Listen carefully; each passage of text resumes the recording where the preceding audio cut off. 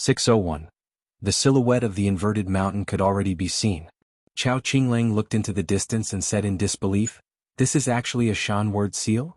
Zhong Qiu sighed, "There are so many magnificent sceneries in a foreign land."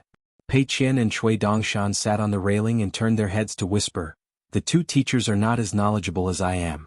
Look at me, do I find it strange when I see the inverted mountain? Not at all. In the end, it's all about studying and not walking. I'm different. I've been copying books non-stop. I've even traveled thousands of miles with my master. Has Master Zhong ever been to such a big Tongya continent? Have you been to the Qinghuan kingdom of the Aquarius continent? Besides, I copy books every day.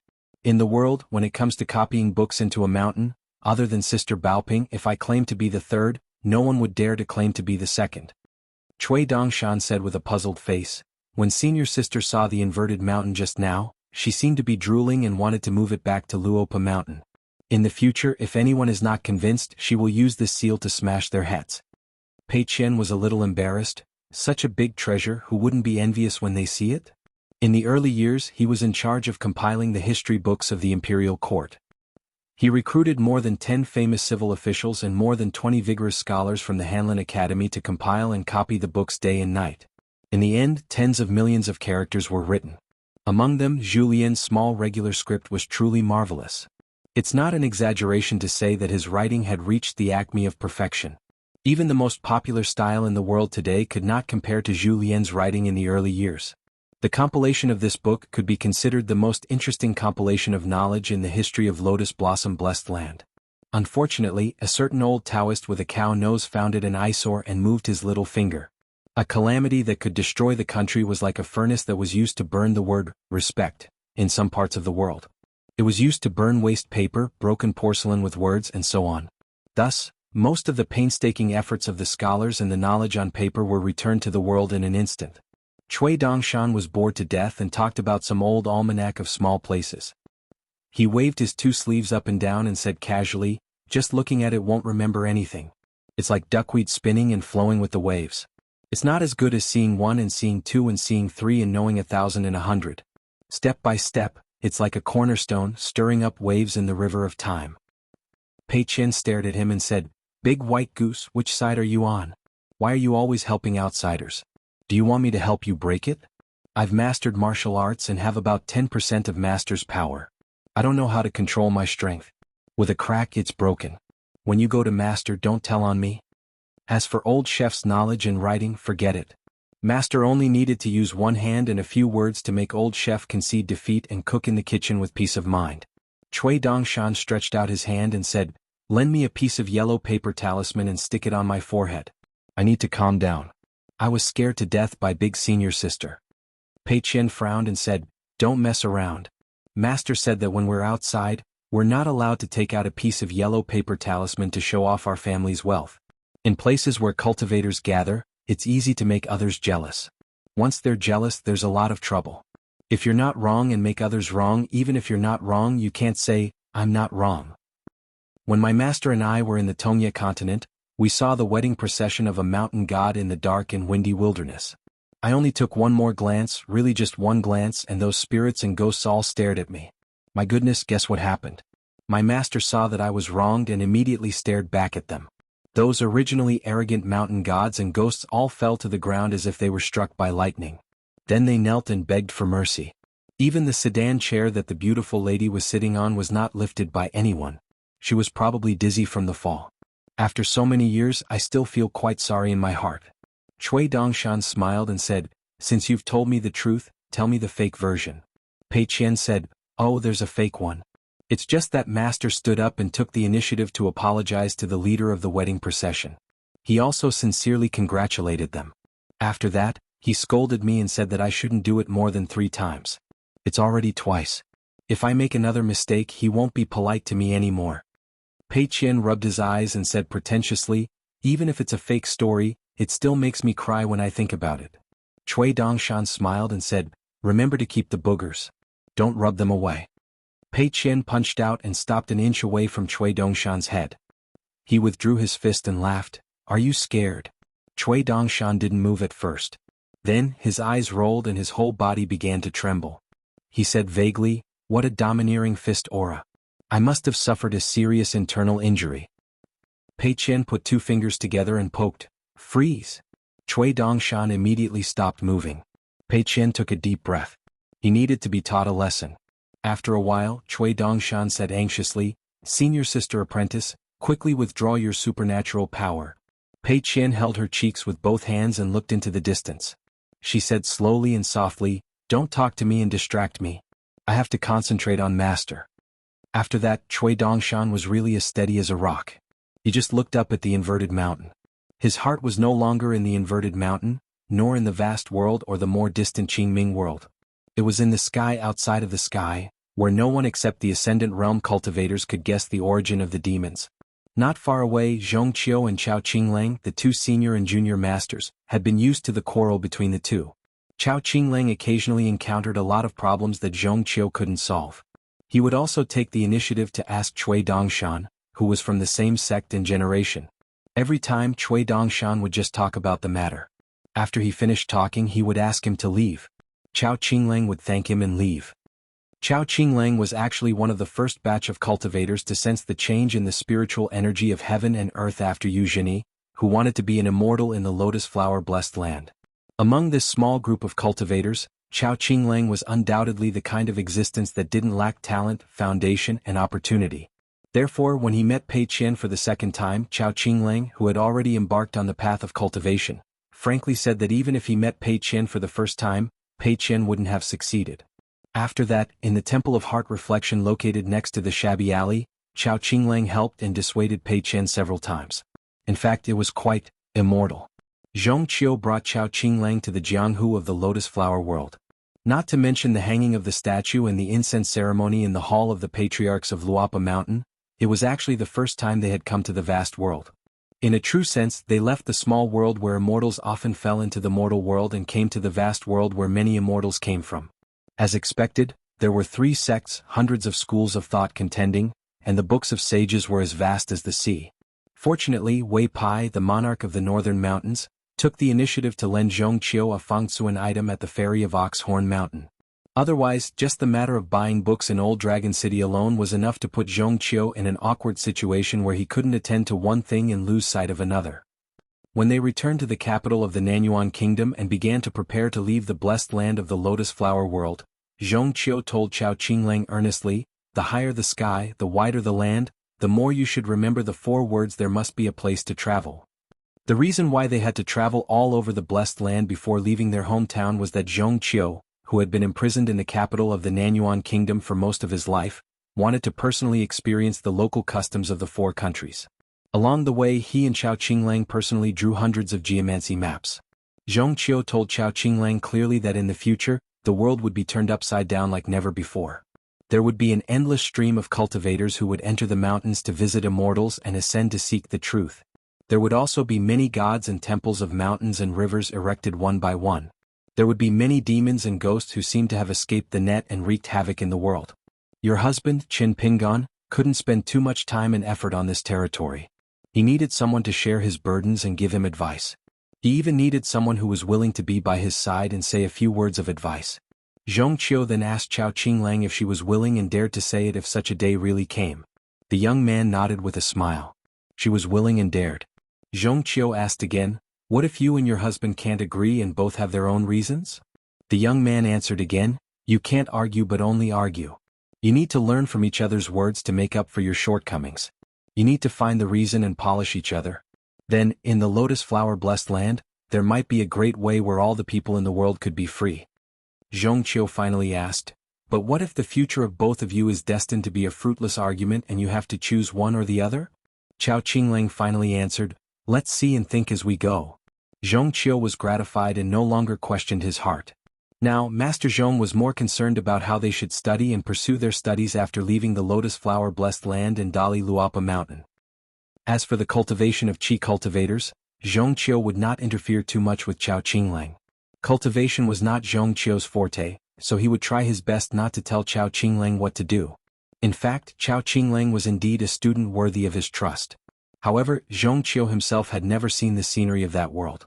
In addition, he had high hopes for Chao Qinglang, so it was inevitable for him to say some harsh words.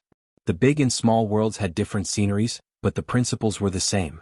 All the explorations on the path of life, whether it was to settle down, or to seek a slightly narrower way of learning, would have all kinds of problems. Zhong Qiu did not think that his little bit of knowledge, especially his little martial arts realm, could protect and teach Chao Qinglang too much in the vast world. As a native of the lotus flower-blessed land, except for Ding Ying, Zhong Qiu and his former close friend Eugenie were probably the few people who could climb steadily from the bottom of the well to the top of the well through their own paths. They truly understood the vastness of the world and could imagine the height of Taoism. When the ferry arrived at the inverted hanging mountain, Cui Dongshan directly led the three of them to the inn of the Lingji Zhai. At first, he reluctantly chose the 4 most expensive rooms and asked if there were any more expensive and better rooms. The female cultivator of the Lingji Zhai did not know whether to laugh or cry. There were many rich people who came to the inverted hanging mountain who did not lack money, but there were not many who were so straightforward. Therefore, the female cultivator said that there were no rooms. She probably could not stand the young man in white's picky gaze. Did he really think that he was a big shot by having nothing better to do in the inverted hanging mountain? The golden core female cultivator who was in charge of the daily affairs of the inn laughed and retorted. She said that the only better places on the inverted hanging mountain were the 4 private residences of the Yuanzhuan residence, the Spring Banner House, the Plum Blossom Garden, and the Water Fairy Palace. The young man clapped his fist and said, "You should have said so earlier." Then he directly led the other 3 people out of the Lingji Zhai inn. Pei Qian was confused. She followed the big white goose out of the inn. She was actually quite satisfied with the inn just now. At a glance, the hanging on the wall, the floor, and the woman's clothes seemed to be all valuable items. Therefore she softly asked, "Do you recognize the 4 private residences?" Cui Dongshan laughed. He said that he did not recognize all of them. However, he did have dealings with wealth god Lu of the Yuanzhuan residence and the owner of the Plum Blossom Garden in his early years. They would greet each other and drink happily. Then he would pray that wealth god Lu would die early and reincarnate. This was because Cui Dongshan had many such good friends in the vast world. Pei Qian was even more puzzled. How could they get free food and drinks? In the end, Cui Dongshan took a detour and led the 3 of them into a small alley. They stayed at the Stork Inn. Zhong Qiu and Chao Qinglang naturally did not care about this. Pei Qian was a little angry at first. In the end, Cui Dongshan sat in her room and poured a cup of tea for himself. He said, "The student's money is not the teacher's money. It's the teacher's money. It's your teacher's money. It's your teacher's money. As a disciple, shouldn't you be more frugal?" Pei Qian's eyes immediately brightened. Everything was linked and flawless. It made perfect sense. She immediately let out a shout. Holding the mountain walking staff in her hand, she happily performed a round of crazy swordsmanship in the room. After that, Cui Dongshan sneakily left the Stork Inn. Pei Qian was too lazy to care about him. If the big white goose was bullied outside, it would be useless for him to cry and complain to the senior sister. Because she was an emotionless assassin. When Cui Dongshan sneakily returned to the inn, it was already late at night. Standing in the corridor outside Pei Qian's door, he realized that she was still practicing her stance in the room. Pei Qian was slowly practicing her stance. She was half asleep and half awake. The dust and moonlight that were hard to see with the naked eye seemed to be twisted by her fist intent. On the windowsill, the window suddenly opened by itself. A large piece of snowy white floated down, revealing a hanged ghost with its head hanging upside down and its tongue sticking out. Pei Qian, who was still a little confused, stuck a talisman on his forehead at lightning speed. He took a step forward and grabbed the mountain traveling staff that was leaning against the table in his hand. Using the mountain traveling staff as a sword, he stabbed at the ghost's forehead. With a bang, the ghost in white was knocked back by the sword. Pei Qian tapped the ground with the tip of his foot and let go of the mountain traveling staff. He leaped out of the window and raised his fist ready to punch. Naturally, he would use the iron cavalry chisel formation to open a path and then use the deity's drum beating to determine victory. Victory or defeat, life or death, would depend on how long Pei Qian could last, not on his opponent. Because Grandpa Cui said that when a martial artist punches, there is no one in front of him. It was done in one breath like moving clouds and flowing water. Perhaps to Pei Qian it was done without any thoughts, so it was especially pure. In the end he saw the yawning big white goose.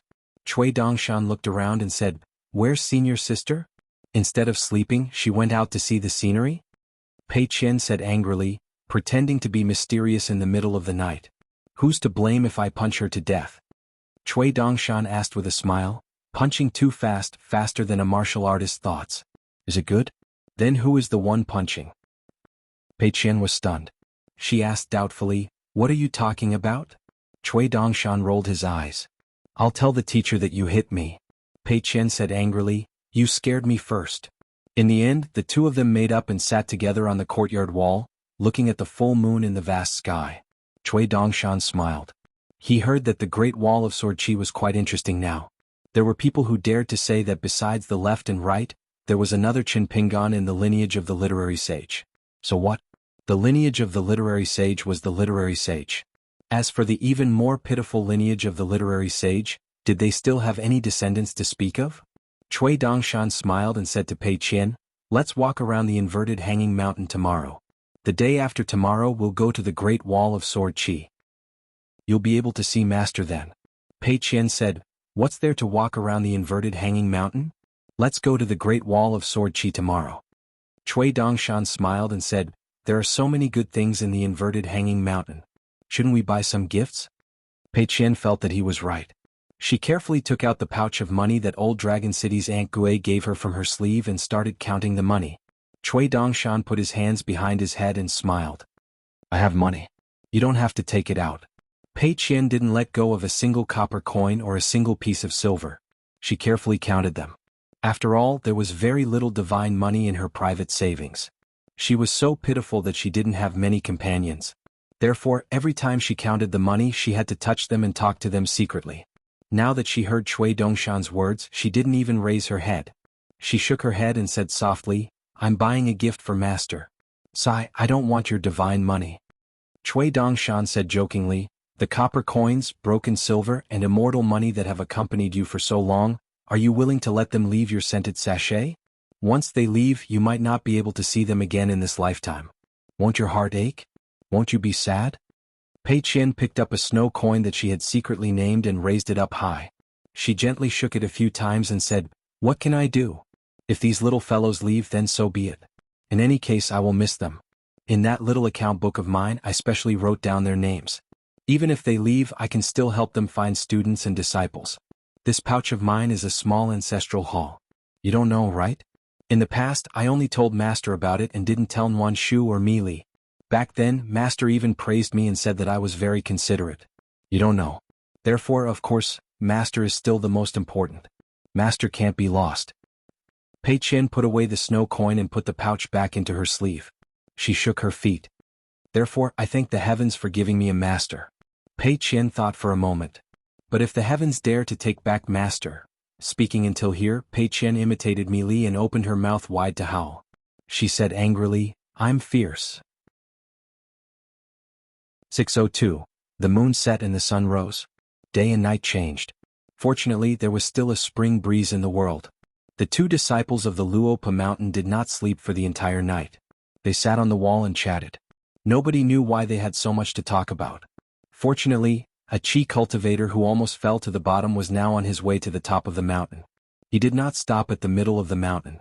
The road to immortality was long and the road to heaven was difficult. Some people walked and some people ran. Those who could surpass others were true geniuses. The other girl was taller and her skin was not as dark as before. The matter of martial arts breakthrough was like eating melon seeds. Even after chatting for the entire night, she was still energetic and did not feel tired at all. Cui Dongshan stood on the wall and said that the ancient god was taller than all the mountains in the human world. With a long whip in his hand, he could move mountains thousands of miles away. Another god stretched out his hand and there was a scene of a bright moon above the sea. There was also a god who ran tirelessly between heaven and earth. The god did not show his golden body. He only carried the sun on his shoulder without any concealment. When he ran close to the human world, the sun hung high in the sky. When he ran far away, the sun set in the west and dusk fell. In any case, Pei Qian's words went in one ear and out the other. The big white goose was talking nonsense. It was not her master who was talking. It did not matter if she listened or remembered. Therefore, Pei Qian actually liked to talk to the big white goose. The big white goose always had strange things to say and stories to tell. Most importantly, it did not matter if she heard it or forgot it. The big white goose never urged her to do her homework. In this aspect, it was much better than the old chef. The old chef was very annoying. He knew that she was diligent in copying books and never owed money, but he still asked her every day. If he had so much free time, he could have stewed a pot of salted pork with bamboo shoots and cooked another plate of dried shrimps with water celery. When Pei Qian thought of this, she wiped her saliva. Other than these specialties, there was also the old chef's fried dried fish from the stream. It was really amazing. This time, before she left for the long journey, she specially brought little Millet to the stream and caught a big basket of food. After that, Pei Qian kept an eye on old chef in the kitchen, telling him to put more effort into cooking. He had to use 120% of his skills. These were to be brought to the Great Wall of Sword Chi for his master. In the end, Julien almost had to use the 6-step stance and the monkey fist stance to satisfy Pei Qian just for this deep-fried dried fish. In the beginning, Pei Qian wanted to carry the food in her bag and bring it to the inverted hanging mountain personally. However, the journey was long and she was worried that she would not be able to carry it. As soon as she arrived at the ferry of Old Dragon City and saw Cui Dongshan, who was travel-worn, the first thing she did was to ask the big white goose to hide the small gift well in something close to her. For this reason she made a deal with the big white goose. 10% of the golden dried fish belonged to him. Then along the way Pei Qian tried different ways to eat the remaining 10% with Cui Dongshan. It was crispy and delicious. Even the old master and Chao Xiaoda seemed to be envious. Pei Qian once asked the old master if he wanted to try it. The old master was shy and said no with a smile. Then Pei Qian thought that Chao Qinglang also did not want to eat it. Her own old chef's cooking skills were really good. She had to sincerely give him a thumbs up. However, sometimes Pei Qian would pity the old chef. After all, he was old and ugly. It could not be helped. His chess skills were not good and he did not know how to say good things. Therefore it was fortunate that he had this skill. Otherwise, in the Luopa mountain where everyone was busy, he would probably have to rely on her to support him. But this kind of thing after a long time would not be useful. In the end, people would still look down on him. Just like what her master said, if a person did not have any real skills, it would not be like wearing new clothes or wearing a tall hat. Even if people praised you in front of your face, they would only treat it as a joke behind your back. On the contrary, those farmers, shopkeepers and workers of the dragon kiln relied on their skills to make a living. Whether their days were good or bad, they would not be criticized behind their backs. Therefore, Pei Qian was worried that the old chef would be too arrogant and learn from the immature Chen Lingjun. She was worried that the old chef would be praised by the immortals of the neighboring mountains and forget his own surname. Therefore, she repeated her master's words to Chen Lingjun word for word. Of course, Pei Qian remembered her master's teachings. Her master also said that when reasoning with others, it was not enough to be reasonable. It also depended on the custom, the atmosphere and the timing. Finally, it depended on one's tone and attitude. Therefore, Pei Qian pondered for a while and called the loyal right Dharma protector to do a very beautiful show of strength. Anyway, Little Rice only needed to nod and accept humbly. After that, she could record another merit in Pei Qian's book of achievements. After the old chef heard this, he was filled with emotions and benefited a lot. Pei Qian knew that the old chef must have taken her words to heart. She was more gratified. Cui Dongshan walked slowly on top of the small wall. It was the 6-step stance walk. Pei Qian felt that the big white goose's walk was not good enough. It was swaying left and right. It was just a flashy but impractical posture. However, the big white goose did not learn from his master, so it did not matter. Otherwise Pei Qian would really nag at it. Some things once done could not be sloppy. It really could not be done without being serious. Cui Dongshan walked back and forth on top of the narrow wall. He muttered to himself, "Legend has it that the ancient cultivators could enter the dream and see the true spirit through sincerity. Circulating the 3 lights, the sun and the moon circling, where the will leads, where the stars point, the vast divine light, forgetting the mechanism and cleverly illuminating the bones, the 2 sleeves have a pot of paradise, allowing me to ride the wind and the sea of clouds, free and unfettered with the heaven and earth." There is a general idea in this saying. All things return to the origin. From my words, immortals have never accepted money since ancient times. In the blink of an eye, life and death are boundless. There is only the door of cultivation, the way of the Tao. There are gods and immortals above, the night is vast and boundless. There is also the slumbering under the yellow springs, never sleeping for thousands of years. In the middle, there is a half-dead man who has a long life and lowers his head, plowing the fields for the human world. Pei Qian asked, "My master taught you this?" Cui Dongshan stopped his stance and slapped his forehead. He did not want to speak. Pei Qian said regretfully, "If it's not master, then it's nothing." Cui Dongshan stood on one leg. He stretched out 2 fingers and made an awkward pose. He pointed at Pei Qian and said, "Freeze." Pei Qian suddenly stopped moving. Then Pei Qian snorted coldly. His shoulders shook and his fist aura flowed out. It was as if he had dispersed the immortal divine ability, and he immediately returned to normal. Pei Qian crossed his arms. Insignificant skill. What a joke. Cui Dongshan pretended to be surprised. He took 2 steps back and said in a trembling voice, You. Who are you? Who is your master? How can you break my supernatural power at such a young age? Pei Qian rolled her eyes and said, There are no outsiders now. Who are you showing it to? Let's save some energy. That's about it. Cui Dongshan sat back beside Pei Qian and said softly, If you want to succeed naturally without leaving any traces, you have to practice? Just like our Luapa Mountain's unique skill, the mountain quaking fist. If you don't practice it hundreds of thousands or millions of times, how can it be effective? Pei Qian sneered and said, It's 2 different things. Master said that when you go out, you have to be kind to others. Sincerity is the most important word. As soon as Pei Qian mentioned her master, his own master, Cui Dongshan was at his wit's end. If he said too much, he would be easily beaten. But Pei Qian quickly whispered, Later when the 2 masters can't see us, we have to practice more. Because master also said, whether it's on the mountain or in Jianghu, you can't have the heart to harm others, but you can't not have the heart to guard against others. Showing weakness to the enemy can help to save your life. Showing strength to the enemy can save you trouble. Cui Dongshan nodded and thought deeply. Luapa Mountain didn't have much, but it had a lot of principles. In the early morning, Zhong Qiu and Chao Qinglang, the 2 masters, one old and one young, opened their windows almost at the same time. They silently read the sage books on time, sat upright and still, and immersed themselves in it. Pei Qian turned her head to look, curled her lips and pretended to be disdainful. Although she didn't show it on her face and didn't say anything in her heart, she was still a little envious of Blockhead Chao. When it came to reading, he was indeed a little more like a master than she was. But there was a limit. Even if she pretended, she couldn't. She didn't have a good relationship with the words in the sage books. Every time she knocked on the door, she was like an unlikable flatterer. Every time she knocked on the door as a guest, they didn't know to open the door with a smiling face. It was only a few times, about 3 times, that the words in the books finally gave her sincerity. In the private words of Pei Qian and Zhou Mili, the ink block words no longer died on the battlefield of books, but jumped out of the grave, showing off and scared people to death. When Zhou Mili heard this, she was startled and her brows furrowed together.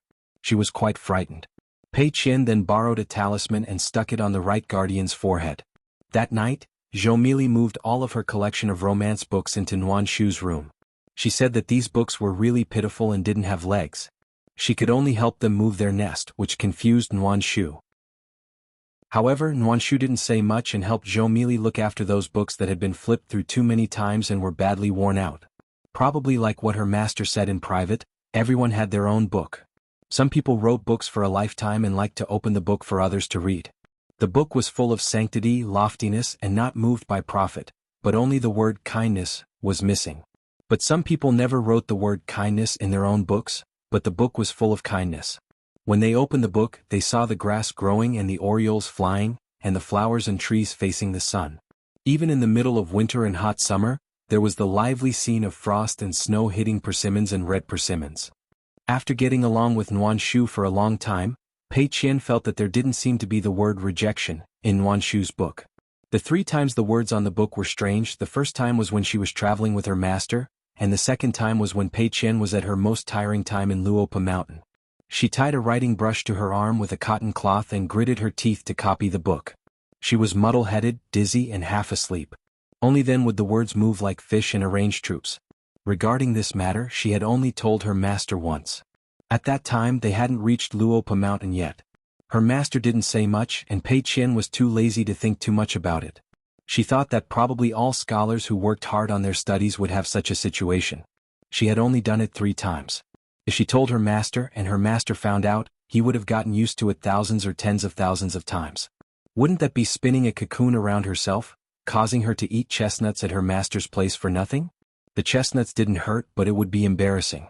Therefore, Pei Qian made up her mind that as long as her master didn't take the initiative to ask about the chestnut seeds, she would never take the initiative to talk about it. Pei Qian suddenly asked in a low voice, "What realm are you in now? That Blockhead Chao is hard to talk to. Last time, I saw that he only read books every day and didn't seem to pay much attention to his cultivation, so I tried to persuade him. I said that the 3 of us were of the same generation. I learned boxing and swordsmanship, and I learned 2 unique skills from my master at once. You don't have to compare with me. What's there to compare? What's there to compare, right? But you, Cui Dongshan, are already in the sea-viewing realm and he, Chao Qinglang, seems to be barely in the cave-dwelling realm. How can this be? Master is not often by his side to teach him Taoist skills, but this is not the reason why Chao Qinglang's realm is not high, is it? Chao Qinglang is also boring. He says that he will work hard and be diligent, but in my opinion he is still not very good.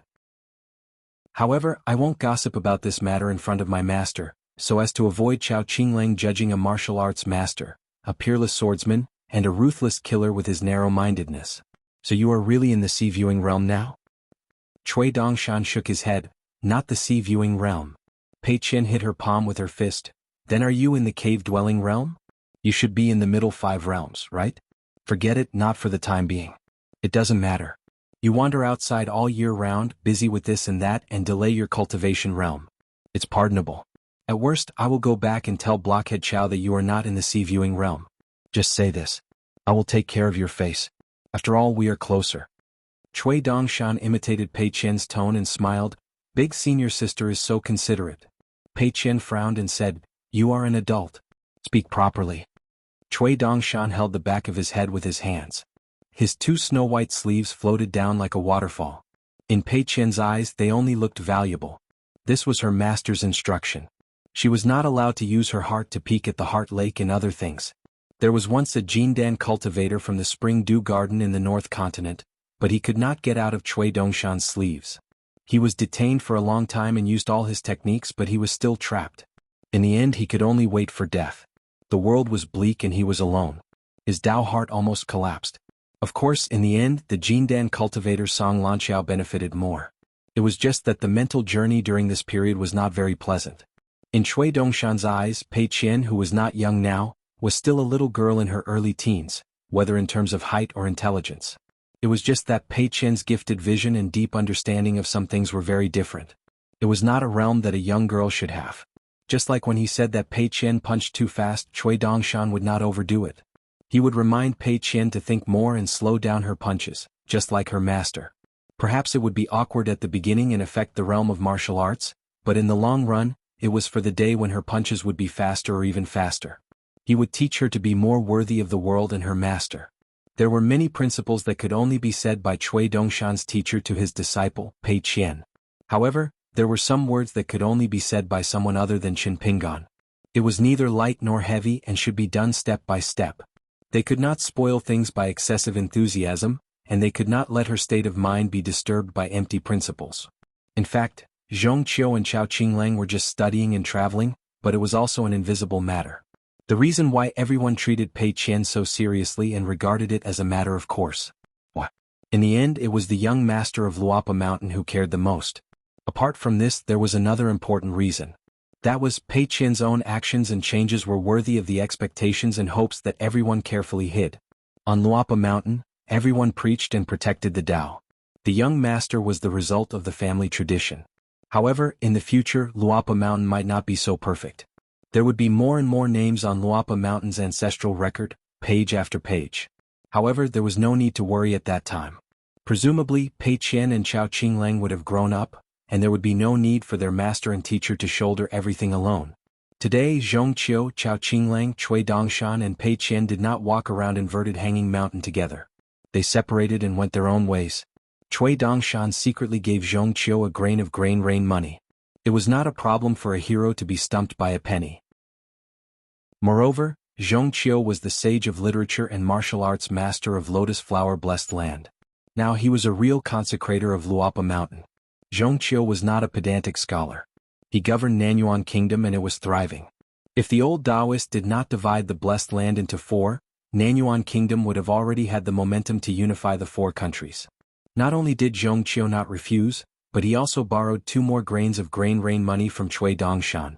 Cui Dongshan accompanied Pei Qian to Lingji's shop, but Pei Qian frowned and looked miserable. It was true that those objects and treasures were dazzling and she liked them all. But she couldn't afford them at all. Even after Pei Qian had browsed through all the big and small corners of Lingji's shop, she still couldn't find a gift that she could buy with her own money. Even when Pei Qian walked out of Lingji's shop sickly, she didn't borrow money from Cui Dongshan, and Cui Dongshan didn't ask to borrow money either. The two of them then went to the street of shops at the foot of the Elk Cliff. Pei Qian was like a fish in water. There were many things here and the price was not expensive. There were so many things to spend money on that she was dazzled. She weighed the money bag and was full of confidence. When she walked, she was beaming with joy. Fortunately, there were many people here. Otherwise, she would not be able to express the happiness in her heart if she did not perform a set of crazy swordsmanship. The street was bustling with activity. Most of the female cultivators came here from the vast world to travel.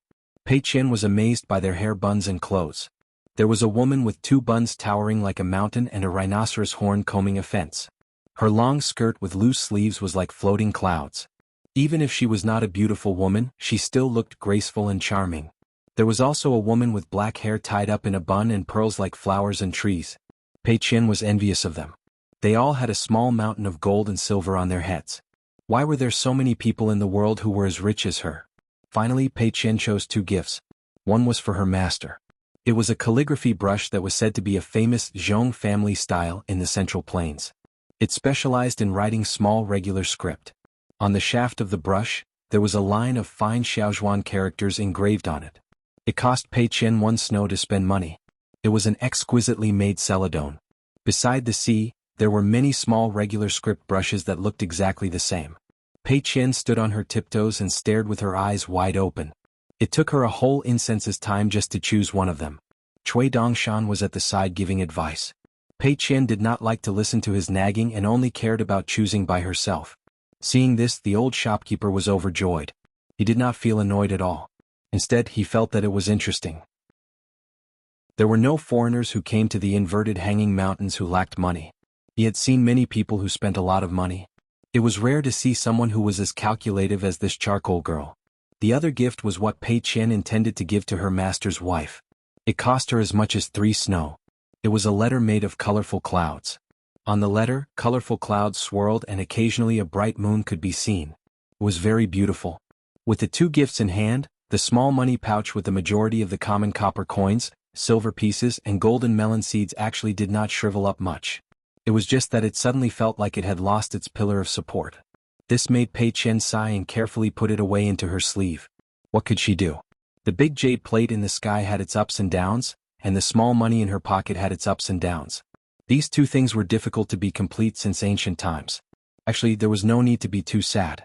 However, what Pei Qian did not know was that the big white goose, who did not help at all, had also bought some random items from the 2 shops. While she was at it, she also secretly exchanged the snow that she had taken out from her money pouch with the shopkeeper. People who cultivated Tao ate the clouds and drank the dew. They washed their bones and cleansed their marrow. The more they attained Tao, the more outstanding their appearance would be. However, for a handsome young man, like Cui Dongshan, wherever he went, it was as if he was in an immortal's cave. It was still an extremely rare and beautiful scenery. Therefore, there were quite a lot of gazes on him along the way. Moreover, for many immortals on the mountain, the etiquette and customs of the common people were nothing to them. A group of heavily guarded female chi cultivators brushed past Cui Dongshan. They looked back and smiled. After a few steps, they suddenly turned back and looked at him again. The more they looked, the more tempted they were. They simply turned around and quickly approached the young man. They wanted to reach out and pinch the handsome young man's cheek. However, the young man rolled up his sleeves and the woman disappeared without a trace. The women and their retinue were all panicking. The leader of the guards was a nascent soul cultivator. He stopped all the junior retinue who were questioning the young man and stepped forward personally to apologize. The young man in white with a red mole between his eyebrows smiled but did not say anything. It was the slightly tan little girl who was holding the mountain staff refined by immortals who said something. The young man shook his sleeves and a woman who was limp on the street fell out of thin air. The young man did not even look at the old nascent soul cultivator. He bent down and stretched out his hand. With a smile on his face, he patted the woman's cheek. However, he did not say anything and continued to walk forward with the little girl. After a few steps, the young man suddenly swayed and held his forehead with his hand. Senior sister, this move that covered the sky and covered the sun is unprecedented. It consumed too much of my spiritual chi. I feel dizzy. What should I do? What should I do? Pei Qian wiped her forehead and quickly passed the mountain staff to the big white goose. Then take it easy. Walk slower. Pei Qian intentionally slowed down her pace. However, the moment she slowed down, the big white goose slowed down as well. She had no choice but to quicken her pace and walk as far away as possible from the people behind her. The young man held the mountain staff and pressed it against the ground time and time again. He quietly turned his head and waved at the woman with a bright smile. The woman, who was suffering from a splitting headache, was pale and dizzy. She could not say a single word. In the lake of her heart, there was not a single ripple. It was as if a mountain that happened to cover the entire lake of her heart was directly suppressed. The old nascent soul cultivator was shocked to the extreme when he peeked into his young lady's heart lake. The bit of grudge in his heart that he was hesitating about whether he should get back at the young lady after the incident immediately dissipated. Not only that, he even spoke in his mind again. "Senior, please forgive my young lady's offense." The young man did not turn around. He only pressed the mountain staff lightly against the ground and slightly increased his strength. He said in his mind to the little nascent soul cultivator with a smile, "This bold woman has good taste. I won't bicker with her. Naturally, you don't have to make a fuss over nothing. From your cultivation path, you should be from the Mountain River sect of the Central Plains Divine Continent. I just don't know if you're from the Heavenly Precious Truth lineage or the unlucky Long Elephant Earth sect lineage. It doesn't matter. Go back and greet your ancestor Qingjilan. Don't pretend to be hurt by love and go into seclusion to pretend to be dead. Tell her directly that back then she lost to me 3 rounds of the heart reflection game in a row and shamelessly avoided me, right? She was just too lazy to ask for repayment, but today's matter isn't over yet. When I return, I'll slap that tender little face of hers until it's ruined." The mountain in the woman's heart lake disappeared in an instant as if it was moved away by a god. Therefore, the small world of the woman's chi cultivator became clear again and her heart lake returned to normal. The old nascent soul cultivator's Tao heart trembled and he complained incessantly. He did not expect that in this inverted mountain thousands of miles away from the central divine continent, a small dispute would cause such a huge trouble for the sect master and ancestor. That young man was in the immortal realm? Ascendant realm? The old nascent soul cultivator felt sad. Once cultivators became enemies, especially the group of true immortals at the peak of the mountain, it was not a small matter of a few years or decades, but 100 or 1,000 years of continuous resentment. Cui Dongshan turned to look at the little girl who temporarily lent him the mountain traveling staff. Her forehead was sweating and her body was tense. There seemed to be some guilt between her eyebrows. Cui Dongshan smiled and said in his heart, "Senior sister, how long have you been learning martial arts? Don't worry about me. I'm the same as Mr. I'm used to walking up and down the mountain. I know what I'm doing and can take care of myself. Even if the world falls, there's no need for you to be distracted. Just focus on copying books and practicing martial arts." Pei Qian was a little unhappy. Using the method of martial arts, she said in low spirits, "But I'm Master's first disciple. As the senior sister, I should take care of Nuan Shu and Xiaomi in the Luopa mountain. After leaving the Luopa mountain, I should also show the spirit of a senior sister. Otherwise, what's the point of practicing martial arts? It's not like I want to show off." Cui Dongshan smiled and asked, "Why can't I show off?" Pei Qian was puzzled. "I've followed Master to so many mountains and rivers, but Master has never shown off." Cui Dongshan shook his head and smiled. "Mister, I still hope that you'll be happier and more carefree in your journey. As long as you don't involve yourself in major issues, you should let yourself have more freedom. It's best that you'll be amazed and cheered by others along the way. Oh wow, they're saying that this lady's martial arts are very good. Oh my goodness, what powerful swordsmanship. If this heroine didn't come from a prestigious sect, she wouldn't have any reason or laws." Pei Qian was overjoyed at the thought of those martial arts scenes. However, Pei Qian suddenly thought of the Great Wall of Sword Aura and felt a little worried. She asked softly, "After passing the inverted hanging mountain, it's another world. I heard that there are countless sword cultivators there. Each of them is more impressive than the other. The most powerful chi refinement warriors in the world, will they bully Master, a foreigner? Although Master's martial arts and swordsmanship are the best, he's only one person after all. If the sword cultivators over there were in groups, hundreds or thousands of them, with 7 or 8 sword immortals hiding among them, will Master not be able to take care of them?" Cui Dongshan was speechless. No matter who it was, they wouldn't be able to take care of them. However, it was a good habit for Pei Qian to think of the worst-case scenario before considering everything. This was probably because she had been influenced by Mister's words and example. Hopefully this thing didn't just grow gradually in the spring rain and among the green mountains. Oftentimes, a flower would grow in a muddy swamp or barren land at night. It would bloom before dawn, before the first rays of the morning sun had arrived. Even if it was destroyed by the wind and rain, it would bloom again. The greater hope was that it wouldn't bloom or bear fruit. Many people were destined to be just a small grass in life. They had to see the spring breeze and bask in the sun. Many people were like this in the human world. Why not treat it well? After the small incident at the foot of the Elk Cliff, Pei Qian found an excuse to bring Cui Dongshan back to the Stork Inn. She said that she was tired from walking today. The inverted hanging mountain was indeed an inverted hanging mountain. The mountain road was too difficult to walk on and she had to go back to rest. Cui Dongshan couldn't tell the senior sister that he wasn't at the sea viewing or the cave-dwelling realm, but was actually at the pure jade realm. He couldn't say that his current pure jade realm was more unreasonable than the Yuanying of the sword cultivator Li Tuanjing of the Aquarius continent and the Xianji of the Yuan Spirit Hall of the North continent. The key was that even if he said it, she wouldn't believe him. Unless Mr. said it, the little girl would probably believe him and then say something like, "Keep up the good work, don't be arrogant and complacent." In Pei Qian's eyes and heart, the realms of everyone other than her master were probably not real realms. On the way to the Stork Inn, Cui Dongshan exclaimed, "Senior sister, there's money on the ground." Pei Qian looked down. She first looked around and then stepped on the snow money with lightning speed. Finally, she squatted on the ground and picked up the money. Her movements were more fluid than her punches. Pei Qian touched the snow money and said in surprise, "It's the one that ran away from home." Cui Dongshan was shocked. He jumped back and said with a shocked face, "There's such fate in the world?" When he reached the corner of the alley where the Stork Tavern was located, he looked at the Pei Qian on the ground and really picked up a homeless Xue Qian from the cracks of the stone slabs on the street. He didn't expect that it was the one he named. It was fate again. Then Pei Qian couldn't stop smiling. She turned her head and stared at the big white goose. She said with a smile, "Maybe before we enter the inn, the three of them will be reunited as a family." Cui Dongshan said, "Is there such a coincidence in the world?" Pei Qian nodded and said, "Yes, there is no story without coincidences." But it was a pity that there was no money on the ground after walking through the alley. So Pei Qian pulled Cui Dongshan to walk again and again.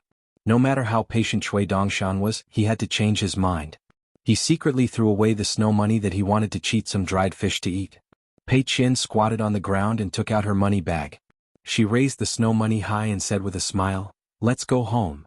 When they arrived at the inn, Pei Qian lay on the table with the 3 snow money in front of her. She asked Cui Dongshan to take some golden dried fish from the objects nearby. She said it was a celebration. It was unknown whether the snow money fell from the sky, grew from the ground, or grew its own legs and ran home. Cui Dongshan ate the dried fish but Pei Qian didn't. Cui Dongshan said vaguely, "Senior sister, you're not eating?" Pei Qian lay on the table with her head on her arm. She looked out of the window with her head tilted and said with a smile, "I'm not hungry." Cui Dongshan changed from wolfing down the food to chewing slowly. Pei Qian kept looking out of the window and said softly, "Besides the seniors in my heart, do you know who I'm most grateful to?" Cui Dongshan knew but he shook his head and said he didn't know. Cui Dongshan even knew that there were 2 small regrets in his master's heart that he had never told anyone. One was the growth of the little girl in the red cotton-padded jacket. That was why everyone fooled around on the Academy Lake in the Great Sway Kingdom. The other was the little golden man who seemed to have gone far away and never looked back. These regrets might accompany him for life, but they didn't seem to be something that needed to be drunk or talked about. Pei Qian said slowly, "It's Sister Bao Ping and the Masteress that you're about to meet." Cui Dongshan picked up the dried fish and asked with a smile, "Why?" Pei Qian said, "I think that everyone thinks that it was my master who protected Sister Bao Ping and the others when they went to study. But I know that it was Sister Bao Ping who accompanied my master when he went out for the first time. At that time, Sister Bao Ping was still a little girl. She carried a small green bamboo bookcase and accompanied my young master who was wearing straw sandals. They went through so many green mountains and rivers together, so I like Sister Bao Ping very much. Then there's the Masteress that my master likes. If it weren't for her, even if my master could still go far and be the best master in the world today, he would not be so happy. After so many years he would be very tired. How should I put it? Every time my master encountered something that he had to solve by himself, as long as he thought that there was a masteress waiting for him in a faraway place, no matter how far he went, there seemed to be copper coins on the ground for him to pick up. How could my master not be happy? Cui Dongshan suddenly said, "I see. If senior sister hadn't told me, I might not have known in my life." Pei Qian sat up and nodded, "Don't feel stupid. In our Luapa mountain besides my master I am the cleverest one. Do you know why?" Chui Dongshan held back his laughter and asked curiously, "Please enlighten me, senior sister." Pei Qian stood up and leaned forward. She waved her hand and said, "I'll tell you secretly." Chui Dongshan stretched his neck and was hit on the head by Pei Qian. The big white goose had just eaten a few dried fish and was rewarded with a few chestnuts. Pei Qian sat back and spread out her hands. She made a gesture of qi sinking into her dantian and said seriously, "Do you know now?" Chui Dongshan glanced at the remaining dried fish on the table. Pei Qian blinked and said, "Eat. Don't worry and eat as much as you want. Just think of it as the leftovers that I left for you. If your conscience doesn't hurt, then eat more." In the wasteland, in a vast area similar to the central divine continent, there was a towering mountain that was taller than all the other mountains in the world. There was no Taoist temple on the mountain. There wasn't even a single demon who cultivated there. This was because this place had been forbidden since ancient times. For 10,000 years, only those in the upper 5 realms who dared to climb the mountain were qualified to go to the peak to pay their respects. Today, a hunchbacked old man who was as thin as a match, dressed in gray, brought a newly accepted disciple up the mountain to meet his self. As they gradually climbed higher, the old man held the child's tender hand with one hand and his other sleeve fluttered in the strong wind. The old man in gray turned his head and looked far away.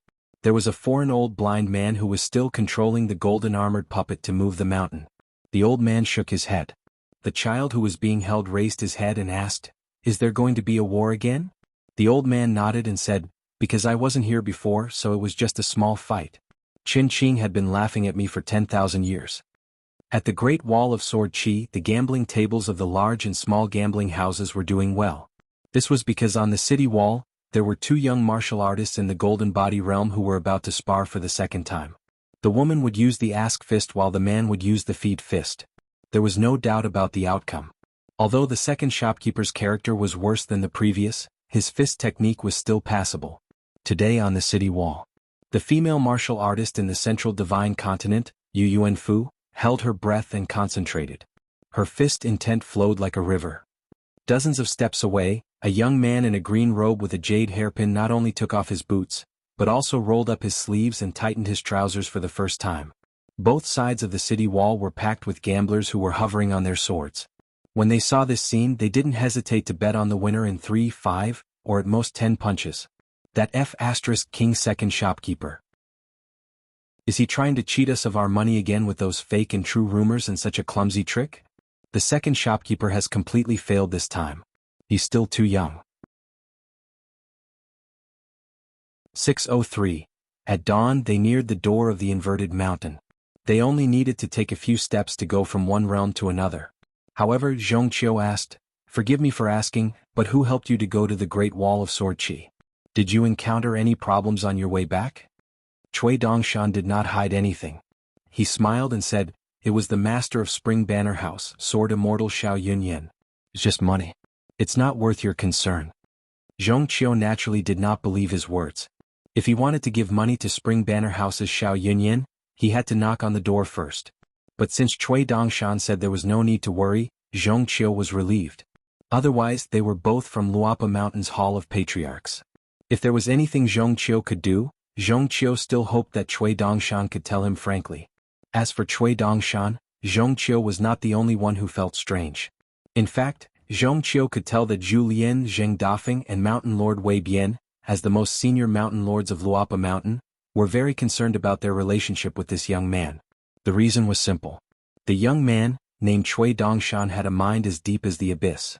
As the national advisor of a country, Zhongqiu could be said to have seen countless people. He had seen all the emperors, generals, ministers and heroes of the world. He could even see the true nature of Yu Zhini, who had turned to cultivation to seek immortality. On the contrary, this young man in white who played with Pei Qian all day seemed to have a mind deep in his heart. It was better not to delve into this person's state of mind. The gatekeeper here was the young Taoist from Inverted Hanging Mountain who was as senior as the Great Lord of Heaven. At this moment, the young Taoist was no longer looking down at the book. He was looking straight at the 4 of them without hiding his gaze. Then the young Taoist who once slapped Lu Tai out of Shangxiang House asked 3 questions to the 4 of them. He asked the young man in a Confucian robe and the girl with the mountain walking stick the same question. He asked Zhongqiu the question, "Are you willing to go to Shangxiang House to burn an incense? If you can light up the incense, you can use it to become my disciple. From now on, You and I might be able to call each other senior and junior brothers. However, I cannot guarantee that you will be able to rise in seniority. I must tell you about this first. If it was an ordinary cultivator of the world, they would treat these words as a blessing as high as the heavens and deep as the earth. He asked Pei Qian and Chao Qinglang, who is his master? He asked Cui Dongshan, who are you? Zhong Qiu smiled and replied using telepathy, thank you for your kindness, immortal. However, I am a disciple of Confucianism and half a pure martial artist. I have no interest in cultivating the magic of immortals. Chao Qinglang's expression was calm as she replied with the ripples in her heart. In the vast world, the inheritance of the sect is of utmost importance. I hope you can forgive me for not saying anything. The little Taoist boy didn't find these two answers to be surprising. He nodded and understood. He didn't become angry out of humiliation. Year after year, he looked at the various forms of life on the inverted hanging mountain. It was really boring. He just wanted to find some surprises. The little girl held the emerald green mountain staff refined from the golden bamboo whip in the lightning pool. She did not speak and instead looked up at the sky. She pretended to be deaf and mute. She seemed to have received the young man's reply. Then, she began to move slowly and finally hid behind the young man in white. The little Taoist boy chuckled. His reputation in the inverted hanging mountain was not bad. He had never done anything like bullying others. The few times he did, he would rely on his insignificant Tao techniques and small skills. However, the answer from the young man draped in the skin of an ancient true dragon left the little Taoist boy speechless. That guy had asked such a brainless question without using telepathy or the ripples in his heart. Instead, he directly said, I'm Dong Shan. The little Taoist boy did not have the mood to pester him. He lowered his head and continued to flip through the book. The door beside him opened. The four of them walked towards the door. Pei Qian had been hiding at a place furthest away from the little Taoist boy. Now that the big white goose moved, she stood on the left side of the big white goose and moved with it. It was as if she could not see the little Taoist boy and the little Taoist boy could not see her. After Cui Dongshan boarded the ship at Old Dragon City, he only reminded Pei Qian of one thing. If they met an expert, they should not take a second look. They should take a detour and mind their own business. Pei Qian asked what was considered an expert. Cui Dongshan laughed and said that those who looked like they were shrouded in fog were experts. After seeing them, he imitated Chen Lingjun and pretended to be blind. Then he imitated Little Millet and pretended to be mute. Zhong Qiu stepped on the ground. His breathing was not smooth, but it was not a big problem. After a few breaths he got used to it. They were both pure martial artists who had reached the far travel state. There was a big difference between the lotus flower blessed land and the vast world. As the imperial tutor, Zhong Qiu consumed a lot of energy and mental energy. When the lotus flower blessed land became the lotus flower blessed land, there was no more pressure from the great path. Zhong Qiu also took off the burden of being the imperial tutor. Both his mental state and mental energy were opened up. In fact, before Zhong Qiu entered the Luapa mountain, there were already 2 Zhong Qius. Therefore, in those 10 years, Zhong Qiu broke through the bottleneck of the 6th state and successfully reached the golden body state. Finally, after an accident or opportunity, Zhong Qiu, who was close to the water, got the moon first, but did not know that he was close to the water. It seemed to be an opportunity and luck, but in fact, it was just a matter of accumulation. Chao Qinglang was the most uncomfortable one. Her face was slightly pale. She hid her hands in her sleeves and made gestures to help her focus and stabilize her soul. This method was taught by Mr. Liu in the early years. Pei Qian recovered earlier than Chao Qinglang. She shook her head and was very proud. Look, the cultivation road of Blockhead Chao was long and heavy, which made her very worried. Previously, Cui Dongshan said to her telepathically, I'll tease that little guy. Pei Qian reminded him, don't overdo it. Cui Dongshan was the last to enter the gate. He leaned back and stretched his neck as if he wanted to see what book the little Taoist boy was reading. The little Taoist boy smiled and said, on the upside-down mountain, one of my apprentice nephews is not very friendly to the flood dragon. Cui Dongshan had already entered the gate, but he stepped back and asked, what did you say just now? The little Taoist boy was stunned for a moment. He turned his head and frowned, what is your state? Cui Dongshan laughed and said, if I say I'm in the ascendant state, would you believe it? The little Taoist boy shook his head. The boy was full of himself and seriously discussed this boring topic with him. He continued to ask, then why are you asking me? If I say I'm in the nascent soul state, the Jade Raw realm, you will believe it? Do you believe me or do you believe yourself? How do I know if you believe yourself, or the me in your heart? Then which one should I believe? The little Taoist boy was stunned for a long time and asked, "Is there something wrong with your brain?" The boy really did not leave. He maintained the posture where his feet were already in the wilderness and his body was still in the vast world. If the trouble lies in the great path, not in you or me, then what will you do? Is taking medicine useful? The little Taoist boy was completely speechless. The boy smiled cheekily and said, "Seriously, you asked me if I was sick and then I asked if you wanted to take medicine. Now you're confused?" The little Taoist boy was puzzled and asked, "Are you tired of living?" The boy said with a straight face, "How can I repay the living of heaven and earth? In the end, I have to repay with my life." The little Taoist boy frowned and closed the book. He planned to drag this guy back to the inverted mountain and give him a good beating. By then he would naturally find out what level he was at. He did not expect that the boy would run away when he saw that the situation was not good.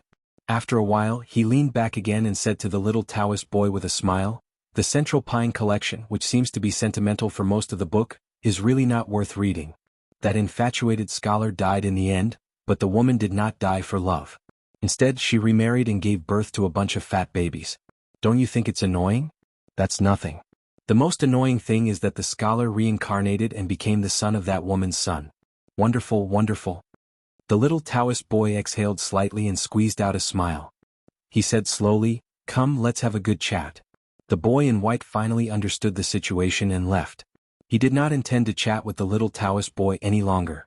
After that bastard left, the little Taoist boy hurriedly flipped to the end of the book. Suddenly he widened his eyes. The book was about the happy ending. Cui Dongshan came back again and said worriedly, "I forgot to tell you something. Your book is a copy of the later version after the black-hearted bookseller had altered it. The original ending of the original flawless volume was not so beautiful. But because of this, the sales will not be good, and the bookstore will not be able to sell the book. You don't believe me?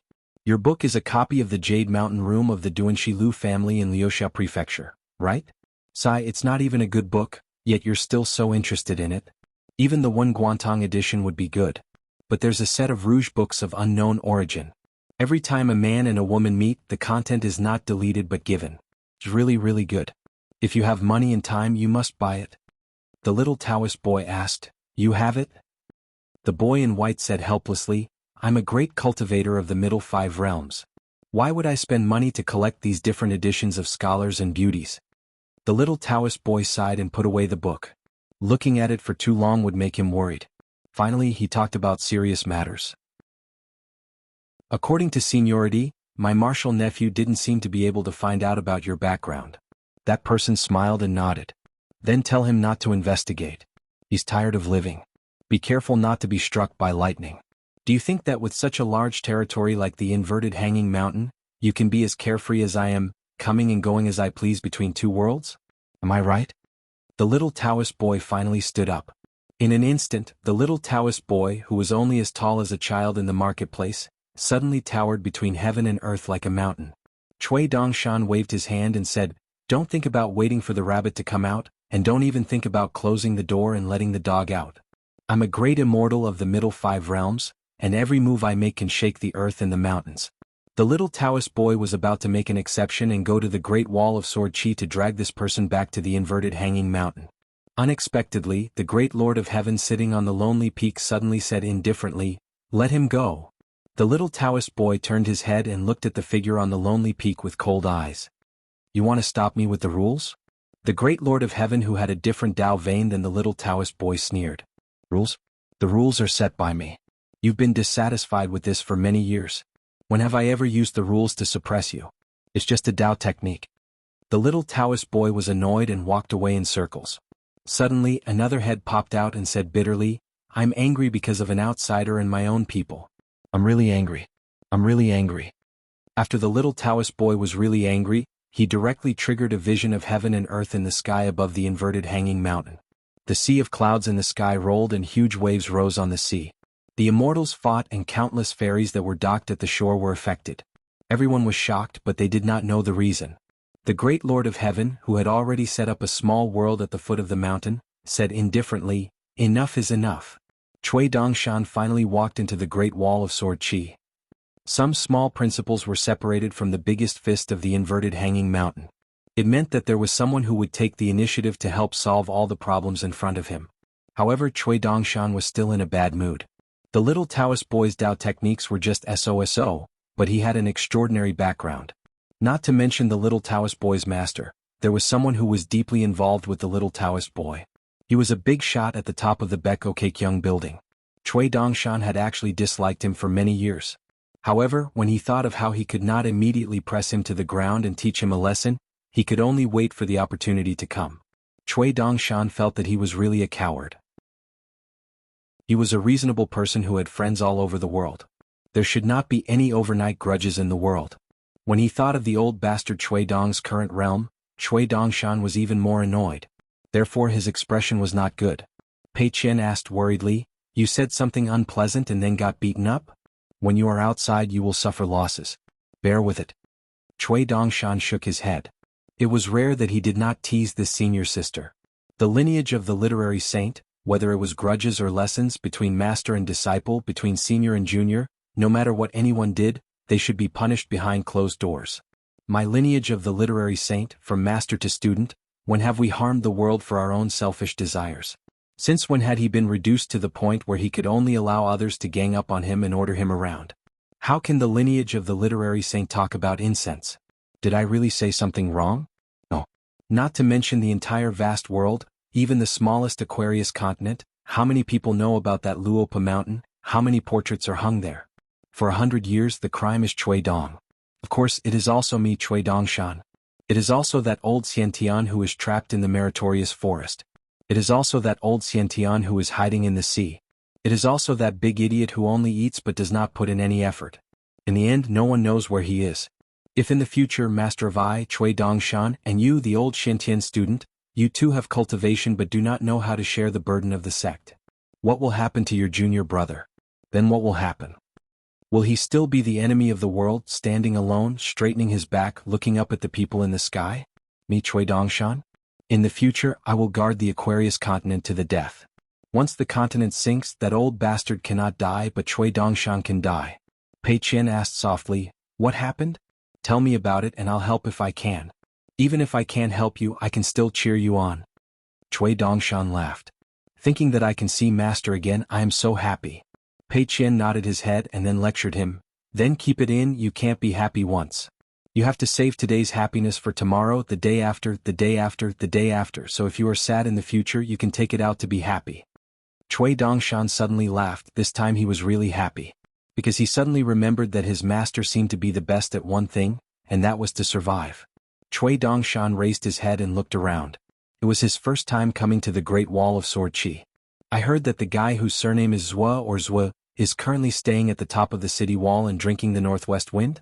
Hai Feng did not eat his fill and came here to drink the astral wind. How can his brain not be damaged?" Thinking about how he once had such a junior brother, it was truly a worry.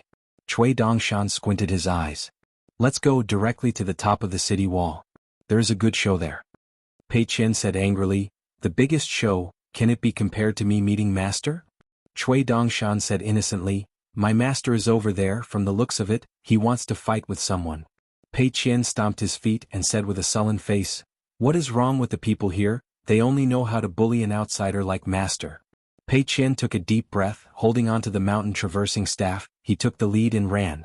Chui Dongshan sneakily took out a piece of talisman paper from his sleeves, he turned and smiled to an old female disciple.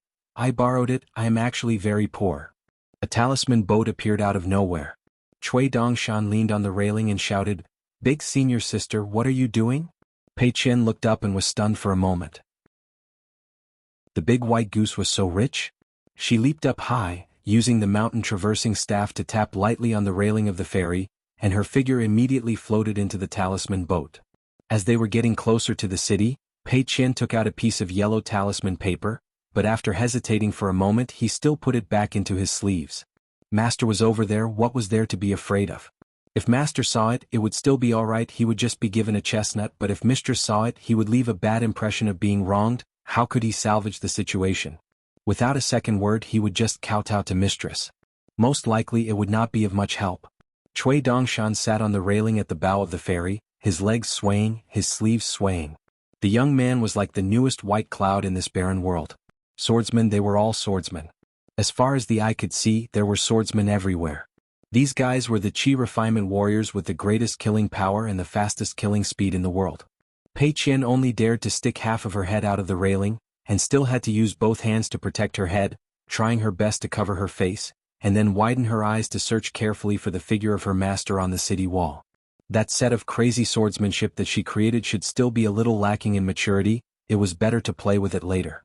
There was no hurry. Wait until she had that little donkey that her master promised to give her, and then she had brought Li Huai and the rest to the pugilistic world several times, and then save money to buy a really good sword.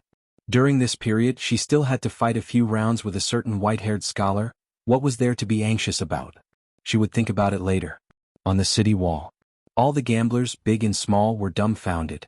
They had seen the black-hearted alliance, but they had never seen such a black-hearted second shopkeeper. The gambler who bet that Yu Juanfu would be defeated with 1 punch lost, those who bet on 3 or 5 punches also lost, those who bet on less than 5 punches or less also lost, those who bet on less than 10 punches also lost, those who bet on less than 100 punches also lost all their money. Not to mention those who were at the gambling table. Even those who were the bankers also had a black face. Not good at all. God knows where so many rich people with holes in their heads came from. There were not many of them, and they could be counted with one's fingers, but they just had to bet that Chen Pingan would defeat Yu Juanfu after 100 punches. And it was not an ordinary heavy bet.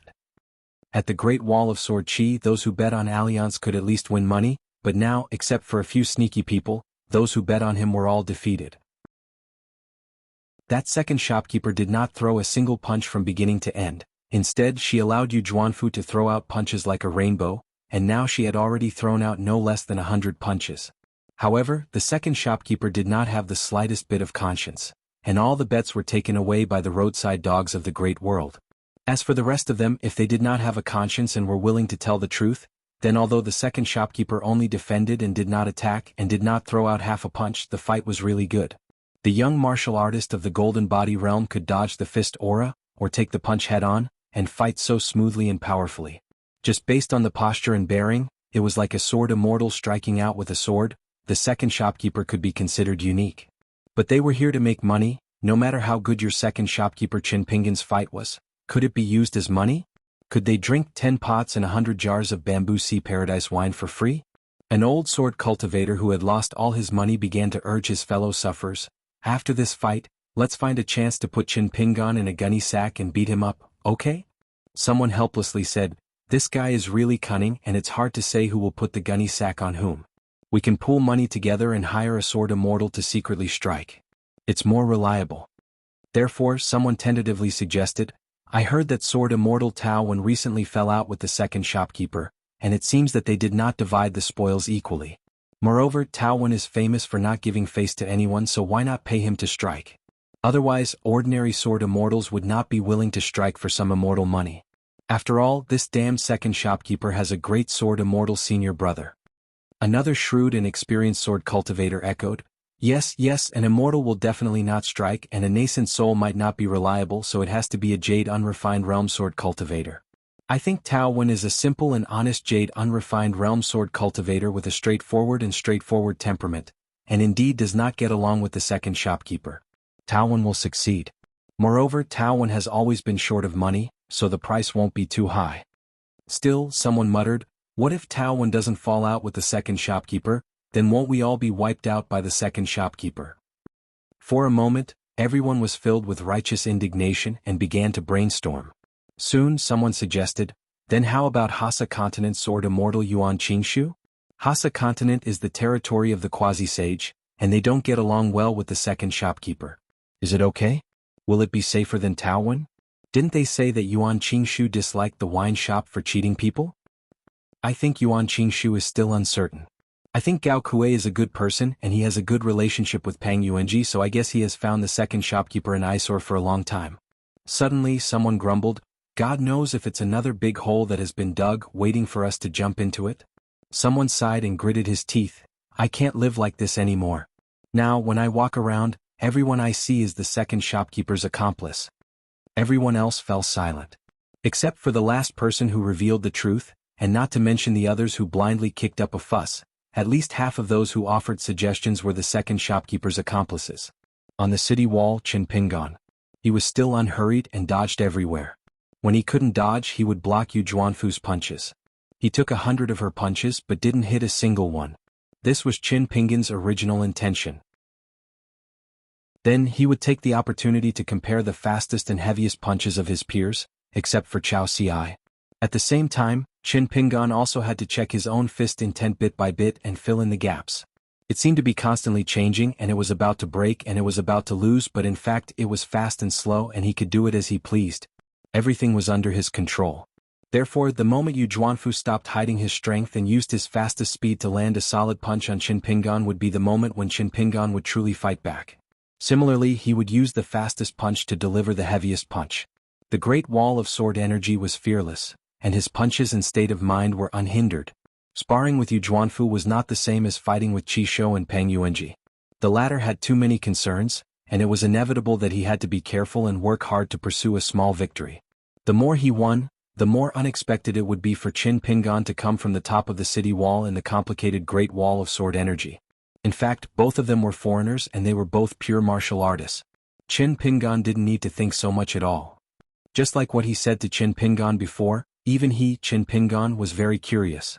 With an opponent in front of him, his fist intent was condensed to the peak.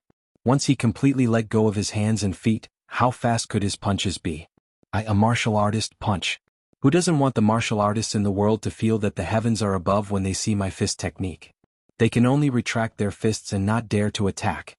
A talisman boat that came late and was extremely eye-catching, like a nimble fish, shuttled through the crowd of sword cultivators hovering in the air. Finally, it was only dozens of steps away from the top of the city wall. The two martial artists above the city wall were sparring, and they could clearly see two wisps of ethereal figures that were like smoke. When Pei Qian really saw her master, she was not afraid of anything. She sat on the railing of the bow with the big white goose, and placed the mountain walking stick horizontally on her knees. As she watched, Pei Qian felt a little complicated. This was the first time she saw her master like this. Since she met her master again and again, her master seemed to have never been so high-spirited. It didn't seem like it just didn't. There was no worry in her master's heart. Her master was really just a pure martial artist. Her master at this moment was only Qin Pingan himself. Pei Qian was both happy and sad. She placed her fists lightly on the mountain walking stick. The slightly tan little girl's eyes shone with the brilliance of the sun and moon. Cui Dongshan smiled slightly. Unconsciously, he shook his sleeves. The ripples were small, but it was enough to cover her vision. Not far from the talisman boat, there was an old sword cultivator riding a huge sword. Behind him stood many small heads of different heights, left and right. A child shook his head and said, "This Qin Pingan, no, he can't even fight back after so many punches. He's definitely going to lose." There was a constant stream of children agreeing. Their words were all about the famous second shopkeeper, lamenting his misfortune and being angry at his failure to fight back. Your second shopkeeper is half a member of the Great Wall of Sword Qi. In the end, he lost to a foreign martial artist from the Central Divine Continent. Aren't you embarrassed? The old sword cultivator only watched the battle quietly, smiling and not saying anything. After all, he was not the only one who lost money. The gamblers on the city wall all had ugly expressions, and their gazes were as unfriendly as flying swords. It seemed like everyone had lost. A child turned his head and looked at a small charcoal on the strange little fairy. He didn't look very old. He asked, "Hey, who are you? I've never seen you before?" Pei Qian turned his head and said timidly, "I'm my master's disciple." The child rolled his eyes. "Then who is this disciple's master?" Pei Qian hesitated for a moment, then suddenly smiled brightly. "My master is the one on the city wall who will win with a single punch." The child pursed his lips and muttered softly, "So he's Yu Zhuanfu's disciple? I think he's better off being the second shopkeeper's disciple." Pei Qian was stunned. Were all the children on the Great Wall of Sword Qi so stupid? He didn't look as good as that white-haired guy. Thinking of this, Pei Qian quickly looked around. There were too many people and he didn't see the white-haired guy from the Taihui sword sect. That was good. It would be best if the white-haired guy had already left the Great Wall of Sword Qi. Pei Qian didn't look anymore. He wanted to see his master's style of punching. It must be because his master was too outstanding and made many enemies on the Great Wall of Sword Qi. It was a pity that sword cultivators didn't have good eyesight. It was because his master was too invincible. On the city wall, some sword immortals riding on their swords in the sea of clouds were the first to look down at the battlefield. Then there were some earth immortal sword cultivators who noticed some clues. As for the other young sword cultivators, They were still in the dark and didn't know. Victory or defeat was only a thin line away. Yu Juanfu stepped on the ground, and his figure was as fast as lightning. When he could no longer see her figure, a loud bang sounded and ripples appeared on the ground. Yu Juanfu's speed far exceeded his previous speed. In a flash, he arrived in front of the guy who took her 331 punches. In fact, he didn't lose any battle power at all. A knee hit his chest and a punch followed, hitting Qin Pingan's forehead, causing his head to sway back. Yu Juanfu immediately retreated. With the help of the surging fist intent on the opponent's forehead and the recoil from his own punch, Yu Juanfu instantly retreated dozens of feet. Since her punch couldn't be considered a sword immortal's flying sword, then it was like a blunt knife cutting flesh. This was actually the original intention of her ask fist. He wasn't in a hurry and she wasn't in a hurry either. She only needed to accumulate the advantage bit by bit, and then she could successfully throw out such punches a dozen more times to win. When Yu Juanfu's feet touched the ground, he felt a loud tremor. After the punch, not only was Yu Juanfu's head punched back, but he also swayed back. In order to stop himself, Yu Juanfu's whole body leaned back and slid all the way, forcibly not falling to the ground. Not only that, Yu Juanfu had to rely on instinct to change his route to avoid Qin Pingan's powerful punch. But in the next moment, Yu Juanfu did indeed dodge, but that green robe seemed to have been waiting for him. This was a feeling that Yu Juanfu was extremely familiar with, but also unfamiliar. Because in the past, the opponent would only wait in a certain place and not punch. But today on the city wall with a different opponent, he wouldn't be the least bit polite. A punch fell, hitting Yu Juanfu, who hadn't completely straightened his back. His head hit the ground before his back and feet. On Yu Juanfu's face, blood bloomed like a flower. Yu Juanfu's eyes were still calm. His elbow touched the ground, his body spun and flew to the side. Finally, he faced Qin Pingan's retreating posture, his knees slightly bent and his hands crossed in front of him. Another punch came straight at him, but Yu Juanfu's inconspicuous 10-finger gestures were definitely not the boxing style she learned. But Yu Juanfu specifically aimed to counter Qin Pingan's fist technique. These days he had been working on the immortal hand, which could break his fist intent without a single thread of connection. Cui Dongshan smiled and said, "A little clever." But what he really cared about was not the battle without suspense, but the subtle changes in everyone's expression outside the battlefield. The more expressionless a person was or the more tranquil a person's smile, the more interested Cui Dongshan was. After the punch, Yu Juanfu was no longer as stubborn as before. He leaned back, his hands on the ground and his body turned upside down. His ankles touched the ground and he bent his waist to move several zhang away. But he found that Qin Pingan was just standing in the same place. Where he stood, the sword chi retreated, the sword intent and fist intent collided, causing Qin Pingan's mountain-like figure to distort like a wrinkled painting. Yu Juanfu didn't retreat but instead advanced. "Then I'll exchange a punch with you, Qin Pingan." Yu Juanfu rushed forward and threw a punch, pressing forward with indomitable will. Unexpectedly, when that person approached, he seemed to suddenly change his mind. He didn't want to exchange a punch with her. His body turned, bent and turned. Not only did he avoid Yu Juanfu's punch, but he also came behind Yu Juanfu. One hand pressed on the back of her head, and then he ran all the way, pressing Yu Juanfu's face against the city wall. Cui Dongshan laughed softly and said, "Eldest senior sister, do you see? The peak of fist intent is not in punching without restraint, but in punching, stopping and then punching again. The fist follows the heart and the heart can follow the hand. This is the perfection of fist intent, the true fist technique. Otherwise, if Mr.'s punch didn't change its path and went with the flow, that woman would be half dead if not half dead." Pei Qin couldn't take her eyes off him and complained, "Don't be noisy." Cui Dongshan didn't mind. Don't look at her indifferent as if she didn't remember anything at all. In fact, she thought she saw many things but didn't remember. All the sounds of heaven and earth that she heard but didn't seem to hear were in fact in her heart. As long as she needs to remember, she can use them and she can instantly remember. Yu Juanfu sat on the ground with her back against the wall, looking up at Qin Pingan. "There's a third round." Qin Pingan shook his head. "There's no third round. You and I both know it. If you don't want to admit defeat, we can talk about it after you break through." Yu Juanfu swallowed a mouthful of blood, but didn't wipe the blood off her face. Frowning, she said, "When martial artists exchange pointers, the more the better. Are you afraid that Ning Yao will misunderstand?" Qin Pingan nodded. "I'm afraid." Yu Juanfu was speechless. Qin Pingan looked up at the seal boat, raised an arm, gently clenched a fist, shook it and smiled. "You're here. Pei Qian jumped up, holding the mountain walking staff under her arm, standing on the railing at the bow of the boat. Imitating little rice, she clapped her hands lightly. Chao Qinglang walked to the bow of the ferry. The youth also had a rare bright smile. Cui Dongshan still sat in the same place, her hands in her sleeves, bowed her head and saluted. Student greets Mr. If you add the Great Wall of Sword Qi to the left and right sitting cross-legged on the city wall. Then today's Great Wall of Sword Qi. Regarded as a withered, negligible lineage of the sage of literature. Around the Great Sword Immortal, there was the 7th realm martial artist Chen Pinggan, the 4th realm peak martial artist Pei Qian, the Jade realm Cui Dongshan, and the Cavern realm bottleneck Chao Qinglang. 604. Yu Zhuanfu was actually a very straightforward woman. A loss was a loss. She was neither reconciled nor resentful. She stood up graciously and did not forget to bid farewell to Chen Pinggan and left. Yu Zhuanfu was thinking about the 3rd round of Q-asking fist that had been declined by Chen Pinggan. My fist is not as good as his. What else can I do?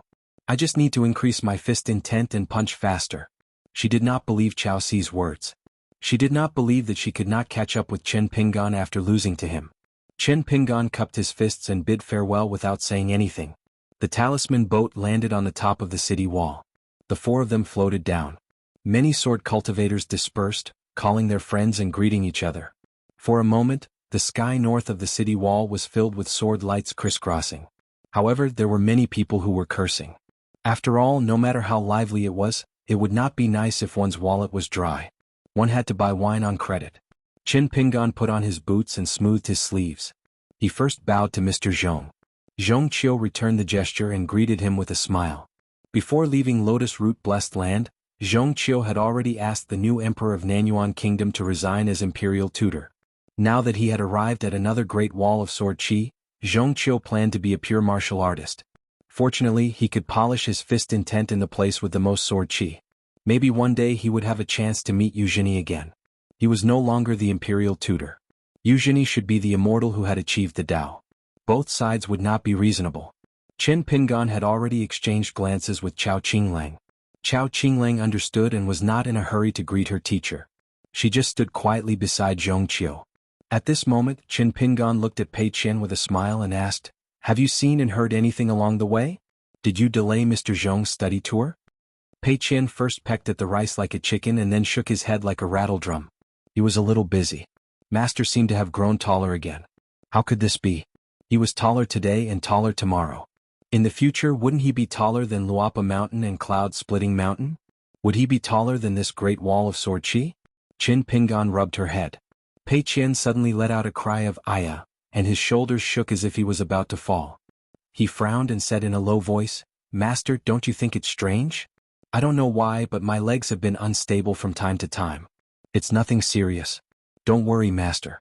It's just a sudden stumble and it won't affect me from practicing boxing with old chef. As for copying books, it won't affect me at all."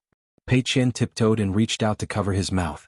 He quietly said, "Shifu Nuanshu and Mi Lier said that I often sleepwalk. Maybe I knocked myself one day like a table leg or railing or something." Chen Pinggan suddenly understood. "I see." Pei Qian heaved a sigh of relief. It was indeed a watertight reason. Everything was fine now. Then Pei Qian's body stiffened and he slowly turned his head. Qi Jinglong slowly walked over with his disciple. The white-haired old man was crying. Why did that money-losing guy come so suddenly? He had been praying for the Bodhisattva to show up at the Great Wall of Sword Qi every day, the heavenly official to bless him, and the names of the sword immortals to give him some luck, but it didn't work. Chen Pinggan asked, "When are you going to have a martial arts competition? There's no time like the present." "Today?" Pei Qian's eyes lit up and the white-haired old man was relieved. They looked at each other and had a tacit understanding. The white-haired old man coughed and took the lead to say, "Martial arts competition my ass." Pei Qian echoed, "Yes, alas, Whitehead is Mr. Lu's proud disciple, a cultivator on the mountain. I am the first disciple of my master, a pure martial artist. I can't fight with Whitehead at all. What's more, I haven't learned boxing for a long time, so I'm not good at boxing. Now I can only be fed by old chef, and I don't dare to fight with others. If we really want to fight, it won't be too late to wait until I master the crazy devil sword art." The white-haired old man was anxious. "Even if you master that sword art, you are still a pure martial artist. You are a swordsman, not a sword cultivator. The difference is like heaven and earth. You can't fight with each other. Pei Qian was also anxious. What did he mean? Did he look down on my sword art? He was looking down on Pei Qian. Did he look down on my Shifu? My Shifu has always been a swordsman. Did my left guardian of the Riding Dragon Alley lend his guts to the white-haired old man? Pei Qian was furious. He heavily hit the ground with his walking stick. The white-haired old man, let's have a martial arts competition today. Now here. Qin Pingan bent his 2 fingers and hit the back of Pei Qian's head with a chestnut. He said, a pure martial artist punching non-stop is to use today's me and yesterday's me. Don't fight with your personal feelings. The truth is a bit complicated. If you don't understand, remember it first and think about it later. Pei Qian turned his head and said with grievance, but the white-haired old man looks down on a swordsman. Shifu has traveled thousands of miles in Jianghu and always regarded himself as a swordsman. It doesn't matter if the white-haired old man looks down on me. I don't know him. But he looks down on Shifu as a sword cultivator. I won't agree. The white-haired old man felt that he was more brainless than Yu Juanfu. He wanted to slap himself. Pei Qian's fist intent was turbulent and flowing. It was as if there were thousands of quiet and serene trickles, suddenly converging into a straight waterfall. In the past, Senior Chui of the Bamboo House taught Pei Qian and occasionally said a few words about Pei Qian. Among them there was the waterfall in the sky, the sound of flying falls on the world, to describe the sudden formation of Pei Qian's fist intent. There was also a dragon's 4 claws holding the 4 mountains, its back towering and its waist stretching horizontally, which was the foundation of Pei Qian's fist intent. Since ancient times when the old dragon made rain, the rain fell from the sky. Qin Pingan, Pei Qian's fist intent suddenly dissipated. He obediently said, "Oh," and lowered his head. What else could he do? The master was angry, so the disciple admitted his mistake. It was a matter of course. Senior Chui taught Pei Qian the most, not Qin Pingan but Pei Qian. At least Qin Pingan thought so. Pei Qian learned Pei Qian's fist technique too fast and got too much meaning. As his master, Qin Pingan was both gratified and worried. The white-haired old man's eyes almost popped out. If I, the great white-head sword immortal, was so partial to Lu and respected him as much as Pei Qian, I reckon that Lu would have gone to the ancestral hall of the Grand Hui sword sect to burn incense, and then secretly shed tears in front of the portraits of those ancestral masters. His lips trembled, and he was extremely moved, saying that he had finally accepted a good disciple that was hard to come by in 100 years for the ancestors of his sect. What's wrong with Qin Pingan? Did he drink too much at the wine shop and his brain was not clear? Or was it because of the previous fight with Yu Juanfu and the solid punch on the forehead that hammered his brain? Qin Pingan said seriously, the white-haired old man is half a family member. It doesn't matter if you usually fight with him, but just because he said a few words, you have to be so serious about Pei Qian and formal martial arts? Then in the future when you travel alone in Jianghu, will you meet those who you don't know and happen to hear them say a few harsh words about Master and Luopa Mountain? Will you use a faster and heavier fist to reason with people? It may not be so. After all, no one dares to say what will happen in the future. Even Master does not dare.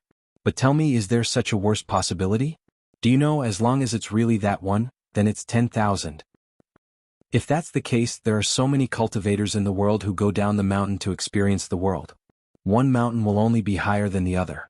The Jianghu is deep and everywhere seems to be a pond, but in fact it's a deep pool. You are alone outside and suffered a big loss. Others made a small mistake, but you relied on your fist intent and handed out a big wrong fist. Then other people's relatives, friends and elders attacked you. Even if Master is willing to fight for you after the event, Master has that much strength, how many punches can he throw out with a clear conscience? When Master meets that person, he doesn't say a word and only punches with all his strength. How can Master knock him down with one punch and only say one sentence to him, saying that my disciple's fist is only small and the principle is big? Since that's the case, as a master, I will use a new fist to talk about the old principle with you. Pei Qian lowered his head and did not speak. The white-haired youth's mind was blank. There was no greater sorrow than a dead heart. The youth only knew that his life was over. Cui Dongshan smiled and said, Mr. Lu, Mr. Zhong, shall we walk around? The group of people had a tacit understanding and left the place, leaving only the pair of master and disciple who had not been separated for too long, but who had been separated by thousands of mountains and rivers. Qin Pingan said, Master has said his own principle. Now it's your turn to say it. Master only listens to your heart. As long as it's from the heart, no matter if it's right or not, Master will not be angry. Pei Qian still did not speak. He clenched the mountain walking stick tightly. This was an unprecedented thing. Qin Pingan was a little helpless and could only say a little more. He said softly, "If it was in the past, Master would not say these words in front of Cui Dongshan and the others. He would only tell you in private. But now you are the direct disciple of the ancestral hall of Luopa Mountain. Master has not spent much time with you. Moreover, you have grown up a lot and learned fist techniques. Instead of taking care of your feelings, I would rather talk to you in private. If you did not take it seriously, then Master would rather you feel that Master has made you lose face in front of so many people. You would complain that Master is unreasonable in your heart, but you have to remember these principles. Everything in the world, surplus is a blessing. Only the principle cannot be surplus. If you can say it today, say it today. If you missed it yesterday, make it up today. If you do not teach well, it is the fault of the father. If you do not teach well, it is the laziness of the teacher. Master has told you so many troublesome rules, not because he wants you to walk the Jianghu by yourself in the future and have your hands and feet tied, and not be happy at all, but because he wants you to think more when you encounter problems. Once you understand that there are no obstructions, then you can use your fists without fear. It is like this once in the Jianghu, and it is even more so 10 times or 100 times. Master does not need the disciple to fight for the master. Since the master is the master, he should protect the disciple. Pei Qian, do you know what the master wishes for? That is, the disciples taught by Qin Pingan, no matter if they are students, go down the mountain. No matter where they are in the world, their fist techniques can be inferior to others, their knowledge can be inferior to others, their techniques do not need to be very high. But there is only one thing. No matter who it is, they do not need to teach you how to be a person. Master is here. Master is here. One person is enough. Pei Qian had already been choked with sobs. She hugged her beloved mountain walking stick, which she got along with day and night, and often whispered to it. She raised her arm, wiped her tears with her left hand, and wiped her face with her right hand. But she could not stop her tears, so she gave up. She raised her head, wrinkled her face hard, and choked with sobs. Master, the reason why I said that before is that if it is a real fight, as long as the white-haired old man treats me seriously, I will definitely not be able to beat him. But I am really angry with him. Anyway, I can't beat him, but I must use my fists. I am the first disciple of the master. I will not allow him to look down on the master and the swordsman. Even if I can't beat him, I will not be able to beat him. Qin Pingan scratched his head. Then I am wrong. I want to say sorry to you. Qin Pingan bent down, stretched out his palm, and helped her wipe her tears. Pei Qian was a little embarrassed. Why was there snot on his nose? He hurriedly turned his head. When he turned his head again, he was beaming with joy. How could Master be wrong? Master, take back the word sorry. Qin Pingan pinched her cheeks. You're so naughty. He almost couldn't help taking out the sword-cultivating gourd to drink, but now he didn't want to drink anymore. He said, You know the weight of your fists, or you can think about it before you punch. This means that when you punch, you are always punching, not following the punch. Very good. So I am wrong. I am willing to sincerely say sorry to you. After that, you have to pay a little attention to what I say. Remember as much as you can. If there's anything you don't understand or feel that it's not right enough, just tell me and ask me directly. I'm not like some people, I won't feel embarrassed. Pei Qian shook his head and said leisurely, Some people are really outrageous. They are too different from Master and me. Qin Pingan knocked her with a chestnut. Pei Qian rolled her eyes, held the mountain walking stick in one hand, and stretched out the other hand. She swayed and wandered around Qin Pingan. It was unknown whether she was pretending to be drunk or sleepwalking, but she pretended to talk in her sleep. Whose master is he? He has such a powerful supernatural power. One chestnut can make people lose their sense of direction. Where is this? Is this Luopa Mountain? I really envy someone who can have such a master. I'm so envious that I am drooling. If he is the first disciple, wouldn't he be smiling in his dreams? Qin Pingan took out the sword-cultivating gourd, drank a mouthful of wine, and didn't give her any more chestnuts. Maybe in a few years, Pei Qian would be taller and no longer look like a little girl.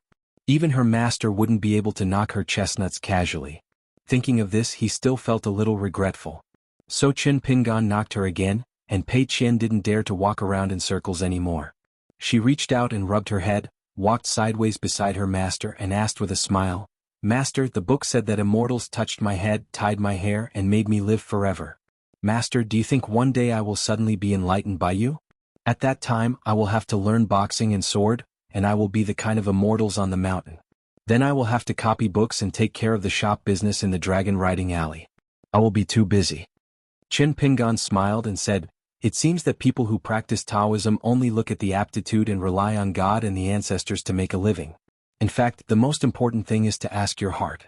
If your heart is not calm and you don't pursue the truth, even if you learn thousands of skills, you will still be like duckweed." Pei Qian nodded vigorously.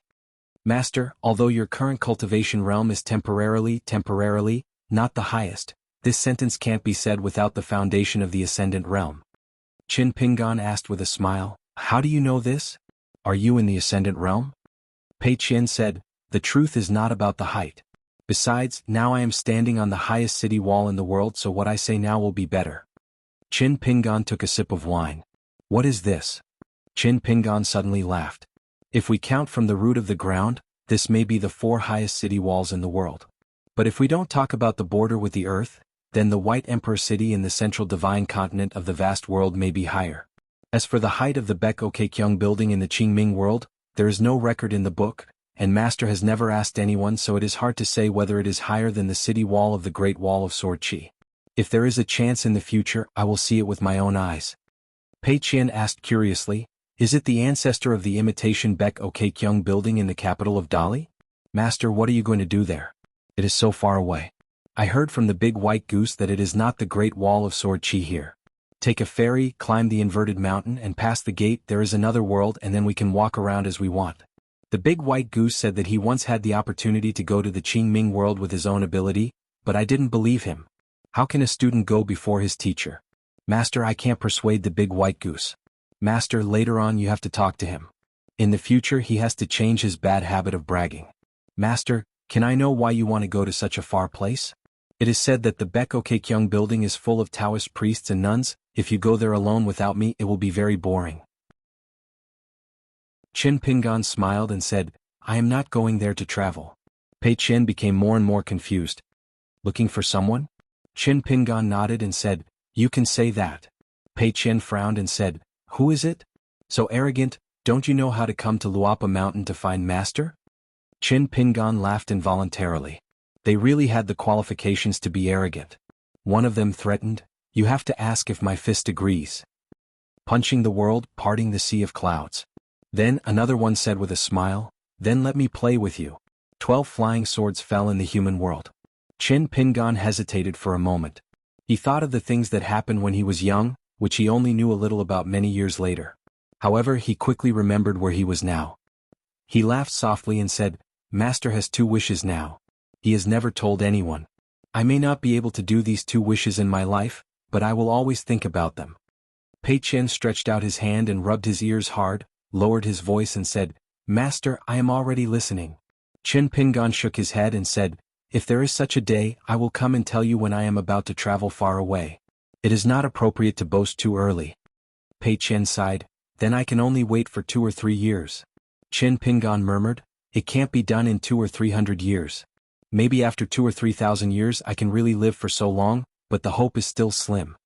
Fortunately, even if the hope was slim, after all there was still hope.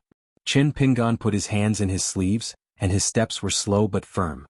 He smiled and squinted his eyes, looking up at the sky. Qin Pingan quickly withdrew his gaze. In the distance, Cui Dongshan and the others were overlooking the vast mountains and rivers in the south from the city wall. The white-haired man stood beside Qi Jinglong and winked at Qin Pingan. "Good brother, I am counting on you. As long as you can settle Pei Qian, I will call you Grandpa Qin in the future." Qin Pingan and Pei Qian turned their heads and said, "According to the customs of the world, swordsmen and sword cultivators are indeed worlds apart. You can't care too much about the white-haired man's words." Pei Qian was in a good mood at the moment. She didn't care what the white-haired man said at all. Was Pei Qian that kind of narrow-minded person? Was the small account book that she secretly hid very thick? Was very thin. At this moment she was beside her master. She was no longer as careful as before on the ferry. She swaggered when she walked. This was called walking arrogantly makes the demon panic. She even needed a hammer of yellow paper talisman to stick on her forehead. She looked up and said with a smile, "Master, I really don't dare to say that I am very promising when it comes to learning boxing and copying books, but I have learned at least 10% of my master's strength." 10% of his strength. Just how magnanimous was he to be? It is not a problem for him to hold those 2 dishes and 3 bowls of rice. Can't he tolerate a few words from a white-haired guy? Master, you underestimate me. Only Cui Dongshan was sitting on the city wall, laughing. The only person who could make Pei Qian cry and laugh so happily was his own teacher. The key was that after Pei Qian cried and laughed, she really remembered things carefully. She thought about all the things she understood and didn't understand instead of being picky. Chao Qinglang saw that Pei Qian had returned to normal and was also relieved. The previous master, whether it was his words or his expression, was really her master. Qi Jinglong said with a smile, "Don't you want to say something?" The white-haired man asked tentatively, "If I admit my mistake, will it really be over?" Qi Jinglong said with a smile, "It's hard to say." The white-haired man hesitated. Qi Jinglong said softly, "Actually, this matter doesn't involve too much absolute right and wrong. What you need to admit is actually not those words. In my opinion, it can't be said to be offensive. Of course, this is the case logically, but it may not be the case emotionally. After all, when you talk to people in the world, it means that you are definitely not talking to yourself. Your mentality is not right. You went through Luopa Mountain, but you didn't really pay attention to see and think more. Otherwise, your relationship with Pei Qian shouldn't be so awkward. How can I pay attention? On Luopa Mountain when we met, I was knocked unconscious by Pei Qian's kick. It was rare for the white-haired man to be so sad on Lu's side. He glanced at little charcoal not far away and only dared to lower his voice, muttering, "Don't you know what kind of person my brother Qin is? Even if you don't know, the entire Great Wall of Sword Qi knows. If Pei Qian has learned 70 to 80% of Qin Pingan's true teachings, what should we do? Your relationship with Qin Pingan is so good. In the future you will definitely have to deal with him often. You go to Luopa Mountain and he comes to Tai Hui Sword Sect. In this way can I hide from Pei Qian every time? The key is my relationship with Qin Pingan. On Pei Qian's side it won't help at all and it will be more troublesome. In the end it's still Qin Pingan's fault. He said that my mouth will easily attract the flying sword of the Sword Immortal. Now the flying sword immortal didn't come and Pei Qian is eyeing me. Look, Pei Qian is glaring at me. Isn't the smile on her face the same as my brother Qin Pingan's? Exactly the same? Lu, I can see that although Qin Pingan taught Pei Qian a lesson just now, in fact he cares about her the most. I'm afraid that the next time I go to the shop to drink, Qin Pingan will let people pour laxatives into the wine. A jar of wine and half a jar of laxatives. This kind of thing Qin Pingan will definitely do. Not only can he cheat me but he can also save money. It's killing 2 birds with 1 stone. Qi Jinglong smiled and said, "It seems that you really think a lot." The white-haired man lamented in his heart. What's the use of having a master like you who only knows how to gloat and not help? Pei Qian jumped in front of everyone and said to the white-haired man, "White-haired man, in the future we will only fight with words." What is face? Can a joke be eaten? Before she met her master, she had been in the Jianghu of Nanyuan Kingdom at a young age for countless years. At that time she hadn't learned martial arts, so she had no face in the Jianghu. When the white-haired man heard this, he was so excited that he almost cried like Pei Qian.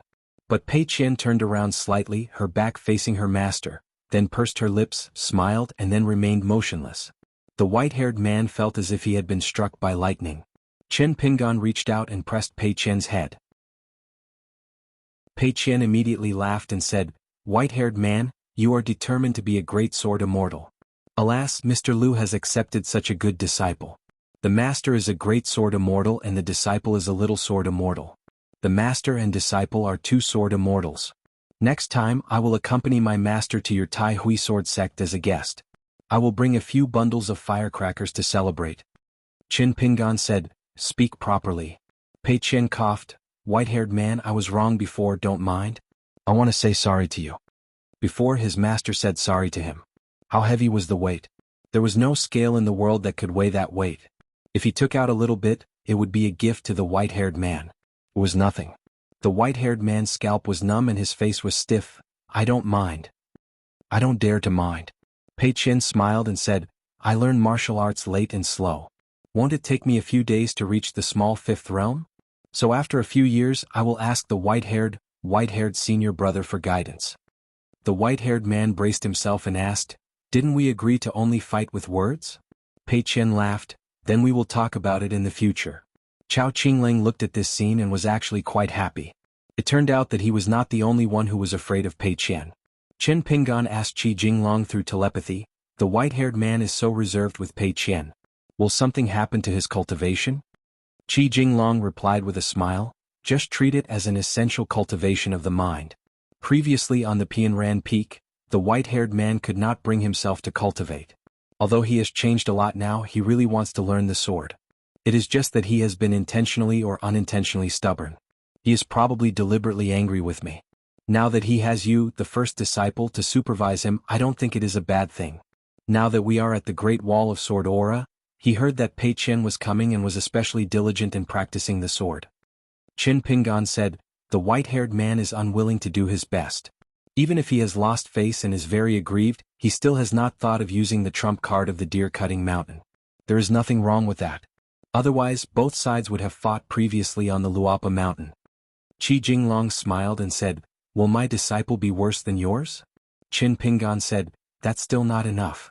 Qi Jinglong asked, then what about you, master? Qin Pingan said, how old am I this year? What's the point of competing with a sword cultivator who is almost 100 years old? If you really want to compete, fine. You are now at the Jade Raw realm, right? I am now a Realm 5 Chi Refinement Warrior. According to our ages, you can take me as a Realm 15 Chi Refinement Warrior. Isn't it 4 realms higher than your current Realm 11 Chi Refinement Warrior? Not convinced. Then let's talk about the future. When I am 100 years old, let's see if I have ascended to the 15th realm. If not, just take it that I am talking nonsense. Before that, don't talk about realms. Qi Jinglong laughed and said, not only do you have a lot of wine, but you also have a lot of logic. Qin Pingan felt a little guilty. You flatter me. Qin Pingan did not talk nonsense with Qi Jinglong anymore. If this guy was really determined to reason with him, Qin Pingan would also have a headache.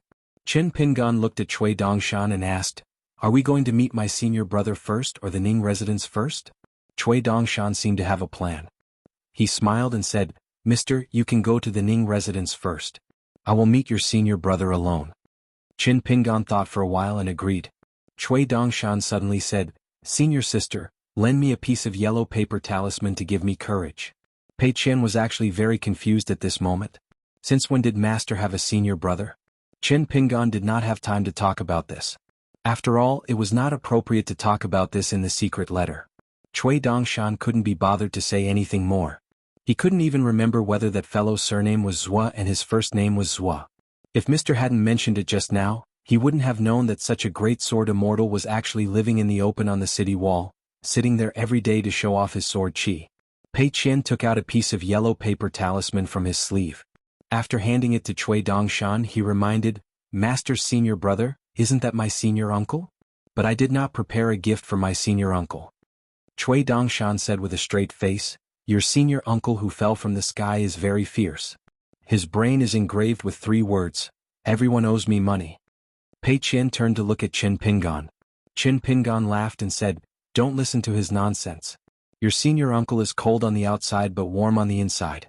He has the highest sword skills in the world. Later you can show your crazy sword skills to your senior brother. Pei Qian was frightened and said, Master, have you forgotten? I couldn't walk steadily before and now my legs are aching. I don't know what I bumped into when I was sleepwalking. I can't play that insignificant sword skill. Don't let senior uncle laugh at you, right? Whitehead was inexplicably hit by the 5 thunders again. He bumped into something when he was sleepwalking. Qi Jinglong held back his laughter and took Whitehead to another place on the city wall. Whitehead was now going to practice sword skills with the disciples of Tai Hui Sword Sect. When he left for the first time in his life, Whitehead felt that practicing sword skills was so satisfying. Qin Pingan took out the talisman boat and left the city with Pei Qian and the other 2, heading towards the northern city.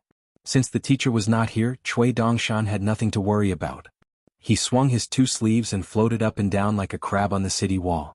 He went up and down like this to find his former junior martial brother, who was now his senior martial uncle, to talk about the old days. Talk about the old days. Talk about the old days. Talk about the old days. Talk about the old days. If it weren't for the fact that he, as the eldest martial brother, had some money in his pocket, wouldn't the old elementary scholar have been poor for thousands of years? Why do you care about the old elementary scholar's money? It was just that the old elementary scholar had a decent school, but it was not because of him. After all, the Aquarius continent was too far away from the central divine continent. The family would not send too much money to him at first. The real reason why the old elementary scholar was able to drink to his heart's content buy books today, buy paper and brush tomorrow, and finally collect the 4 treasures of the study the day after tomorrow, was because the old elementary scholar had taken in a 3rd disciple. That fellow was the richest among his fellow disciples, and also the one who was most filial to the teacher. Little Chi, why do you suddenly want to learn chess? This is a good thing. Go find your eldest martial brother. His chess skills are barely enough to teach people. But there are no chess jars or chessboards in the school. The jars and chess pieces of Lu Lijai, and the chessboards of Jiangzhou, although they are close to the school, but don't buy them. They are too expensive. Really, don't buy them. I'd rather walk 1,000 steps than waste money. Yes, teacher. Little Chi, I have been reading the tablets recently. With the help of the gods, my seal writing skills have improved greatly. Do you want to learn? Yes, teacher. I want to learn. Little Chi, have you read the 2nd edition of Miao Hua Anthology? Binding and paper are all trivial matters. It's fine if it's a little off. We scholars don't pay attention to these fancy things, so we won't talk about it. But the books of the ancient sages are a big matter of learning. If the words are out of place, it's not very appropriate. Many times, the difference of a single word is thousands of miles away from the purpose of the sages. We scholars must pay attention to this. Teacher is right. I understand. Of course, that fellow was the one who loved to complain the most, and every complaint he made was accurate. Teacher, senior martial brother Zhua is being unreasonable again. Teacher, help me see who is in the wrong. What? Did this bastard hit you again? Little Chi, wipe the blood from your nose first. Don't be in a hurry to reason with me. Let's go, I will take you to your 2nd martial brother to settle the score. Teacher, senior martial brother Zhua was analyzing the meaning of a book with me just now. He could not outtalk me, so, why is there a bump on your forehead? Rebellion, rebellion. Let's go. Xiao Qi helps her get a feather duster and a ferrule. All right, little Chi, forget about the bench. It is too heavy. Teacher, let's go. Let's go to your senior martial brother Zhua. Teacher, this time senior martial brother Chui cheated. I don't want to learn from him. I think a person who retracts a move is not a chess player. Ah. Teacher, you retract a move to teach more chess to your students. Of course, it is not a chess player. Let's go. This time we will bring the bench too. You don't have to fight for real. It's enough to scare him. People who studied and learned, especially those who cultivated the Tao and lived a long life. There were actually many things that happened in the past. Cui Dongshan was not that old bastard Cui Dong. Cui Dongshan would often think about those trivial stories, especially the stories of his old friends. Especially every time that person complained that he had tricked his martial brother, or that he had been tricked by his teacher, that senior martial brother of his was always at the door or outside the window to watch the show. So he saw it with his own eyes and heard it with his own ears. Cui Dongshan knew one thing better than anyone. All the seemingly insignificant things of the past, as long as he still remembered them, were not real things of the past. Instead, they were things of today and the things of the future. They would revolve in his heart for the rest of his life. Unknowingly, Cui Dongshan came to the left and right. The left and right were still resting with their eyes closed. They were sitting on the city wall, nourishing their sword intent. As for Cui Dongshan's arrival, they did not even look at him, let alone turn a blind eye. Cui Dongshan jumped off the city wall and walked to a place about 20 steps away from the city wall and the back figure. The young man in white jumped up and kicked his legs quickly. Then he threw a series of punches at the left and right figures. He moved to another place and continued. It was all the famous martial arts moves in Jianghu. His punches and kicks were domineering. Occasionally when he was in the air, he would bend his waist and stretch out his hand to tap the instep of his feet. His posture must be extremely elegant and unrestrained. Finally he stood on one leg and spread out his palms. He did the action of qi sinking into his dantian. After finishing his work he felt refreshed. After 100 moves, with his little unpolished Jade Realm cultivation, he was able to fight evenly with the Great Sword Immortal. At the Great Wall of Sword Qi, it could be said that he had gotten a good start. The left and right did not even bother to turn and look at the young man in white. He asked indifferently, "Do you want to be chopped to death by my sword or chopped to death by a few more?" "Senior sister, someone is threatening me." "Too scary." Cui Dongshan slapped the talisman on his forehead and said, "I forgot that senior sister is not here." The left and right hand grabbed and congealed a long sword with his sword intent. He was not even willing to unsheathe the sword. The person behind him was not worthy. You, Cui Dong, have a clear conscience of the Aquarius continent, have a clear conscience of the vast world. But you do not have the qualifications to say that you have a clear conscience. I am the disciple of teacher Chui Dong's junior brother. However, from that day onwards, I was the eldest apprentice brother of the sage of literature's lineage.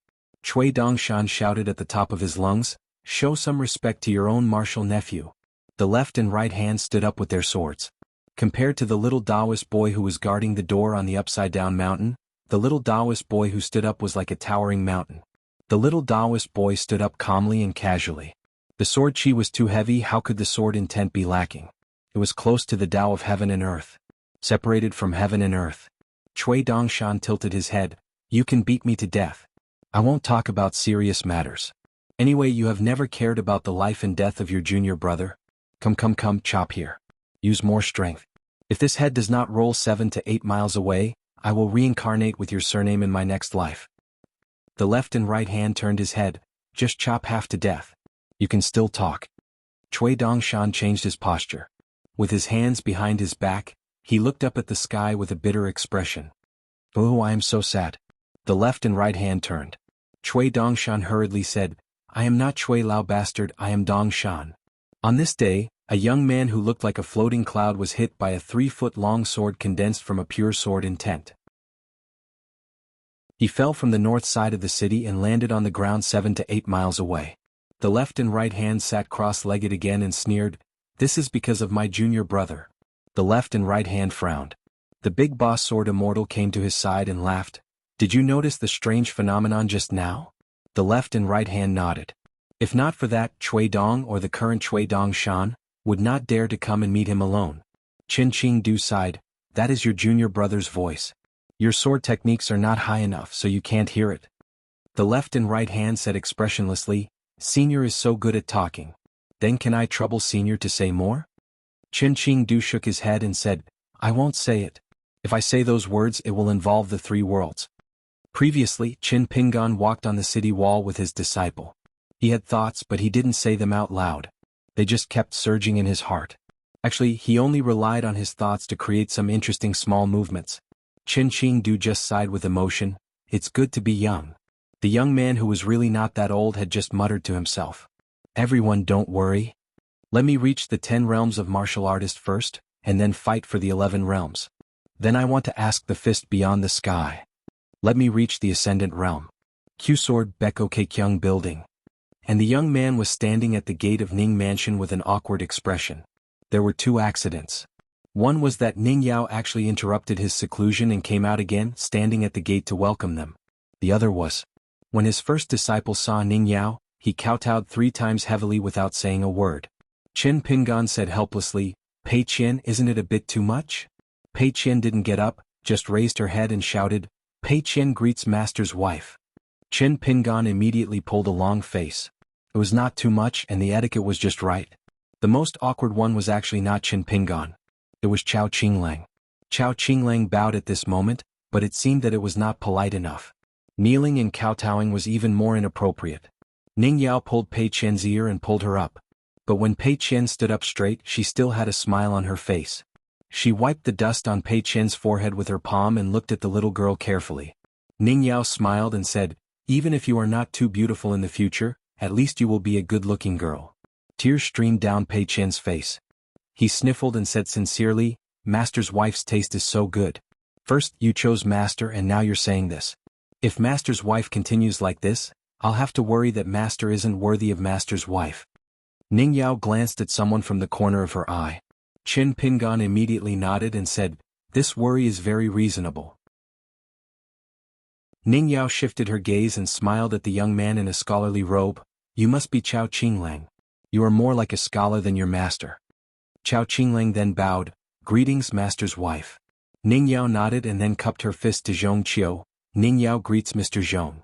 Zhong Qiu cupped his fist in return and smiled. Zhong Qiu of Luapa Mountain, sorry to disturb you. Pei Qian suddenly remembered something. He took off his bag and carefully took out the small regular script writing brush and the colorful cloud letter. He stood on his tiptoes and presented them to his master's wife with both hands. Then he stood on his tiptoes and whispered to Ning Yao, Mistress, I was the one who chose the iridescent cloud letter. Mistress, you don't know but I walked a long way in the inverted hanging mountain. If I continue walking, I'm afraid that the inverted hanging mountain will fall into the sea. The other one was chosen by Chao Qinglang. Master's wife, in all honesty, it's not that we are unwilling to pay more, but we really don't have much money on us. But mine is more expensive. 3 snowflakes cost money. His is cheaper, only 1 snowflake. Chao Qinglang scratched his head. Chen Pingan and Zhong Qiu looked at each other and smiled. Ning Yao glanced at the small regular script. It was obvious that the young lady had intended to give it to her master. Ning Yao rubbed Pei Qian's head and then smiled at the reserved young man. Chao Qinglang, I owe you a greeting gift. Remember to make it up in the future. Chao Qinglang scratched his head and nodded again. Pei Qian was dumbfounded. Wow. Master's wife's taste was better than a few hundred Pei Qian's flattery. No wonder Master's wife could pick out his master from so many people in the 4 worlds. Master's wife's house was really big. Pei Qian followed beside Ning Yao and walked at the front. Pei Qian chattered non-stop. Chen Pingan and Chao Qinglang walked side by side.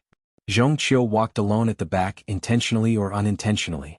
Chen Pingan chuckled and said, if you have some free time, do me a small favor and carve a seal together.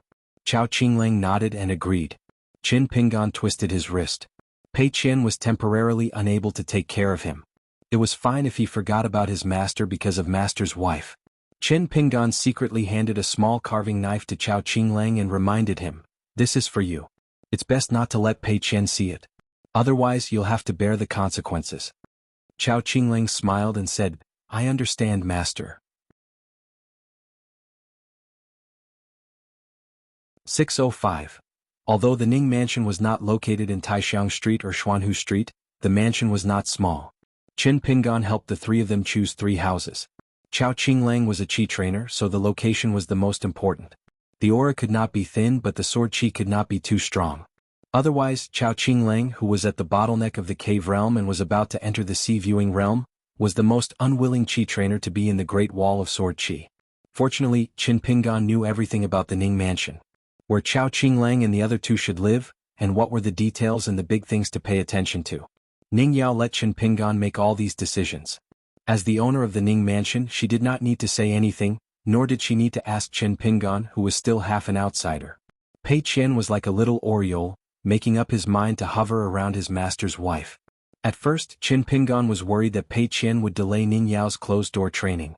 However, Ning Yao said that the path of cultivation was always closed-door training. Chen Pingan had nothing to say. Ning Yao then took Pei Qian to see the Ning mansion's secret storehouse for treasures of immortals and mountain objects. She said that she wanted to give Pei Qian a meeting gift and let him choose one. Then she would choose one as a return gift for the gift she received at the gate. Zhong Qiu and Chen Pingan asked about the rules and taboos of the Ning mansion, and then he went to the pavilion on the Zhanlong cliff alone. Chao Qinglang put her luggage in her house and followed Chen Pingan to the small house. Chen Pingan walked on the road with his hands in his sleeves. He said with a smile, originally I wanted you and Pei Qian to live in my house. Do you still remember when the 3 of us first met? But now you are at the critical juncture of cultivation. Cultivation is more important. Chao Qinglang nodded with a smile. Sir, actually, from that time I was very afraid of Pei Qian. I was afraid that you would look down on me, so I tried to pretend that I was not afraid of Pei Qian. But deep down I admired Pei Qian. I always felt that if I were her, I would not be able to survive in the capital city of the Nanyuan kingdom. But at that time, there were many things about Pei Qian that I didn't understand. At that time I really didn't like him. But how would I dare to talk nonsense with Pei Qian? Teacher may not know, but when teacher left that year, Pei Qian told me a lot about her glorious deeds in the Jianghu. Of course, I understood the meaning behind her words. Chen Pingan asked with a smile, did Pei Qian secretly hit you when I wasn't at your ancestral home? Chao Qinglang nodded vigorously but did not mention the details. Chen Pingan did not ask further. Chen Pingan could imagine how he and Pei Qian interacted when he wasn't at Chao Qing's ancestral home in Shabby Alley. Of course, when the 3 of them were together, Chen Pingan would also do things that Chao Qinglang and Pei Qian would not intentionally think about in the past. It might be words or it might be something trivial. But there were many things that Chao Qinglang could only face by himself, from the life and death of the elders to the trivial words that poked at his backbone. It was hidden in the gaps between eating melon seeds, chatting casually on a small stool, and hiding in the big pile of food on the neighbor's table. In fact, the child, Chao Qinglang, relied on the word, endure, to force the clouds to disperse and the moon to shine. At that time Chao Qinglang really could not beat Pei Qian. He did not even dare to fight back. The key point was that at that time, in addition to being unstingy, Pei Qian also hid an aura like that of a fierce bandit. He kicked an ant's nest, and slapped a mosquito and fly. Chao Qinglang was not afraid. Especially one time when Pei Qian was holding a small stool and staring at him, but he didn't say a single harsh word. At that time Chao Qinglang, who was still a thin and weak child, was really scared. Many times when Qin Pingan wasn't in the house, Chao Qinglang could only be chased to the door by Pei Qian to be a door god. A lonely child sat gloomily on the steps, but did not dare to stay in his own house. The child could only stare at the corner of the street, waiting for the white-clothed young Master Qin with a sword on his back and a scarlet wine gourd at his waist to come home. As long as he reached the alley and saw that figure, Chao Qinglang would finally be able to go home. He would not be able to say anything, nor could he complain. That was because Pei Qian was really smart. That kind of intelligence was something that Chao Qinglang, who was of the same age, could not imagine at all. She had warned Chao Qinglang from the beginning that even though she had lost her parents, she was still something. If she dared to complain, she would beat her up every time she complained. Even if she was chased out by that bastard who had so much money but refused to spend it, she would still climb over the wall in the middle of the night and smash all the pots and pans in your house. That guy pretends to be a good person and helps you. You can stop me for a day or two, but can you stop me for a year or two? What kind of person is he, and who are you? Will he really stay here forever? Besides, I know his temper better than you, idiot. No matter what I do, he will never beat me to death. So you better know your place. Otherwise, if you become my enemy, I will pester you for a few years. In the future, every new year when your family is going extinct and you can't afford to buy couplets for door gods, I will steal your bucket and fill it with other people's feces and piss. When I pass by your house every day, I will carry a big bag of stones. I want to see if you can spend money to mend the window paper faster or if I can pick up stones faster. What made Chao Qinglang feel most uncomfortable about Pei Qian back then was not the direct threats, not the words that Pei Qian thought were the worst and most frightening, but the other words that Pei Qian said with a smile. Your family is so poor that your rice jar is cleaner than your bed. The only use of a jinx like you is to get out of the house and be a door god. Do you know how much money 2 door gods cost? You can't afford it even if you sell yourself. Look at other families, the more people they have, the more money they have. Your family, on the other hand, didn't leave much money after you died? In my opinion, wasn't your father a peddler who sold goods on the streets? Isn't there a lot of brothels in Zhuiyuan Alley not far from here? Your father's money is all spent on touching the little hands of those women. Where are the melon seeds? No more? Do you believe that I won't smash your jar of melon seeds? Tear your lousy books to shreds. When that Qin guy comes back to this shabby place, you'll kneel on the ground and cry. He has a lot of money, so what's wrong with buying you some melon seeds? He has to spend money to stay in the inn. You're stupid, he's bad. Both of you are not good people. No wonder you can get together. Consider it 8 lifetimes of bad luck for me to meet the 2 of you. Chao Qinglang, do you really think that guy likes you? He's just pitying you. Sai, he and I are the same kind of people. Do you know what kind of people we are? Just like when I was strolling on the street, I saw a baby bird that had fallen from its nest on a tree. I really felt sorry for it, so I went to find a stone and threw it down, killing it in an instant so that it would suffer less. Is there any reason for that? So, am I a good person? Do you think I'm staying at your house and not leaving? I'm protecting you. Maybe one day you'll be killed by him. With me around, he won't dare. Shouldn't you thank me? Why do you look so sad every day? Don't you only have a father and a mother? What's wrong? Another pair died? I forget it. Anyway, you've let down your parents who died first. You're sorry for the name they gave you. If I were your parents, I'd definitely be angered to death when I see you. Chao Qinglang, I think you should just die. If you die earlier and run faster, you might be able to catch up with your parents. But remember to die far away. Don't let that guy find you. Chao Qinglang took the initiative to fight with Pei Qian twice. The first time was for her parents, and the second time was for young Master Qin who hadn't come back for a long time. Of course, Chao Qinglang was no match for Pei Qian. Pei Qian was used to seeing others fight, and he was also used to being beaten by others. Facing Chao Qinglang, who didn't even dare to be ruthless, Pei Qian didn't have the energy to deal with her. However, Chao Qinglang didn't have the energy to fight. Qin Pingan brought Chao Qinglang, who was no longer the thin and weak child from the shabby alley, to a room on the left with 2 tables. Qin Pingan asked Chao Qinglang to sit at the table where the seals and fan ribs were placed. He began to tidy up the maps and booklets. When it came to keeping accounts, his student Chao Qinglang and his disciple Pei Qian naturally learned more from the latter. Qin Pingan didn't tell anyone. In his heart, Chao Qinglang's life experience was just like his. In fact, her temperament was similar to his, but in fact they weren't. It was a very strange feeling. However, this didn't stop Qin Pingan from wanting to take Chao Qinglang with him when he left Lotus Blossom Blessed Land. Even if he couldn't do it, he still missed the child from the shabby alley. He sincerely hoped that Chao Qinglang could become a scholar in the future. He hoped that Chao Qinglang could wear the clothes of a scholar and become a real scholar like Mr. Qi. He regretted that he left in a hurry and worried that he would teach the wrong things. Chao Qinglang was too young. Many things that were right for Qin Pingan were wrong for this child. Therefore, before Qin Pingan occupied one of the 4 parts of Lotus Blossom Blessed Land, Qin Pingan had been thinking about Chao Qinglang. When Pei Qian asked him that question in the inn at the border of the Great Spring Dynasty in Tongye Continent, Qin Pingan didn't hesitate to say yes.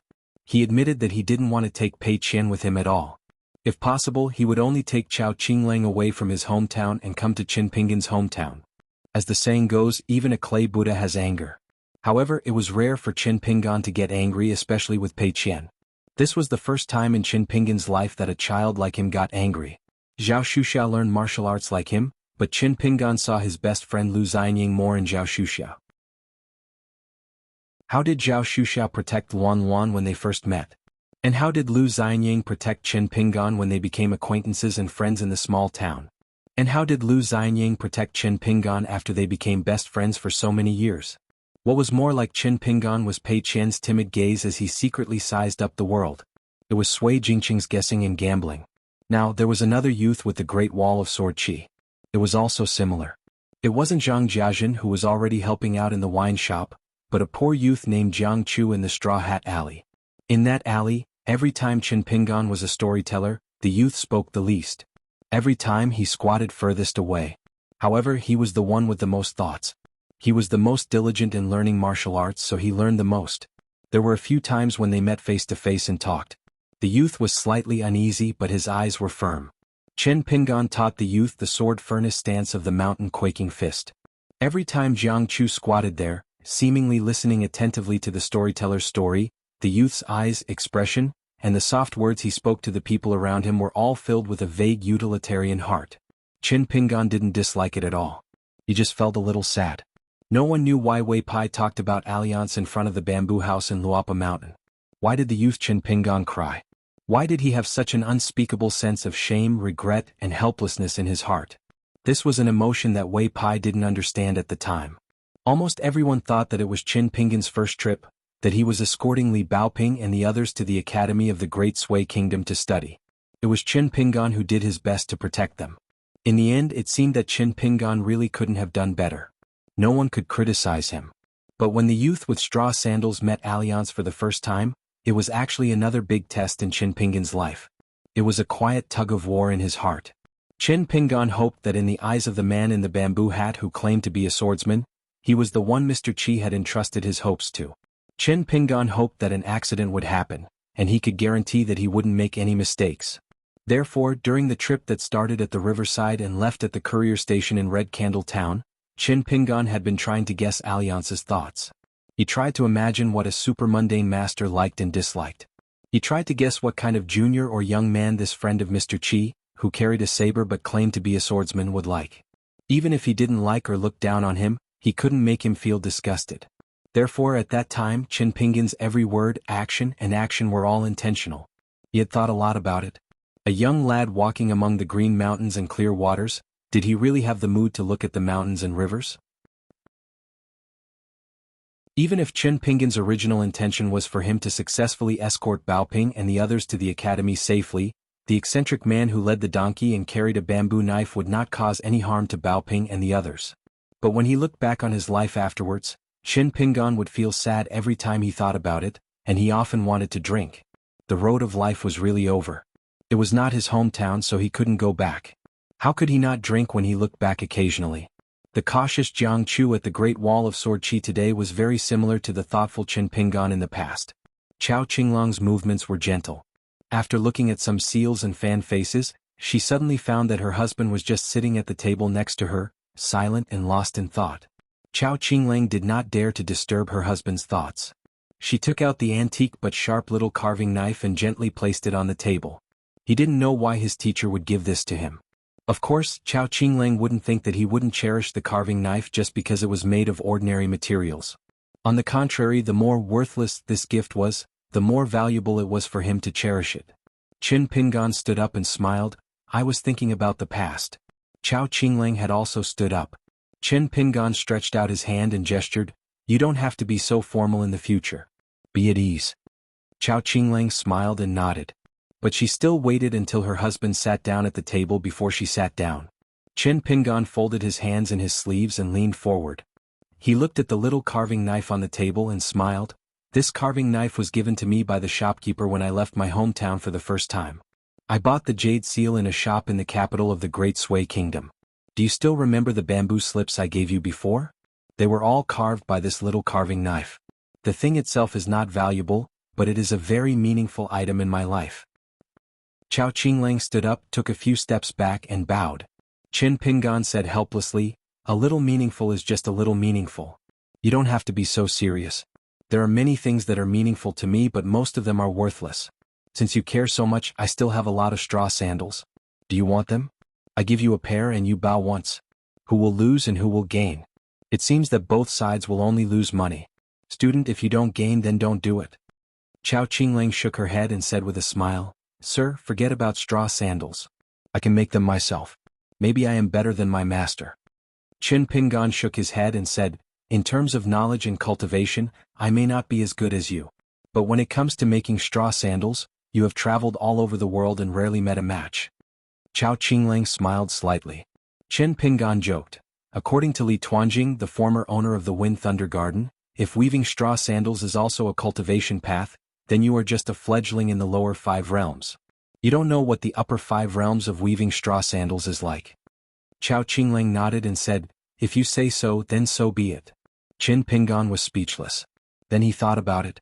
What kind of atmosphere was lacking in Luapa Mountain now? There was no shortage of fence-sitters, no shortage of ascendant realm flatterers. All of them were taken by his first disciple and Zhu Lian. Even Guizhuzhou, who was half a disciple, was a self-taught fellow cultivator like Pei Qian. So he lacked Chao Qinglang's strength of character. So Qin Pingan smiled with relief. He had finally taken in a normal and good student. Chao Qinglang was a little uncomfortable. He reached out and picked up a bamboo fan with engraved words on the fan. The folding fan's nickname was quite elegant, and there was the saying cool wind in it. Naturally, the inscription on the fan was obvious. But what Chao Qinglang really liked was the line of small regular script on one side of the fan. It was like a small child who was hiding and didn't dare to see others. The writing was extremely small. Perhaps the careless fan buyer would mistake it for a bamboo fan that only had the face of the fan but no inscription. Months, years, or even a lifetime, one wouldn't know how long it would take. Chao Qinglang closed the folding fan and held it in the palm of his hand. He stared at the line of words and looked up with a smile. No wonder you like to drink. Qin Pingan smiled knowingly. The words were engraved on the bamboo. Life is like a dream. Drinking wine is not afraid of getting drunk. If you don't get drunk, you will be a person in a dream. Qin Pingan smiled and said, if you like it, I'll give it to you. Chao Qinglang shook his head and smiled, it won't hinder you from making money. Qin Pingan casually picked up another fan and fanned it. He chuckled and said, your husband is not that kind of person. Chao Qinglang asked, teacher, shall we engrave the words together? Qin Pingan immediately put down the folding fan and smiled, sure.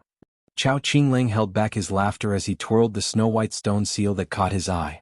Holding the carving knife, he hesitated a little before asking softly, sir, carving and writing are very different. I've never done this before. If it's my first time and I make a mistake, wouldn't it be a waste of a seal? Qin Pingan's mind moved slightly and the flying sword 15 flew out of his acupoints. He held it in his hand and said indifferently, the seal's material is just a common stone found in the Great Wall of Sword Qi. It's not worth mentioning. But if you really mind, you can engrave the words slowly. A slow hand and a fast mind will make fewer mistakes. Moreover, the sword cultivators in the Great Wall of Sword Qi are easy to talk to. They don't care about the small flaws in the words themselves. As long as the meaning of the seal is there, it will definitely be sold. Qin Pingan held the carving knife 15 in one hand and the seal in the other. He planned to give one to Chao Qinglang and Pei Qian each. He thought about the content of the seal and did not engrave it for a long time. Therefore, Chao Qinglang, who had a draft in his mind for the first time, was the first to write. After he finished the first word, Chao Qinglang took a deep breath and rested for a while. He looked up and saw that his teacher was still deep in thought. Chao Qinglang lowered his head and continued to engrave. There was a sentence that had been in Chao Qinglang's heart for a long time after he returned with Pei Qian. However, he did not want to say it to his teacher. Otherwise he would be suspected of being a tattletale. If you don't know how bad Pei Qian was before, you won't know how good Pei Qian is now. As for the Pei Qian who they had not seen for a long time, even if it was just about the height, why was there such a huge difference between him and Pei Qian? In fact, he was very surprised when he saw the elegant young man holding an umbrella at the corner of the street in the Blessed Land. After they met again, Chao Qinglang was even more puzzled. It was only when he followed Pei Qian to the Temple of Heart Reflection that Chao Qinglang's doubts were slightly dispelled. Later on, when he came to Luapa Mountain, his doubts were reduced and he gradually got used to Pei Qian's unchanging and change. As for now, although he had not completely figured out the reason, at least Chao Qinglang would not be like before, thinking that Pei Qian's body had been taken over by a cultivator or that part of his soul had been replaced. Otherwise, why would Pei Qian's temperament change so drastically? It was as if he had gone from one extreme to another. The young man was meticulous and careful. In fact, even after he left Luapa Mountain he still had some worries. Then there was the lecture between his teacher and his disciple on the city wall. This made the young man completely relieved. Chao Qinglang held his breath and focused again, continuing to engrave. Unknowingly, the orphan of the shabby alley back then had become a scholarly young man. Chao Qinglang planned to give this seal to his teacher. Chen Pingan still had not thought of what to engrave. He could only put down the plain seal in his hand, put away the flying sword and returned it to his Qi residence, and turned to pick up the brush to write on the fan. Chao Qinglang raised his head, looked at Chen Pingan, and did not retract his gaze for a long time. Chen Pingan did not raise his head, but he sensed the young man's strangeness. He smiled and said, "What's wrong? Did you engrave it wrong?" Then change to another seal and start over again. It's just that the seal you engraved before was wrong. If you are willing you can keep it and don't lose it. I did not engrave it wrong. Chao Qinglang shook his head, was silent for a long time and muttered, "I am very lucky to have met teacher." Chen Pingan laughed involuntarily, still did not raise his head, thought for a while and nodded. Teacher is also very happy to have met this student. Chao Qinglang continued to bury his head in engraving. Chen Pingan finished writing on the fan, turned his head and asked, "What words did you engrave?" Chao Qinglang hurriedly raised his hand to cover the seal. "I have not finished engraving, teacher will know in the future." Chen Pingan smiled. This student was not the same as the first disciple who was busy flattering him at the moment. Chao Qinglang sat upright, looked focused and meticulously engraved the words. His heart was calm and his hands were very steady. He used the carving knife that teacher gave him to write the seal words. The next time he left he would give teacher this seal. Chao Qinglang had not finished engraving and closed his eyes halfway. A beautiful picture that he had imagined for a long time appeared in his mind, and what he thought in his heart was what he wrote in his hands. Teacher sits alone, the spring breeze flips the book.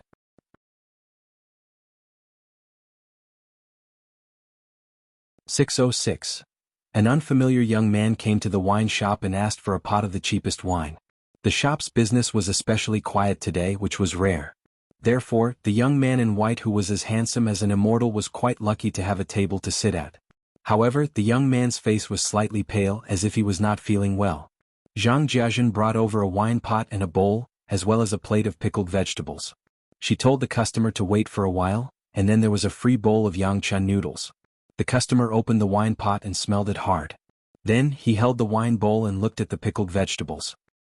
He raised his head and asked in the Great Wall dialect of Sword Qi, "Such a big wine bowl, such fragrant immortal wine, and free pickled vegetables and yangchan noodles?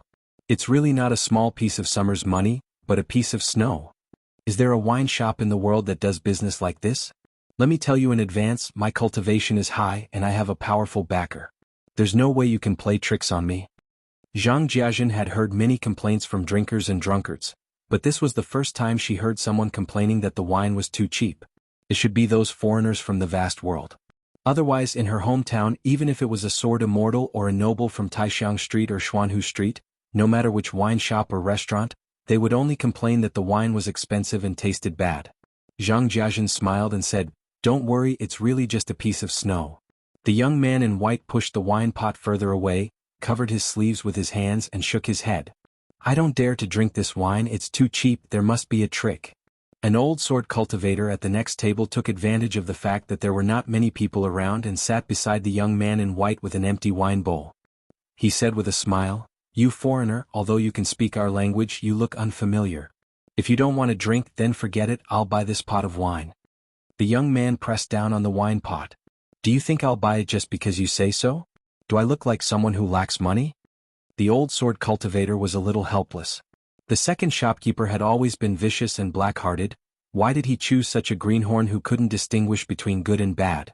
The old sword cultivator could only ask in his mind, "You're one of us, aren't you? Sai, look at how unhelpful you are.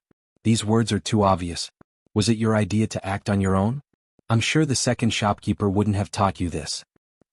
Sure enough, there was an old drunkard and old gambler who only liked to squat by the roadside and drink wine, who did not like to drink at the table. He sneered and said, "Where did that black-hearted second shopkeeper find such a fledgling helper? Is this your first time doing such a thing that goes against your conscience? Didn't the second shopkeeper tell you about it? That's right. Now that he's earning mountains of gold and silver, who knows where he's hiding and counting the money, he can't be bothered to nurture that bar salesman for the time being. I'm curious. Our great wall of sword chi has always been a gambler. Now that the second manager is here, why don't you just start a sect?" At this point, the old gambler, who had just lost a large sum of money today, turned his head and smiled. "Stack Xiong, I'm not talking about you. If you weren't the head shopkeeper, Grandpa Lu wouldn't be willing to come here to drink even if he was so poor that he could only drink water." Stack Xiong smiled and did not fuss over it. In Qin Pingin's words, it was the customers who scolded him. The second manager could scold as much as he wanted, and it would waste his saliva and make it easier for him to drink more. However, those who scolded him once and did not come to drink again, purely spending Shue's money to make a scene. Then he would have to trouble the head shopkeeper to remember their names or appearances. In the future, the second manager would have to find a chance to make up for it in the future. He would be amicable and forget about the grudge with the other party. Soon, a customer at the table shook his head and said, "I think our second manager is indeed immoral, but he's not that stupid. I reckon that he's just a salesman from another restaurant who purposely came here to disgust the second manager. Come, let me give you a toast. Although his methods are a bit clumsy, he's very brave at such a young age. He dares to arm wrestle with the second manager. You're a hero and deserve my toast." The head shopkeeper Stack Zhang just happened to pass by that table. He stretched out his finger and lightly tapped the table. That customer resentfully put down his wine bowl and squeezed out a smile. "Lady Stack Zhang, we really don't have any prejudice against you. It's just that it's a pity that the head shopkeeper met the wrong person. Forget it, I'll punish myself with a bowl." This customer drank a bowl of wine and was wrongly accused by Lady Stack Zhang, wasn't he? This man was both sullen and sad. He had received the second manager's personal teachings and had secretly obtained the second manager's brocade pouch. He had only used the immortal's incantation, "Too much white is black, too much black is white, too much black is white," and the conversion between black and white is difficult for immortals to predict. He was a genuine family member. However, this man thought again. Forget it. In any case, every time the second manager secretly acted as the banker, he earned quite a bit. After the event, the second manager would secretly split the spoils and give out money. No, it was a bonus. What spoils? As for how much money would be given out in the end, the rules were strange. It was all up to the second manager to decide. Fellow Taoist, like this man only cared about receiving money. The second manager had made it clear from the beginning that if he gave too much, he didn't need to thank him. If he gave too little, he shouldn't complain. Splitting the money was a sign of friendship, but not splitting it was a sign of duty. If anyone didn't pay attention, then they should be careful when walking in the dark. Who wouldn't stumble in the dark when drunk? Now that they were drinking in this small restaurant, they really couldn't not fix their snacks. However, as time went by, one would develop a knack for drinking. In fact, one would find it extremely interesting. For example, the people drinking in this shop all liked to glance at each other. They were all looking for clues, trying to determine whether the other party was a friend or foe. This man felt that he should be among the second manager's many bartenders. He was one of those with high seniority, high cultivation, and better comprehension. Otherwise, the second manager wouldn't have hinted to him that in the future, he would let a trustworthy fellow Taoist be the banker and specifically bet on who was a bartender and who wasn't. There was no reason for outsiders to earn this kind of money. As for whether it was real or fake, It wouldn't let some of his family members who had to temporarily stop work suffer a loss. It guaranteed that after his identity was exposed, he would receive a large sum of compensation money. At the same time, it would allow some of his fellow Taoists to hide deeper. As for how the banker would make money, it was actually very simple. He would temporarily discuss with some sword immortal seniors who weren't fellow Taoists. He would use his own face and incense to let them help him set up a trap. In short, it wouldn't ruin the banker's reputation and gambling character. The reason was simple. All the one-sided deals in the world weren't good deals. For cultivators like us, it was certain that we would become sword immortals. After a long time, how could we not have a good character? Other than the second manager's last sentence, when the man heard it, he didn't have the face to agree with anything else. However, he still deeply agreed with the first few words. The man drank and basked in the sun. He didn't know why, but at first he only felt that the wine here wasn't expensive and could afford it. Now he truly felt that the wine of the Bamboo Sea Grotto Heaven tasted pretty good. Cui Dongshan took out a snowflake and gently placed it on the table. He began to drink. If one were to ask about the details of a person's heart, not to mention these drunkards and gamblers, even his teacher, Qin Pingan, wouldn't dare to say that he could compare with his student, Cui Dongshan. In the human world, after a long time, only they could eat their fill. They couldn't feed their fill. His teacher's actions in the Great Wall of Sword Chi for more than a year seemed messy. However, in Cui Dongshan's eyes, it was actually very simple. He didn't drag his feet at all. It was nothing more than fake things and borrowing power. This was a different person from the teacher at the Book Slip Lake. Fake things. It was the wine shop. Wine, pickled vegetables, yangcha noodles, couplets, and a wall full of nameplates. 100 Sword Immortal Seal Manual, 1 Sword Immortal Seal Manual, folding fan. Borrowing power. It was the 4 gatekeepers including Qi Shou and Pang Yuanji. It was the descendants of Qin Sanqiu and Yan Xie. It was the entire Ning residence. It was the title of the literary sage's disciple. Besides senior brother were all the sword immortals who came to drink and inscribed their names on nameplates. There were even more sword cultivators. It was the daughter of the Middle Plains Grand Family, Yu Zhuanfu. It was the people of the Great Wall of Sword Chi who spent money to buy the seals and fans. After these 2 things were done, he could do more things besides protecting himself. To protect himself, he had to protect his own life. More importantly, he had to protect his own heart. Are you willing to think about whether my words and actions are harmless to the world? Regardless of whether I can do it in the end, whether I'm willing or not will make a difference. If you don't think about it, you might not hurt others. But if you are willing to think about it, it will naturally be better. However, from Cui Dongshan's point of view, his teacher was still stuck at the level of kindness and evil. After going around in circles, it seemed like a ghost going around a wall. He could only bear the worries, but it was a good thing. As for the possibility of kindness begetting evil and evil begetting good, his teacher had not thought about it. Back then, outside the ancestral home in Mud Bottle Alley, why did his student mention the wedding dress ghost? He purposely made a simple matter complicated and made things difficult for his teacher? Cui Dongshan was not someone who had nothing better to do. Naturally, he had his own intentions. His teacher definitely knew that his intentions were not bad, but he did not know the deeper meaning. But it was fine. As long as his teacher walked steadily, it did not matter if he was a little slow. There would be a cool breeze in his sleeves and a bright moon on his shoulders. People could not just be given to others. There could not be any suspicion of charity. Otherwise, so what if it was given for free? Other people might not be able to keep it and it would increase karma. In the Great Wall of Sword Chi, one could only rely on fate. Or rather, it depended on whether the wasteland agreed or not. Do not go against one's heart, grasp the propriety, proceed step by step, think through everything, do your best, take and release and do it with ease.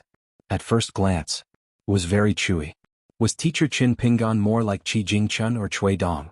Why did that old bastard Cui Dong later create a book late questioning heart game and try to decide the true victor in a tug-of-war with Qi Jingchun?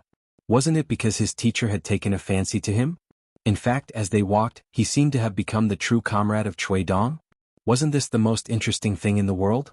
Therefore, Cui Dong planned to make the dead Qi Jingchun unable to admit defeat, but in Cui Dong's heart, he could openly turn the tables. Did Qi Jingchun think that he could choose another senior brother Cui Dong when he was alive?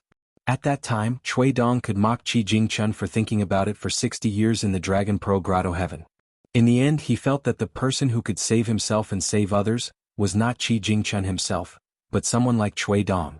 It was obvious who would win and who would lose. Why did the old scholar want to separate that bastard Chui's dong from my soul? Wasn't that the same as giving him a taste of his own medicine? Letting Chui Dong know what he was thinking was still not completely right?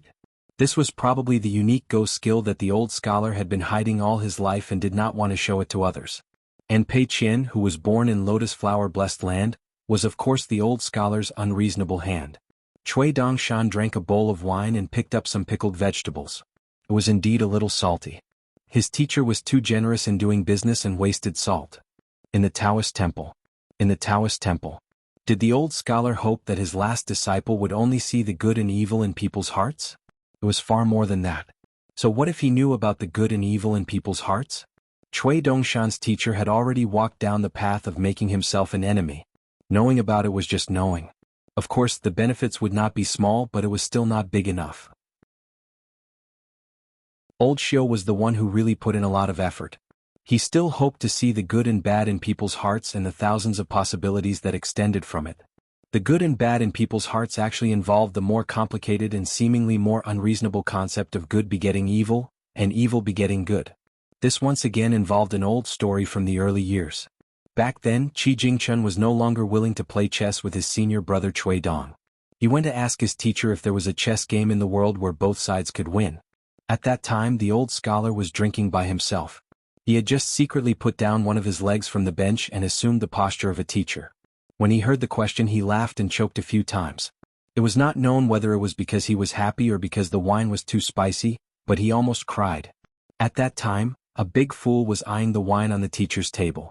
He casually said, "If you don't play chess, you won't lose. If you don't lose, you win."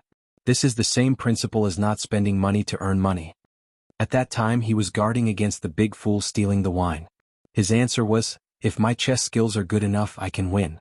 If I lose without anyone knowing, then it's a win." Chui Dong sat on the threshold and leaned against the door. He smiled and said, "Without breaking the rules, this is only possible if the chessboard is infinitely big. Otherwise, don't even think about it." At that time, the only young man standing in the room just looked at his teacher. The old scholar smiled and said, "This question is a bit big. If I want to answer it well, I have to think about it a little more." Qi Jingchun nodded and said, "Please finish the wine quickly." The implication was that the teacher should have an answer after drinking the wine. The old scholar smiled and nodded with confidence. As soon as he finished the wine, he began to stagger to his feet. He tried hard to hold back his blushing face and pretended to be drunk. He then took a nap. Chui Dongshan put down his chopsticks and looked at the square table like a chessboard. He looked at the wine pot and wine bowl on the table and sighed softly. He got up and left.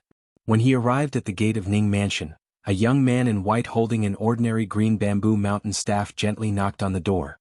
Nalin Yeshing opened the door. The young man smiled and said, "Grandpa Nalin, the teacher must often talk about me. I am Dongshan." Nalin Yeshing only knew that this person was his son-in-law's student, but he really didn't know that he was good-looking but not very smart. What a pity. The two disciples and students that the son-in-law had brought in earlier looked very good. After Nalin Yeshing closed the door, Chui Dongshan said with a puzzled look, "Grandpa Nalin is obviously an Ascendant Realm sword cultivator. Why is he in the Jade Unpolished Realm? Could it be that you were attacked by that old monster who hasn't appeared for 10,000 years and seriously injured Grandpa Nalin? Why hasn't such a story been spread in the world?" Nalin Yeshing smiled and didn't want to lower himself to the level of a guy with a hole in his head.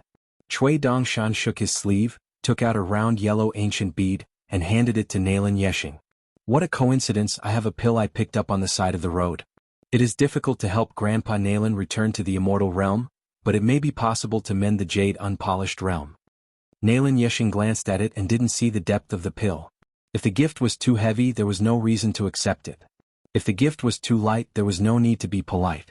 So he smiled and said, "Thank you, but take it back." Chui Dongshan didn't take back his hand. He added with a smile, "I picked it up on the Cayenne Road in White Emperor City."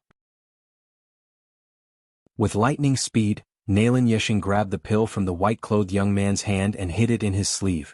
After thinking about it, he decided to keep it in his arms. The old man complained, "Dongshan, why are you still giving Grandpa Nalin a gift? Don't be so estranged." Chui Dongshan looked surprised and stretched out his hand. "Estranged? Isn't this Junior drawing legs on a snake? Give it back to me." Nalin Yeshing stretched out his hand and gently pushed the young man's hand away.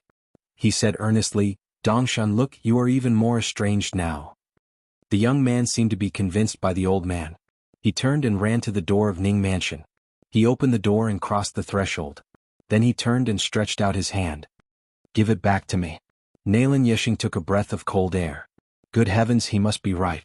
He is really the proud student of that son-in-law. Maybe he has obtained all the true teachings. Nalin Yeshing pretended to be deaf and dumb, turned and left. He didn't care whether he entered Ning Mansion or closed the door. Cui Dongshan entered the door, closed the door and quickly caught up with Nalin Yeshing. He whispered, Grandpa Nalin, now you know who I am, right? Nalin Yeshing smiled. Dongshan, you are the most promising student of son-in-law, aren't you? Cui Dongshan said guiltily, I only picked up one on the Cayenne Road in White Emperor City. In an instant, Cui Dongshan stretched out 2 fingers and blocked the side of his head. Nalin Yeshing smiled. In this way I can accept it with peace of mind. Cui Dongshan withdrew his hand and whispered, Grandpa Nalin, please don't tell anyone that I am an Ascendant Realm cultivator, lest the Sword Immortals think that my realm is too low and embarrass Mr. Nalin Yeshing was a little tired. It was not because of the pill itself, but because he didn't guess Cui Dongshan's words and actions after they met. He only said that he used the flying sword to scare this boy. Since the other party's realm was extremely high, he could completely turn a blind eye to it or try his best to block the flying sword. But this guy stretched out his hand to block it and deliberately slowed down a bit. When his 2 fingers touched the flying sword, it was not the tip of the sword but the hilt. Nalin Yeshing was worried.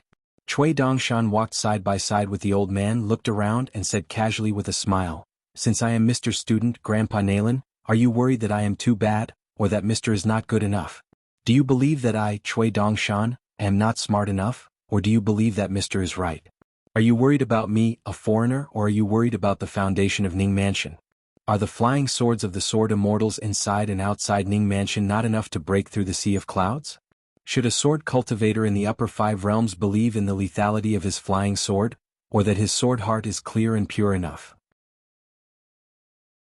Could it be that after I said that, you no longer believe me even though you originally believed me? Nalin Yeshing looked dignified. Cui Dongshan sighed with emotion. People with great strength always think that they can save effort and worry. This is not good. Nalin Yeshing frowned. Cui Dongshan glanced at the dragon beheading cliff not far away.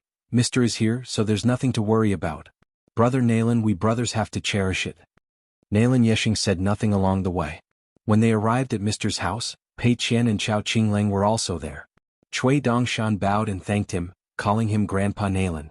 Nalin Yeshing nodded with a smile and said to Qin Pingan, who got up in the house, Dongshan and I hit it off at first sight, and he almost recognized me as a brother. Qin Pingan nodded with a smile. Okay, Grandpa Nalin, I know. Pei Qian secretly gave a thumbs up to the big white goose at the door. Cui Dongshan said with a blank face, Grandpa Nalin, I didn't say that. Nalin Yeshing smiled and said, Is it your husband who believes in me, Brother Nalin, or you, Brother Cui? Cui Dongshan covered his forehead with one hand and staggered, I drank too much at the shop just now. What did I say? Where am I? Who am I? The thumbs that Pei Qian had just put down were raised again. Moreover, both thumbs were raised. Nalini left, feeling carefree and happy. Qin Pingan glared at Cui Dongshan. Cui Dongshan sat on the threshold. Mister, let me sit here and enjoy the cool breeze to sober up. Qin Pingan sat back in his seat and continued to right the fan, and Chao Qingleng was also helping. Pei Qian wanted to help, but his master didn't allow it. He sat alone at the next table, facing the door and the big white goose. He winked at him and pointed to the 2 items on the table that were given by his master's wife. Pei Qian didn't stand on ceremony with his master's wife. He picked 2 gifts generously. A string of prayer beads made of unknown material with 108 people engraved on it. A pair of chess jars. As soon as the lids were opened, the jar with white chess pieces looked like a cloud, while the jar with black chess pieces was covered with dark clouds. There was a vague scene of an old dragon making rain. There were many beads in the prayer beads and even more chess pieces in the jar. The quality was not important at all. Pei Qian always felt that his family should win with quantity. Next time he fought with Li Huai, how could Li Huai win? Cui Dongshan nodded with a smile, raised his hand and gently made a clapping gesture. Pei Qian and him had a tacit understanding, so he raised his hand and clapped from a distance. Pei Qian sat cross-legged on the bench, shaking her head and shoulders. Qin Pingan, who had his back to Pei Qian, said, Have you forgotten how to sit? Pei Qian immediately seemed to have been immobilized. Cui Dongshan leaned against the door and looked at the three people in the room with a smile. Pei Qian was laughing to herself. Now whenever she saw a temple she would kowtow to the Bodhisattva. It was said that she often went to the Temple of Heart Image in the capital of Nanyuan Kingdom. But for some reason when she put her palms together, her palms were not tightly pressed together, as if she was carefully holding something. She also heard from Zhong Qiu that she now had her first friend who was no longer a friend. Of course it was not Chen Wanshu and Zhou Mili who were still good friends, nor was it the old cook Wei Xiaobai. It was a girl born and raised in the capital of Nanyuan Kingdom who had just married a few years ago. Before she left Lotus Root Blessed Land she went to find her and apologized. But the girl didn't seem to accept or reject Pei Qian's apology. She recognized Pei Qian, whose height and appearance had not changed much, but the girl from a rich family just pretended not to know because she was afraid. After Pei Qian left, she secretly found Zhong Qiu behind Chao Qinglang's back. She asked Master Zhong to do something for her. Zhong Qiu agreed. Pei Qian then asked if it was right. Zhong Qiu said it was not wrong, but did not say if it was good or if it could really be corrected. She only said that she should ask her master herself.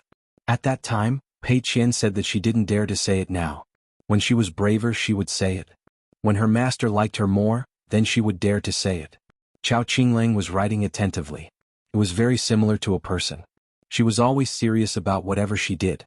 So she needed someone to teach her what she could not be serious about and what she should not be stubborn about. It was just that he didn't know whether Chao Qinglang now knew why his master was willing to be so serious when he was a burden dealer. In this seriousness, part of it was because of his guilt towards Chao Qinglang, even though Chao Qinglang's suffering in life had nothing to do with him. There were many things and many words that Cui Dongshan would not say. With master teaching and answering questions, the students and disciples just listened and watched. As for master, he was probably still thinking about how to make money at this moment. There were three people in the room. In fact, they were very similar in one thing. It was the time when his parents left for a faraway place and never returned. They were still children at that time. Master's parents were the first to leave. Then Pei Qian and then Chao Qinglang. The three people in the room probably did not want to grow up, but they had no choice but to. Therefore Cui Dongshan did not enter the room. He only wanted to sit by the door and lay the mountain walking stick across his knees. It was rare for him to be alone and to be in a daze. Chen Pingan slammed the table, startling Chao Qinglang and Pei Qian. Then they heard their master laughing angrily. The one who writes the best is the laziest?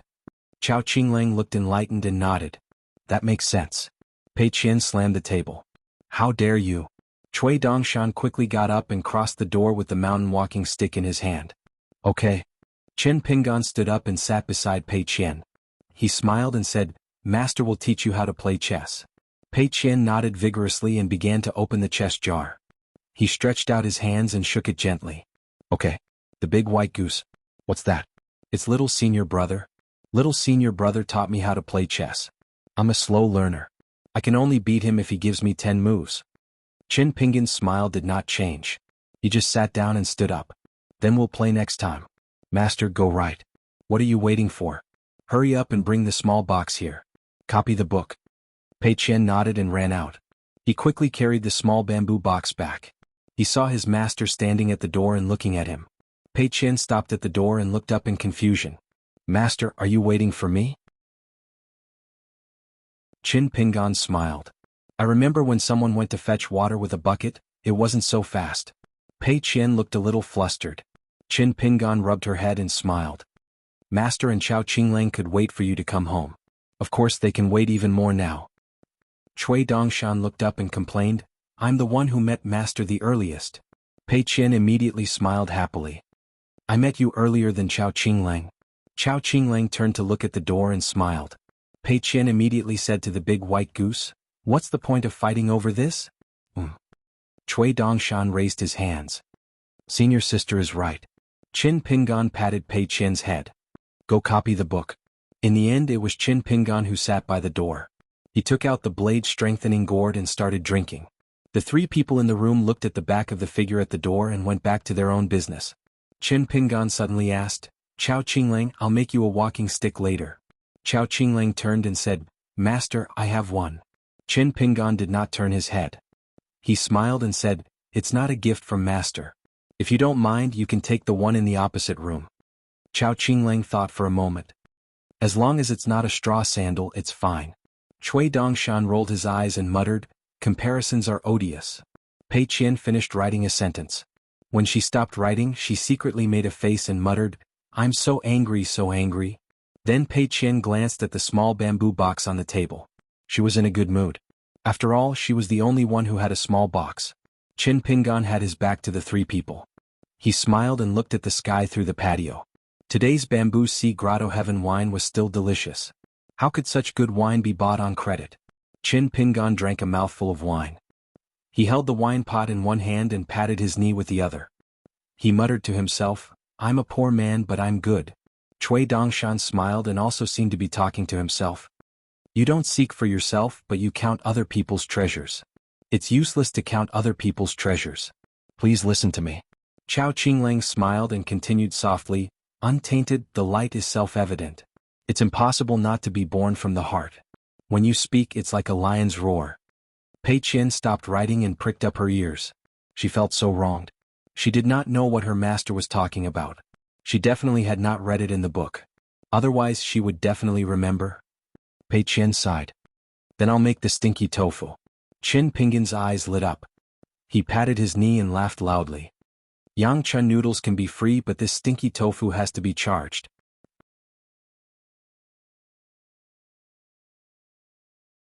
607. For the next 2 weeks, Pei Qian was not very happy because Cui Dongshan forced her to leave Ning Mansion and wander around with Blockhead Chow. The three of them wandered through the streets and alleys of the city. They went to look at the mirage from afar and then went all the way south. The big white goose liked to take a long detour and pass by the houses of sword immortals before they reached the top of the city on foot. If Master was here they could even crawl, let alone walk. But since Master was not here, Pei Qian hinted several times for him to take out the fairy talisman boat so that they could see the ground more clearly from the sky. But Cui Dongshan did not agree and Chao Qinglang was not interested either. He just acted like a mute, which made Pei Qian feel a little weak. Chao Qinglang originally planned to cultivate peacefully in the Ning Mansion. Just like Mr. Zhong, he walked slowly in the martial arts field every day. He could walk for several hours at a time. But when Cui Dongshan knocked on the door and asked him to come out, Chao Qinglang wanted to refuse. After all, Mr. Zhong specially chose this place for her to cultivate, and she could not let Mr. Zhong down. But Cui Dongshan shook his head, and his meaning was obvious.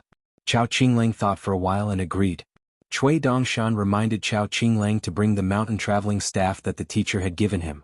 Chao Qinglang brought the mountain traveling staff that had accompanied the teacher through thousands of mountains and rivers and walked through half of the North Continent. Cui Dongshan had one himself, but it was an ordinary green bamboo. Pei Qian's mountain staff was made of the best material and was the most valuable. After the big white goose explained, Pei Qian gave up the idea of carrying the small bamboo box. On the top of the city wall, Pei Qian walked on the southern side of the city wall and saw many interesting sword immortals along the way.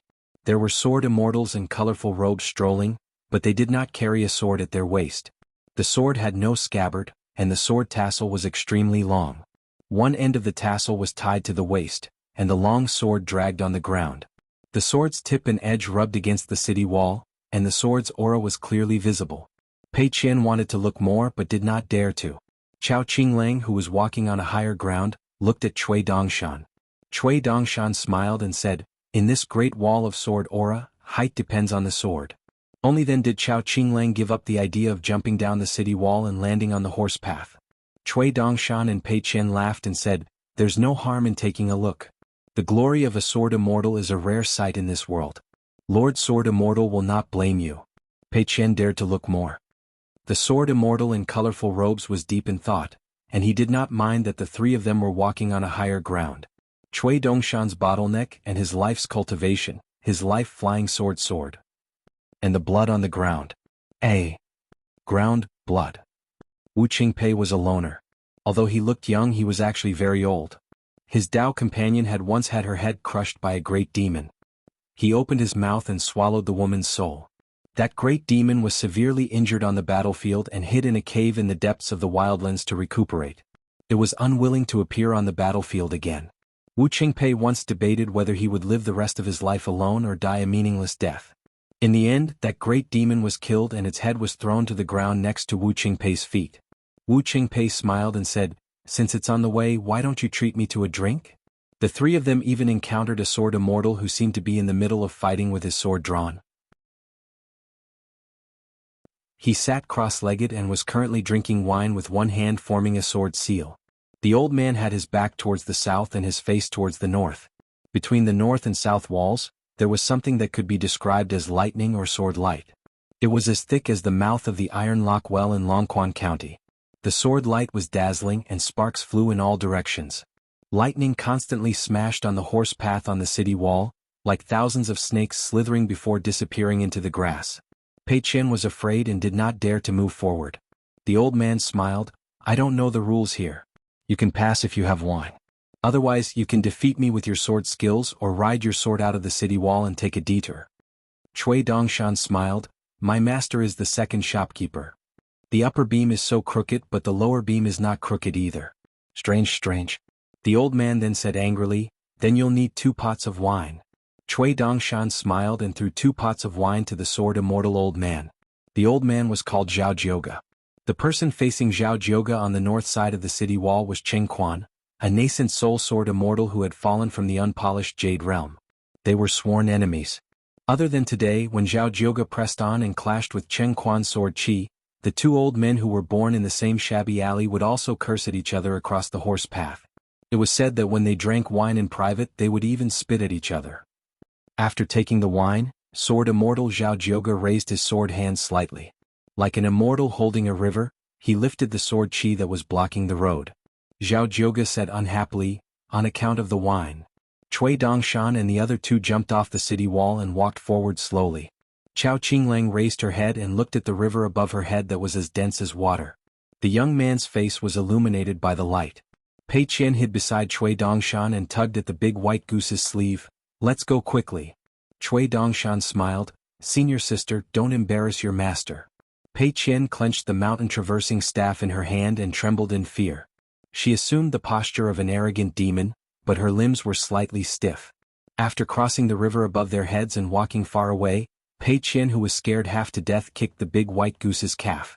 Although she did not use much strength, the big white goose was kicked into the air and fell to the ground. Her body curled up and she hugged her leg and rolled around. Pei Qian and the big white goose were old friends and was not worried about this at all. Therefore Pei Qian turned to look at Chao Qinglang almost instantly. Chao Qinglang looked ahead. I didn't see anything. Pei Qian heaved a sigh of relief and then asked with a grin, then did you see the fish in the river just now? They weren't big. One was golden and the other was green? Chao Qinglang shook her head. Pei Qian's mouth twitched. Hee, so you're a cultivator. Chao Qinglang did not think much of it. Chao Qinglang was well aware of his own aptitude. Mr. Zhong had already explained to him in detail why the demon Ding Ying stayed in the house near Zhuiyuan Alley and why he chose to sit in Chao Qinglang's house. Ding Ying had long guessed that the few cultivators in the capital of Nanyuan Kingdom were the hiding place of the female great-grandmaster from Mirror Heart Chamber. Chao Qinglang was one of them. At that time the spiritual energy in his hometown was thin. The only person who could be considered a true cultivator and become an immortal was the sword-controlling immortal, Yu Jini, who was second only to Ding Ying. However, since he could be regarded as a cultivator, Chao Qinglang would not belittle himself and of course he would not be arrogant. In fact, after the lotus flower-blessed land was divided into 4, the heavenly dew and spiritual qi fell on the human world like rain. Many of the cultivation seeds that were originally floating in the river of time began to take root and sprout in the soil suitable for cultivation, blossoming and bearing fruit. However, as Mr. Liu, who had secretly taught him the magic of immortals, had said, having the innate talent of being blessed by heaven and earth was only the first step. Being able to stand at the foot of the mountain was only the second step. After that, there were still thousands of steps to go up the mountain.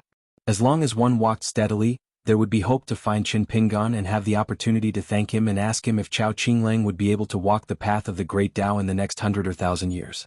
Cui Dongshan glanced at Pei Qian, the nominal senior sister.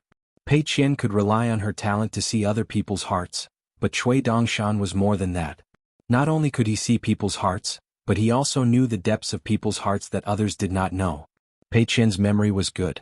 When she practiced martial arts, she stopped her sword energy for 18 times. Later, when she copied books and saw righteousness, she did not realize it at all. Then she learned to play chess with him on the cross-continent ferry. It turned out that as long as Pei Qian was willing to do something, she could do it better than anyone else. As long as it was something she wanted to learn and really wanted to explore, she would be able to do it very quickly. However, this was not Pei Qian's greatest ability. The most powerful thing about Pei Qian was that she could cut off her thoughts and set a barrier in her heart to not think too much. If I don't want to think too much, the thoughts won't come. The most intuitive manifestation was that after Pei Qian and the teacher recognized their master as their disciple, especially when they went to Luapa Mountain, Pei Qian began to stagnate. Whether it was her height or her temperament, it seemed to be fixed there. She was never tall and was always a small charcoal. Then Pei Qian's carefree attitude was truly carefree and carefree. However, as long as it was a path without barriers, Pei Qian's mind and thoughts were often like an amazing realm of unfettered heaven and earth, traveling thousands of miles in the blink of an eye. Her mind was restless and unrestrained. Cultivators trembled with fear like weak scholars walking unsteadily. The path was full of dangers and there were many bandits hiding at the side. However, for Pei Qian there was no such concern at all. It was only after she started to practice martial arts that there was an earth-shattering change. She began to grow, to move forward courageously. This was obviously another extreme. This was very good, but it also hid a lot of trouble and hidden dangers. Because the Lord Pei Qian in Pei Qian's heart was only the disciple Pei Qian in her master's heart. Therefore, to a certain extent, Pei Qian was definitely not determined. Pei Qian's heart was not sincere. She walked too fast as if she was riding on the clouds. Above the lake in her heart, there was only a pavilion in the sky that had not yet been connected to the ground. If it was not for her master, intentionally or unintentionally, who had been bringing her on foot, trekking through mountains and rivers, each holding a walking stick and carrying a bamboo box, carefully placing one or two of the simplest principles and the simplest rules in her little book box in her heart, Pei Qian would be like a firecracker that could explode at any time. Then, in the future, the more she learned martial arts, the further she walked on the martial path, and the greater the power of the firecracker. There was a great possibility that Pei Qian would one day poke a huge hornet's nest, harming others and herself. Now that Pei Qian had changed a lot, Master was no longer afraid that Pei Qian would take the initiative to make mistakes. Even if she walked the Jianghu alone, Master was actually not too worried that she would take the initiative to hurt others. Instead, he was afraid that others would make mistakes, and if the mistakes were obvious, then Pei Qian would not be able to hold herself back and use her big mistake to crush others' small mistake. This was the most worrying result. How easy was it for Master to teach his disciple? The vast world was so complicated, and there were so many life and death situations. If it was not the countryside where chickens crowed and dogs barked, there would be the heavens collapsing and the earth splitting, and there would be the overturning of rivers and seas. There were all kinds of accidents that even Qin Pingan could not determine good and evil. Once Pei Qian met with them, how could Qin Pingan dare to truly be at ease? For the sake of this first disciple of his, Master could be said to have cultivated a lot. They quickly passed by a group of sword cultivators who were sitting on the ground practicing their swordplay. Then Pei Qian's sharp eyes saw the woman from the central divine continent called Yu Zhuanfu, sitting on the road in front of the city. Yu Zhuanfu was not practicing her swordplay, but was sitting there chewing on a pancake. Cui Dongshan's hands were behind his head, his chest puffed out. His arrogant walking posture was not one bit inferior to First Senior Sister's signature posture. Pei Qian did not know what the big white goose was thinking.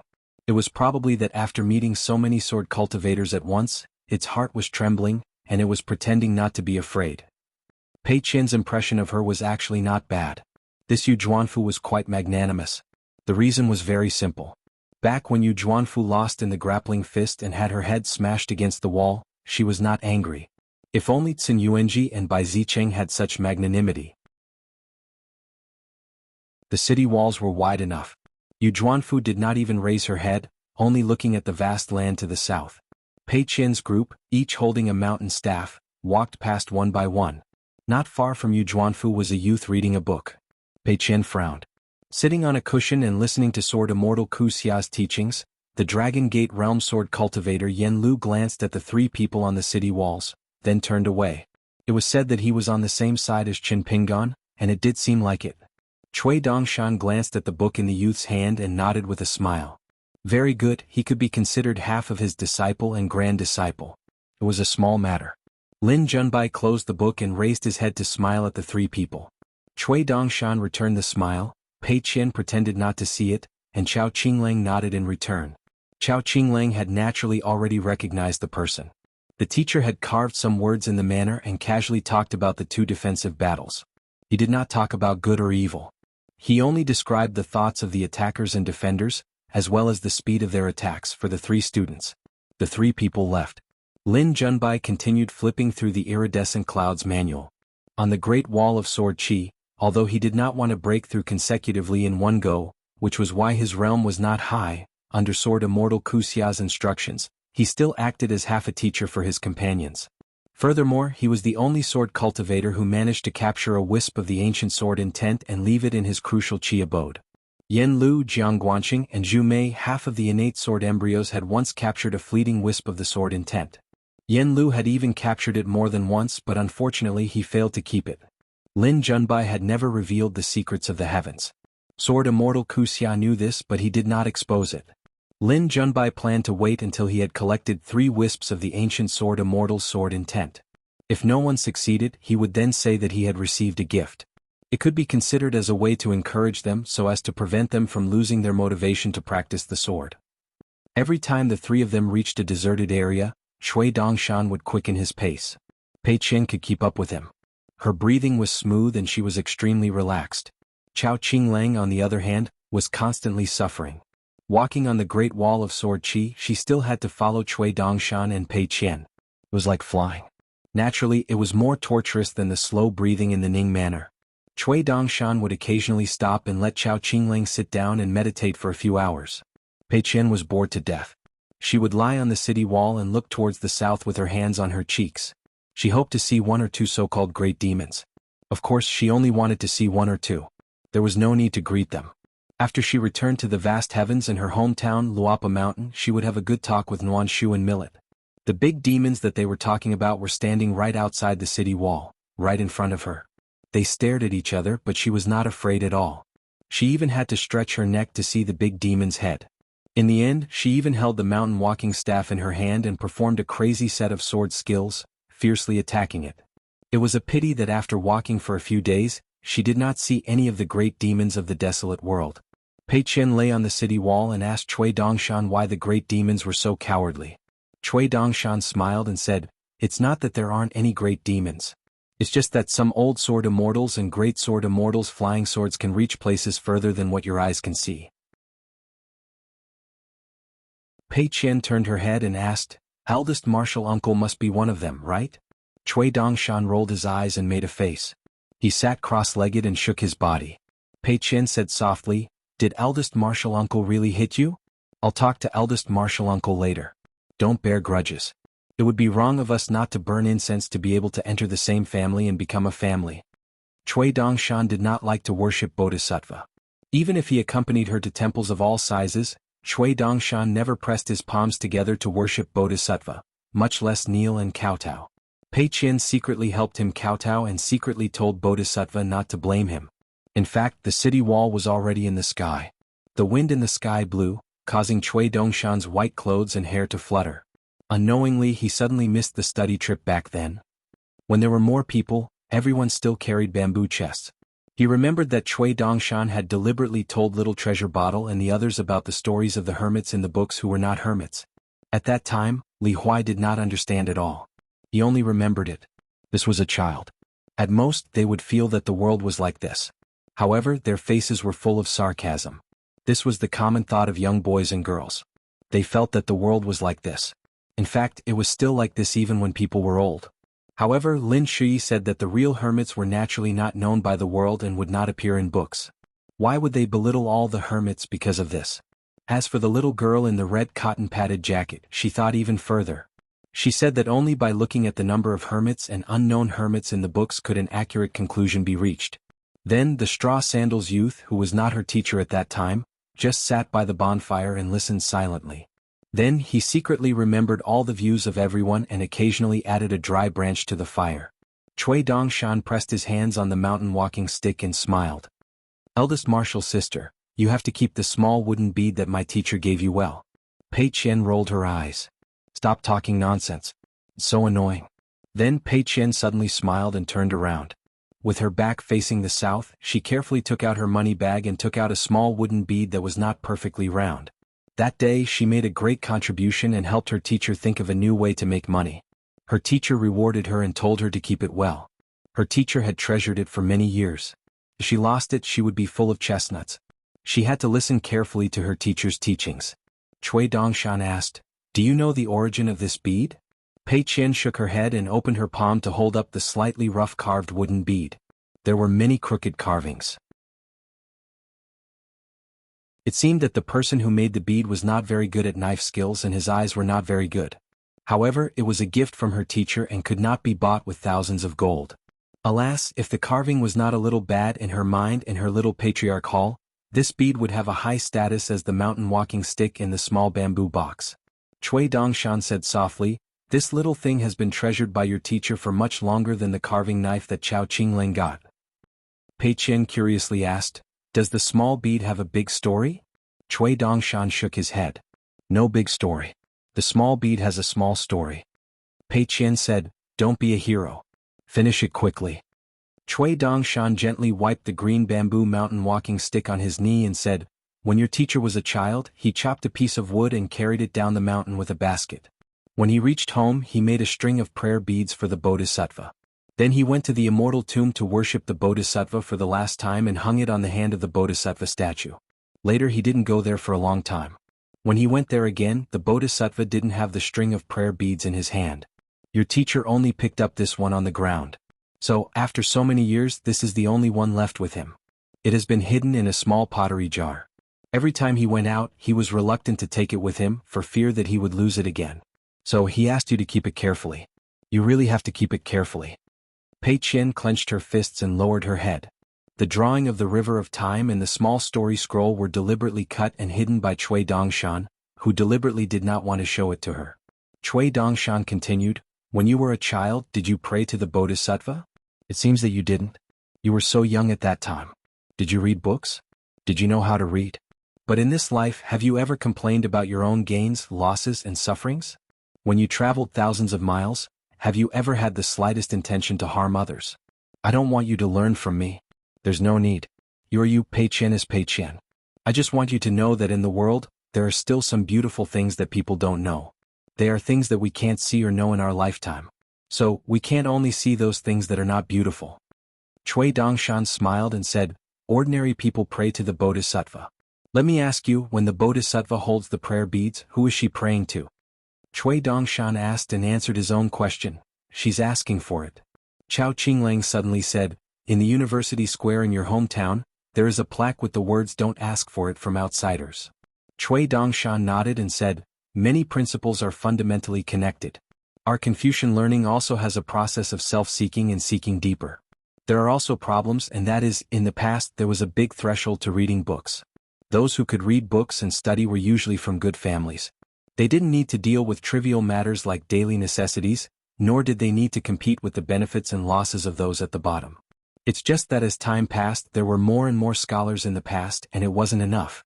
Because the sages only taught you to go higher, they didn't teach you how to earn money to support your family, they didn't teach you how to fight with bad people. I think the principle is really good, but it's not very useful. Almost every generation of scholars always feel that the world they live in is too bad. They curse the heavens and the earth, blame others and blame themselves. Is it because they have read more, are older and have a long life, seen more unhappiness, and have a deeper understanding of suffering, that's why they have such a pessimistic view? Is it because the world hasn't changed for the better, but it hasn't changed for the worse? Shouldn't we think about these possibilities? In fact, many sufferings are not mentioned in books, and even if they are, the number of words is not many. Compared to all the pain and suffering, it seems that the former has never been a match for the latter. Furthermore, the latter has always been outnumbered. Pei Qian was silent. Chao Qinglang stopped cultivating and began to cultivate her mind. Cui Dongshan looked a little tired for the first time. It's not that the principle is really bad, it's not right. It's because it's too good and too right that it's difficult to do. There are always many people who don't blame the unreasonable people around them, but blame the principle and the sages. What? The principle in books can't speak, and if the sages hear it, they won't do anything. What to do? Then there are many old sayings of compromise as well as a lot of proverbs. For example, it's better to provoke a gentleman than a villain. Is it reasonable? It seems that when you think about it, you always feel that something is wrong. How could there not be? Almost everyone in the world is a person who truly needs to live their lives. All of their family assets and incense are accumulated one copper coin after another. Therefore, when I think about it this way, this sentence is simply priceless advice. Cui Dongshan leaned back. I hate those who are smart but not smart the most. Since they have broken the rules and taken advantage of others, they should just shut up and enjoy the benefits in their own pockets. But they just have to come out and show off their cleverness. Then I met Pei Qian. Chao Qinglang, do you know what little senior brother was thinking when he was at the other extreme in the beginning? Pei Qian shook her head. Chao Qinglang said, I don't dare to think about it. Cui Dongshan said with a smile, that is to drag all the living beings in the world to sleep with me. Pei Qian held the prayer bead with one hand and grabbed the big white goose's sleeve with the other. Her face was full of fear, but her eyes were serious. You can't do that. Chao Qinglang comforted her. Eldest senior sister, have you forgotten what little senior brother said? In the earliest days there are many ideas that you have. If you change them you'll be missing that what if. My heart is full of morality, so I don't care if the world is unbearable. Cui Dongshan said self-deprecatingly, I have seen too many sinister people in my life. Not to mention looking at them, even if I hide in the distance and don't smell them, I will still smell them. And the problem is that I like to look and smell. I enjoy it. But my patience is not good, so I can't be a real teacher.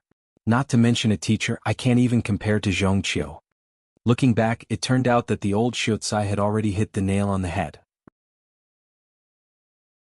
Perhaps you, Cui Shi, could be one of the people with profound knowledge.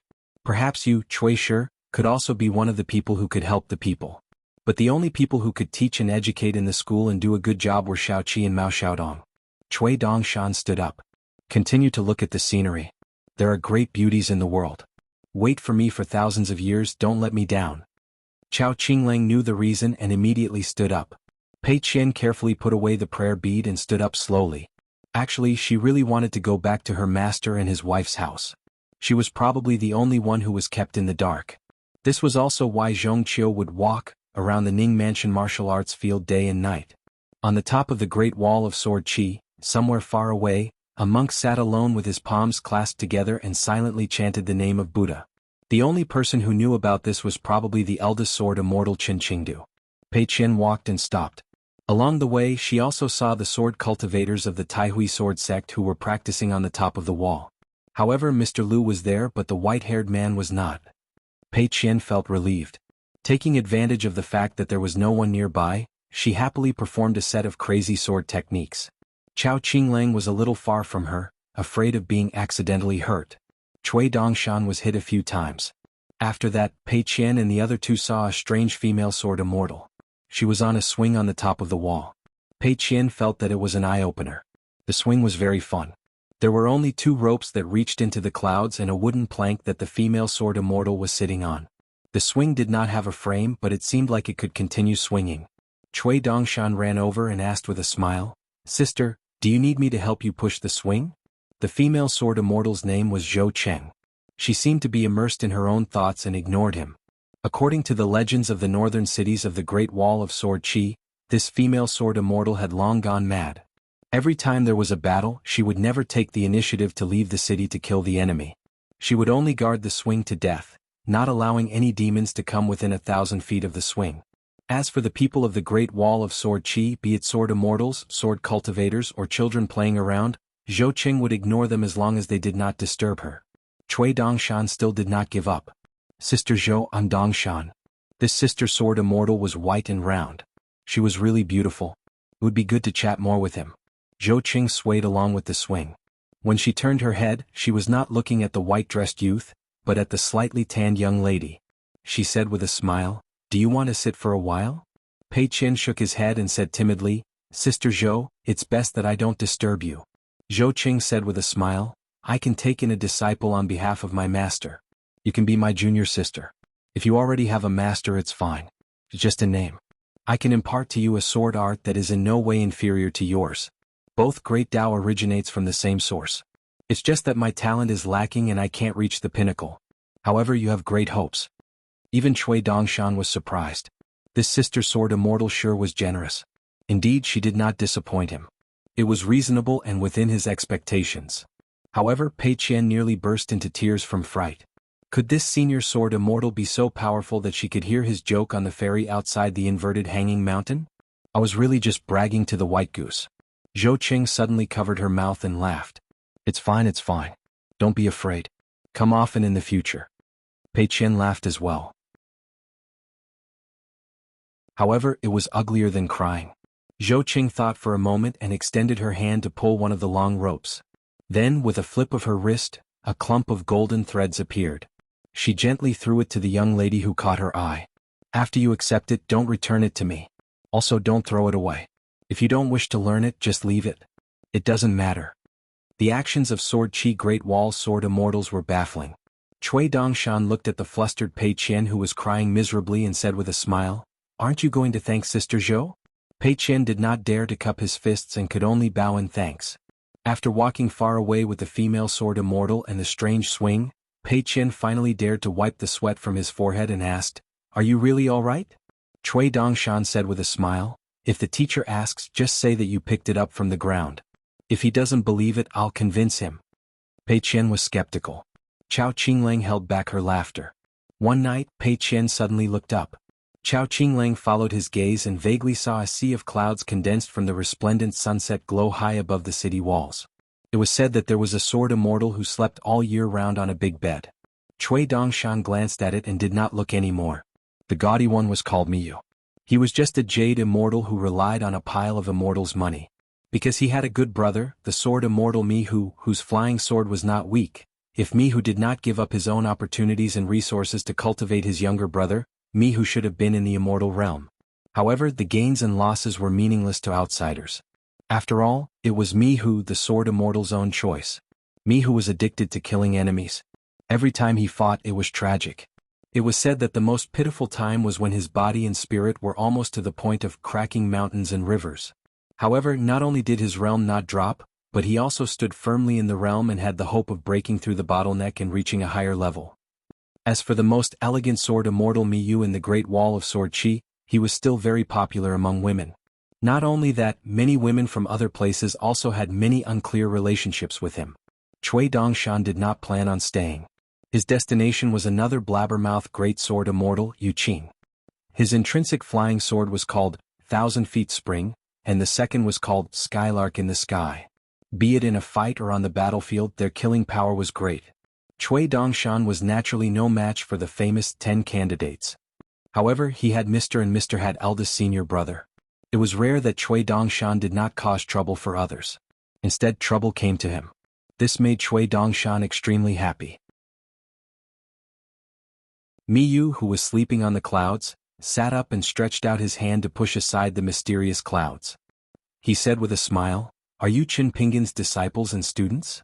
Cui Dongshan stretched out his hand to block Pei Qian and Chao Qinglang.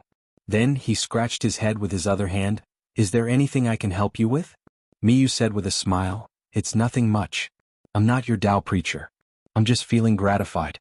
The literary sage's lineage has withered, but now so many have appeared. Qin Pingan is quite capable. He is indeed worthy of being Mr. Literary Sage's last disciple. Congratulations. With so many disciples, it's no wonder he can do so well in our Sword Qi Great Wall." Cui Dongshan whispered, "Senior, if you continue speaking in such an eccentric manner, I will have to speak in such an eccentric manner as well." Miyu laughed as though he had heard the funniest joke in the world. He flicked his sleeves and immediately colorful clouds appeared around him. "Just say it. I'm not going to take you kids seriously." Cui Dongshan asked timidly, "Is that Yu Qing your father?" Miyu leaned forward slightly and said with a smile, "What do you mean?" The white-dressed youth said aggrievedly, "Do you need a reason to speak in such an eccentric manner? You should have said so earlier." "I wouldn't have said it." Pei Qian was sweating profusely. He was planning to yell at the top of his lungs to call his eldest martial uncle. He didn't care if his eldest martial uncle could hear him, but he could at least scare him. Chao Qinglang smiled and agreed, "Little senior brother is right." This was the first time Pei Qian felt that Blockhead Chao was quite promising. He didn't think he was brave before. He always thought he was more timid than Meili. Miyu stretched out his finger and tapped it lightly in the air. He seemed to be hesitating on how to reason. The white-dressed youth said, all right, I was wrong. Yu Qing is not your father. I sincerely admit my mistake. Senior's sword skills are heavenly. You said it yourself. You won't go back on your words and argue with me, right? Miyu smiled but didn't say anything. Miyu, his brother Mihu, and the powerful great sword immortal Yu Qing. Was that enough? Miyu felt that it was enough. Moreover, his brother and Yu Qing had a lot of friends. After all, there was only one of them. As for Qin Pingan, this group of lowly brats from the sage of literature lineage, what were they? Miyu stood up. He wanted to find an excuse to teach these little ants a lesson. Whether the words of a sword immortal were pleasant or not, they had to listen and shut up. Pei Qian took a step forward and said to Cui Dongshan through telepathy, "Big white goose, quickly go find eldest martial uncle. Chao Qinglang and I are at a lower level. He won't kill us." She then whispered to Chao Qinglang, "No matter what I do later, don't attack or say anything. Don't give him a chance to hit you." Cui Dongshan scratched his head. Eldest martial sister. You really don't know what kind of person your eldest martial uncle is? This fellow had beaten him and Qi Jingchun quite badly back then, and this was his own family. If he was dealing with other people and drawing his sword with them, how could he be merciful? In an instant, thunder rumbled above the great wall of sword Qi. Miyu narrowed his eyes. His mind shook. He summoned his flying sword but did not dare to assume a killing stance. He only defended. The sword Qi arrived in an instant and easily broke through sword immortal Miyu's sword formation. There was a person standing on the mostly ruined clouds. The sword at his waist was still unsheathed. Miyu did not move. He did not dare to move. At this moment, Jade Plain Realm Miyu realized that watching this person go deep into the hinterland and fight two great demons with one sword was completely different from fighting him personally. The person who had retracted all of his sword Qi stood beside Miyu. He did not even look at Miyu. He only looked forward and said indifferently, "The sage of literature lineage is too heavy. That broken sword of yours can't handle it. Trash like you, do you deserve it?" Chao Qinglang bowed. Luopa Mountain's Chao Qinglang greets eldest martial uncle. Pei Qian quickly made up for it. He followed suit and bowed. Luopa Mountain's Pei Qian greets the greatest eldest martial uncle. After getting up, Pei Qian felt that he had not had enough. So he clenched his fists, tiptoed and stretched his neck. He waved his hand at the back of the figure high above. "Eldest senior brother, you have to be careful. This fellow has a black heart." Left and right turned to look. The sudden appearance of two martial nephews made him feel a little awkward. When Cui Dongshan tactfully scooted a little further away, left and right nodded to the azure-clothed youth and young lady.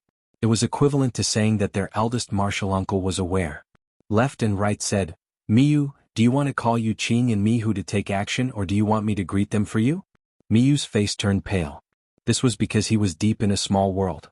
Not only that, any slight movement would cause extremely pure sword intent to point at him like thousands of flying swords. Cui Dongshan covered his mouth with both hands and suppressed his voice. He said slowly, one word at a time, "Eldest, martial, uncle, what's, when, Then Cui Dongshan hid behind Pei Qian and Chao Qinglang. He was really worried that his eldest martial uncle would give him another sword strike.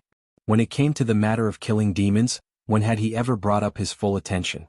Other than a handful of existences before the Great Wall of Sword Qi, even sword immortals did not know about it.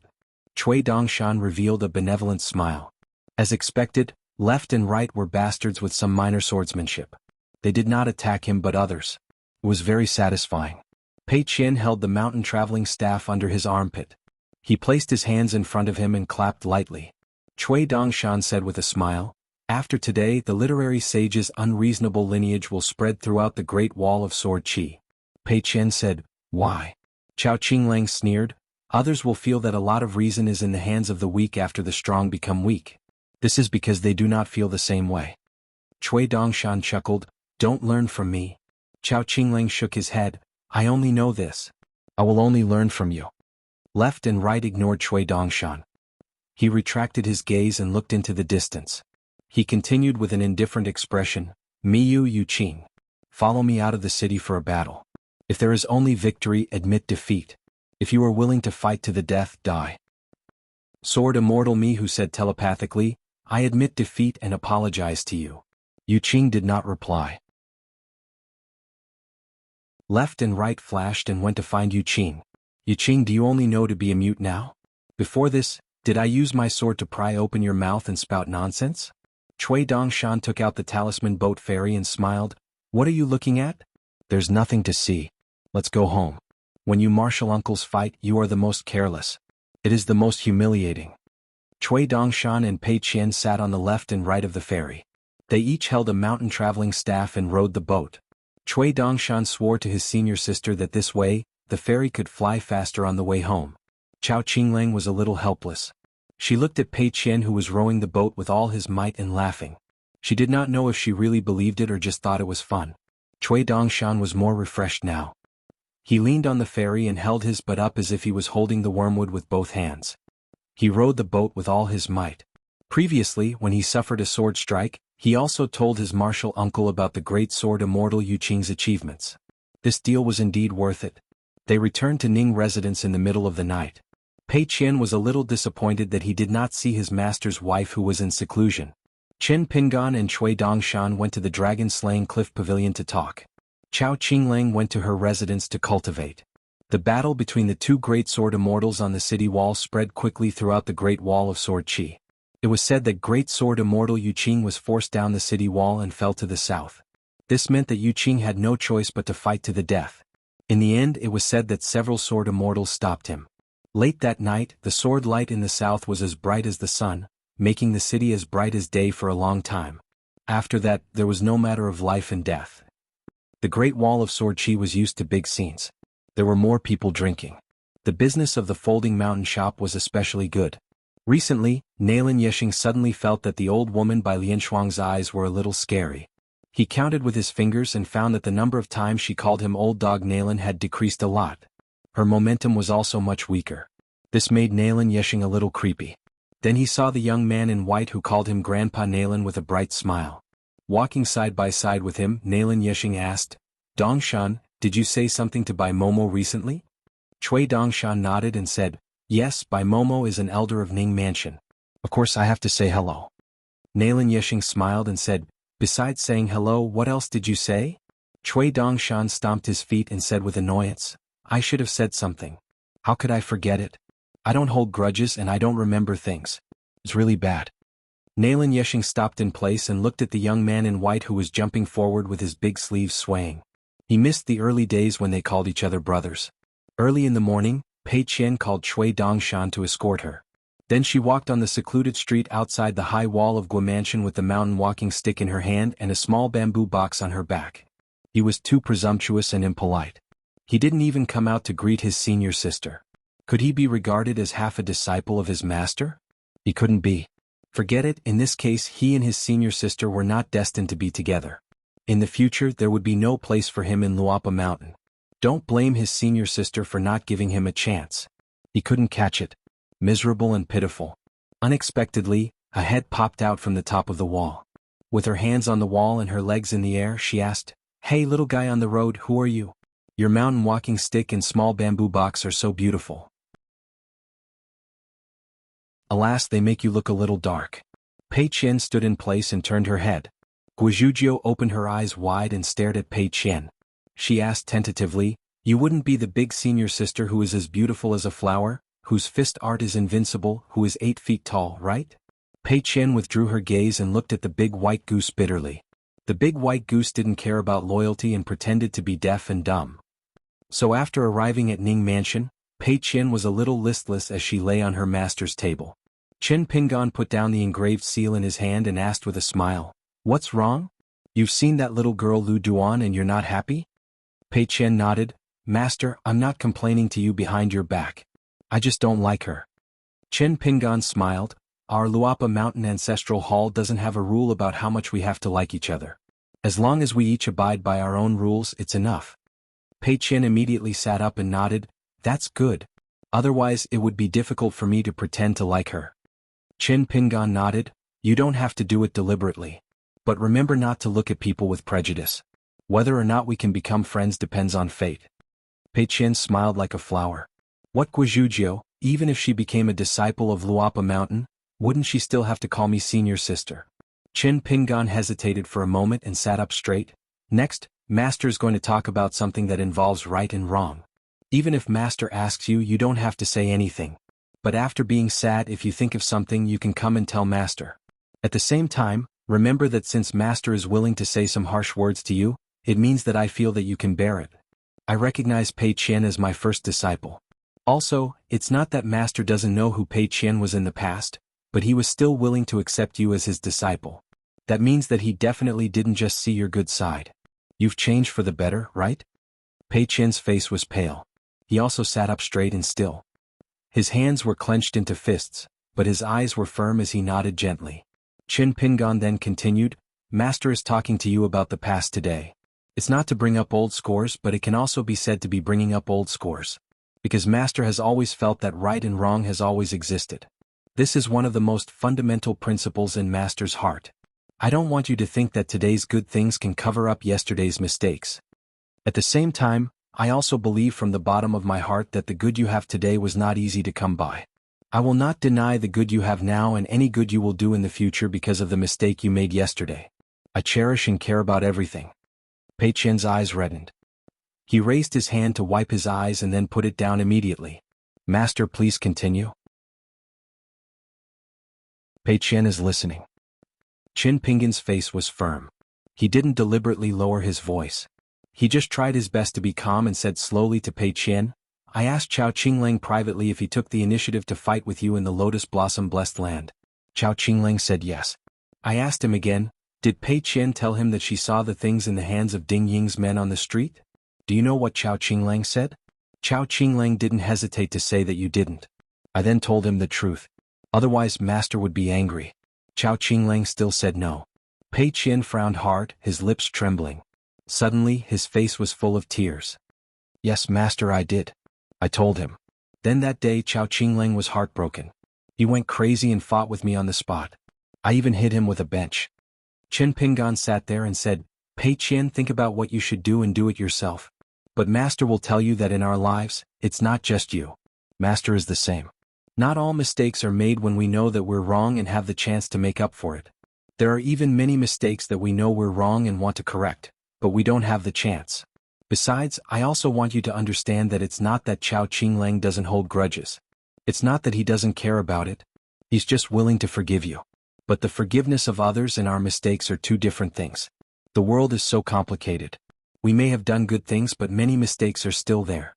Even if everyone doesn't remember them, we will still remember them. It's not that you have a lot of reasons. If you really have a lot of reasons to do something wrong, then it's not wrong. Pei Qian sat there and wailed. Qin Pingan got up and sat on the bench beside her. Your master made you sad today. If you make a mistake in the future, it will be the same. What will you do? Pei Qian stretched out a trembling hand and carefully tugged at her master's sleeve. She sobbed, Master, do you not want me anymore? Qin Pingan shook his head and said, Of course not. It wasn't easy to teach the Pei Qian of yesterday to become the Pei Qian of today. I can't bear to throw you away. Turning around, he gently rubbed Pei Qian's head. Qin Pingan laughed hoarsely and said, Because Master's life is sometimes very difficult. Pei Qian cried heartbreakingly again. She thought of her parents who fled on the road, the little beggar in the capital of Nanyuan Kingdom, the summer days when she lay on the stone lion and counted the stars. She thought of Grandpa Chui who left without saying goodbye to her. She suddenly remembered everything. All the things she didn't want to think of, things she wanted to think of but didn't dare to think of, all rushed to her heart. In the corridor outside the house, there was a small world that had been formed silently. Chao Qinglang changed from standing to sitting on the ground with her back against the wall. Little senior fellow apprentice Cui Dongshan was sitting next to her. And this little senior fellow apprentice maintained the small world and quietly left the house with Chao Qinglang. Chao Qinglang said, I feel much better. Thank you, little senior fellow apprentice. Cui Dongshan said, It's not a matter of course to be able to meet our master. You and I should work together. Chao Qinglang took a step back and bowed for a long time without getting up. Cui Dongshan suddenly shouted, No way, no way. Once we're here, we'll either be knocked down by eldest martial uncle's sword or be bullied by Grandpa Nalen. I have to act like a little senior martial brother and find someone to play chess with. You just wait, soon you will hear of little senior fellow apprentice's glorious deeds. It's not difficult to beat him. Winning 3 or 5 games in a row is nothing. Only when he wants to keep losing will it show that your little senior fellow apprentice's chess skills are not bad. A wisp of white cloud floated to the top of the Great Wall of Sword Qi. It went to find Lin Junjilin. On the way, Cui Dongshan had even thought of the opening remarks. Young Master Lin, what a coincidence, You are reading the colorful cloud manual again. To tell you the truth, I also know how to play chess. Your chess skills are so good. How about giving me 3 pieces? Is it too much? Who am I? I am Dong Shan.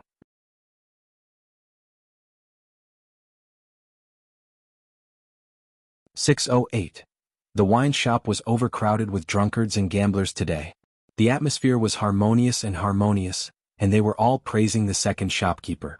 It wasn't that the second shopkeeper was so handsome and had the style of his senior brother.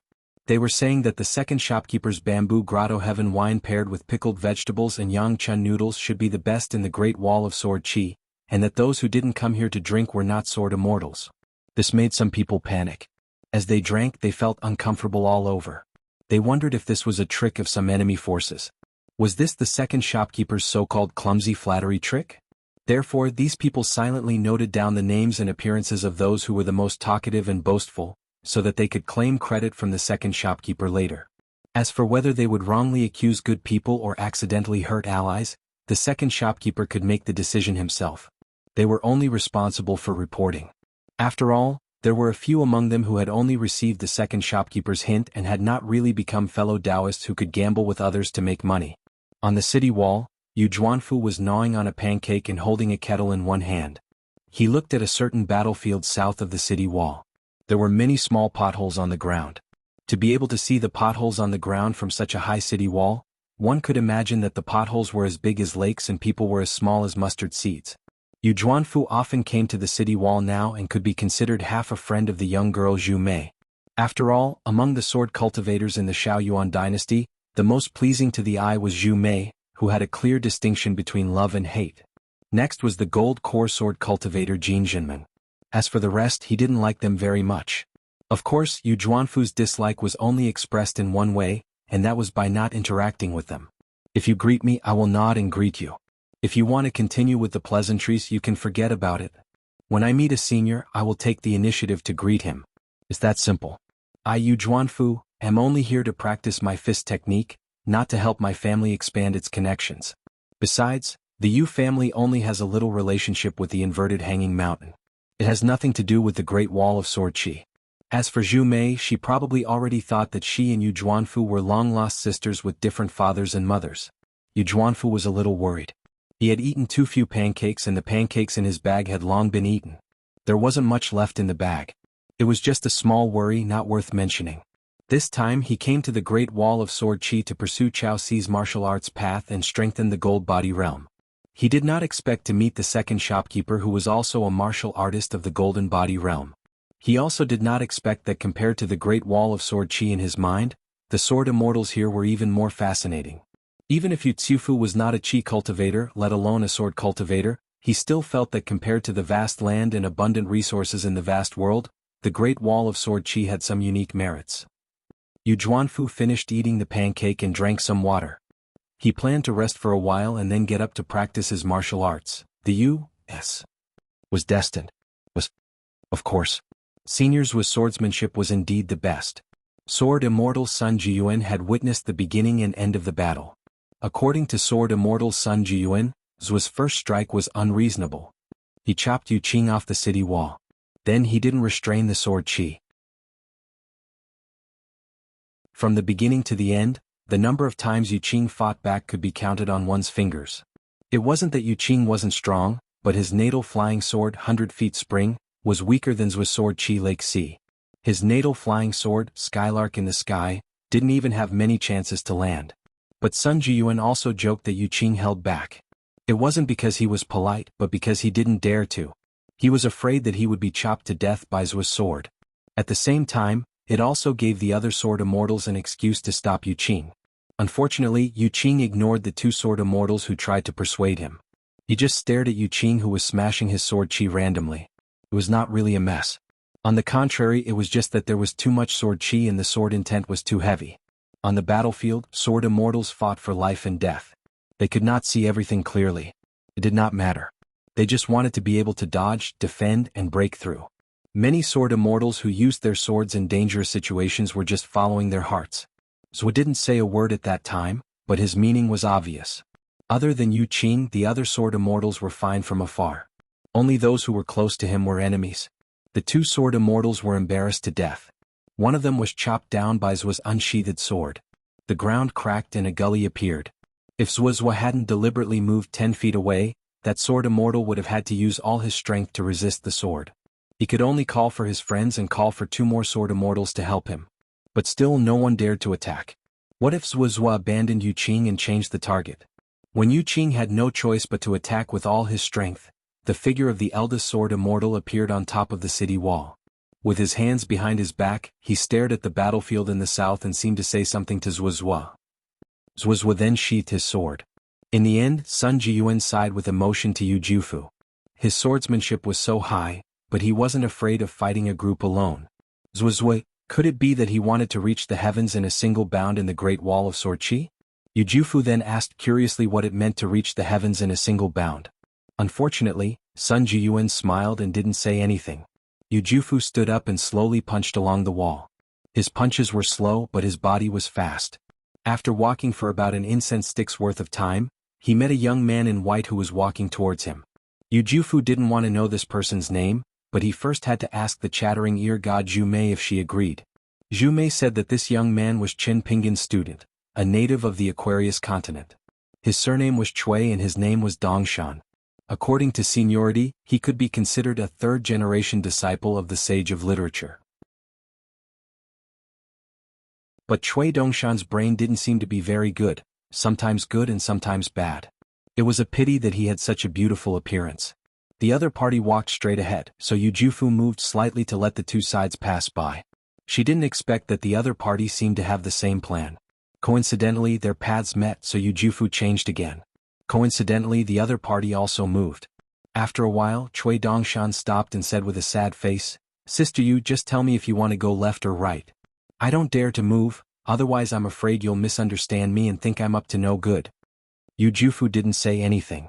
Seeing him stop, she took a detour and passed by him. She didn't expect that the other person also turned around and walked side by side with her, but there were only 5 or 6 steps between them. Cui Dongshan whispered, "Sister Yu, have you heard of the 100 Sword Immortals Imprint Scroll and the Phantom Sword Immortal Imprint Scroll? Is there anything that caught your eye? I'm the most useless of my family's teachers and I'm the one with the most money. Cultivation costs a lot of money, and I don't want my teacher to worry about it. I can only earn some money by myself. Relying on the water, the pavilion gets the moonlight first. I stole a few imprint scrolls, a few folding fans, and a few seals from the Yen family's young master's silk shop. Sister Yu, just think of me as a bag dealer. I have 2 imprint scrolls, 3 folding fans, 6 silk fans and 6 seals. Sister Yu, do you want to take a look?" Yu Jufu stopped and smiled. "If I'm not wrong, your symbol boat fairy is a mountain treasure from the Luxia continent. You rely on selling imprint scrolls, folding fans and other odds and ends. Even if your business is prosperous in 100 years, would it be enough to buy that symbol boat? I think it's difficult. Just say it, why are you looking for me?" The youth's face was full of sadness, helplessness and bitterness. He said in a daze, "In my mind, Sister Yu was originally the kind of woman from a rich family. But now it seems that you still look down on the hard work of making money. That's right, in a rich family, how much immortal money would it cost to casually buy an inconspicuous document on the table, even if it's a broken bird food jar that can't be mended?" Yu Jufu shook his head. "You still don't want to say it? Either you use your hidden strength to make me stop, or don't expect me to say another word to you." Just as Yu Jufu was about to move forward, Cui Dongshan hurriedly said, "I wholeheartedly want to make money, and at the same time let Sister Yu remember who I am. Sister Yu didn't believe me and hurt my heart. It's also my own fault. I can't bear to be angry with Sister Yu. Since that's the case, I'll make a bet with Elder Sister Yu. I bet that among these items, there must be something that Elder Sister Yu not only likes, but is also willing to pay for. Only then will I win. If I lose, I'll leave immediately and never see Elder Sister Yu again in this life. I can't lose more than that. If I win, Sister Yu will spend money to buy it. What I win is the size of a grain of rice. How about it?" Yu Jufu smiled. The youth seemed to have guessed her thoughts and also smiled. "How can I not know what kind of person Sister Yu is? The reason why I'm willing to accept defeat is not because I'm from a rich family and have a good temperament, or because I'm a disciple of a rich family. It's because Sister Yu has always thought that even if she loses, she will be able to win it back. Since you can win tomorrow, why not admit defeat today? There's no need." Yu Jufu's face was gloomy. "Who are you?" The youth felt wronged. I told Sister Yu that I'm Dongshan. The corner of Yu Jufu's mouth twitched. I don't want to accept defeat. I also dare to bet. Take out your things. Chui Dongshan's face was flushed with embarrassment. He lowered his head and quickly pressed his hands on his belt. Then he turned sideways, bashful, not daring to meet anyone's eyes. Yu Jufu's fist landed on the youth's temple. However, the youth didn't move at all. He was like a wooden person who was scared silly, or as if he didn't even notice. Yu Jufu immediately restrained the fist intent of a 6th realm martial artist's punch and suppressed it to a 5th realm fist aura. Finally, the fist landed on the youth's forehead. The fist intent decreased again, but it was only the strength of a 4th realm martial artist. Moreover, the fist fell and landed on the youth's cheek. Even so, Yu Jufu was still surprised by the next scene. Originally, Yu Jufu couldn't see through the youth's depth. However, he had a guess in his heart. The highest was nascent soul realm, the lowest was cave realm. Otherwise, the youth's footsteps and breathing wouldn't be so smooth on the great wall of sword chi. Even if he was cave realm, he was still in the middle 5 realms. Therefore, the youth could dodge the fist of a 5th realm martial artist. The youth could also withstand the fist of a 4th realm martial artist. He definitely wouldn't be injured. Of course, there would still be some physical pain. However, Yu Jufu didn't expect the youth to be sent flying countless times after taking a punch. He fell heavily a dozen steps away, his hands and feet twitching again and again. Could this be considered a 4th realm martial artist killing someone with one punch? Yu Jufu took a step forward and squatted beside the youth. The nosebleed was real and not fake. Then the youth hugged Yu Jufu's calf. Sister Yu, I almost thought I wouldn't see you again. Yu Jufu frowned. His fist intent shook and immediately bounced the youth away. The latter instantly slid a dozen steps away. Chui Dongshan sat up and wiped the blood from his nose. He wanted to rub it on his sleeve, but as if he was afraid of dirtying his clothes, he wiped it on the wall. Yu Jufu's frown deepened. Jumei wasn't wrong. This person's brain really was sick. Just as Yu Jufu was about to leave, unwilling to be entangled with this kind of person, Chui Dongshan had already taken out 2 seals from his sleeve and placed them neatly on the ground in front of him. However, the 2 seals weren't placed horizontally. Instead, they were placed vertically, blocking all the seals and folding fans behind them. Chui Dongshan grinned and beckoned, Sister Yu, let's make a bet. Yu Jufu hesitated for a moment before striding towards the small gambling table. He was probably worried that she would catch a glimpse of the scene behind the 2 large doors of the seals. Knowing that she would lose, she would go back on her word and not gamble. Chui Dongshan even raised his hands and quickly covered the seals and fans. His 2 drooping snow-white sleeves seemed to form a roof that blocked out the wind and rain. Yu Jufu sat cross-legged and reached out to push away the 2 seals. Obviously, he wouldn't pay for them. But before Yu Jufu moved, Chui Dongshan stretched out his hands again to cover the 2 seals. All the folding fans were moved away by Yu Jufu's hands. She picked up the seals that Chui Dongshan didn't hide. Looking at the seal, she smiled. It was Yu Hualong. You a homophone. It was a good sign. But Yu Jufu still didn't feel very moved. I Yu Jufu have never liked the name Yu Jufu since I was young. Naturally, I would be grateful for the surname Yu but not too obsessed. As for whether Yu Hualong or not, she wasn't a chi cultivator. Even if she had seen the magnificent scenery of the Dragon Gate in the central region, she didn't feel much excitement. Scenery was just scenery. Therefore, Yu Jufu still just put it aside and said with a smile, only the last 2 seals are left. Chui Dongshan pressed his palms on the seals like an immortal's 5 fingers covering the mountains. Sister Yu, do you dare to bet a little more? The previous small bets are still there. Let's bet again on whether you like the seal on the left or the seal on the right. Or sister, you can bet a little more and bet that neither side is good enough for you. Even if you are moved, you won't pay for it. How about it? Sister Yu, you used to have the heroism of a woman when you punched my family's master. I wonder if you still have that heroism today? Yu Jufu asked, what are the stakes for the 2 bets? Chui Dongshan used telepathy and said with a smile, the stakes are slightly higher than the previous one, which is that sister Yu will pass a message to the Yu family for me in the future. The bigger one is that you will pass a message to Zhou Shinji for me. It's still just 1 sentence. Don't worry, sister, you will just pass on the message. I won't ask you to do anything extra. Otherwise, the bet will be voided, or I'll just consider it as my loss. Yu Jufu's expression instantly turned solemn. She used martial arts telepathy and said, can I not bet? Chui Dongshan smiled and said, of course you can. How can there be a banker who forcibly drags others to the gambling table? How can there be a gambling house in the world that wants others to buy their own things? It's just that Sister Yu's current state of mind is no longer the same as before, so I don't trust you that much anymore. After all, Sister Yu is a member of the Yu family, and Zhou Xinji is Sister Yu's respected elder and also her savior. Therefore, going against your conscience and doing things against your heart is to not go against your greater conscience. Of course it's pardonable. But a gambling table is a gambling table. In the end, I'm the banker because I want to make money. For the sake of fairness, I need Sister Yu to accept her loss and pay for all the items. Yu Jufu sighed in relief. Cui Dongshan smiled and said, if you agree to bet, you must accept your loss. That's because Yu Jufu believes he can win. It's just a pity that if you admit defeat today, you may not be able to win it back in this lifetime. Of course, in the end, it's just a small matter.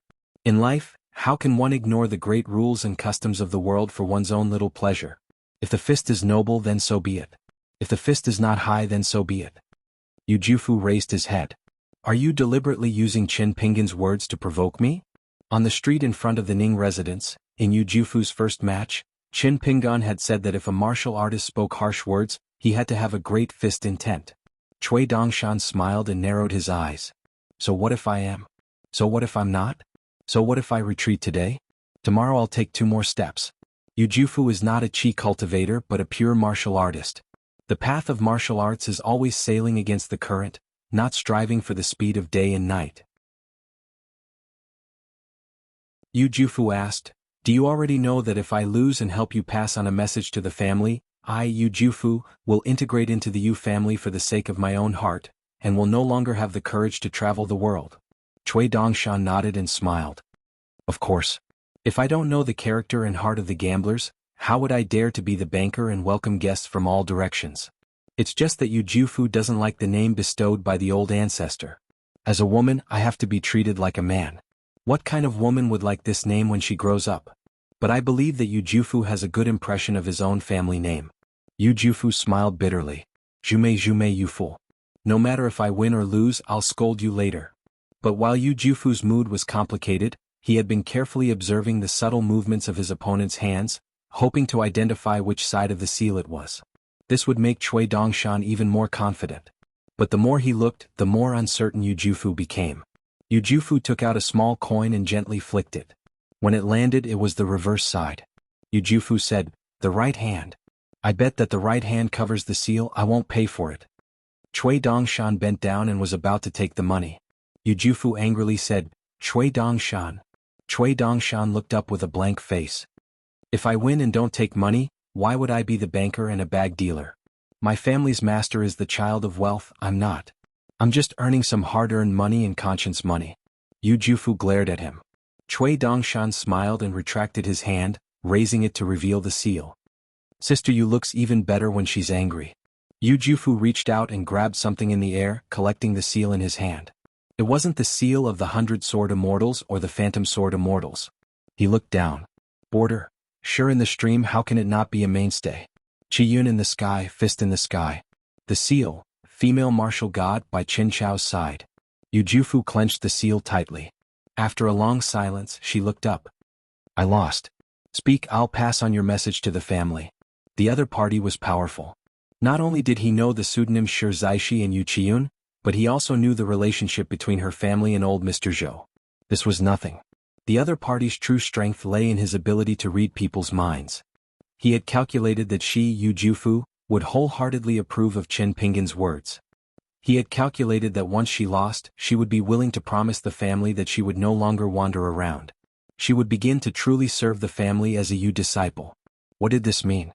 It meant that the other party needed her to pass on a message to the ancestor. No matter what the Yu family's reaction would be, they would at least pinch their noses and accept this kindness. He had also calculated that Yu Jufu's greatest wish on the path of martial arts was to catch up with Chao Ci and Qin Pingan. He would definitely not just watch the backs of those two men go further and further away. Yu Jufu's expression dimmed. After waiting for a moment, he found that the other party still hadn't spoken. He looked up and said with a determined expression, I'm willing to accept my loss. Please speak. Cui Dongshan looked at the girl and smiled. In the end, she was still a cute little girl. He said a few words. Yu Jufu was surprised. Just these words. This person's words just now were very strange, extremely strange. Old man you, hurry up and find a place where there's no one around. Loudly shout 3 times, if I'm not a bad chess player, who is? I like to regret my chess moves. Who have I won against? Could it be that Zhu Mei's words had hit the nail on the head and were absolutely true? After all, he was just passing on the message. As for whether the ancestor would do it or not, it didn't matter. Cui Dongshan picked up the small summer coin. The seal script was extremely rare, and it was very likely to be the only one left in the world. If a small summer coin was sold as grain rain money, it would be fought over by the immortals who were obsessed with money. Sister Yu was indeed a lady from a noble family. When she married in the future, her dowry would definitely be large. It was a pity that Huai Qin's life wasn't good enough. He didn't have the fortune to enjoy it. The worst fate was that he didn't die, but he could only watch helplessly as Sister Yu, who used to look down on each other, got married. He liked her now, but she still didn't like him. Thinking of this, Cui Dongshan recorded a small merit for himself. If there was a chance in the future, he would brag about it to eldest senior sister. Cui Dongshan's left hand was still holding onto the last seal. He smiled and said, Sister Yu, do you want to make one last bet? If I win, Sister Yu will speak with Zhou Xinji again. But if I lose, my words with the Yu family will not count, and I'll return this small sum of money to you. Anyway, I've made a careless move and lost the whole game. I'll lose all the bets. What do you think? Yu Jufu thought about it. Even if he was almost certain to win the last game, Yu Jufu still didn't want to bet. Yu Jufu shook his head. I won't bet. The person opposite laughed. Sister Yu's gambling luck seems bad, but it's actually very good. As for why I said that, Sister Yu will soon know the answer, and it will be today. Yu Jufu said angrily, still trying to provoke me? Are you done yet? Cui Dongshan grasped the seal that he had been hiding and gently tossed it to Yu Jufu. This is for you. Consider it my apology to you on behalf of my teacher. Yu Jufu caught the seal, dumbfounded. She muttered, Impossible, this seal has already been bought by an unknown sword immortal. Even sword immortal Sun Jiyuan couldn't find out who bought it. You've only been at the Great Wall of Sword Chi for a few days, and how could you know? It can only be this seal, it can only be this. Cui Dongshan acted like a little child, pretending to be profound. He sighed and said, In the great gambling world, winning depends on luck. Cui Dongshan put away all the items that Yu Jufu didn't care about and stood up. These odds and ends are Sister Yu's generous gift to me.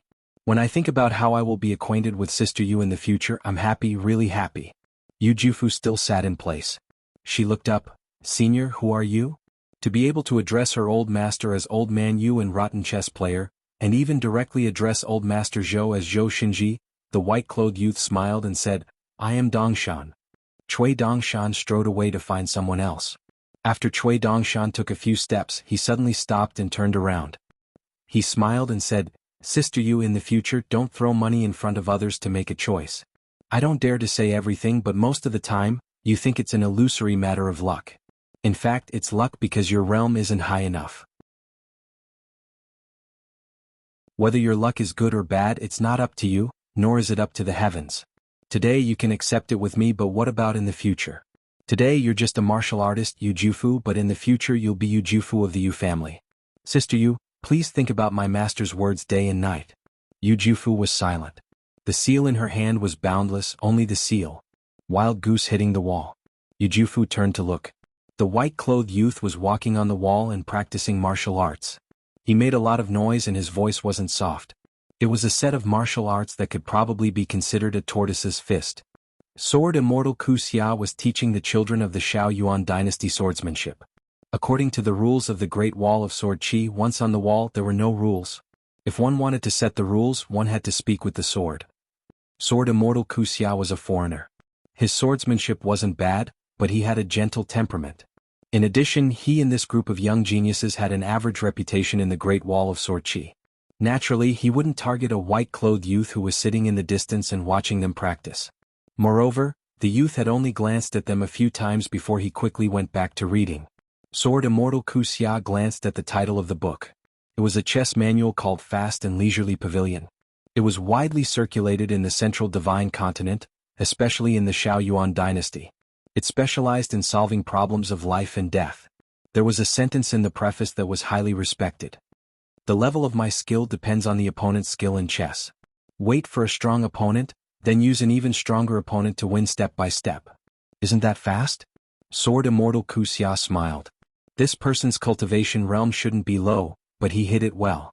Even Sword Immortal Kuxia found it difficult to see through him. He couldn't be a Sea Viewing or Dragon Gate cultivator. As for whether he was a Jindan or Yuanying Earth Immortal, it was hard to say. Could it be that he wanted to use chess to ruin the scene? Could it be that this young man, whose real age was hard to tell, had come to the wrong place? Apart from imparting swordsmanship, Sword Immortal Kuxia also allowed these future pillars of the Shaoyuan dynasty to cultivate by themselves and search for opportunities. The young man who was a disciple of the literary sage's lineage was quite patient. He sat there and read the chess manual. Not only that, he even took out a chess set and a chess jar and began to play by himself. During a break, all the young sword cultivators intentionally or unintentionally avoided the young man in white. They weren't afraid of him or his teacher, Qin Pingan. Instead, they were afraid of Qin Pingan's eldest senior brother. As for left and right swords, they had a tacit understanding and didn't mention a word about it on the city wall. However, in Sword Immortal Sun Jiyuan's Sun residence, they talked a lot about it in private. Great Sword Immortal Yu Qing only casually said a few words about the literary sage's lineage. Does that mean left and right swords have to fight to the death with others? Just because his swordsmanship is better, he's right? No wonder he's a brilliant disciple of the literary sage's lineage. His swordsmanship is really high and his logic is really great. Great Sword Immortal Yu Qing has outstanding military exploits at the Great Wall of Sword Qi. How many battles has he experienced and how many demons has he killed? Left and right swords are just sword immortals who have only participated in one battle. If they seriously injure Yu Qing or even kill him, wouldn't the savage lands give left and right swords a golden plaque to express their gratitude? Fighting and killing over such trivial matters? How is Great Sword Immortal Yu Qing wrong? Isn't the withered lineage of the sage of literature asking for it? Fortunately, the literary sage's lineage's knowledge was banned. Fortunately, our Shaoyuan dynasty banned and destroyed it the fastest. It's really fortunate. Otherwise, if the vast lands were ruled by this lineage of knowledge, it would be really fun. What a petty person. Fortunately, this is the narrow Great Wall of Sword Qi. Otherwise, if they stayed in the vast lands, who knows what kind of trouble they would cause by relying on their swordsmanship. However, while these youths were filled with righteous indignation, they did not know that Sword Immortal Kuxia was sitting beside Sun Jiyuan. His naturally bitter face was even more bitter. Sun Jiyuan was sitting in the corridor in his loose robes. He held a wine cup in his hand and drank. He smiled and asked, "Kuxia, do you think these fellows truly feel that way or are they just pretending to be fools?" Kuxia did not give an answer. This was because neither of the two answers was good. Sun Jiyuan seemed to be more resigned to his fate than Kuxia. He could not even be bothered to be angry. He only smiled and said, "A mob. Noisy and bothersome." Kuxia heaved a sigh of relief. At least he could still stay in Sun Manor. However, Sun Jiyuan's final words left Kuxia feeling helpless. In the vast lands you can't eat anything but you can speak whatever you want. On our side it's the opposite. You can eat anything but you can't speak whatever you want. That's all I have to say. In the future if you have any problems don't look for me to plead for you. I, Sun Jiyuan, am just a mere unpolished Jade Realm sword cultivator. I can't even withstand a few strikes from others.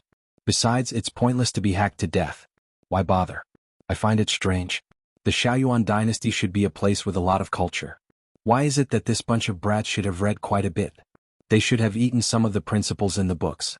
After eating delicacies they poop to fill the latrine. At the very least they have some use for it. However, even if they eat the principles they still poop. Does their own mouth stink, or does other people's mouths stink? Can't they smell it? Let me say this first. If they say such things in my Sun Manor, then forget it. After all, my Sun Manor's reputation has already been ruined by you. If you go out and make a fuss, my Sun Manor will not help you collect the corpses. Sword Immortal Kuxia still remembered Sun Jiyuan's cold eyes at the end of his words, as well as his last sentence. After all, our Great Wall of Sword Qi is a remote place. Learning to read is even more rare. If you don't know how to control your strength, you will die without an intact corpse. It will be very difficult to piece together. After Sword Immortal Kuxia said to rest for an hour, Zhu Mei immediately ran to find Yu Zhuanfu. She wanted to tell him that Cui Dongshan had come here to cause trouble.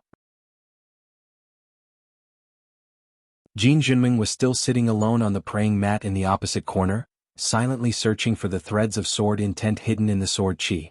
Lin Junbai was sitting on the praying mat, answering the questions of several sword cultivators. Only Yin Lv got up and walked towards Qin Pinggan's student named Cui Dongshan.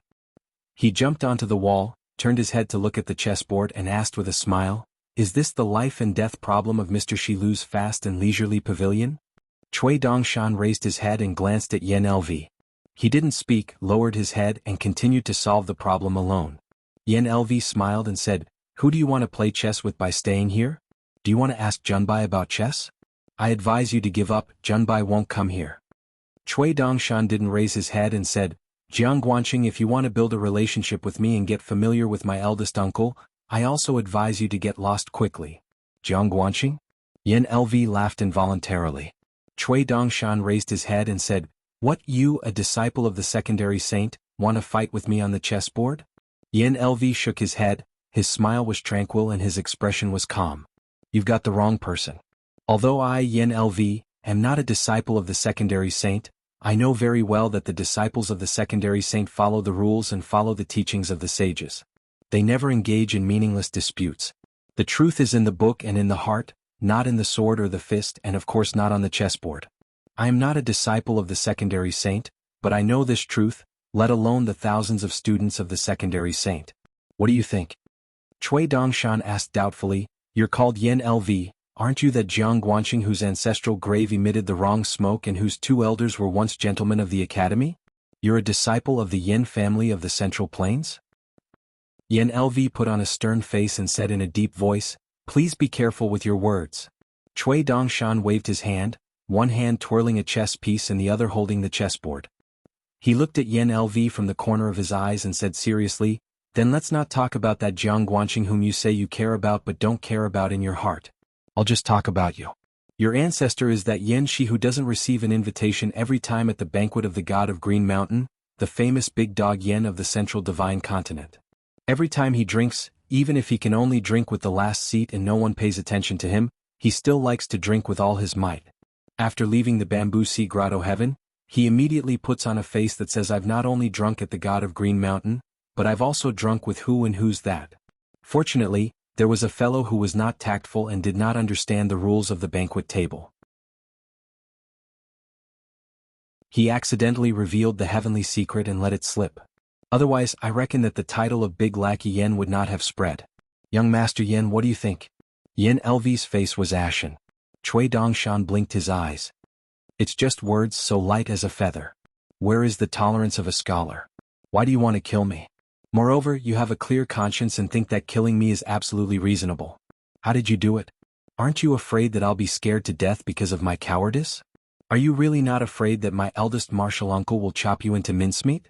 Or is it because you can't see through my cultivation level and you're afraid of my family's higher cultivation level, plus you're a piece of trash so you're holding back and thinking that revenge is never too late? Think about it. Based on this logic and your rules, wouldn't you be the same type of person as the eldest martial uncle you speak of? It's just that you, Yin Lv, are a piece of trash taught by that old dog.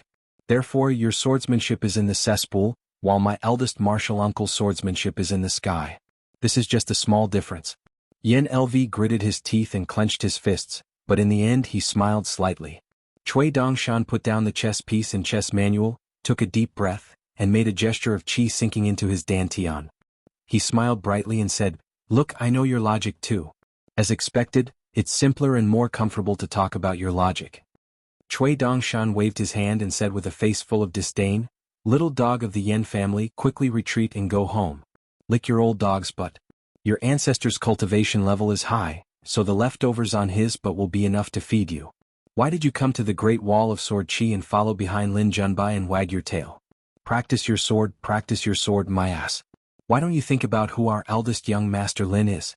He's noble and upright and immortal." Yin Lv was about to summon his flying sword. Lin Junbai just stood up.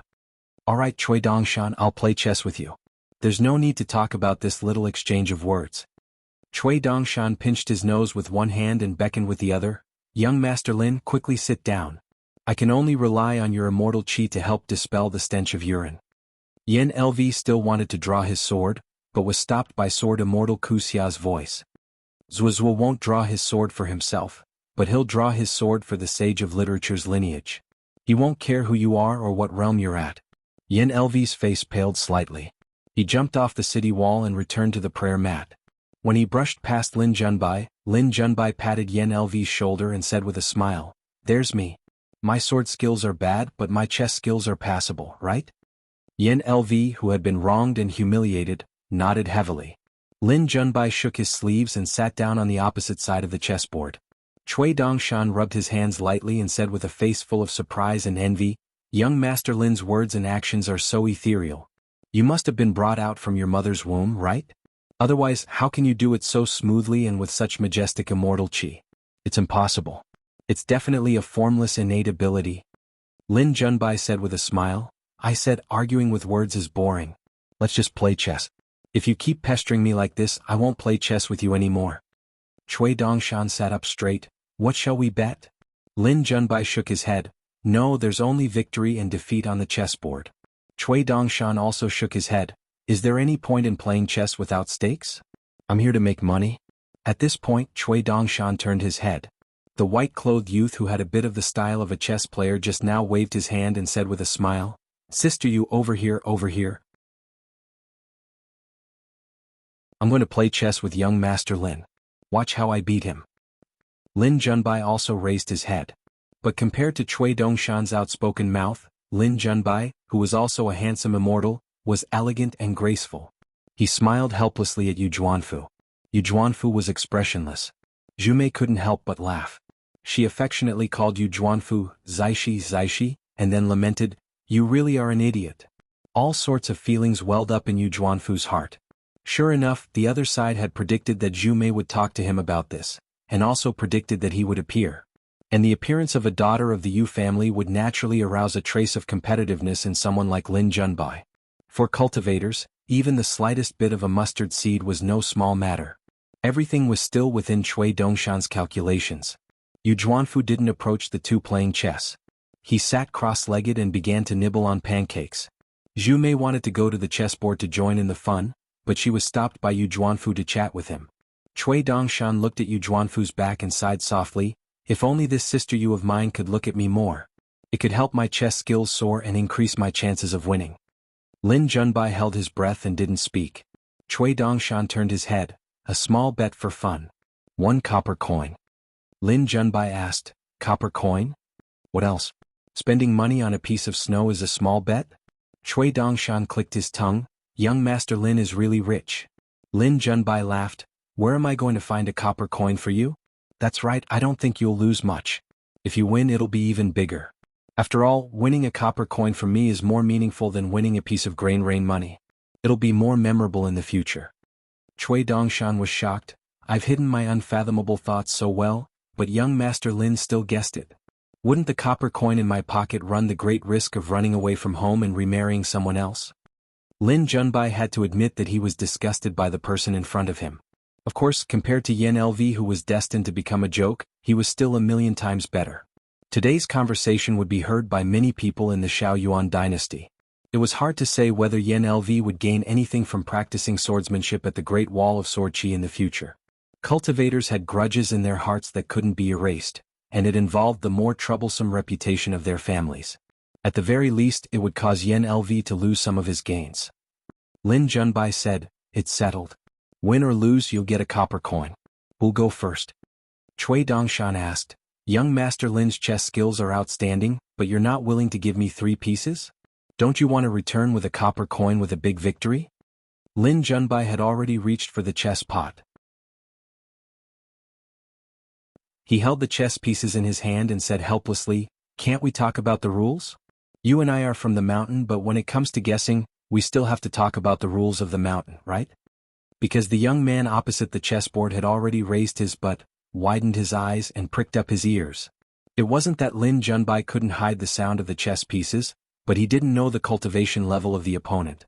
If he did this and the opponent was in the Earth Immortal realm, he would still be at a disadvantage. But playing chess was a two-sided defense. Lin Junbai couldn't let Sword Immortal Ku Xia keep an eye on him. Cui Dongshan sat back and nodded.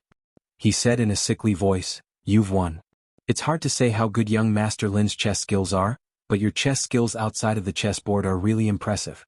Compared to that lackey Yen who almost used his own logic to smash his own face, you're much, much better." Lin Junbai let go of his hand and picked up another chess piece. The impressive one was Lin Junbai, who was originally at a disadvantage. Because he played by the rules first, he was able to force the opponent to play by the rules, even if the opponent was a cultivator of the upper 5 realms. Not everything in the world was like this, but it should be like this in the vicinity of the chessboard. Jiang Guanqing and the other young sword cultivators who were watching the battle from afar were full of admiration. When it came to guessing, Cui Dongshan took out a small piece and threw it on the ground. He looked at both sides and his luck was pretty good. He guessed first. Yu Zhuanfu, who was pulled by Zhu Mei to face the other side, saw this scene and rubbed his head. He had a headache. Both sides placed their pieces one after the other. Lin Junbai's expression was calm. This person was using an extremely rare ancient manual, the Little Peach Blossom Spring Manual, to go first. It was ingenious in that it could end the battle quickly. The essence was in the words, follow the rules, make the first move without reason. However, it couldn't withstand a little bit of deliberation from the top national players, especially since Lin Junbai had already seen this manual. So who was the first move on the chessboard? It was very obvious. Lin Junbai placed his pieces neither too quickly nor too slowly. His opponent placed his pieces as if they were flying, as if victory was already in his grasp. Lin Junbai deliberately hid his incompetence in a few key moves. He still played more than 230 moves before losing.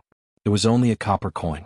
Moreover, did he really think that he would make someone like Yen LV shed tears of gratitude if he won?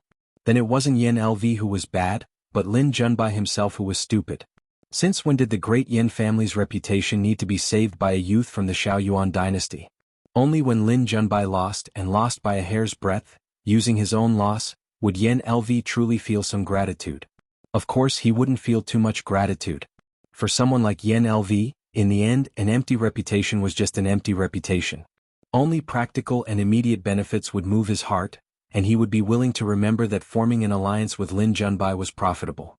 After Lin Junbai conceded, he smiled, I really don't have a single copper coin on me right now. Don't worry, when I reach the city, I will personally borrow this copper coin from someone. In any case, I'll wait until I borrow it. At that time, whether I'll send the money to your door or ask for help will be up to the winner. Cui Dongshan exhaled softly, gazing at the dangerous game on the line for a moment. Then he immediately raised his head and looked away, smiling, no wonder, no wonder.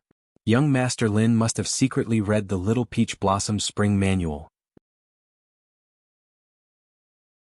Like I said, my godly opening has always made my opponent concede in the middle of the game.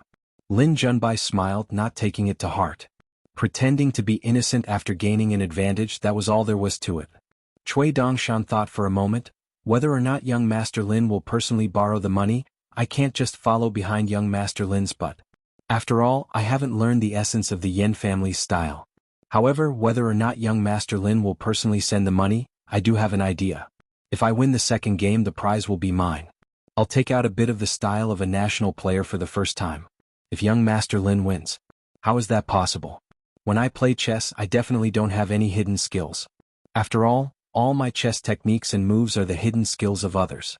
Others' godly moves are all unreasonable moves in my eyes. Lin Junbai put away the chess pieces and was about to stand up. Then with a glance, Lin Junbai suddenly realized that the Pleasure Pavilion Chess Manual had unknowingly been placed on the white-clothed youth's butt. Lin Junbai's expression still didn't change. The person who wrote this manual was the second national player of the Shaoyuan dynasty. The first was naturally Lin Junbai's disciple, the imperial tutor of the Shaoyuan dynasty. However, this national player had exchanged a lot of chess techniques with Lin Junbai. Therefore, this Mr. Shilu could be considered half a teacher and half a friend of Lin Junbai's in chess. Cui Dongshan put away the chess pieces in the chess jar beside him, tilted his shoulders, raised his butt and took out the chess manual. He chuckled softly, life and death questions, I almost died laughing. It's obviously a life and death question, a life and death question. If you read too much, you'll really kill the living chess pieces. Our Mr. Shilu is so thoughtful and kind. He didn't hesitate to ruin his own reputation to let the world's chess players see what a negative example is. It's admirable and lamentable, inspiring and moving. Young Master Lin, you must introduce him to me later. There hasn't been such a national player with such noble character and unquestionable integrity in the past, and I don't think there will ever be one in the future. Lin Junbai raised his hand, indicating that those family members in the distance should stop talking about their family. Once they opened their mouths, the one who would be truly disgusted wouldn't be Cui Dongshan, but Lin Junbai. Of course, half of those people were probably really angry and wanted to stand up for him and Mr. Shilu. However, the remaining half had come with this goal in mind. Once they succeeded in fanning the flames, they could watch the show from the sidelines. Lin Junbai didn't give them the chance to do so. If they dared to open their mouths after he stopped them, they would naturally be too stupid. They probably wouldn't do it. As expected, no one said anything. Cui Dongshan casually tossed the chess manual out of the city, nodding to himself. If the beasts of the wilderness picked it up, they'd definitely understand it with a single glance. From then on, it would be like everyone was seeking death. The Great Wall of Sword Chi would have no worries and the world would have no worries. Lin Junbai returned to his seat and smiled. You've won this time. Let's play another round. What shall we bet? Cui Dongshan smiled. Let's bet a bit more this time. A piece of snow will cost money. We'll each come up with a question of life or death. How's that? Until the one who can't solve it loses. Of course, I'm the one who won, so there's no need to guess. I'll just let you go first. You come up with a question and I'll solve it. As long as I can't solve it, I'll just take things too hard and jump off the city walls. I'll risk my life to snatch back that priceless chess manual from the hands of those great beasts who treat it like a treasure and only think that chess is actually so simple. If I win, young Master Lin will obediently give me another piece of snow to spend money. Lin Junbai shook his head. If I can't solve the question of life or death, it's still chess. The other party had clearly come prepared. Don't be led by the nose. Cui Dongshan was astonished, as if he was rather surprised. Lin Junbai did not dare to let his guard down. The other party's chess skills were definitely incomparable to Yen Lu's. His chess skills were definitely no weaker than his senior brother's. As for where his chess skills were the highest, it was hard to say for the time being. You would have to lift him up by the collar.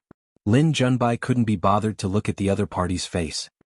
He extended his hand. It's your turn this time. I'll go first. In the next game he would see more of the other party's depth. After all, he had been pulled in by Mr. Shilu, as well as the famous Pleasure Pavilion. However, winning or losing on the chessboard was still secondary. He didn't care about the reputation of winning or losing. If he lost, would Mr. Shilu no longer be a first-rate national player of the Central Plains? Would the Pleasure Pavilion be chased out of the list of the world's famous books? The second game. Lin Junbai had a lot to think about. The other party's white-clothed youth thought about it for an even longer time. Finally, he no longer deliberately scratched his head or occasionally frowned slightly. Victory and defeat were still separated by a fine line.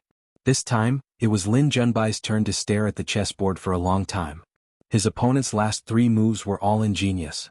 His chess skills skyrocketed, the style of the game changed greatly, and the logic was reversed. This caught Lin Junbai unprepared. He could only concede after the longest game of chess between the two sides. The white-clothed youth's expression was somewhat strange.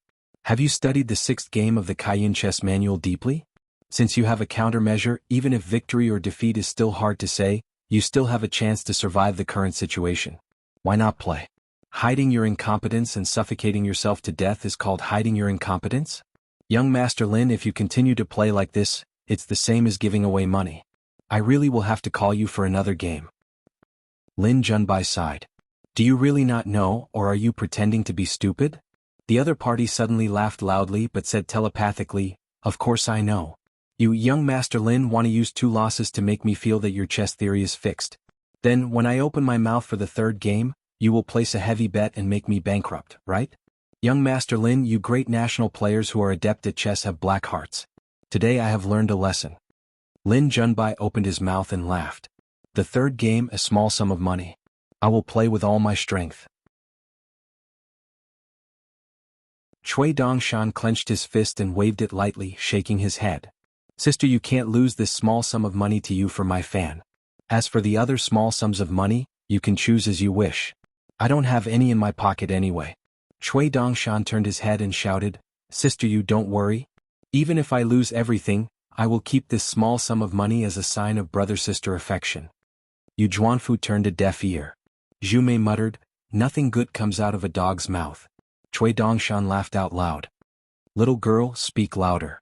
We literary saints don't mind being scolded in front of our faces. If there is a reason, we will give you a thumbs up and say that you scolded well. But scolding behind people's backs is fine as long as we don't hear. Otherwise, flipping through books is like eating shit. If you spout shit while eating, you will be struck by lightning. Zhu Mei was somewhat flustered and sat closer to Yu Juanfu. Lin Junbai laughed. Any small sum of money is fine. Cui Dongshan suddenly said, let's add some extra stakes. If I win, you can give me that iridescent cloud manual. Lin Junbai nodded. All right. The third game. Lin Junbai went first. In the end, Lin Junbai, who had taken the first move and was only a hair's breadth away from victory, was almost forced into a cycle of 3 tribulations. Although Lin Junbai's expression was calm throughout, she was finally starting to feel annoyed. Both sides had played nearly 400 moves. To both sides, this was an astonishing conclusion. No one could see the exact trend of victory between the two players. Lin Junbai let out a sigh of relief after placing down a piece. Cui Dongshan's expression turned serious. He picked up a piece and leaned forward, stretching out the hand that was holding the piece. His other hand was tucked into his sleeve so as not to disturb the piece. Just as the piece was about to be placed, Lin Junbai's heart settled. She had won. Cui Dongshan suddenly raised his hand and shook his shoulder at the startled Lin Junbai. Ah, are you angry? Are you angry? I won't be playing here. Oh my, I'm such a clever little devil. My brain really isn't big, but it's damn clever. This was probably equivalent to being possessed by the eldest senior sister. Zhu Mei and even Jin Jinming, who didn't really like playing chess, were all dumbstruck. Cui Dongshan pondered for a moment, still bending down to pick up a piece. However, the piece was placed elsewhere on the chessboard. He then sat back down and tucked his hands into his sleeves. I won't play. I'm perfectly satisfied to be able to beat Lin Junbai of the Shaoyuan dynasty 3 times in a row. The white-clothed youth looked up at the sky. Today's moon is round and full. Yes, how could there be a moon in broad daylight?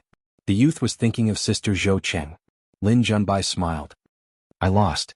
1 copper coin, 1 snow coin, 1 summer coin. I'll give it to you with both hands later.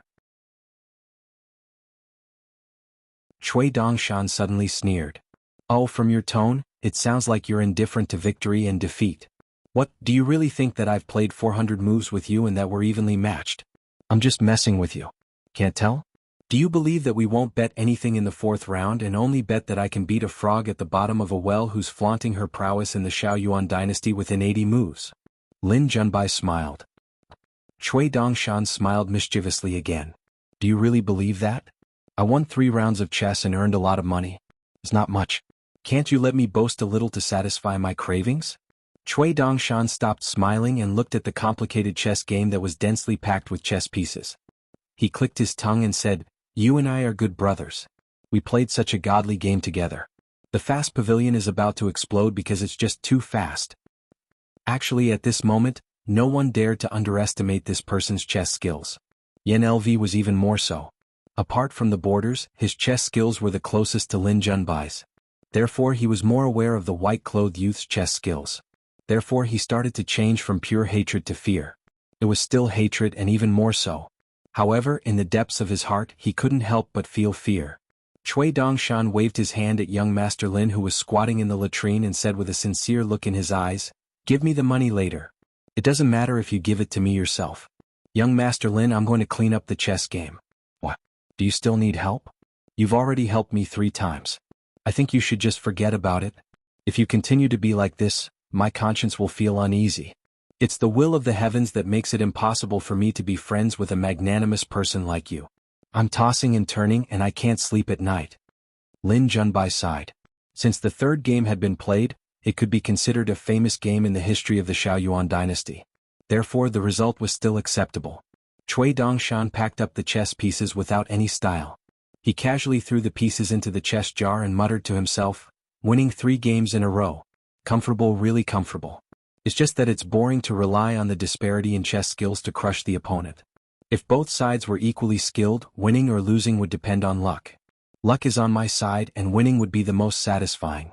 I guess young Master Lin has been too successful on the chessboard in this life and is used to suppressing others with strength. You can't understand my feelings. What a pity. Cui Dongshan suddenly smiled and asked, What? Do you think my chess skills are too high, or that luck is on my side? Both are false? I know very well whether my chess skills are high or not. But whether my luck is good or bad, young Master Lin, you have to admit it. Then let's play another game and use a different method. How about it? It's not all about chess skills but more about luck. Do you dare? It can even be said that we're only competing in luck. Young Master Lin, you might not have the chance to play this game again in this lifetime. Since it's all about luck, we won't bet on money or anything. Lin Junbai asked, "What do you mean?" Cui Dongshan smiled. "You decide the outcome of this game. Whether you win or lose, you have to discuss it with Sword Immortal Kuxia first. As long as the outcome is as you say, it's your win regardless of whether I win or lose. What we're betting on is whose luck is better. Do you dare?" Lin Junbai laughed involuntarily. Cui Dongshan smiled. "Let's not talk about chess or sword skills. Let's just talk about Sword Immortal Kuxia's character. I believe in young Master Lin's gambling integrity." Lin Junbai shook his head. "I won't play this game." Cui Dongshan actually nodded. "Indeed. Because it's not interesting enough, I'll add another explanation.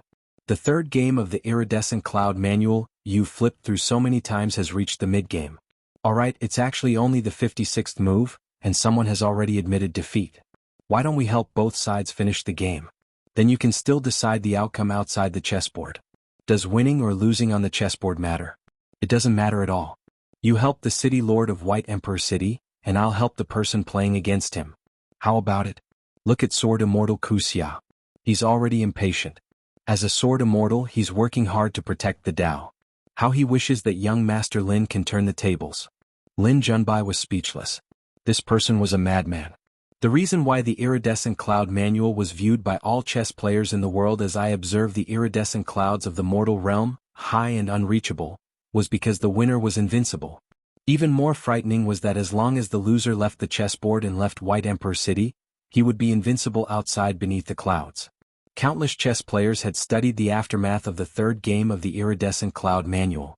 Even Lin Junbai's master was no exception. That Cui Dong had admitted defeat neither too early nor too late. It just so happened that this person was truly worthy of the title of number 2 in the world of chess. Therefore Lin Junbai shook his head. "I won't play this game. As chess players we shouldn't insult the chess pieces on the chessboard." Cui Dongshan sneered. "Do you have the right to insult the Iridescent Cloud manual? Lin Junbai, has your chess skill reached such a high level? It's only been 56 moves. Both sides of the Iridescent Cloud manual must have reached a certain level of cultivation to be able to see the outcome. As for the other chess players under the Iridescent Cloud manual, do they really know what both sides are thinking? If it were you and I playing, would you really have the ability to maintain the advantage of being the City Lord of White Emperor City? Who gave you the confidence? Did you lose 3 games in a row?" Lin Junbai said solemnly, "Let's not talk about victory or defeat outside the chessboard with Sword Immortal Kuxia. I'll play this endgame with you." Cui Dongshan laughed. "Alright, then let's add a wager. If I win, you and Sword Immortal Kuxia will have to decide on the outcome of the next game." Lin Junbai said, "We'll talk about it after you win the Iridescent Cloud manual." Cui Dongshan laughed. Fortunately, young Master Lin didn't say, "We'll talk about it after you win." Otherwise, even someone who admires young Master Lin's immortal demeanor would spit on the chessboard. Sword Immortal Kuxia was extremely worried. The other young sword cultivators, even Jin Jinming, were filled with anticipation for this game. Cui Dongshan suddenly turned his head and said, "Unrelated people don't have the right to watch this game. Of course it's fine if you really want to watch. It's not much, just 1 grain rain coin per person. Be more magnanimous and take it out." Zhu Mei raised her hand. "I want to watch. I'll help pay for Sister Yu's grain rain coin." Cui Dongshan's expression immediately changed. He straightened his back and said righteously, "What kind of joke is this? Sister Yu's friend is my Dongshan's friend. Talking about money? Are you trying to slap my face? Do you think I'm a wild chess player who only plays chess to earn money?" Jiang Guanqing and many others were willing to fork out the money, but Sword Immortal Kuxia began to chase them away. Furthermore, there was no room for negotiation. Therefore, only Yu Zhuanfu and Zhu Mei, who had Yu Zhuanfu's support, were left on the city walls. Both sides placed their pieces on the chessboard. It looked like a replay of the game, but in fact they were playing another game after the third game of the Iridescent Cloud manual. An hour later, Lin Junbai, who was constantly pondering, was inexplicably struck in the upper right corner. There were only 36 beginners on the chessboard. Lin Junbai's face turned pale and he refused to admit defeat. Cui Dongshan said indifferently, "According to the agreement, the next game will be the second to last game of the Iridescent Cloud manual. There is too little space on the chessboard and the accidents are too small. You will continue to place your pieces on behalf of White Emperor City Lord. Remember, first discuss the outcome of the battle outside the chessboard with Sword Immortal Kusia. It's only a battle of luck. Don't pay too much attention to the outcome of the chessboard. If I win again, I'll be asking for an exorbitant price. I beg you to play another game with me. Lin Junbai and Sword Immortal Kusia discussed the outcome of the battle outside the chessboard. Then both sides gathered their pieces and placed them again. Compared to the previous game, there were many more pieces on the chessboard this time. After a short incense stick's worth of time, the white-clothed youth said with a smile, "Don't worry. In the next game I'll discuss the outcome of the battle with Sword Immortal Kusia first. You and I will play. Luck is a matter of luck. Since I've gambled too much on luck every time, I'll kneel and beg for a loss. I'll take the initiative to change the direction of my luck. If I win again this time, so what? It will only show that my luck is too good today. Does young Master Lin's chess skills have anything to do with it? It doesn't. It doesn't." Sweat seeped out of Lin Junbai's forehead. He was speechless. He wasn't willing to concede, but he didn't say anything either. It was as if he just wanted to take another look at the chessboard and know how he lost. The white-clothed youth spoke politely, but his face was full of mockery. Yu Zhuanfu sighed and pulled Zhu Mei away from the place. As expected, Cui Dongshan was right. Yu Zhuanfu's luck, from before, was actually considered good. Zhu Mei also knew the severity of the situation. She silently followed Yu Zhuanfu away from this troublesome place. Sword Immortal Kusia was about to speak. Cui Dongshan pinched a chess piece between two fingers and gently turned it. He didn't even raise his head. "Don't speak while watching the game. Can't you be a little more polite?"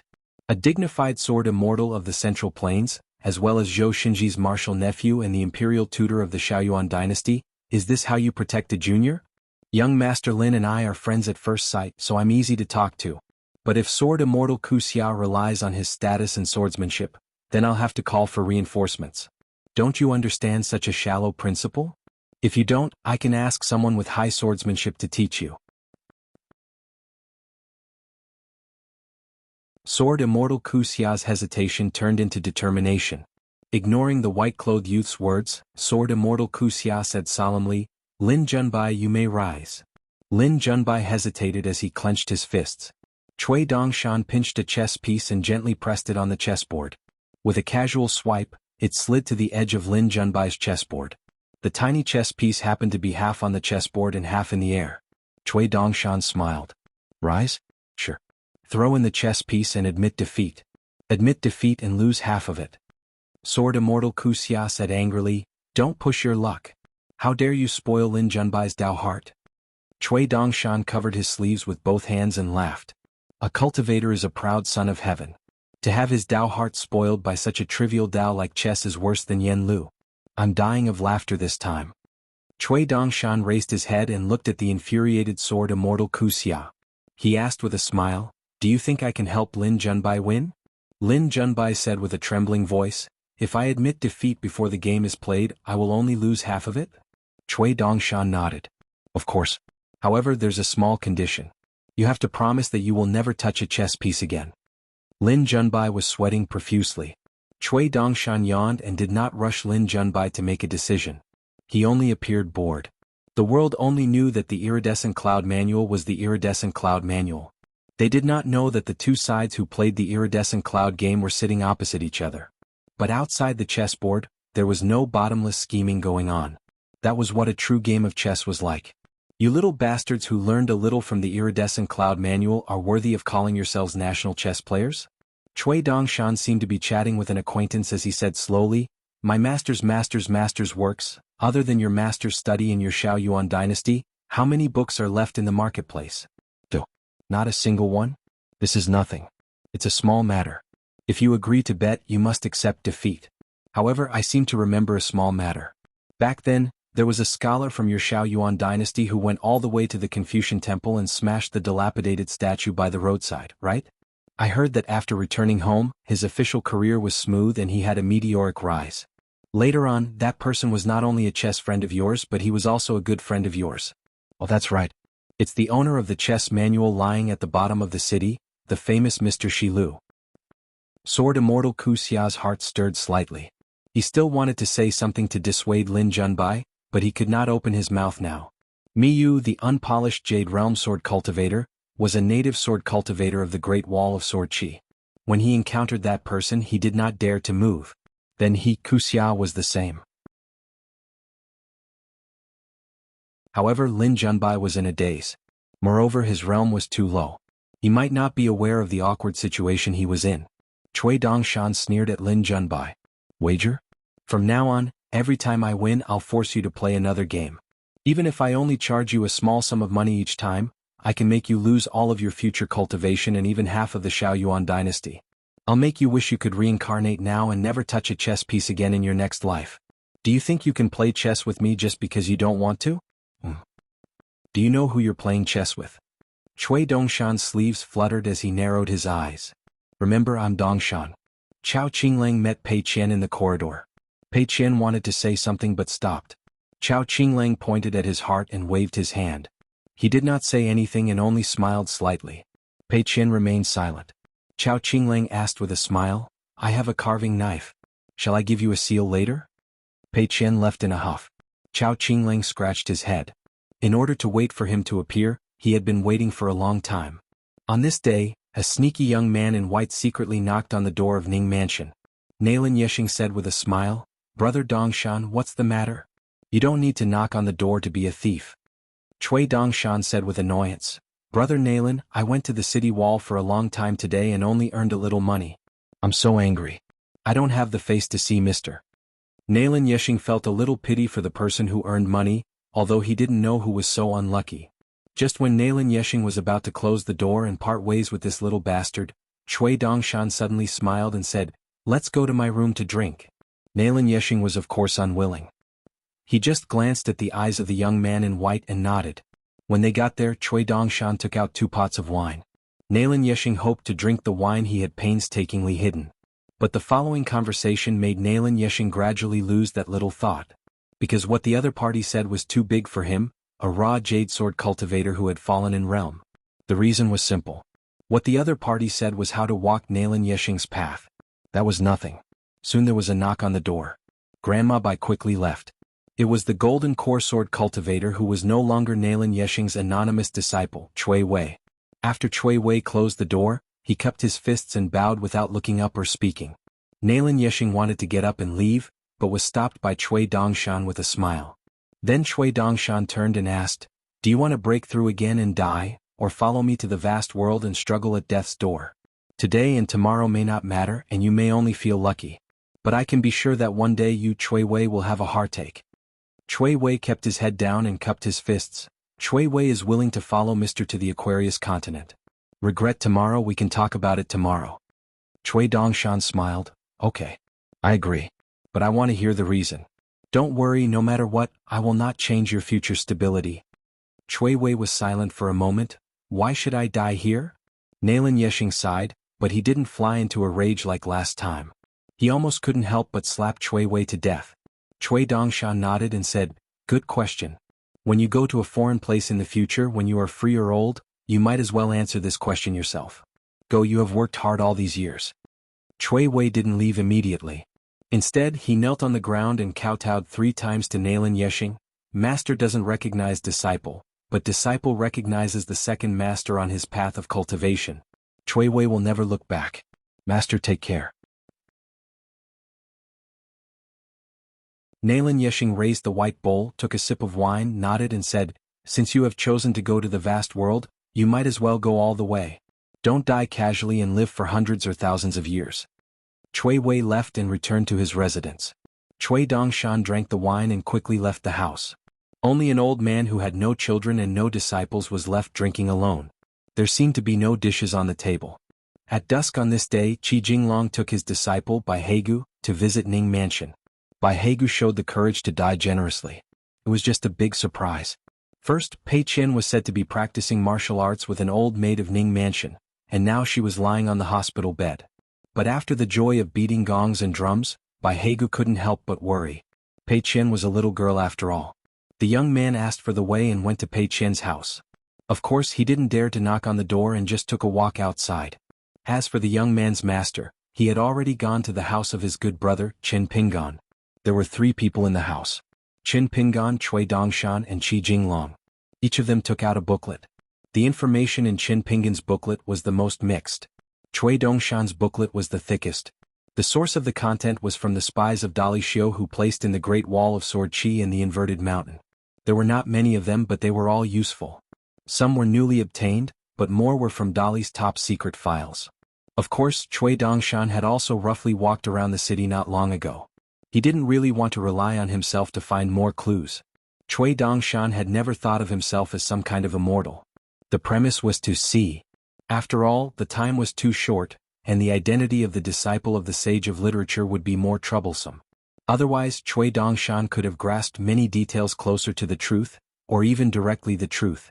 Qi Jinglong had indirectly asked the sect master and the disciples of Taihui sword sect for the information.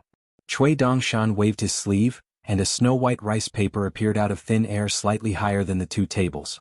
Cui Dongshan's mind moved slightly, and on the rice paper, the big and small mansions and streets in the city rose from the ground one by one. Then Cui Dongshan gave each of the master and Qi Jinglong 3 brushes. The rice paper was fine and recovered on its own, but it could be written with the brush. Different brushes wrote different colored words, black, white and gray. The 3 of them didn't speak and each wrote down a name. If the name was the same but had a different color, Cui Dongshan would use the unique brush in his hand to circle the name. There were 3 books on the table.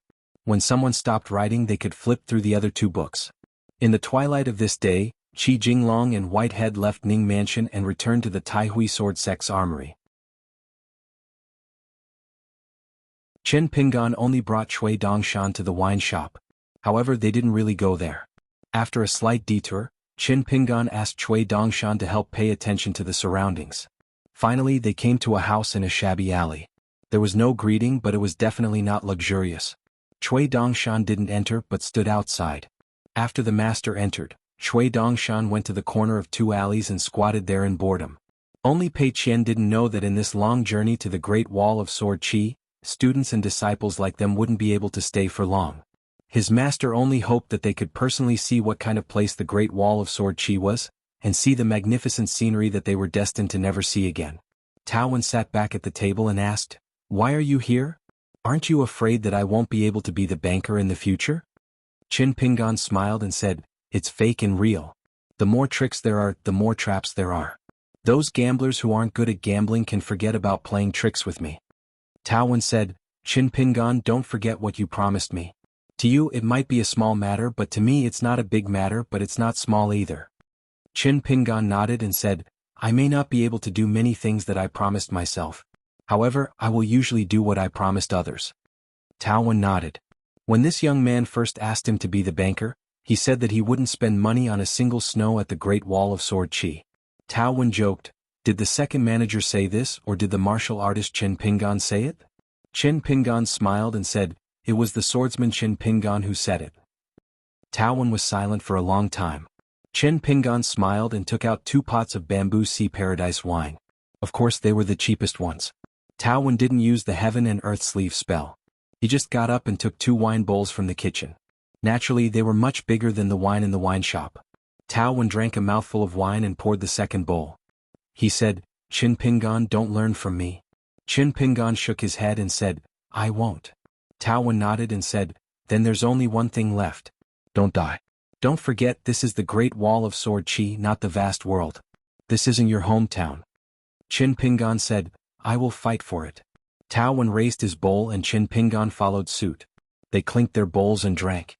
Tao Wen asked, "Are there many people like you in the vast world?" Qin Pingan thought carefully and shook his head, "There aren't many people like me. But there are many people who are better than me and many who are worse than me." Then Qin Pingan asked, "Are you sure you don't want to take a look?" Tao Wen smiled. This question was a little redundant. He didn't seem like the thoughtful and meticulous second manager who was always digging holes for him. He just drank silently. When it was almost the last bowl of wine, Qin Pingan raised the bowl, but then put it down again. He took out a pair of seals from his sleeve and gently placed them on the table. He smiled and said, "I wonder if Uncle Tao is willing to accept this little thing." Tao Wen shook his head, "I don't like this. You scholars are pretentious and pretentious. I'm a sword cultivator. Forget it. I have no use for it at home. What's the point of eating dust? You should take it to earn money and return the money." It's more meaningful than leaving it here. Chen Pingan put away the seal and raised the wine bowl again. People who sell wine usually don't drink much. People who buy wine can't hold their liquor well and aren't good at drinking. Why buy wine? Isn't that the logic, Uncle Tao? Tao Wen smiled and said, I don't reason with scholars. You drink yours and I'll drink mine. It's immoral to persuade people to drink at the table. They each drank the last bowl of wine. Chen Pingan stood up and smiled with cupped fists. I don't know when the next time will be. Tao Wen waved his hand. It's acknowledged that drinking with me is the most boring. It's fine if you don't drink. I won't send you off. Chen Pingan left the house and walked alone in the alley. He clenched his fists. 2 seals. I want to get drunk. Don't get drunk. Lush flowers. As Chen Pingan walked, he suddenly became absent-minded. It was as if he was walking in the clay bottle alley in his hometown. Tao Wen missed his wife and daughter so much in the mortal world. His parents were no longer in the mortal world. Would they also miss little Pingan so much? Chen Pingan stopped and fell into a daze. Then he continued walking.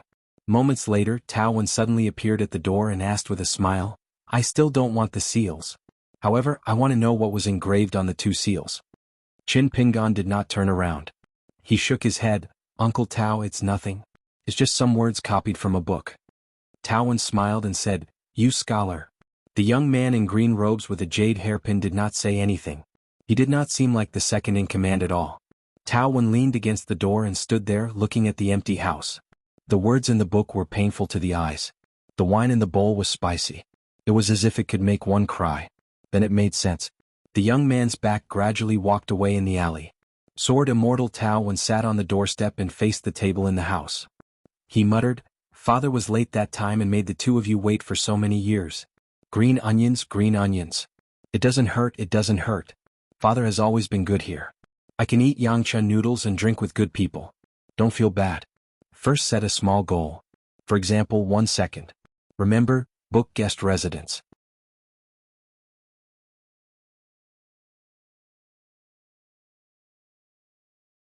(609) Chen Pingan and Cui Dongshan, as well as the teacher and student who were also in a foreign land, walked towards the wine shop that could be considered half of their home.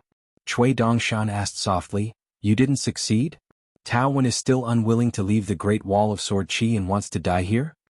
Since the Great Wall of Sword Qi had sword cultivator Cui Wei who didn't want to die, there would naturally be sword immortal Tao Wen who wanted to die in his hometown. In the history of the Great Wall of Sword Qi, there were many people on both sides. The top few old sword immortals and great sword immortals, regardless of whether they were still alive or had died in battle, why were they unwilling to let the knowledge of the 3 sects and the 100 schools of thought take root in the Great Wall of Sword Qi and spread too much? Of course, there was a reason, and it definitely wasn't as simple as looking down on the knowledge. However, the answer for the Great Wall of Sword Qi was simpler and there was only one answer, which was that with too much knowledge and too much thinking, people's hearts would be mixed and it would be difficult for sword cultivators to be pure. The Great Wall of Sword Qi wouldn't be able to hold on for 10,000 years. Regarding this matter, the ordinary local sword immortals knew very little. Many years ago, on the city wall of the Great Wall of Sword Qi, the eldest sword immortal Qin Qingdu personally held the fort and isolated a world. Then there was a gathering of sages for a deduction, but the outcome wasn't good. After that, the sages of the Sage of Rites and the Sage of Secondary Sages visited the Great Wall of Sword Qi.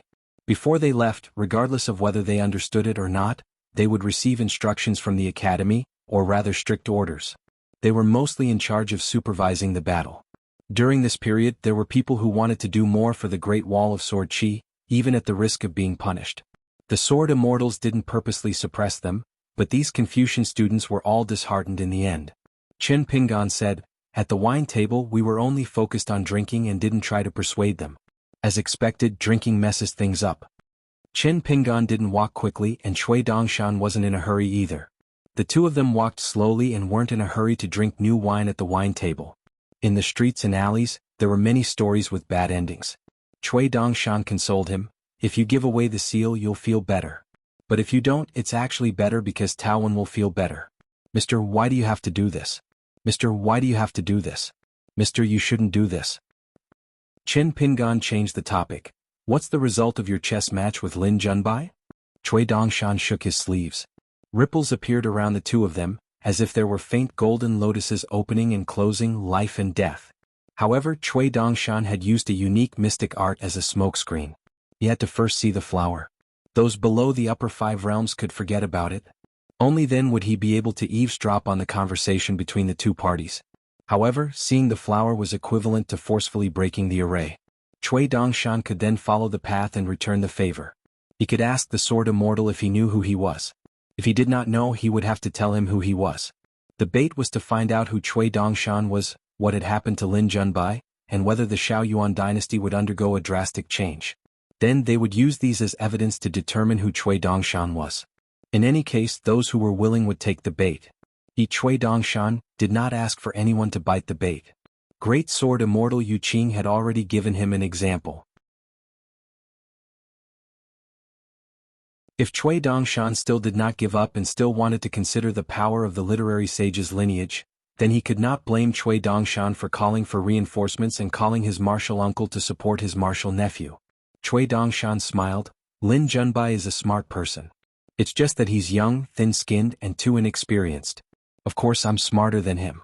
It's not difficult to completely destroy his Dao heart. However, there's no need for that. After all, I don't have a death grudge with him. The one who really has a grudge with me is Mr. Shi Lu, who wrote the Quasi-Pavilion Chess Manual. Seriously, his chess skills are so bad, yet he dares to write a book to teach people how to play chess. It's said that the chess manual's sales are not bad. How can I tolerate it? Of course I can't tolerate it. This is a real hindrance to me in earning money. Cutting off one source of income, how big of a grudge is that, right? Qin Pingan was puzzled. Cutting off your source of income? What do you mean? Cui Dongshan blushed and said, let's not talk about rare cases. Generally speaking, every time Vast World sells a copy of the Colored Clouds, I get a share of the profits. However, White Emperor City has never mentioned this. Of course, he has never taken the initiative to make such a request. It's all calculated by the booksellers on the mountain for the sake of stability. Otherwise, if they lose their heads while earning money, it's not worth it. Of course, I've given some hints. I'm worried that White Emperor City's city lord is magnanimous, but the people around him are narrow-minded. If they aren't careful, they could cause the bookseller who printed the chess manual to be punished by White Emperor City. People of the demonic path have unpredictable temperaments. In the end, it's better to be safe than sorry. Besides, to be able to give money to White Emperor City openly is a rare favor. Qin Pingan was speechless. If Cui Dongshan had not mentioned it, he really would not have known that there was such an inside story to earn big money. He laughed angrily. When we drink later, you'll pay for it. You're so black-hearted when it comes to earning money. You should drink a few jars of Bamboo Sea Paradise wine to wash your heart. Cui Dongshan nodded in agreement. He said that the wine was too cheap, the Yangcha noodles were too delicious, and the teacher was too generous in doing business. Then he continued, then there's Lin Junbai's teacher, that imperial tutor of the Xiaoyuan dynasty. However, many of the grievances of the older generation should not be passed down to the disciples. What others think is never important. What's important is whether we, the literary sage's lineage, can persist in this kind of laborious but unrewarding understanding. Pei Qian doesn't need to teach too much about this matter. Instead, it's Chao Qinglang who needs to look at a few more things and say a few words of reason. Qin Pingan smiled and asked, so what happened to Lin Junbai? Cui Dongshan smiled and said, therefore Lin Junbai was painstakingly advised by me and pointed out the right path. He suddenly came to his senses and happily volunteered to be my chess piece. His Dao heart was firm and he reached another level. Teacher, don't worry. I didn't change his Dao heart in the slightest. I only helped him to become the imperial tutor of the Xiaoyuan dynasty faster and become the most worthy person beside the emperor. The student surpasses the master. Not only in Dao teachings and knowledge but also in worldly authority. Lin Junbai can obtain more than his teacher. What I did was nothing more than icing on the cake. Lin Junbai carries the fate of the Xiaoyuan dynasty and has the right to think this way. The crux of the problem is not what I said or did, but Lin Junbai's teacher. He didn't teach enough. He mistakenly thought that by guiding Lin Junbai patiently year after year, he could make Lin Junbai become another him and eventually grow into the stabilizing force of the Xiaoyuan dynasty. Little did he know that Lin Junbai's heart was loftier than the heavens, and he was unwilling to become anyone's shadow. Therefore, I had the opportunity to take advantage of this situation. Lin Junbai obtained the full pot he wanted, and I obtained the small profits I wanted. Everyone was happy. In the end, it was because Lin Junbai was smart enough that I was willing to teach him the true art of chess and how to conduct himself. At this point, Cui Dongshan said, "Teacher, you shouldn't have asked such a question. You've let these unimportant matters affect your mood to drink." Qin Pingan shook his head. Teacher's business is the student's business. How can the student's business not be teacher's business? Cui Dongshan raised his sleeves, wanting to pretend to cry bitter tears. Qin Pingan laughed. "Save the flattery. Remember to buy a few more jugs of wine later." Then Qin Pingan reminded him, "Madame Yu Kuang is a good person. Don't lie to her." Cui Dongshan laughed. "For her and the Yu family it may not be a good thing, but at least it's not a bad thing. My relationship with old Yu, who's better at playing chess than chess, has never been bad. Teacher, don't worry. I still have a sense of propriety when doing things. Yu Kuang Fu being able to become a good person in your eyes today is, of course, related to her own hard work and the imperceptible influence of her family's style. As for the literary style of the Shao Yuan dynasty, of course, it's similar. As long as you pay attention not to the exceptions but to the majority, the logic won't be bad." Qin Pingan was silent for a moment. He turned to look at the big white goose that his first disciple spoke of. Chao Qinglong's little senior brother in her heart. He smiled knowingly and said, "With a student like you by my side, I'm very relieved." Cui Dongshan regretfully said, "It's a pity that I can't always be by your side. I can't do my best to relieve your worries." Qin Pingan shook his head. As for Pei Qian and Chao Qinglang, whether it's their state of mind or cultivation as their little senior brother, you have to take care of them. Even if you feel wronged in your heart, I will pretend not to know."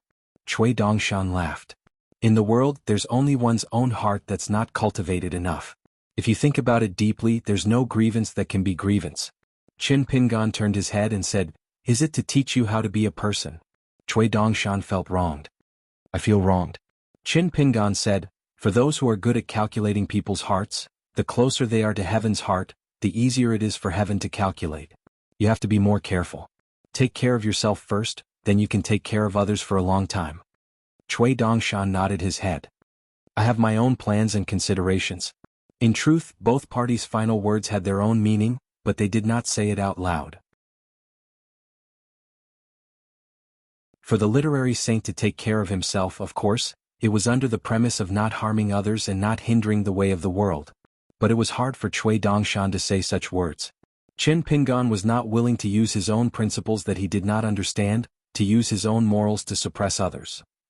Cui Dongshan's reply was also not a promise to his teacher, because he could not guarantee that he would take care of himself, and could not guarantee that he would take care of himself for a long time. In the way of the world, to reason with others, one had to pay a big or small price.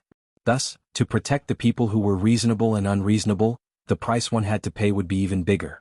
For example, Cui Dongshan had to temporarily put aside all the important matters in the Aquarius continent, and rush to the inverted suspended mountain and the Great Wall of Sword Chi, thus he had to pay a price. In truth, Cui Dong did not say anything and did not bargain, he only said the words to quickly return, which could be considered as agreeing to Cui Dongshan's laziness. But Cui Dongshan knew that he was willing to do more. "Since you, Cui Dong, are willing to let me take a step, then I, Cui Dongshan, am not you, Cui Dong, and can take 2 more steps." Cui Dongshan knew of his teacher's actions at the Great Wall of Sword Chi. Not only that, he was able to pull in Qi Jinglong of the Tai Hui sword sect. Cui Dongshan only did things that were interesting, meaningful, and at the same time profitable. So by his side he could only pull in intelligent people like Lin Junbai, and would never be able to become people like Qi Jinglong and Zhong Kuei. But teacher was not like that. If teacher was not like that, students would not be able to persuade him and would not do so. Because teacher was teacher. Many disciples in the world always wanted to obtain something from teacher, be it knowledge, reputation, protection, status, or money. Cui Dongshan was too lazy to talk about the good and bad. Since he was not and had nothing to do with him, he would just stay outside his house and hang it up high. When they arrived at the wine shop, it was filled with people. Qin Pingan brought Cui Dongshan along with him, carrying 2 flasks of wine.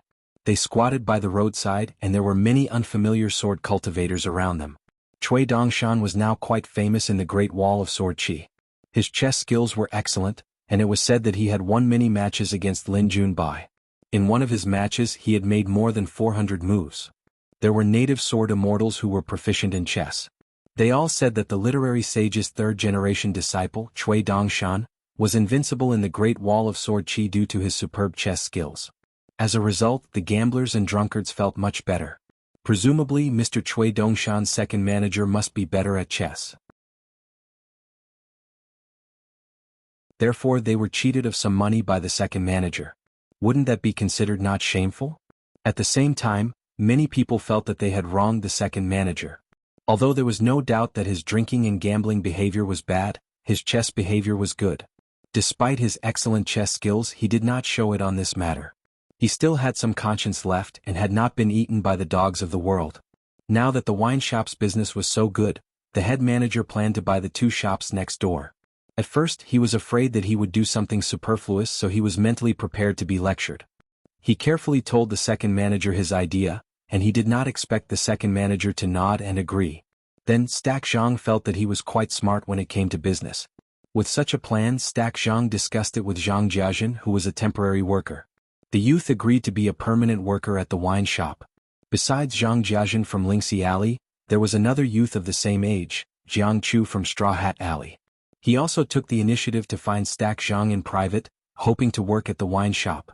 He also said that he did not want a salary as long as he could eat his fill. Of course, Stack Zhang did not agree. He said that he would still be paid a salary, but it would not be too much at first. If the wine shop's business became better in the future, he would pay more.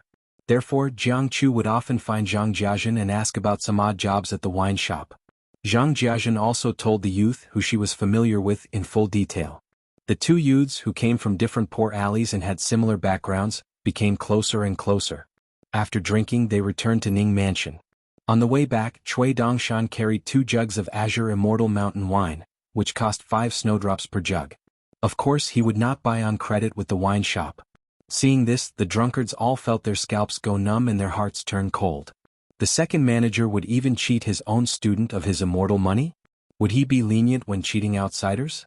It was said that there was a nascent soul stage sword cultivator who claimed to be the #1 gambler in the Great Wall of Sword Chi, who had not lost a single snowdrop to Alliance. He had already begun to study how to make money from the second manager. When the time came, he would write a book and compile it into a book. These books would be given to people for free, and as long as they drank in the biggest restaurant in the Great Wall of Sword Chi, Baoguang Restaurant, they could take one book away. It seemed that the Baoguang Restaurant under the name of the Chi family was openly competing with the second manager. When Nalin Yishing opened the door, he was pleasantly surprised. After getting 2 jugs of wine, he accidentally opened the door and called out enthusiastically, "Brother Dongshan." Chui Dongshan smiled and called out, "Grandpa Nalin." In his heart, he thought that this elder brother Nalin was really old and didn't learn from his beatings. He needed to be taught a lesson again. His previous words were just to make Mama Bai feel a little uncomfortable in her heart. This time he was going to give elder brother Nalin a heavy blow. Beating was a sign of affection and scolding was a sign of love. Accept it and accept it obediently. In order not to give Nalin Yishing a chance to mend the pen after the sheep were lost, Chui Dongshan and the teacher crossed the gate of Ning Mansion and said softly, "Thank you for the personal escort of Sister Luoshan."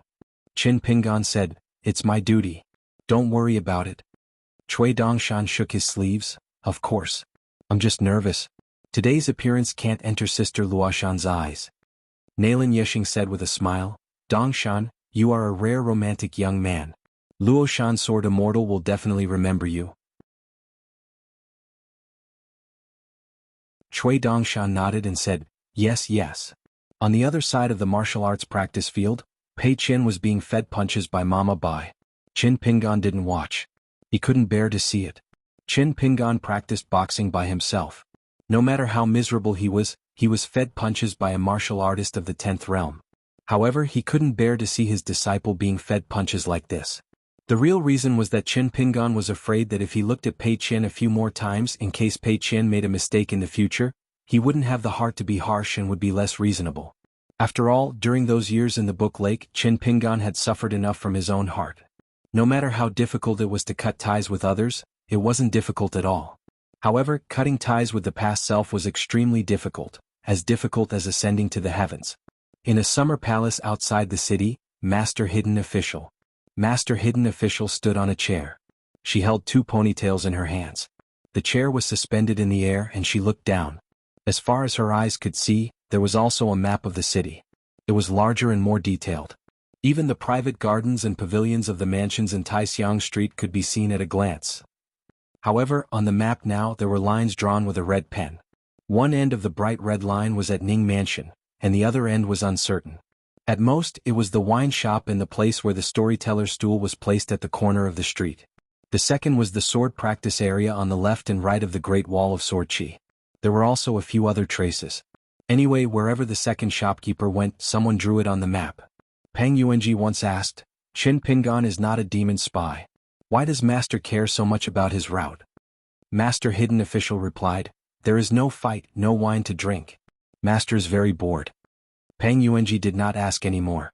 Master's logic was very reasonable. According to his master, the lineage of the Hidden Official had been passed down to her in the history of the Great Wall of Sword Chi. Even if she did not do well, she was definitely qualified. Not only did she pass, but she also did a lot of extra work. Her contributions were not small. The eldest sword immortal was still so picky about her. She was really a bully. Capable people should do more work, but she should not be so busy. The female sword immortal Luo Shan was still wearing a round neck brocade robe. However, the color was different. The style was the same and she still had a flower hairpin on her head.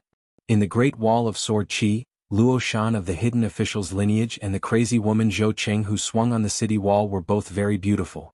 When Luo Shan arrived at the lobby of the Summer Palace, she drew another vermilion route with her brush.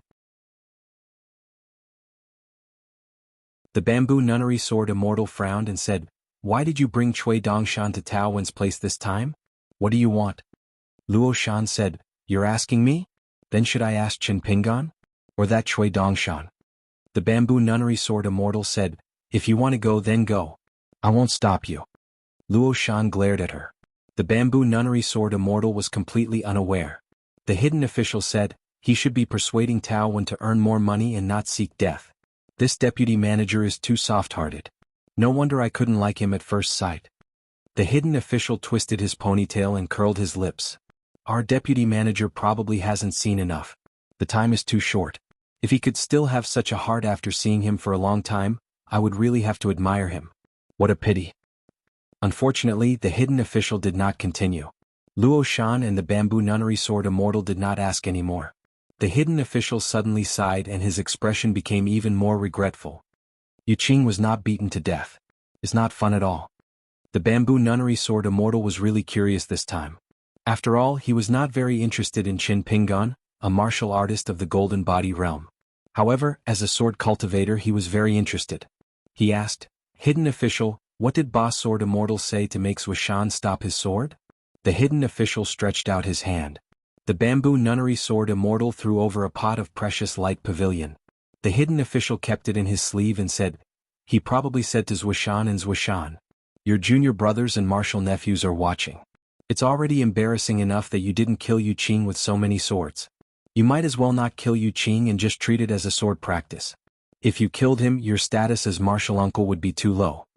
Luo Shan and the two bamboo nunnery sword immortals looked at each other. They felt that this answer was hard to believe. The Hidden Official jumped onto the armrest of the chair and stood. He looked down at the map from a higher position and said to himself, There are too many people who are about to die. There are quite a lot of people who can survive. Lose money and win money, earn money and pay back money. Is there anyone who does business like this? In the future, who will remember the little money you Tao Wen earned from selling your life and the little things you Qin Pingan did? Under the general trend, no one can escape.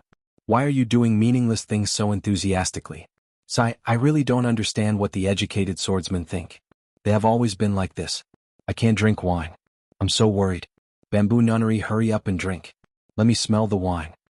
Today's Great Wall of Sword Chi. It wasn't that she was not used to it, but she was extremely uncomfortable. She was very direct with Cui Dongshan. If she didn't like him, she would use her sword. As for Qin Pingan, she taught him some of her own methods. If there was something she didn't like, she would teach her junior brother how to use the sword. But the two in front of her were both martial nephews. Plus Guizhu Jiao, who was by her junior brother's side for some reason, was also half a martial nephews. Pei Qian planned to speak first this time. Losing to Chao Qingling once was bad luck. Losing twice meant that she was not polite enough in front of her great martial uncle. So when her master and great martial uncle finished talking, she was going to make a move. Pei Qian had never thought that he would miss out on that half-baked fellow disciple, Guizhu Jiao. She didn't know why this guy was not grounded. Recently he often came to Ning Mansion. It was fine if he came to disturb her master's wife's seclusion, but the key was that he didn't say anything good to her great martial sister. Great martial sister didn't recognize you as her junior sister. Was that the reason why you didn't recognize great martial sister? Do you believe that I'll smash your little brain? Forget it, forget it. She remembered her master's teachings. Keep the sword high in the sheath and don't use the fist high. Guizhou spoke first today. Future great martial uncle, you surrounded so many sword immortals including great sword immortal Yu Qing with only one sword. You were actually very calm, right? Because in the earlier battle outside the city to kill demons, eldest martial uncle had surrounded so many great demons by himself, chopping melons and vegetables. Therefore he was very used to it. Must be like this. Great martial uncle, don't deny it. She smiled. I can admit it. Guizhou said seriously, if I were a person from the wilderness, I would burn incense and pray that great martial uncle's swordsmanship wouldn't be a bit better. Pei Qian's eyes turned red and he scratched his head with both hands. This kind of flattery was too insincere. Great martial uncle, please don't believe it. She smiled and said a few words to Pei Qian and Chao Qinglang. She was very polite and had the demeanor of an elder. She praised Pei Qian's crazy swordsmanship and asked her to continue working hard. She even said that sword immortal Zhou Cheng's ancestral sword intent could be learned, but there was no need to admire it. Great martial uncle would personally teach her swordsmanship later. She also urged Chao Qinglang to study hard and not neglect cultivation and scholarship. This was the foundation of the sage of literature's lineage. He didn't forget to teach Chao Qinglang's teacher a lesson, telling him that Chao Qinglang shouldn't always think that learning from Chen Pinggan was enough. It was far from enough, and the student had to surpass the master. This was the foundation of learning for Confucian students. Otherwise, if each generation was worse than the last, wouldn't it be a joke for the predecessors? Other Confucian lineages didn't say much, but the sage of literature's lineage definitely didn't have this principle. Seeing this, Chen Pinggan was happy, but he also felt a little uneasy. He had never seen this great martial brother so amiable and pleasant to talk to. Could this be the so-called generation-skipping affection? He brought them to visit great martial uncle. The eldest sword immortal's thatched hut was not far away. Chen Pinggan hesitated for a moment, then brought them to see the old man. Chen Qingdu walked out of the thatched hut and glanced at Cui Dongshan. He was probably telling the little brat to get lost. Cui Dongshan smiled and said, "All right." He turned around and jumped up and down. His two snow-white sleeves flew up. Guizhou didn't move from her original position. She stretched out two fingers and assumed a walking posture. The eldest sword immortal glanced at her again. To show his sincerity, Guizhou's two fingers walked a little faster. Chen Qingdu smiled and said, "I didn't ask you to leave." Guizhou was relieved. She turned around and stood still, indicating that she had left and returned. Pei Qian sighed in her heart. She really had to advise her master. This kind of brainless little girl really couldn't be brought into the sect. Even if he had to take in a disciple, this brainless little girl would have to sit closer to the door when she entered Luopa Mountain's ancestral hall. She, Pei Qian, as her master's first disciple, was selfless. She definitely didn't mix in any personal grudges. She purely cared about the sect. Pei Qian admired Guizhou. It was good to be stupid. She dared to be so impudent in front of the eldest sword immortal. Like herself, she definitely didn't dare to speak. She didn't dare to look at the eldest sword immortal. Her eyes would hurt. Chen Qingdu looked at the children beside Chen Pinggan. Finally, he said to Chen Pinggan, "Do you have an answer?" Chen Pinggan said, "The disciples of the literary sage's lineage always have things to do and things not to do." Chen Qingdu nodded and said, "Up to you." On the last day of the Great Wall of Sword Qi, sitting in the middle were Chen Pinggan and Pei Qian. Beside Chen Pinggan sat Guizhou. Beside Pei Qian sat Chao Qinglang. For some reason, Cui Dongshan was chased away by the eldest sword immortal, but was called over just now. After they finished talking, Cui Dongshan stood side by side with Chen Qingdu. It seemed that the eldest sword immortal didn't think much of it. The two looked at the scenery not far away. Chen Qingdu smiled and asked, "Lord Imperial Tutor, what do you think?" Cui Dongshan said indifferently, "I'm afraid it's just a dream."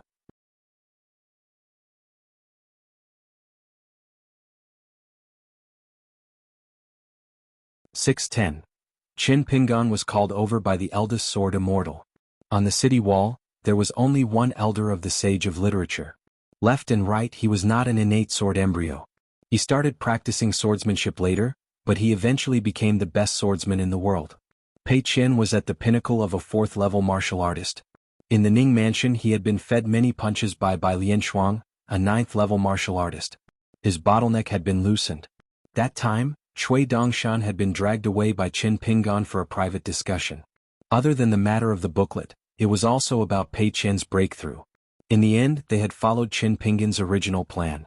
After seeing the magnificent scenery of the Great Wall of Sword Qi, they would quickly leave the Great Wall of Sword Qi and return to inverted Hanging Mountain. Qin Pingan was more inclined to the former plan. This was because Qin Pingan didn't know when the next great battle would begin.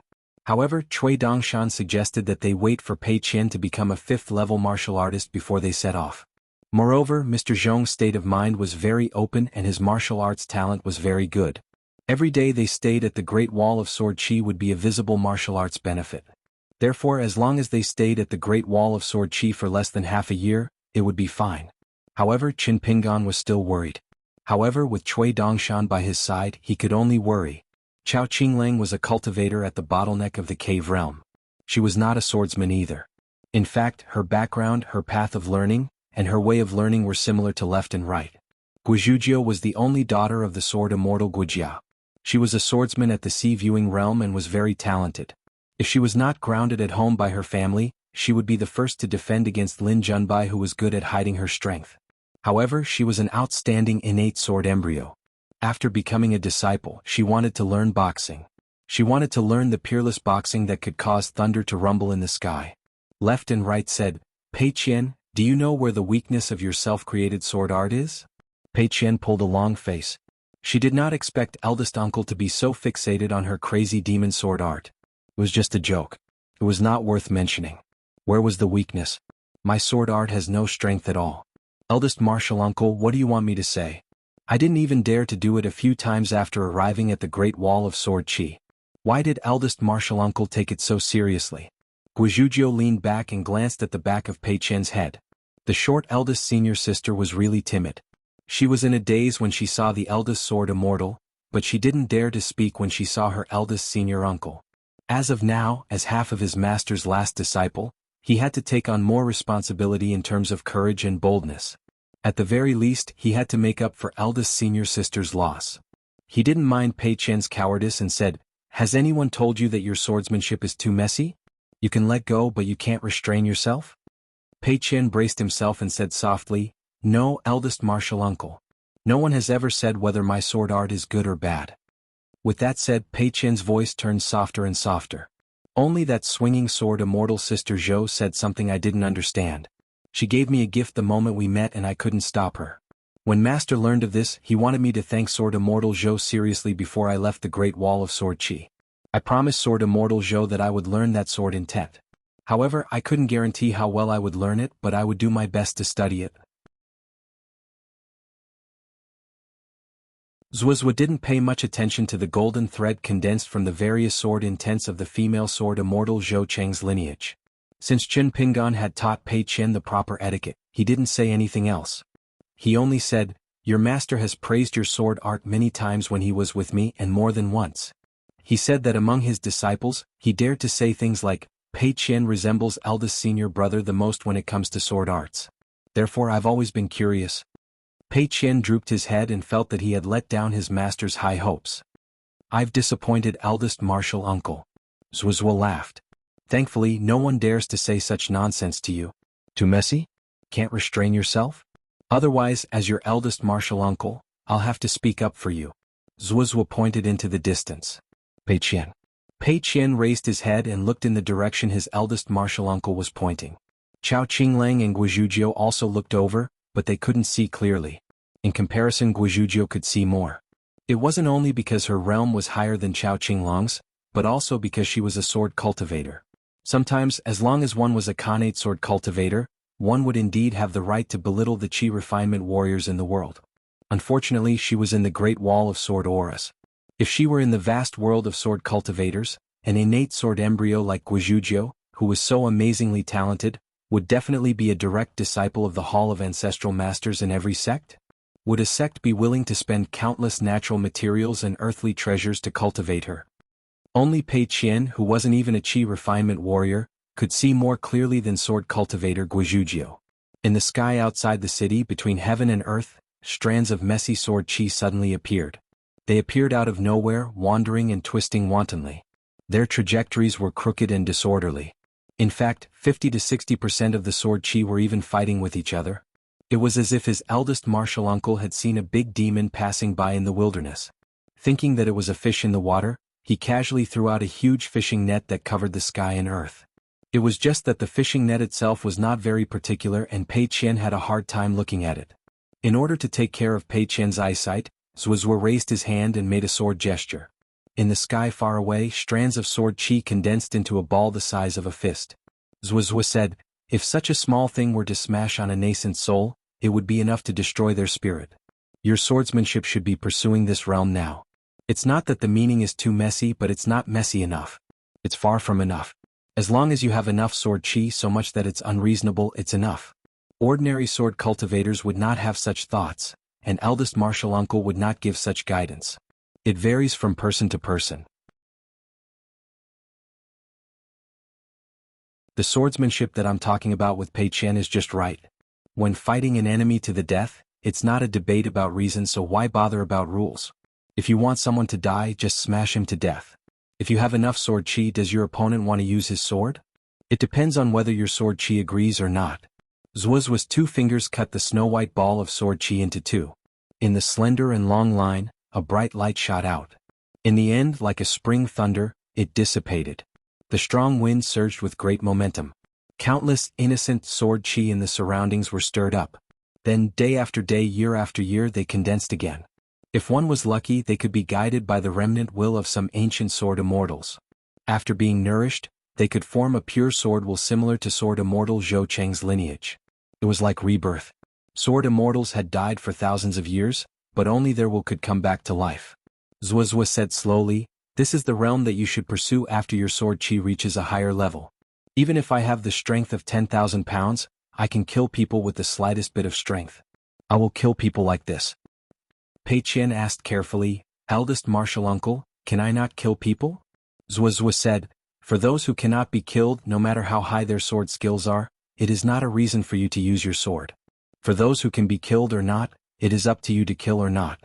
But remember, if you need to kill, don't not kill. Don't think that you are bullying others just because your realm is high. Don't think that you can be indifferent and let it go with a smile. That is not the case. The weaklings around you are the absolute powerhouses in the vast world. The harm that the powerhouses bring to the world is much greater than that of ordinary people. In the future, when you have walked the path of Jianghu and met more people, you will understand. These people have run into the tip of your sword. If your reasoning is correct and your sword skills are high enough, then don't hesitate." Pei Qian wanted to say something but stopped. Zuozhuo said, "The lineage of the sage of literature only talks about sword skills. Of course it is not enough. The reasoning in the heart is only my peace of mind. It is far from enough. Even if your sword skills are the highest in the world, so what?" Zuozhuo turned his head and shouted, "Chao Qinglang." Chao Qinglang immediately understood and said, "Eldest martial uncle seems to be talking about swordsmanship, but in fact, it is connected to the reasoning. The intertwining of ideas is either fighting and retreating, or like eldest martial uncle's final ball of sword qi, it is a gathering of people who are similar to each other. It is like the formation of a person's fundamental knowledge. In learning, one has to compete with the sage's books and the sage's reasoning, and more importantly with one's own heart, with the way of the world in heaven and earth. In the end, the one who can still win is the indomitable spirit, the sword supporting heaven and earth, and continuing the legacy of the unique skill." Zuozhuo was very gratified and nodded, "You are indeed the most like me, so I don't need to talk too much with you. Can you understand?" Chao Qinglang smiled and nodded. Zuozhuo turned his head and asked Pei Qian, "Since eldest martial uncle said so, does it mean that you should listen less to those sword theories?" Pei Qian remembered his master's teaching to treat people with sincerity, so he plucked up his courage and said, "Jealousy is jealousy. Learning swordsmanship is learning swordsmanship. We don't fight at all." Zuozhuo nodded and said, "Very good, it should be so. It is naturally fate that you came from the same sect, but it doesn't mean that you have to become the same person and have the same mind. It doesn't even mean that all students are like teachers and all disciples are like masters. Keep the big rules, and other than that all words and actions are free. Zuozua turned his head and looked at Guizhuzhou. The one with the biggest heart was probably this little girl. At this moment she had heard their conversation and should have remembered it. However, Guizhuzhou's thoughts and eyes floated to her master. She pricked up her ears, intending to eavesdrop on the conversation between her master and the old sword immortal. Naturally she couldn't hear it at all, but it didn't prevent her from continuing to eavesdrop. Sensing eldest martial uncle's gaze, Guizhuzhou immediately sat down and took a posture of battle readiness. Eldest martial uncle's every word is as heavy as 1,000 pounds. I have to take the blow. Pei Qian lamented, this little girl is really shameless. She doesn't respect her elders and is lawless. Zuozua said, Guizhuzhou, do you know what it means to learn martial arts, recognize Qin Pingan as your master, and record the vast Luopa Mountain's pedigree? Guizhuzhou said loudly, eldest martial uncle. I don't know. She was self-righteous. Zuozua felt that she was actually quite similar to herself in the past. Very good. However, at this moment, with a different identity and being in the same situation, Zuozua realized that her master didn't have a headache for her in the past. Zuozua had a headache too. Forget it, let Qin Pingan have a headache himself. However, the little girl called her eldest martial uncle, so she couldn't call him that for nothing. Zuozua turned his head and looked at Cui Dongshan. Cui Dongshan ran to the top of the city wall. Eldest martial uncle, do you have any instructions? Zuozua said, take out a few magic treasures for your master and give them to Guizhuzhou. Don't be too bad. Guizhuzhou quietly turned around and stretched out 2 fingers on one hand and 3 fingers on the other. As for whether she was going to choose one of the 2 or 5 gifts together, only God knew what she was thinking and why she thought so. Cui Dongshan flipped his wrist, and a dazzling 5-colored treasure bracelet appeared. It was the best magic treasure in the world, and he threw it to Guizhuzhou. Guizhuzhou caught the treasure bracelet and said in surprise, you're really giving it to me? I was just casually asking for an exorbitant price. I even wanted to ask little senior brother for an exorbitant price. Although the little girl said so, she put it on her wrist in one breath without any hesitation. Cui Dongshan said with a smile, it's called the 5 treasure bracelet. It's made of gold essence and copper coins, the root of the mountain cloud, the jade bead that contains the essence of water, and the core of the peach wood that was struck by lightning. It was refined by the 5 thunder righteous method and can be considered the favorite item of a certain farmer immortal in the vast world. I'm just waiting for little junior sister to speak.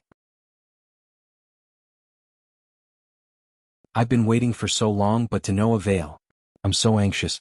Guizhuzhou whispered telepathically, when we get down from the city, eldest martial uncle won't see us anymore. I'll return it to you, just wear it for a while. Cui Dongshan replied with a smile, no need. Anyway, little senior brother is being generous. Hurry and keep it well. Later little senior brother will say that he lost it to an old bastard. It's a perfect excuse. Little senior brother will show off once, little junior sister will benefit from it, and the old bastard will cry tears of heartache. It's killing 3 birds with 1 stone. Guizhuzhou was confused. She shook her wrist and the light flowed. It was still a little heavy. The gift was too valuable. She still had to ask her master to decide whether to accept it or not. Cui Dongshan really had a lot of treasures in his pocket. When Cui Dongshan first arrived at the Great Wall of Sword Qi, he said to the female Taoist priest that he was poor and borrowed the Liuxia continent's treasure boat ferry. He didn't say anything wrong. His soul had been split into 2. Since the physical body belonged to him, it was only logical for him to return his belongings to Cui Shi. Finally he said to Pei Qian, Chao Qinglang and Guizhuzhou separately, sword techniques can be practiced frequently, but do not hold the sword easily. You have to learn this from your master. If you don't even know what is what can you learn from it? The faster the people around you leave, the more you cannot be anxious about them. Eldest martial uncle will talk to your father. Qin Pingan took out his talisman boat that Huan Yun Jinren gifted to him, and brought the 3 of them back to the Ning residence. But before that, the talisman boat first flew out of the southern city wall, and looked at the big words carved on the city wall. One horizontal was like the path of the mortal world, one vertical was like a waterfall, and one point was the immortal cave where the cultivator was cultivating. Cui Dongshan said that he wanted to walk around by himself. Cui Dongshan finally found the monk. Cui Dongshan sat cross-legged and said, you have to thank me twice. First for yourself, second for the Aquarius continent. The monk nodded. The human heart sits alone towards the light, and when it speaks, it is like a lion's roar. Cui Dongshan was not willing to dwell on his own matters and asked sincerely, My grandfather finally stopped at the Temple of Heart Reflection in the Lotus Blossom Blessed Land. Before he died he wanted to ask the abbot about Buddhism, but I don't know why, but he gave up. Can you clear my doubts? The monk said, that Mr. Chui, you should want to ask if such a coincidence is preordained by the heavens. But when the words came to your mouth the thought fell and you really let it go. Mr. Chui let it go. Why can't you let it go?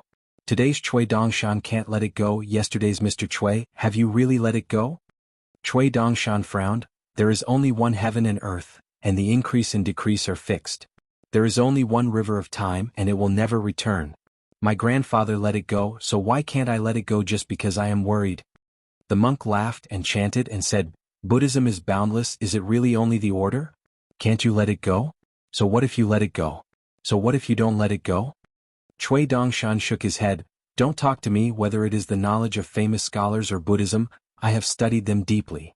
The monk clasped his hands together and looked up at the sky, then retracted his gaze, and looked at the vast land in front of him, his right hand covering his right knee, and his fingertips touching the ground lightly. He then raised his hand, his thumb and index finger intertwined, and the rest of his fingers stretched out naturally like a lotus flower. Chui Dongshan sighed, clasped his hands together, nodded his head and stood up to leave. The monk looked serene and raised his hand that was touching the ground. He stretched out his palm with his fingers hanging down and smiled. Once again I see a lotus flower blooming in the sea of bitterness in the human world. Chui Dongshan had been jumping down from the top of the southern wall, walking through the extremely wide horse path, and then to the top of the northern wall. With one step, his body fell straight down, stirring up a cloud of dust at the foot of the wall. Then he walked out of the yellow sand wearing a spotless white robe. He ran, skipped, and occasionally swam in the air. Therefore Zhu Mei had a good reason to think that Chui Dongshan was mentally ill. No one would ride a talisman boat and row a boat, and no one would walk in the streets and alleys of the city with a little girl in a quiet place, carrying a light mountaineering staff together and pretending to be tired and staggering. Chui Dongshan didn't go directly to Ning Mansion, but sneaked over the wall and sneaked into a mansion. He saw a sword immortal sitting in the corridor, drinking wine from a cup. Chui Dongshan squatted on the railing and stared at the wine cup intently. Sword immortal Sun Jian smiled. Lord Imperial Tutor, everything else is negotiable, but I really can't give you this item. Chui Dongshan grumbled. Sword immortal, you are so stingy. Sun Jian smiled bitterly. I really can't believe that the Imperial Tutor is the Imperial Tutor. Chui Dongshan twitched his mouth. Didn't the Great Wall of Sword Chi also think that you are a spy? But in fact you are just a gambling addict who helps others earn money and scatters it? Sun Jian was puzzled. Many people actually want to imitate Alliance's way of doing things, but no one can learn it well. Where did Mr. Storyteller's sense of propriety come from? Many people eventually become a huge joke. After all, everything that Alliance does has a huge premise, and that is his sword arts and sword intent. How can others learn from him? Over the past 100 years, how did the mighty swordsman Alliance become the Alliance of the Great Wall of Sword Chi? I believe you and I are well aware of that. Chui Dongshan said, I have a junior brother named Mao Xiaodong. He isn't a scholar but he teaches well. My master learns everything quickly and is good at it. As far as the eye can see, there are natural treasures that can be used for cultivation. Sun Jian waved his hand. Don't say such things. I'm really not used to it. My junior brother Mao Xiaodong and now my master is the second manager. I don't even dare to drink. Chui Dongshan raised his chin, clearly unwilling to give up. What's the use of a wine cup if you don't drink? Give it to me. Sun Jian looked at the youth who was squatting on the railing, and felt a headache coming on. He mimicked sword immortal Ku Xia, and had a bitter expression. Chui Dongshan jumped off the railing. Everyone is filled with resentment, but they can't do anything to a sword immortal boss. How can they relieve their grief? Probably the only way is to drink. It's better to be drunk and wait for death than to be sober and have to die. Sun Jian didn't hide his thoughts. How you think and how you do are two different things. Aliang once told me about this principle. One of us understood it while the other took it seriously. Otherwise, the sword cultivator that was killed by sword immortal boss wouldn't be Dong Guanpu, who was the center of attention, but the dispensable Sun Jian.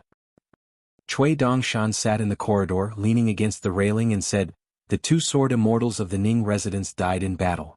Dong family's Dong Guanpu was killed by his own people. When my master came to the Great Wall of Sword Chi for the first time, it was such a scene. The Ning residence declined and the Dong family was still glorious. No one dared to say a word. Who do you think is the saddest? Sun Jiyuan said, of course it's Sword Immortal boss. Cui Dongshan folded his hands in his sleeves. It's troublesome when everyone is right. Sun Jiyuan laughed. Lord Imperial Tutor, you didn't come here today just to complain to me, right? Between you and me the price is fair. It's just business. Some things have been entangled for too many years. Even if you're a great Sword Immortal, you don't have the heart to clear things up. The answer is nothing more than, what else can I do? Let's just leave it at that. Besides, going out of the city to kill demons is a habit. After killing for a long time, it'll become a matter of course. If it's me, Sun Jiyuan, I'm someone who's afraid of death, right? But if I really go to the top of the city wall and then go to the south, I'll still kill to my heart's content. Cui Dongshan said, in the past there were always battles every 100 years or so. Not to mention the bitter slaughter after the Battle of the 13. In a short 10 years, the barbarian world attacked the Great Wall of Sword Chi again. It's just that the scale of the attacks wasn't large. They just wanted to use battle to nurture battle, to grind in the various factions, to train their soldiers. Are you afraid? Once half of the fighting strength of the wasteland is gathered, or even the entire wasteland, the Great Wall of Sword Chi will only have this few people and this few flying swords. Are you afraid? Sun Jiyuan said, this is also the reason why we complained so much but didn't do anything in the end. In any case, there's Sword Immortal boss standing guard at the top of the city wall. Cui Dongshan asked, then what if that leader of the wasteland that disappeared for 10,000 years reappears? Is there someone who can fight Qin Qingdu in a one-on-one fight? What about you Sword Immortals? Do you still have the heart to go down the city wall? Sun Jiyuan was silent. Cui Dongshan stretched out his hand and laughed, let's make a bet? If I jinx it then this wine cup is mine. It's useless for you to keep it anyway. Maybe you'll have to rely on this bit of incense to plead. If it doesn't appear then I'll definitely return it to you in the future. Sword Immortals live a long life and I'm not afraid of waiting. Sun Jiyuan tossed the wine cup to Cui Dongshan. Whether you win or lose I'll give it to you. Alliance once said that no gambler at the Great Wall of Sword Chi can win. The more one is a Sword Immortal the more so it is. Rather than losing to those bastards from the wasteland and leaving it to the vast world behind me, I'll just take it as choosing the lesser of two evils. Both are disgusting so it's better to disgust yourself less. Take it as a win. Cui Dongshan smiled as he received the wine cup. But? Sun Jiyuan nodded and stood up. There really is a but. Did I agree to cross the city wall? Cui Dongshan nodded. I almost couldn't hold myself back. I wanted to return the wine cup to you and become sworn brothers with you. I wanted to chop off a chicken head and burn yellow paper. Sun Jiyuan smiled and said, Imperial Preceptor, you're spoiling the fun by saying such words. I can't hold back my rare heroic spirit anymore. Cui Dongshan said, Sword Immortal son, if you continue being such a sentimental person, I'll have to use abject mountain sect style against you. Sun Jiyuan suddenly said seriously, you are not that embroidered tiger, nor are you Imperial Tutor. Cui Dongshan said bashfully, I'm Dongshan. Sun Jiyuan's mouth twitched and he finally could not help but retort, then I'm Shiha. The white-robed man flipped over the wall and when he fell to the other side, he was still muttering, impudent, too impudent. The Great Wall of Sword Chi Sword Immortals are all bullies. Their words are harsh and hurtful. Lin Junbai did not head to the city wall to practice his swordplay recently. Instead he practiced alone. Every time Yen Lv, the proud sons of heaven from the Xiao Yuan dynasty returned to Sun Manor to rest, they did not dare disturb Lin Junbai's recovery of his mental state. Yen Lv was the only one who went to look for the dispirited Lin Junbai once. However, when she saw Yen Lv, Lin Junbai seemed to be more enthusiastic than before. She stopped playing and chatted with Yen Lv for a long time. Yen Lv made up his mind that he should indeed form an alliance with Lin Junbai and not be secretly instructed by his clan. As a result, Yen Lv held a grudge against him throughout the journey. He just hit it deeper. After all, in Yen Lv's opinion, Lin Junbai was an unavoidable obstacle in the past. When his cultivation level was higher, especially when he was able to truly take charge of a portion of the Yen clan's affairs one day, Lin Junbai, who was like the sun at noon in the Xiao Yuan dynasty, would greatly hinder his own rise.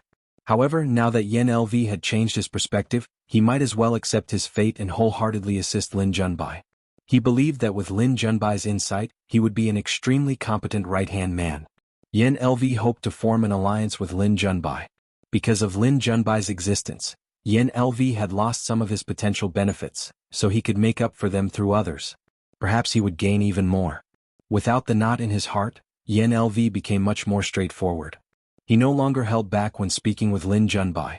A Lin Junbai who did not talk about how severely damaged his Dao heart was and was no longer flawless, instead made Yen Lv feel much more at ease.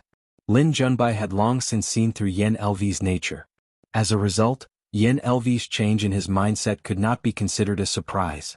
There would not be any problems in cooperating with Yen Lv either. Yen Lv would not be some insignificant character in the Shaoyuan dynasty in the future. Today his senior brother Bien had made a rare appearance and played a game of chess with Lin Junbai. Bien laughed. Haven't you been disgusted enough by Yen Lv and the others? Lin Junbai shook his head. On the contrary, the human heart can be used. Bien shook his head as well. His chess piece hung in the air as he looked at the game. I actually feel very disgusted.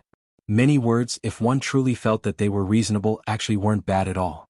It was only because of different standpoints and different levels of knowledge that they would speak differently. In the end, logic was still logic.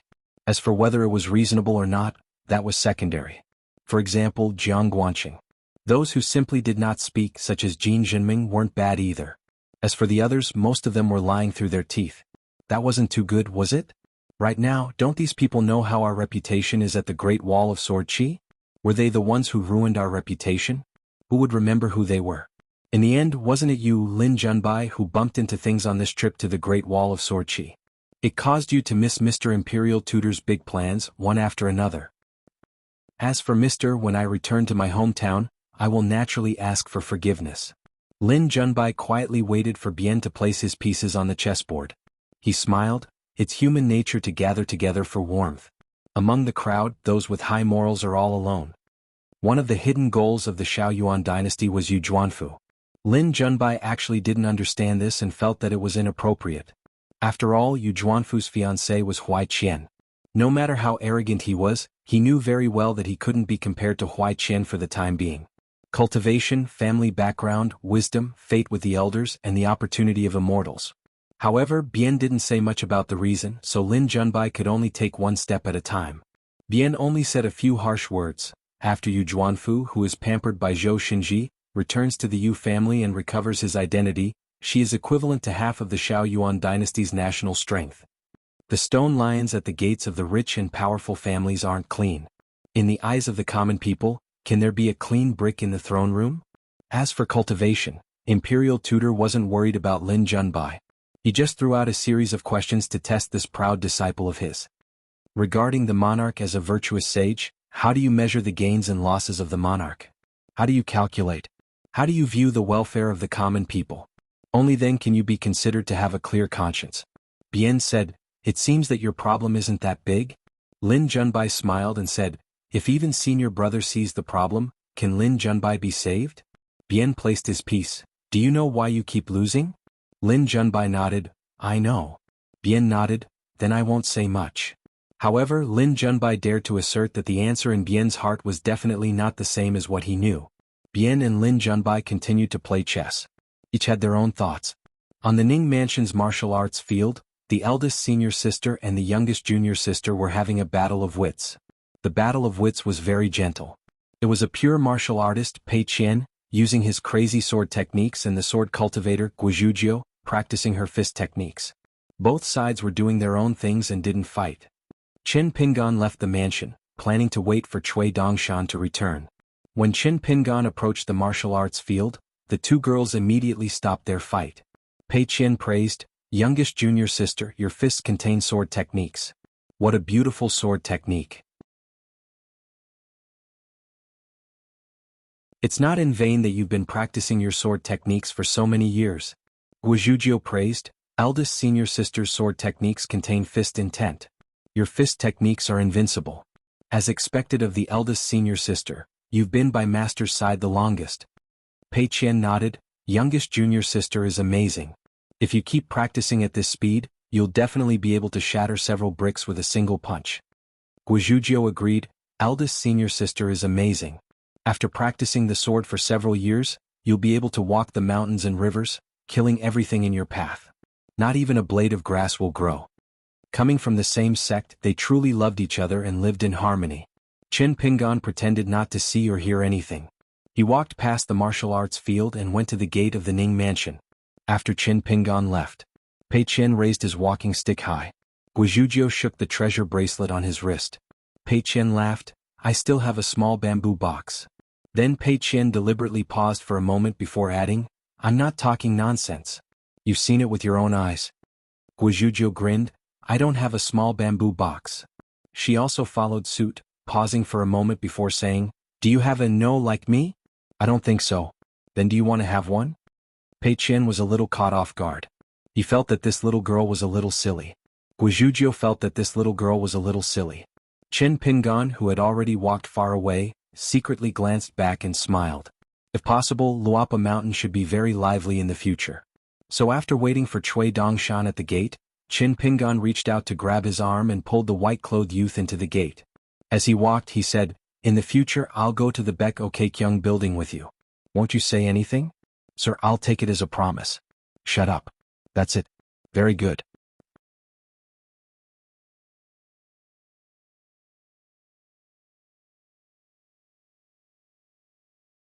(611) Fandash was still unable to break through the bottleneck of the Dragon Gate realm and become a Jindan guest. No matter how much wine Fandash drank, he was still the one paying the bill every time. However, he was still unable to become as thick-skinned as the second manager. He felt guilty and felt that he had let down the martial arts field of the Ning mansion as well as the puppet that helped Fatty Yen practice swordsmanship. Therefore, every time he drank, the one paying the bill was always Fandash. This was not a big deal. Even if Fandash was not at the table, it was fine as long as the money was there. At the Stacked Mountain wine shop, all the drinks were on Fandash's tab. Among them, Fandash drew the most talismans. Fandash was confused at first. How could the shop allow him to buy on credit? After asking, he found out that it was Qin Sanchio who took the initiative to help him put a small sum of money in the wine shop. Fandash asked how much money was left. It would have been better if he did not ask. Once he asked, he felt sad. Since he had already started, he went all out. It was rare for him to ask for a few pots of wine from the Green Immortal Mountain, so he simply drank until he was dead drunk. The two youths of the same age who had become long-term workers of the wine shop, Zhang Jiazhen from the Lingxi Alley and Jiang Chu from the Straw Hat Alley, had now become friends with everything. They talked about their dreams in private, but they were not big. The storyteller on the bench appeared less and less frequently. The storyteller also told fewer and fewer stories about the mountains and rivers. The child who had the pottery jar and the secret stash of money, the child whose father helped the wine shop make Yangchun noodles, felt that it was not a good thing to go on like this. The stories were not good, but they were stories after all. If it did not work out, he would spend money to buy stories from the storyteller. Would 1 copper coin be enough? Now that his father had made a lot of money, he gave him 2 or 3 copper coins every now and then. In at most a year, Feng Kangle's pottery jar would be full. Therefore he was rich and bold. Feng Kangle held the pottery jar, summoned his courage and secretly ran to the street of the Ning mansion that he had never been to before. He wandered around for a long time without daring to knock on the door.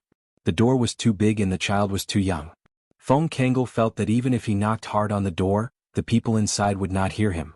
When the storyteller sat on the bench, the child, who was the first to greet and talk to the second shopkeeper, was not afraid at all. However, when the storyteller hid behind the high walls of the Ning mansion, the child became scared. Therefore he squatted at the foot of the wall and basked in the sun for a long time. Before dark, he left the bluestone street that could be used as a mirror. The child secretly twisted his ankle and the soles of his shoes would squeak. After walking for a while, he would play once. He did not dare to play more than once, for fear that he would disturb someone and be beaten. When he walked all the way to the yellow mud road of his own alley, he did not have this kind of fun. If he stepped on dirty shoes, his father would not care and his mother would care. It was fun to have his butt hurt. Many times when his mother beat him, he would cry. His father would always squat at the door and not say anything. At that time the child felt most wronged and hurt. What was wrong with her parents? How could adults like his parents be more unreasonable than children who hadn't grown up yet? Feng Kangle returned to his own alley. There were many children there who were looking forward to it. They were all hoping that tomorrow they would be able to hear the free stories that happened in the distant hometown again. Feng Kangle had no choice. He could not say that he was timid. He only saw the door but did not see the storyteller. Therefore he muttered a few words of apology to the storyteller in his heart. Then he bitterly lamented that the second shopkeeper was too stingy and thought that the money in his clay pot was too little. Now he was not willing to tell stories. This guy only cared about money and did not have a conscience. The children followed Fong Kangol and scolded him. In the end, the children were not very angry but more regretful. After all, the previous story wasn't finished yet. He was talking about how the mountain deity forced a marriage and how the scholar beat the drum and wronged the city god's pavilion. In any case, he should finish this story. Did that scholar manage to save his beloved and pitiful girl? Was the second shopkeeper not afraid that the scholar would beat the drum non-stop and break the big drum in front of the city god's house? The little girl who was not very good looking but would always bring enough melon seeds was the most disappointed. This was because after the storyteller took her melon seeds many times, when she played house, she became the wife sitting in the sedan chair. Fong Kangol and the others used their hands to prop up the sedan chair. She sat on it and wobbled. However, after the storyteller did not appear with a wooden stool and bamboo stick for a long time, she became the girl that Fong Kangol and the others liked. As for herself, she could only become a maidservant that accompanied the dowry. Moreover, the storyteller had secretly promised her that the next time it snowed, he would stand by her side. How could he not keep his word? She spent a lot of effort to get her parents to buy more melon seeds. She could not bear to eat them and kept them for the new year. However, in her hometown, it seemed that there was no difference whether it was the new year or not. It was not the hometown that the storyteller talked about. It was very lively. The children could wear new clothes, receive red packets from their parents and elders, and put up spring festival couplets on the door of every household. However, every time he finished telling a story or a short part of it, the second shopkeeper, who liked to tell scary stories about mountains and rivers but was not scary himself, would say some words that were destined to be ignored. For example, he would talk about how good the Great Wall of Sword Chi was and how he could drink wine with a group of sword immortals. When he turned around, the sword immortals would be eating yangchun noodles and pickled vegetables. It was very rare. No matter where in the world this kind of scene could not be seen. No matter how much money one spent, it would not be enough. Then he would say that of all the places in the world, regardless of whether it was better or worse than their hometown, there would always be only one hometown.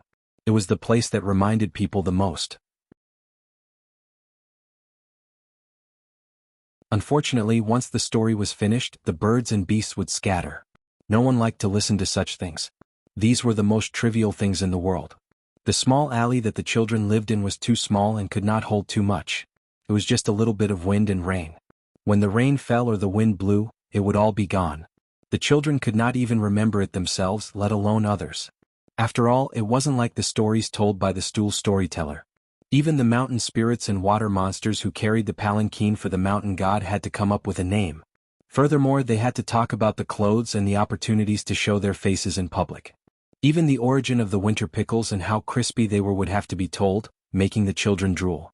After all, even though the Great Wall of Sword Chi didn't celebrate the new year, everyone still had to go through the freezing winter.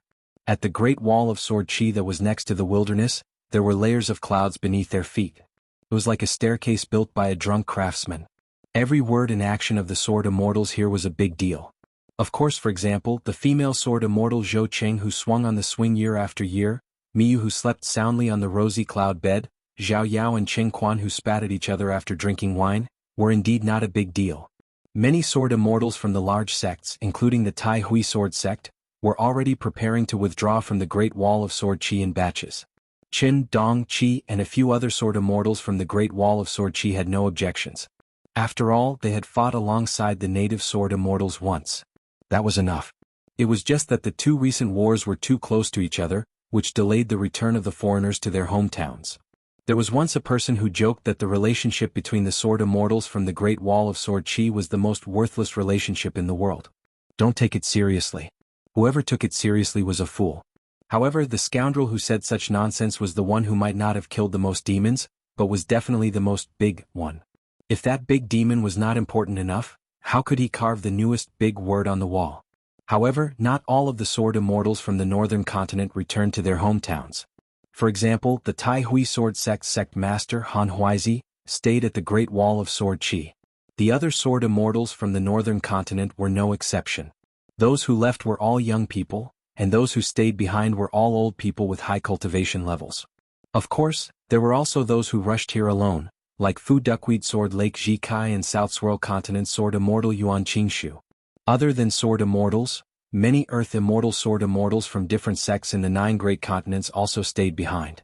Fortunately, the Stack Peaks wine shop grew bigger and bigger. It took over the 2 shops next door, and there were 2 additional walls that were specially used to hang uneventful signboards.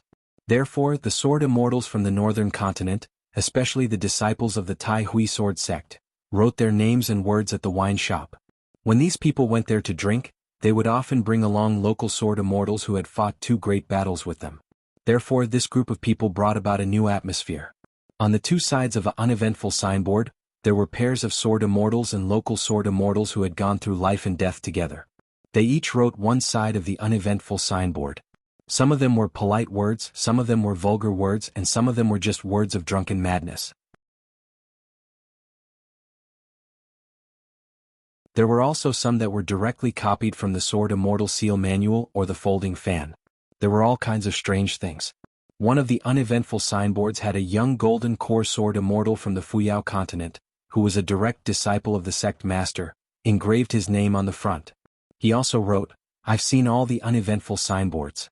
If I may be so bold as to say that I am a Sword Immortal of the world, so what if my sword arts are inferior to the Great Wall of Sword Chi?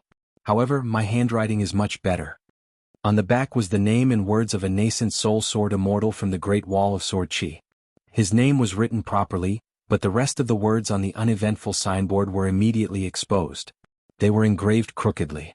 In the world, there are people like you who don't know how to write, and those like the second manager who doesn't know how to sell wine. Give us another dozen of them at the Great Wall of Sword Chi. Left and right were sharing their insights on sword arts with Wei Jin. When eldest Sword Immortal appeared, Wei Jin was about to leave. However, Qin Qingdou waved his hand. "Just stay. In my eyes, your sword arts are about the same level." Wei Jin smiled bitterly. "Eldest Sword Immortal, if you want to make senior left and right feel more confident, don't drag me into it." Qin Qingdou went straight to the point. "Actually, I have something to ask of you. It's not quite right to call it a request. One is your teacher's order, and the other is my hope. It's up to you whether you want to listen or not. After I follow you, I will follow my sword." Wei Jin was helpless. There was no room for discussion. At least that was the case for him. It was hard to say what senior left and right would decide for the time being. Left and right asked, "Why didn't Sir tell me yourself?" Qin Qingdou laughed. "If Sir said something that I wouldn't listen to, what else could I say? If I heard it, would the most reasonable old scholar in the world be punished for being unable to discipline him?" Left and right said, "Indeed, it's my student who has made Sir worry. As long as he said something good about his teacher, it would work on left and right. The only thing that worked was the most effective." Qin Qingdou turned to speak to Wei Jin. "Wei Jin, if I advise you now, you might not be willing. Therefore you can fight another battle. After that, listen to me and leave the Great Wall of Sword Chi. When the time comes, there will be 3 places for you to choose from: South Swirl Continent, Fuyao Continent, and Golden Armor Continent. Treat it as a sightseeing trip. Treasure Vase Continent's windy snow temples. Wei Jin shouldn't be a love-struck fool.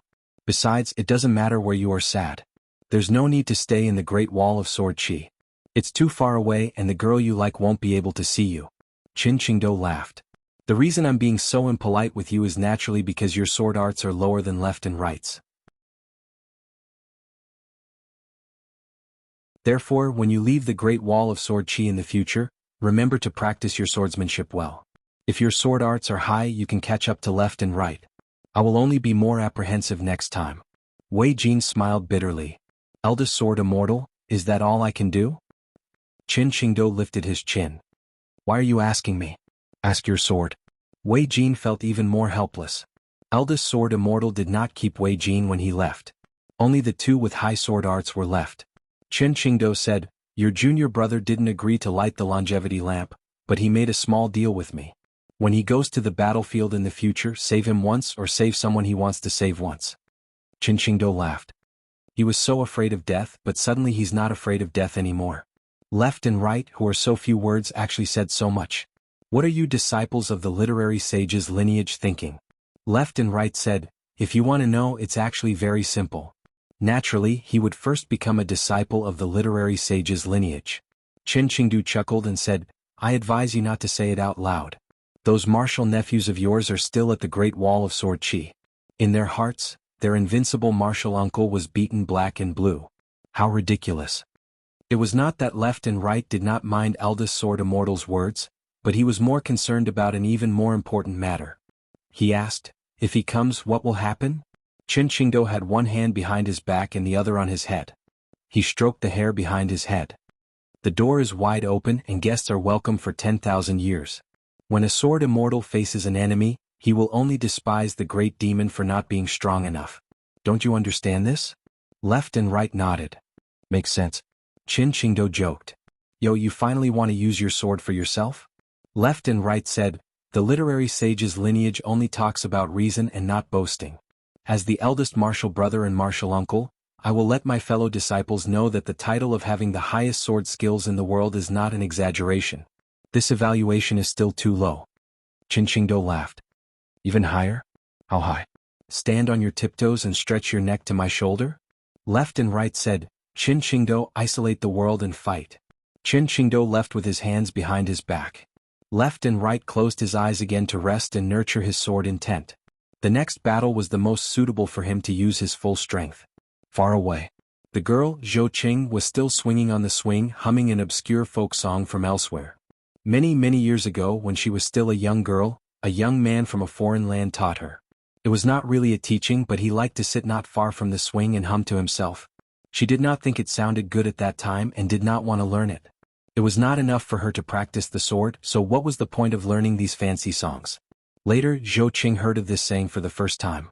He also said that the reason he came here was to see the hometown in his heart. He did not have any feelings, just wanted to take a look. Great sword immortal Lu Ji walked to the side of the swing, reached out to hold a rope and shook it gently. Zhou Qing did not turn her head and asked softly, "Sister Lu, someone said that he wanted to see the hometown in his heart, even at the risk of his life. Why don't you go and see the hometown in your heart? You won't die, and besides, you have accumulated so many battle merits. Boss Sword Immortal has already promised you that once you have enough battle merits, he will not stop you." Lu Ji was a slightly thin and slender woman. Her cheeks were slightly sunken, but her skin was white. Her forehead was bright, especially bright as if it had been storing the moonlight for years. Her appearance was not very beautiful, but her aura was strong. She stood quietly beside the swing, like the unrestrained sword aura Left and Right. Lu Ji shook her head and said, "The reason for such an agreement is to find some thoughts for myself other than sword practice. I can do it, but I don't have to do it." Zhou Qing said no more. Lu Ji shook the swing gently. "Once I can openly go to the inverted hanging mountain, that thought will be put to rest. Now, my thoughts are to go to the south, to two very far places, to drink the horse in Yeluo, and to drag the moon mountain with my sword." Zhou Qing turned and laughed. "That guy who can't spit out anything good? You like him?" Lu Ji shook her head. "A woman doesn't have to like a man. I don't like to like anyone, I only like myself who doesn't like anyone." Zhou Qing laughed. "Sister Lu, you really speak like someone from Howren Heaven. Zhou Qing, if the swing is gone one day, what will you do? If he's dead, I won't care. Is it necessary to like someone? Not that many people really like him. Anyway, there's nothing left and I'm the only one left in the sect. What else can I think about? Sister Lu is talented, so you can think about it. I can't. It's useless to think about it, so I won't think about it." Lu Ji looked to the south and said indifferently, "There are more than one sword immortals who can only wait for death. Don't you think it's funny?" Zhou Qing did not say anything, nor did he laugh. Sword deity Li Kai of the North Continent was a person who refused to stop. Today she had a sword fight with Han Huizi of the Taihui sword sect. Tomorrow she would go and find other sword deities. If she could not find any sword deities, she would bully nascent soul sword cultivators. She would yell that she could not even defeat a woman. Not only that, she did not even dare to fight. Was he still a sword immortal? Nascent soul sword immortals were often angry. After losing, they would call their friends. Who didn't have sword immortal friends in the Great Wall of Sword Chi? After inviting the sword immortal out of the mountain, it was fine if Li Kai won. But if she lost, she would have to look for the nascent soul sword immortal again. After a few times, the nascent soul sword immortal's face turned gloomy. His sword immortal friends were no longer willing to see him, so they told Li Kai that they could not always catch him and squeeze him to death. Hence, they secretly introduced another nascent soul sword immortal to Li Kai, saying that they should look for that guy. That guy knew even more sword immortal friends. Li Kai fell in love with the Great Wall of Sword aura from the bottom of her heart. There were endless battles and there was no need to worry about winning or losing. It was much better than the North Continent, where one's hands were tied and there was no need to talk about relationships. Li Kai almost wanted to find a random man to marry and stay here without going back. However, when she had this thought, she felt a little sorry for Jiang Shangzhen. Then again, a man like Jiang Shangzhen would never love a woman wholeheartedly. Why would she like him? Wouldn't she be humiliating herself? However, when the female sword immortal sat on the city wall or recuperated in the ravine residence, she could not help but fall in love with him. This made Li Kai so worried that she wanted to drink herself to death.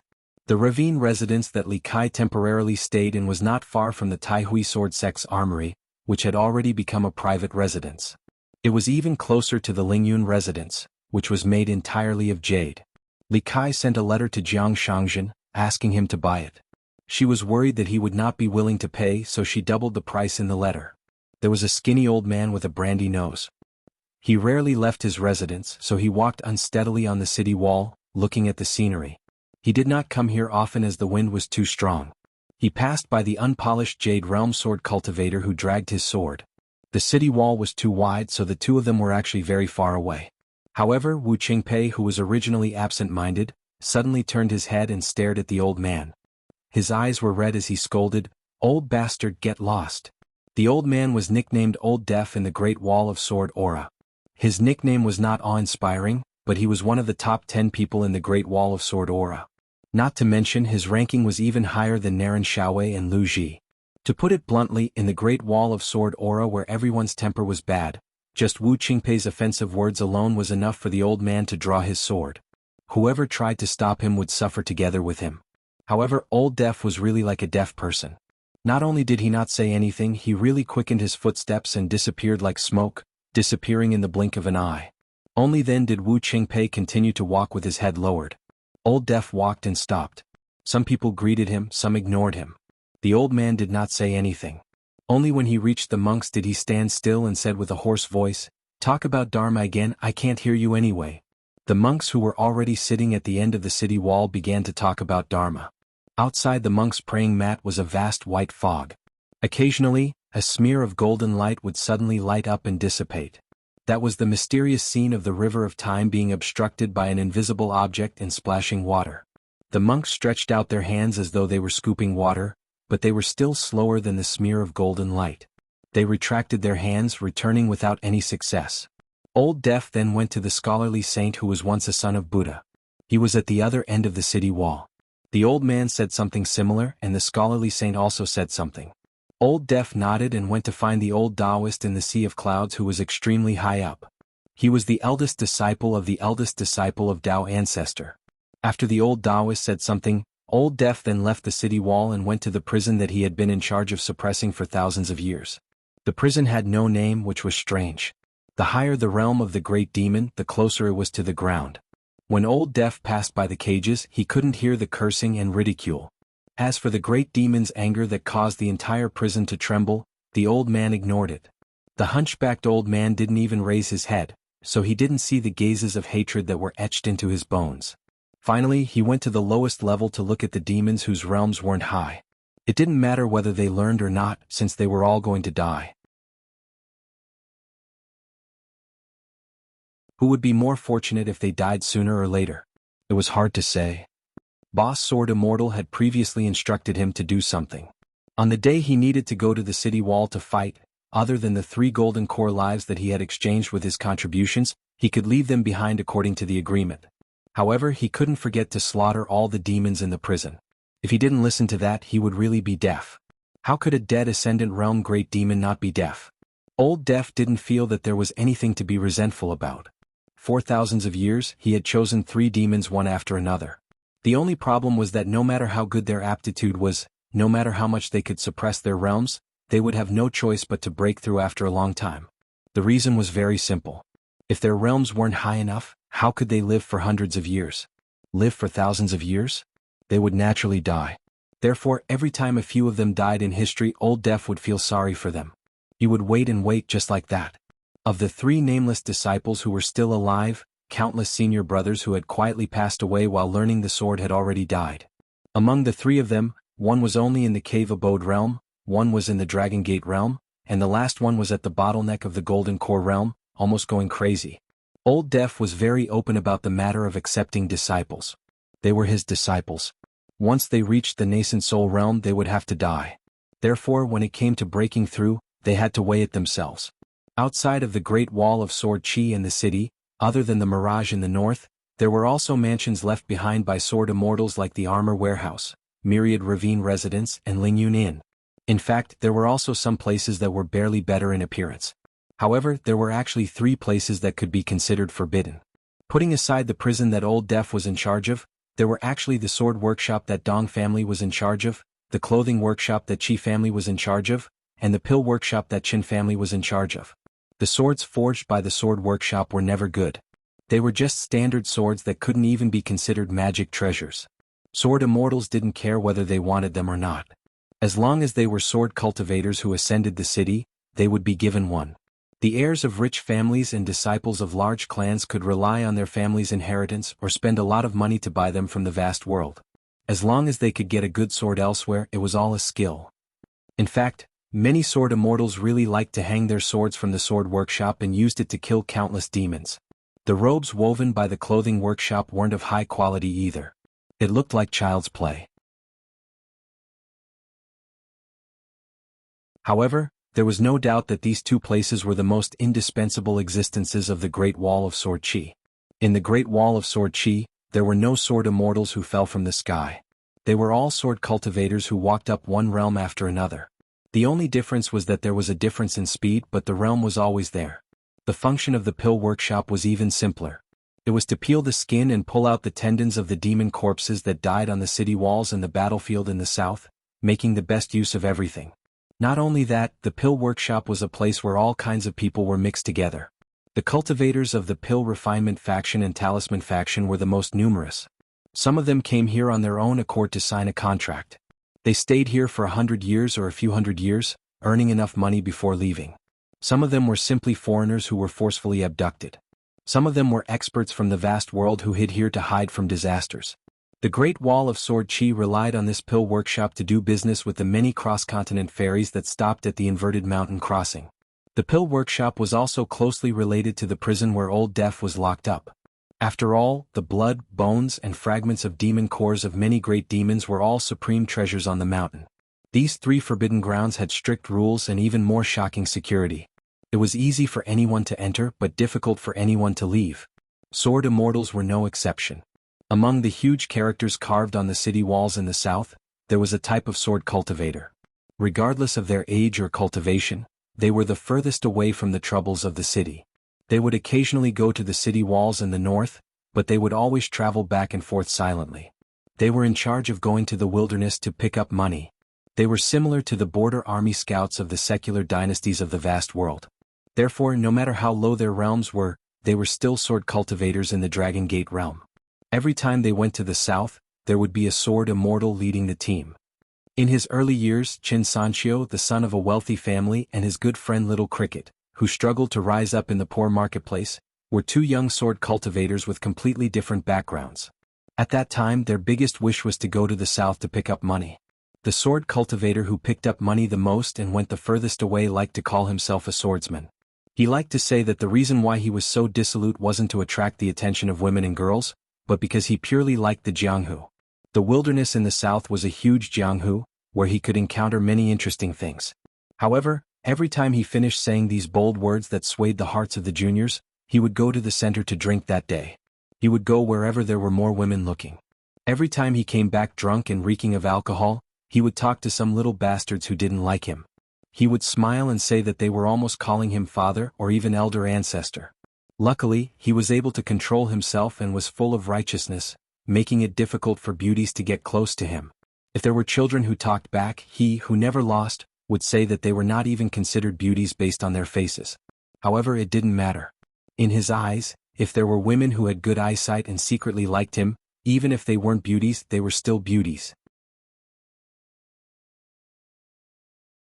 What's more, their willowy waists, their long legs that were like 2 bamboo poles snuggling against each other, and their magnificent peaks and valleys, as long as one had the heart to discover, how could the scenery be lacking? Don't understand? Come, come, come, I'll help you open your third eye. This is the unique supernatural power of the vast world, and it's not easily taught to outsiders. It was just that after every joke on the way to the south to pick up the money, there would often be one or a few listeners missing, or it could be said that the whole group was wiped out. When the living people gathered again, they would never see those faces again. Those who did not understand before, or those who pretended not to understand at that time, could no longer say that they understood. At that time, that person would be a little quieter and drink alone. Once, when the sword cultivators returned one after another, that person squatted at a certain place. However, in the end he did not meet a group that he was familiar with, only a great demon. That great demon held a spear in his hand and raised it high like it was holding a stick of candied hawthorns. He stopped extremely far away from the great wall of sword chi, called out a name, and then with a smile, tossed the spear to a certain place on the southern wall of the great wall of sword chi. That person caught the spear and gently handed it to his subordinates. Then he traveled thousands of li, heading alone for the heart of the world. He used his sword at Moon-Bearing Mountain, he used his sword at the Yeluo. Wherever there were great demons, he used his sword.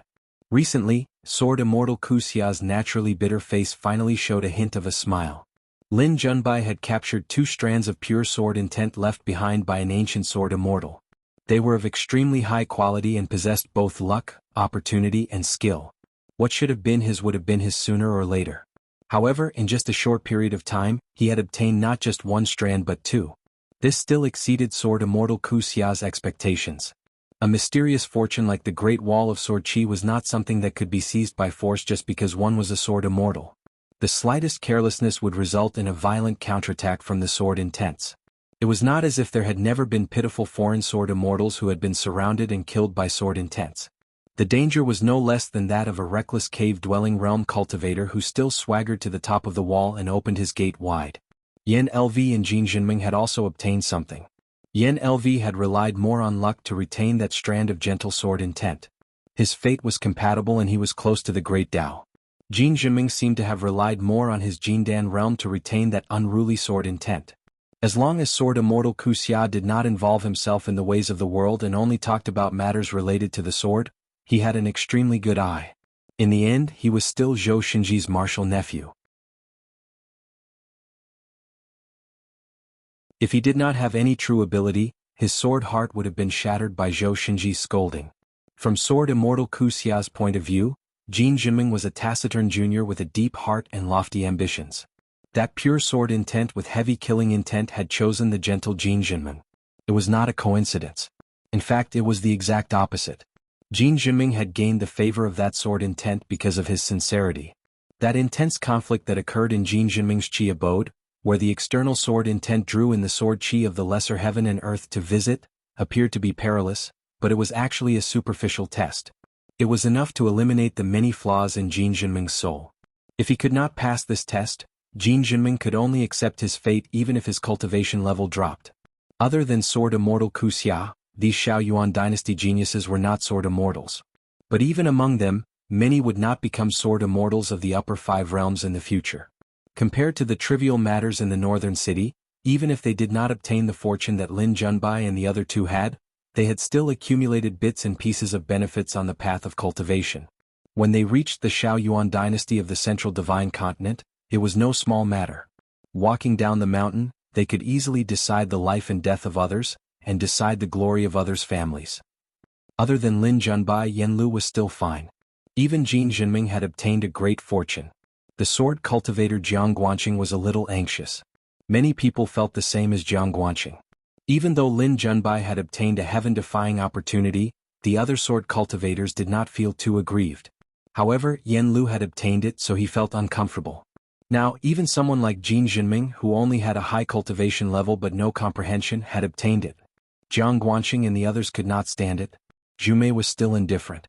Whenever she was free, she would look for Yu Zhuanfu, whom she had nicknamed Zaishi, Zaishi. After all, it was just idle chatter. Yu Zhuanfu did not speak at all. It was all the young girl talking. It was rare for Yu Zhuanfu to speak more.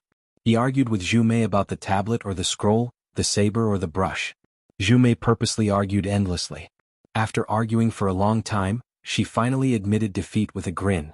So she had won just because Yu Zhuanfu spoke more. Sword Immortal Kuxia was in a good mood. When he returned to the Sun residence, he took the initiative to drink with Sun Jiyuan. But he realized that Sun Jiyuan did not have the immortal wine cup, and was only drinking from the wine jug. Sun Jiyuan seemed unwilling to speak, so Sword Immortal Ku Xia spoke his mind. I'm just a sword cultivator. After ascending the mountain, I only know how to practice the sword. So there are many things that I do not care about. Even if I don't want to, I can't. Sun Jiyuan glanced at the sincere foreign Sword Immortal and nodded. I don't have any opinion of you. Even if I did, it would be a good opinion. Sun Jiyuan sat in the corridor and bent one knee. He reached out and patted his knee. Cultivators live apart from the masses. One stays away from the secular world and cleans oneself. What more can one ask for? It's very good. Sword Immortal Ku Xia said wistfully, but any large sect will be bustling with activity once it matures. It will be too lively, and it will no longer be as simple as a single person cultivating. This is also the fundamental reason why I'm unwilling to establish a sect. I only know how to practice the sword and not impart the Tao. I'm afraid that I will teach many disciples whose sword arts reach the pinnacle and whose hearts are like water. I'm not a reasonable person to begin with, so wouldn't that be worse? My uncle master is very good. His sword arts are high enough. All his disciples and grand-disciples, regardless of their temperament, have to obediently try to figure out his thoughts. There's no need for him to impart the Tao. Sun Jiyuan shook his head and leaned against the wall. He gently swirled the wine jug. Ku Xia, oh Ku Xia. You don't even know how strong your uncle master is. I advise you not to establish a sect for the rest of your life. You really don't have the ability. Sword Immortal Ku Xia's good mood was wiped away by Sun Jiyuan's words. He wore a bitter expression. Sun Jiyuan looked into the distance and said softly, it would be great if all the people on the mountains of the vast world could be like you. They don't talk much and do nothing. Sword Immortal Ku Xia extended his hand. Give me a jug of wine. I'll drink some too. Sun Jiyuan flipped his wrist and threw a jug of wine over. Sword Immortal Ku Xia's expression turned even more bitter. This was because it was a jug of bamboo sea grotto heaven wine. The Great Wall of Sword Chi was a place where one could joke around the most. This was because if one could joke around with one's own life, what else would one not dare do? However, the Great Wall of Sword Chi was ultimately the Great Wall of Sword Chi. There were no messy rules written on paper. At the same time, there were some unwritten rules that were inconceivable and should not be considered rules elsewhere. If a sword cultivator of the Middle Five Realms saw a particular sword immortal displeasing him, regardless of whether he was drinking or not, he would curse incessantly. As long as the sword immortal ignored him, he would ignore everyone else. However, as long as the sword immortal paid attention to him, he would accept it. 4 outsiders who came to the Great Wall of Sword Chi to practice their swordsmanship or enjoy the scenery, regardless of their disciples or grand-disciples, regardless of how good they were in the vast world, the sword cultivators at the Great Wall of Sword Chi would not think highly of them or look down on them. Everything was done with the sword. To be able to gain face from the Great Wall of Sword Chi was a matter of ability. If one were to lose face here and feel unhappy, they could say whatever they wanted in the vast world. It was fine as long as they never came to the Great Wall of Sword Chi again. It was best if they did not approach the Great Wall of Sword Chi. Throughout history, there were many sword immortals and sword cultivators who were all alone before they died in battle. After they died, if they did not leave behind any last words, everything they left behind would be ownerless. If there were any last words, someone would take them all. No matter how big a sum of money it was, or even the sword immortal's sword, even if it was a sword cultivator of the lower 5 realms, no one would fight for it. They did not dare to do it openly, but those who did it secretly should not treat the hidden official's lineage as fools. Many clans who almost moved to Taishiang Street or Yuhu Street suffered great losses because of this. The rules were very simple. If they were not disciplined strictly, anyone who dared to touch them would die. In the family, the person with the highest realm would first be beaten half to death by Luo Shan or the Bamboo Nunnery Sword Immortal. If they could not do it, it was fine.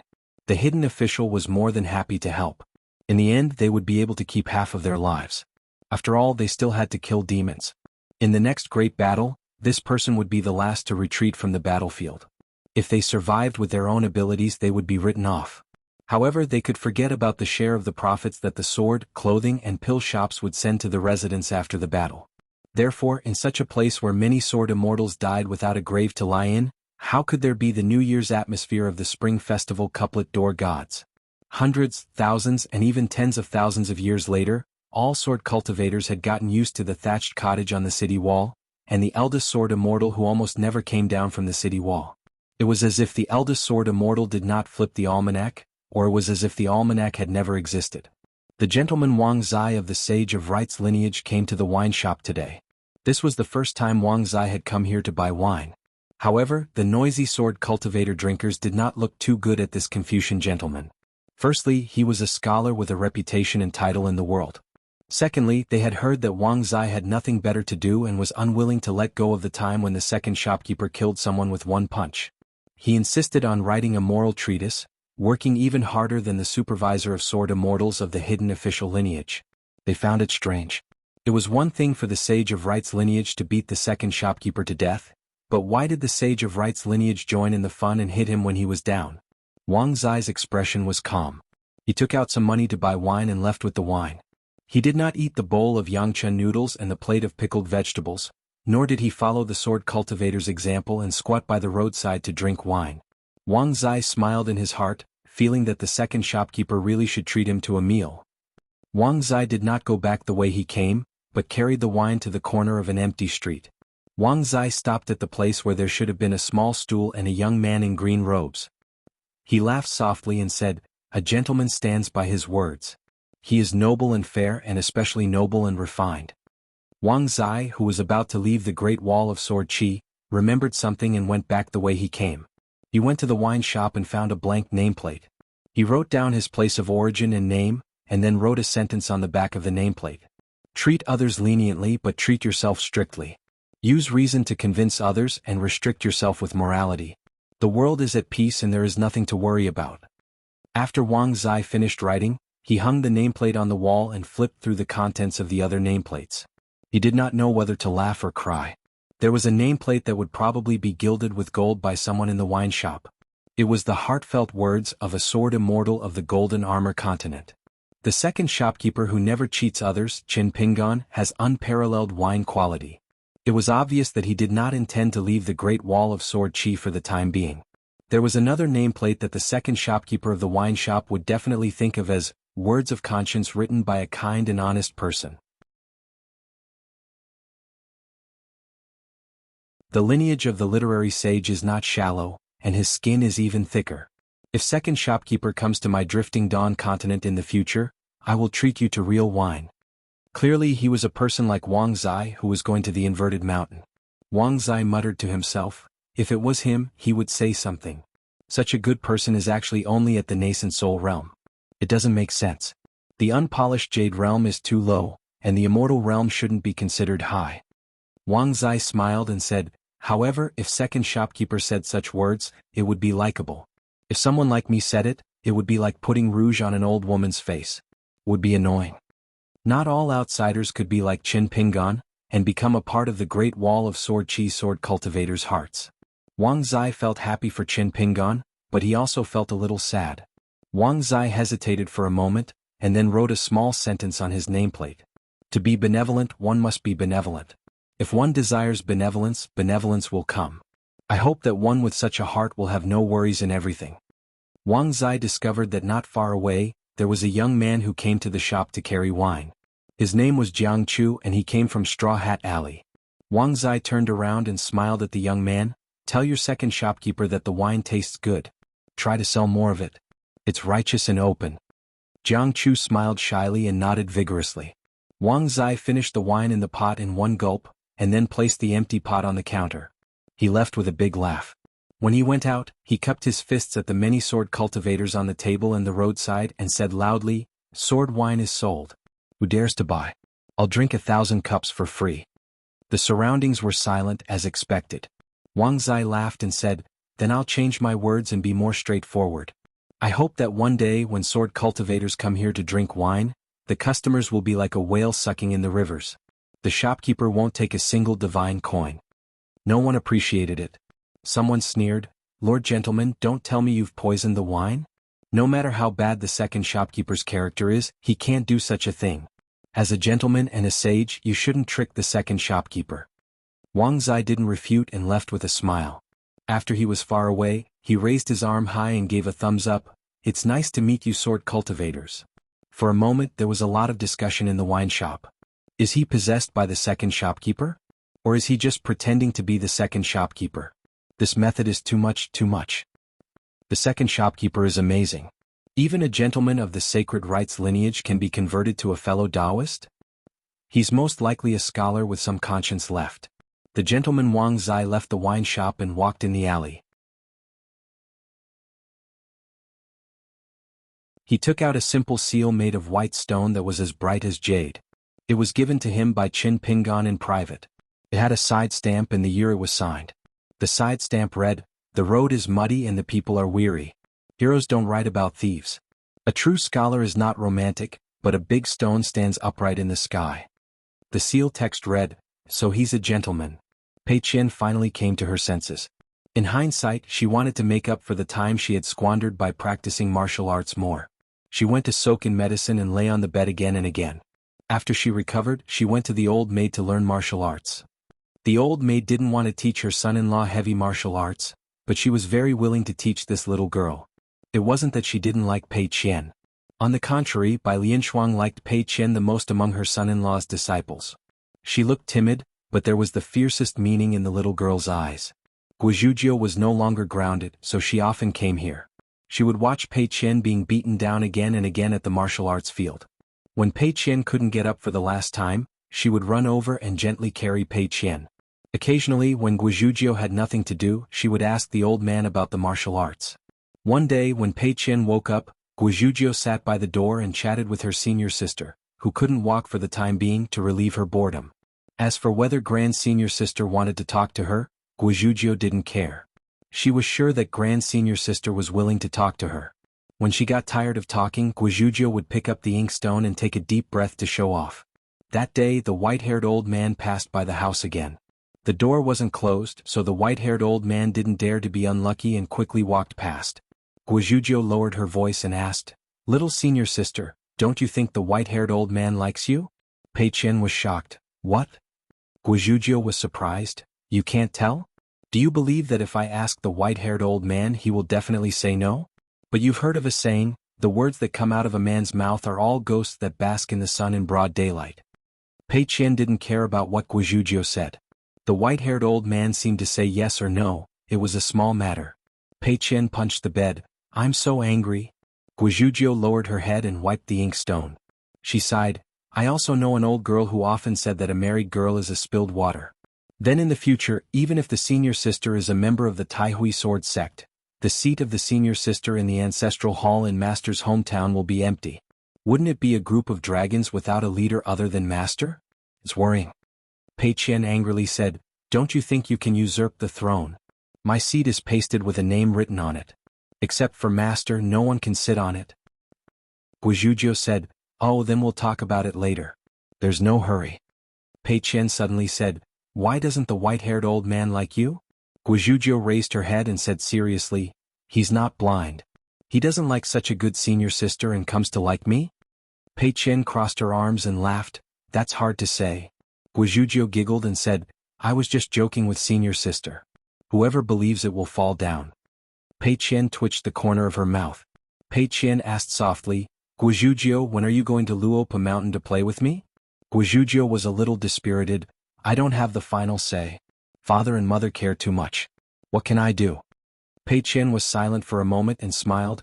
"Good intentions are hard to listen to. Even if you don't like to hear it, don't not listen. Anyway, your parents and elders can't say much about you. If you say too much, they will not be willing to part with you." Guizhuzhou thought for a moment and nodded, "Okay." After a moment of silence, Guizhuzhou glanced at the mountain walking stick on the table. Taking advantage of the fact that the senior sister was unconscious and not sleeping, she helped to wipe the mountain walking stick. She spat on it, wiped the sleeves, and finally even used her face. She was very sincere. "Eldest senior sister, can you lend me your small bamboo box?" "Why? What?" "It looks good on your back." "Senior sister, why don't you use your brain when you speak?" "What a smart brain, why doesn't it listen to me?" Pei Qian felt that talking to Guizhuzhou was tiring. "Senior sister, is stinky tofu really that delicious? It smells good. Is it because after eating stinky tofu, even your farts are fragrant?" "Guizhuzhou, aren't you annoying?" Then Pei Qian saw that girl sitting at the threshold. Her mouth did not stop and she kept speaking in sign language. Even if Pei Qian deliberately did not look at her, she still enjoyed it. When he accidentally glanced at her, she became even more excited. Pei Qian said helplessly, "You'd better speak again. It's better to be annoyed by you than have a headache." Guizhuzhou suddenly said, "If one day I can't talk to you, you will always be annoyed whenever you think of me. Annoyed, annoyed, annoyed, then you can remember more." Pei Qian looked at the smiling girl and was speechless. A man in a green robe sat at the threshold and gestured for Pei Qian to lie down. Chen Pingan sat beside Guizhuzhou and said with a smile, "Young people are not allowed to say such things. Master didn't even say it, so how could it be your turn?"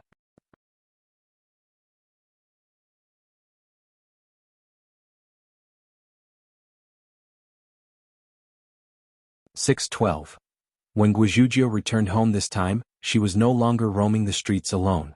She was no longer a stray cat on the wall of her neighbor's mansion on Yuhu Street. Because she had her master by her side, she was very well behaved. A familiar young man was leaning on the wall and asked with a smile, "Lu Duan, why aren't you beating your opponent today?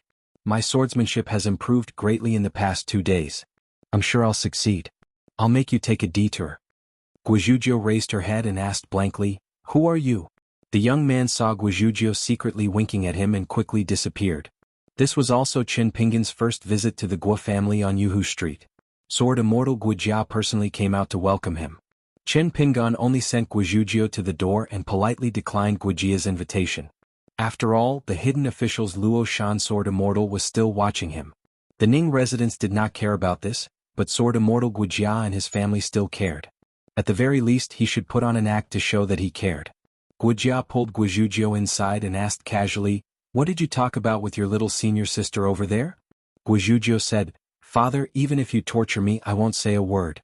"Who am I? I'm the daughter of the great sword immortal Guijia. If I shouldn't say anything, I won't say anything." Guijia lowered his head and looked at his smiling daughter. Guijia patted her little head and said, "No wonder they say a grown daughter can't be kept at home. Father's heart aches for you." Guizhuzhou asked, "But my mother isn't like that. She married father, but didn't she still protect her family? Father, you're really too much.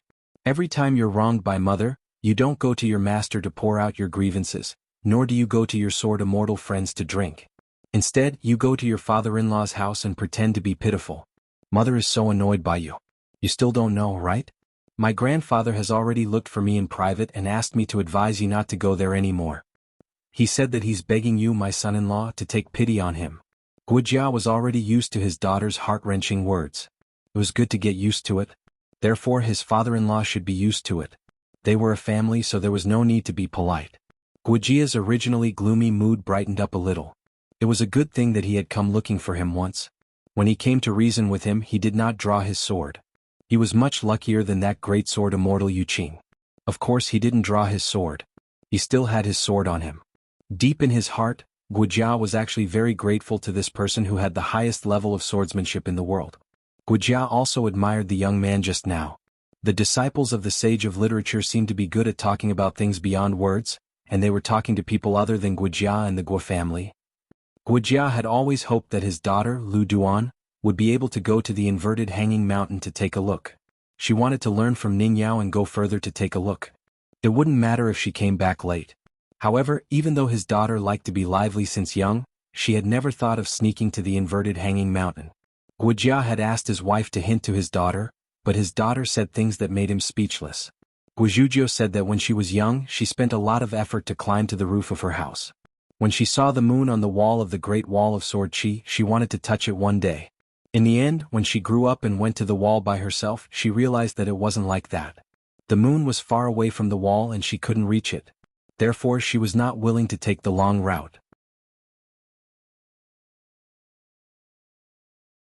The Great Wall of Sword Qi was so high, she couldn't reach the moon even if she used all her strength to jump. If she went to the inverted hanging mountain, it would be even more impossible to reach it. It was meaningless. His visit this time was to hope that Guizhuzhou could officially become the disciple of his little senior brother, Chen Pingan. As long as Guijia agreed, Guizhuzhou would have to follow her senior brothers and sisters to the Patriarch Hall of the Aquarius Continent's Luopa Mountain to pay respects to the Patriarch. After that, she could stay in Luopa Mountain or travel to other places. If she really missed home, she could return to the Great Wall of Sword Chi later. Guijia felt that it was okay. Since his left and right asked, Guijia, who was a sword cultivator in the raw jade realm, didn't dare to disagree. The other sword immortals also couldn't find any reason to criticize. If they could, they would find his left and right to talk. However, Guizhuzhou suddenly said, "Father, on the way here, Master asked me if I wanted to go to his hometown and follow Big Senior Sister and the others to the vast world. I risked my life to defy Master's order and refused. Don't you think I'm very brave? Am I very heroic?" Guijia sighed in his heart and asked with a smile, "Why didn't you agree? There are many rules in the vast world for apprenticeship. We can't compare with them here. If you don't agree, you don't even need to kowtow. You just need to make a toast. You still have to go to the Patriarch Hall to pay respects to the statue and offer incense. There are many complicated formalities. If you want to become the direct disciple of Qin Pingan, you have to do as the Romans do." Guizhuzhou shook her head. "When Master returns to his hometown, I'll follow him. If I leave, who will take care of Father's flower garden?" Guijia tried his best to keep a straight face and earnestly advised, "Next time you hit mosquitoes and flies, don't use your sword skills. Don't cut the flowers and plants together." Guizhuzhou said regretfully, "It's a pity that Big Senior Sister didn't want to give me the mountain walking stick. Otherwise, not to mention Father's flower garden, if even a mosquito or fly ran into the Holgua mansion, Father, you will punish me and cut off my dog head." After Guijia separated from his daughter, he went to see the flower garden. After his daughter became a disciple, she ran to the Ning mansion all day long. She didn't take care of the flower garden so carefully, so the flowers and plants were particularly lush. Guijia stood alone in a pavilion full of flowers. He looked at the round and neat flowerbed scenery, but he could not feel happy. If the flowers were good and the moon was round, everything would be perfect. How could people live a long life? So Guijia would rather the flower garden be broken and people reunited. In the Ning mansion, Ning Yao was still in seclusion. Pei Qian was asking Nurse Bai about the fist technique. Zhong Qiu was practicing the stance, using the abundant sword intent between heaven and earth to sharpen the fist intent. Chao Qinglang was cultivating. Cui Dongshan pulled Brother Nailan to drink with him. After Qin Pingan left Guijia and Yuhu Street, he went to the wine shop that was getting bigger and bigger. According to the old rules, the shopkeeper didn't fight with the customers for territory. He just squatted by the side of the road and drank. Unfortunately, Fan Dach was not kind. He drank the rest of the money in one go, so he had to pay the bill with the young man Jiang. Jiang Chu gathered his courage and said that he and Sister Dai Zhang had recently advanced their salary and could treat Mr. Qin Pingan to a pot of bamboo sea cave wine. Qin Pingan didn't agree, saying that it wasn't that he didn't want to, but that he didn't dare to. He didn't want to ruin his excellent reputation in the Great Wall of Sword Chi. As a scholar, how could he not care about his reputation? Jiang Chu continued to take care of the customers, thinking that a scholar like Mr. Qin who didn't care about his reputation couldn't do it. Qin Pingan leisurely drank the wine and shared 2 bowls of wine with his fellow Taoist friends.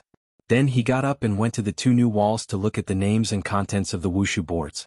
Qin Pingan carried the small stool to the corner of the street and waved the green bamboo branch with all his strength. He shouted like a storyteller under the city's bridge. Feng Kangol was the first to run over. He didn't have time to pick up the clay pot that was getting heavier and heavier. The child whispered in the ear of the second shopkeeper and roughly explained his difficulties. He asked the second shopkeeper to be tactful and not say anything wrong. Qin Pingan smiled and nodded. As a reward, he asked Feng Kangol to go around the streets and attract audience for him. After receiving the promise that the second shopkeeper wouldn't expose him, Feng Kangol patted the second shopkeeper's shoulder heavily and gave him a thumbs up, saying that he was a good brother and was loyal to his friends. Qin Pingan glanced at Feng Kangol, and the child immediately patted the second shopkeeper's shoulder lightly. Then Feng Kangol ran and shouted at the top of his lungs, saying that the story of the scholar beating the drum and wronging the city god pavilion was finally about to begin. The storyteller waited until he was surrounded by people and rubbed a handful of melon seeds from the little girl beside him.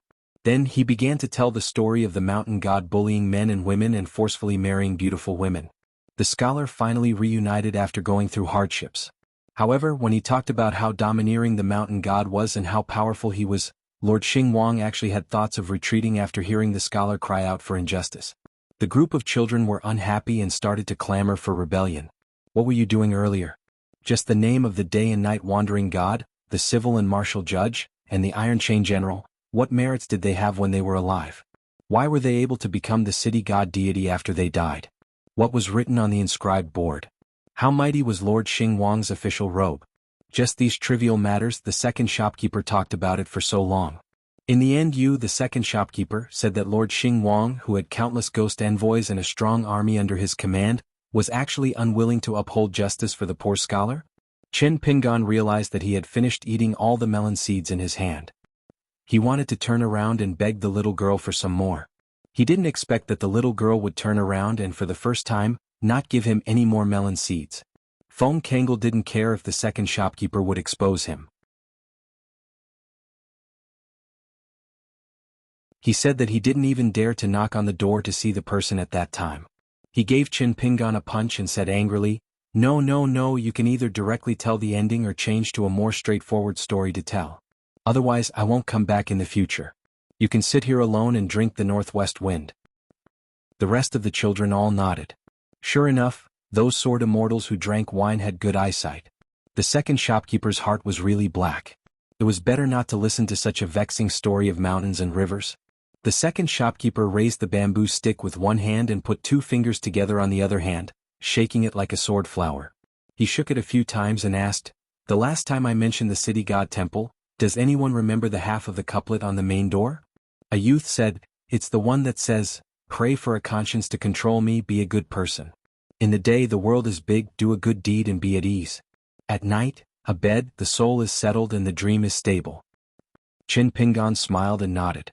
The youth asked, "Previously I asked you why you didn't tell me the other half. You only said that the mysteries of heaven couldn't be revealed. Now you can't keep us in suspense, right?" Chen Pingan said, "I'll keep you in suspense. Don't be anxious. Let me continue to tell the story that is far from finished." Inside the Xingguang temple, there was complete silence. Lord Xingguang stroked his beard and did not dare to speak. The civil and military judges as well as the wandering spirits, were all speechless. At this moment, dark clouds suddenly covered the moon. There was no money in the human world to light a lantern, and the moon in the sky was no longer bright. The scholar looked around and was completely disheartened. He only felt that the sky was falling and the earth was splitting. He was destined to not be able to save the woman he loved.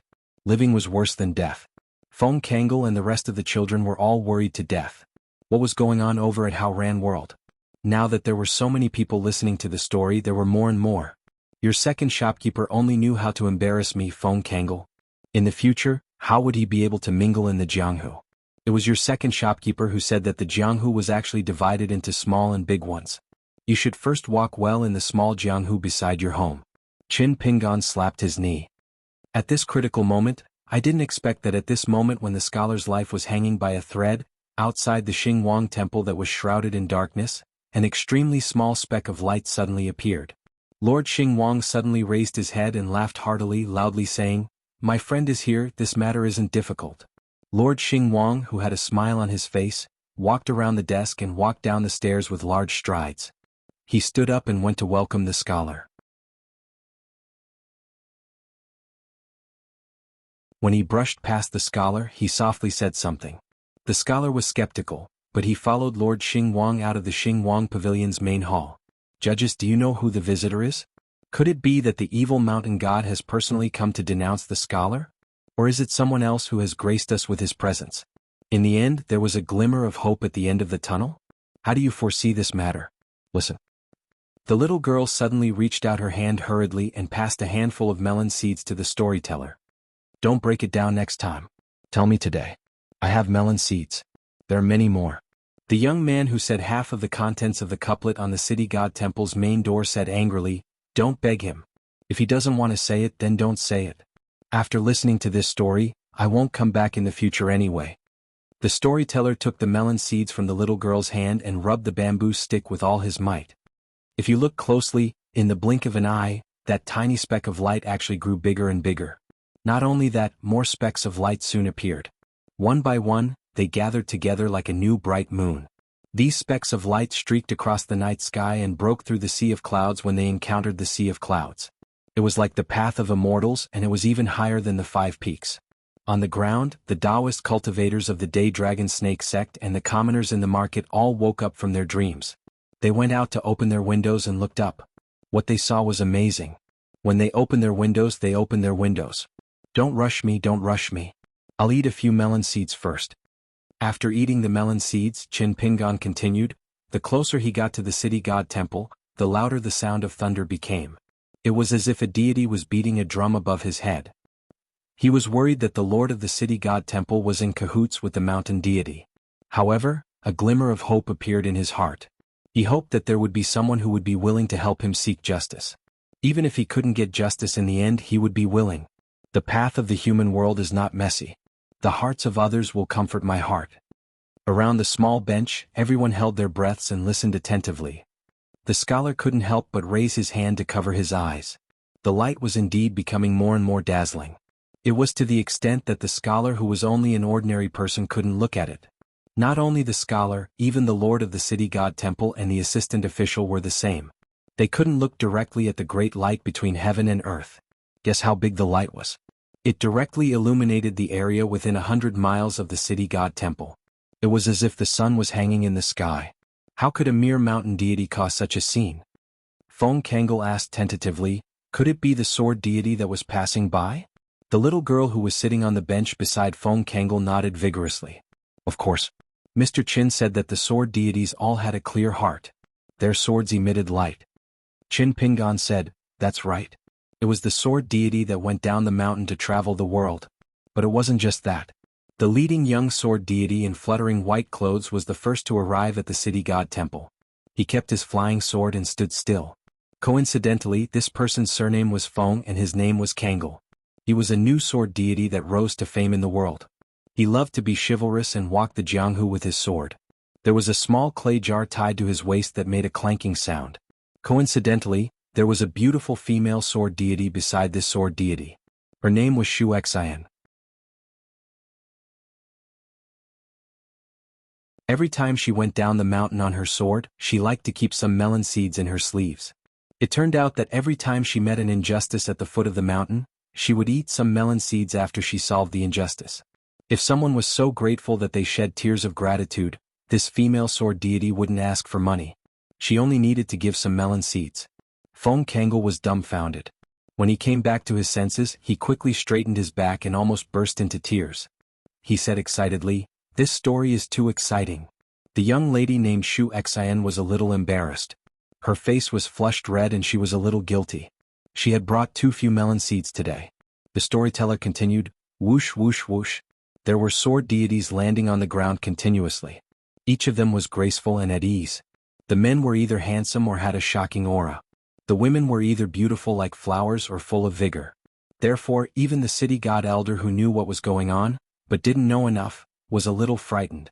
The rest of the assistant officials and ghost envoys were even more agitated. Each of them bowed with their hands in front and didn't dare to raise their heads to look. They were extremely shocked. Why could they see so many sword deities in one breath? They saw that among those famous sword deities, other than Feng Kangol and that Shu Xian, there was also that Zhou Shuiting, Zhao Yuzhen, Ma Xiang'er. Just the names alone were a long list. During this time, the storyteller even looked at an unknown child. That child anxiously shouted, I'm called Charcoal. The storyteller then added a sword deity named Charcoal. And that youth Zhao Yuzhen, who heard his name, grinned, but his face quickly turned serious. If the storyteller's next story had sword deity Zhao Yuzhen, then he would listen. If not, then he still wouldn't listen. How would he know if there was sword deity Zhao Yuzhen with the same name? The shabby alley youth Zhao Yuzhen naturally had to listen to the next story before he knew if there was one. Actually, after that, the story was still full of twists and turns. The children were still picking and choosing, listening to what they liked and wanted to hear. No matter what, beside the bench and in the distance, there was still a person who didn't leave. After listening to the complete story of the mountains and rivers, that scholar and his lover finally got married. All the sword deities came to congratulate him. The scholar and the woman he admired, after going through many hardships and difficulties, finally got married. From then on, they were happy and the story ended. Not only that, the children and the young man and woman who usually left after the story ended didn't leave immediately this time. This was a very rare thing. But this time, the storyteller didn't say anything other than the story. He just looked at them and smiled. A story is a story. Stories in books aren't just stories on paper. You actually have your own stories. The more you read, the more it will be like this. In the future, I won't be here as a storyteller. I hope that if there's a chance in the future, you can be a storyteller and I'll listen to your stories. Chin Pingon picked up the small bench and stood up. A child asked timidly, Mr. Chin, are you going back to your hometown? Chin Pingon shook his head and smiled. No, I'll stay here. But I'm not a storyteller who only tells stories to deceive people. I'm also not an accountant who sells wine to make money. So I'll have a lot of things to do. Chin Pingon walked away. After walking for a while, he suddenly turned around with a smile. How's the prophecy? Many of the children who had already stood up and moved away roared with laughter. There were only sparse echoes, but their voices weren't soft. Listen to the next story. Chin Pingon smiled and muttered to himself, spare for now. Pei Qian practiced martial arts diligently, just like when she was in the bamboo house of Luapa Mountain. She was afraid that one day her master would suddenly drive her away. Luapa Mountain was very good, but as long as her master wasn't there, it wasn't good enough. Today, Grandma Bai didn't want to use her strength to teach her martial arts. It was probably because she didn't eat enough. But Pei Qian didn't think it was okay because she felt that she was about to break through the bottleneck of the 4th level. This made Pei Qian very happy. She couldn't stop smiling and talked with Grandma Bai for a long time. Pei Qian felt that she could finally confidently stay in the Great Wall of Sword Chi for a few more days. She didn't expect that before she could report the good news to her master would bring Cui Dongshan down from the pavilion of the dragon beheading platform and come to the training field. She said that they could leave for their hometown now. Pei Qian looked at the big white goose. The big white goose shook its head helplessly. There was no other way. Master had already made up her mind. Little brother couldn't change her mind. Pei Qian didn't make a scene. She didn't dare and didn't want to. She silently followed her master to her house to pack her luggage. She carried her small backpack and took her walking stick. It was winter. Why was the sun so bright? It would be great if there was a heavy rain. Then they could leave Ning Mansion later. It would be good to hide from the rain at the gate for a while. Chao Qinglang was also holding her walking stick and carrying her bag. She appeared at the gate of the house with Master Zhong. Chin Pingon left Ning Mansion with them. They walked all the way to the gate where the old female Taoist priest and the old sword fairy were guarding. However, Cui Dongshan went somewhere else halfway. He said that he would meet them at the Stork Inn on the inverted mountain. Chin Pingon stopped. I won't send you off. Be careful. Pei Qian lowered her head. Chao Qinglang gave her master the seal. Chin Pingon accepted it with a smile. Pei Qian raised her head and said softly, Master, I left something on Master's wife's table. Remember to tell her when she comes out of seclusion. Chin Pingon nodded. I won't forget. When you go back to Luapa Mountain, tell Nwanshu and Meili about the Great Wall of Sword Chi. Don't just show off and talk nonsense with them. Tell them what you want. Pei Qian's eyes were red. She nodded. I'll listen to Master. It was very strange. In the past, it was always her who stayed at the original place to send her master off. Only this time, her master stayed at the original place to send her off. Instead, she felt even more sad. Then in the future, would she have to leave Luapa Mountain alone to wander the Jianghu? It was so pitiful to leave her master alone in Luapa Mountain. Chin Pingon looked back and saw a little girl running over. Pei Qian was finally happy.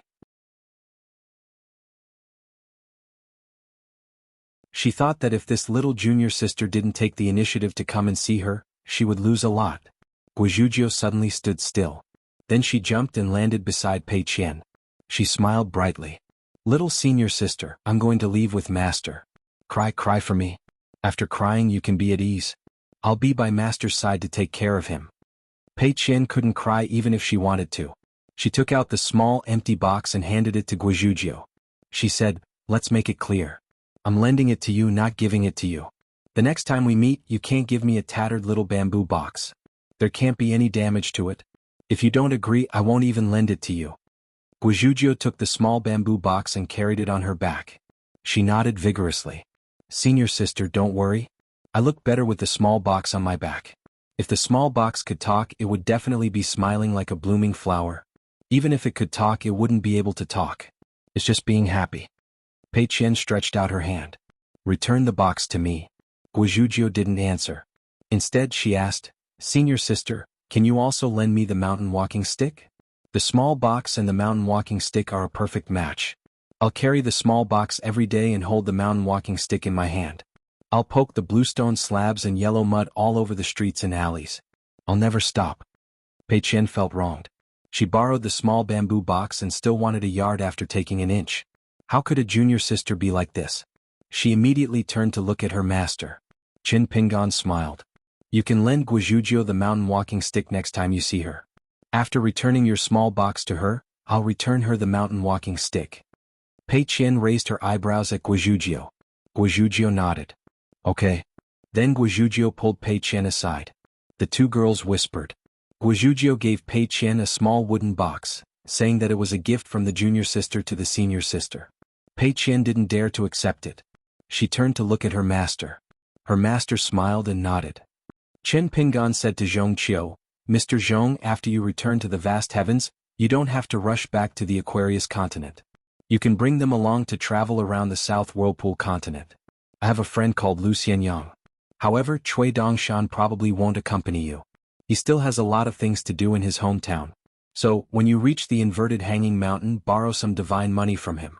It's nice to travel and study, but it's not good to just look at the scenery. Zhong Qiu smiled. I've already borrowed money from him once. It's no big deal to borrow money again. Qin Pingan said, during this trip, I didn't think much about Mr. Zhong's martial arts cultivation in the Great Wall of Sword Qi. I'm sorry. Zhong Qiu shook her head. Don't say such polite words to me. Qin Pingan didn't say any more polite words. Zhong Qiu finally said, no matter how good the logic is, there are times when it's wrong. It's not that there's a problem with the logic itself, but that people have too many difficulties and accidents. It's obvious that the same rice can raise different kinds of people. In the end, how many people like that bowl of rice? How many people have really thought about the taste of that bowl of rice? Qin Pingan nodded. I'll think about it more. Zhong Qiu wanted to say something but stopped. He wanted to say some comforting words. However, when he looked at the young man in green, he felt that it was unnecessary and didn't say anything. Pei Qian softly called out to her master and was speechless.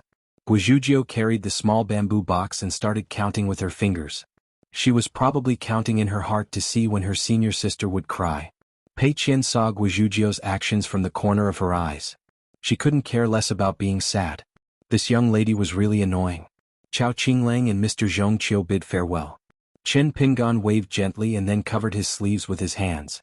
After seeing them off, Qin Pingan sent Guizhuzhou to the city gate. Then he drove the talisman boat and went to the top of the city wall. On the top of the city wall, Zuozua asked, have they all left? Qin Pingan nodded. Zuozua frowned. If you have something to say, say it. Qin Pingan missed the time when Pei Qian and Chao Qinglang were both here. Senior brother would be more polite to him. Qin Pingan said softly, if I wanted senior brother to agree to Mr. Zhong Qiu leaving the Great Wall of Sword Qi, I shouldn't have rejected Boss Sword Immortal. I should have agreed to light my natal lamp at the ancestral hall of Luapa Mountain.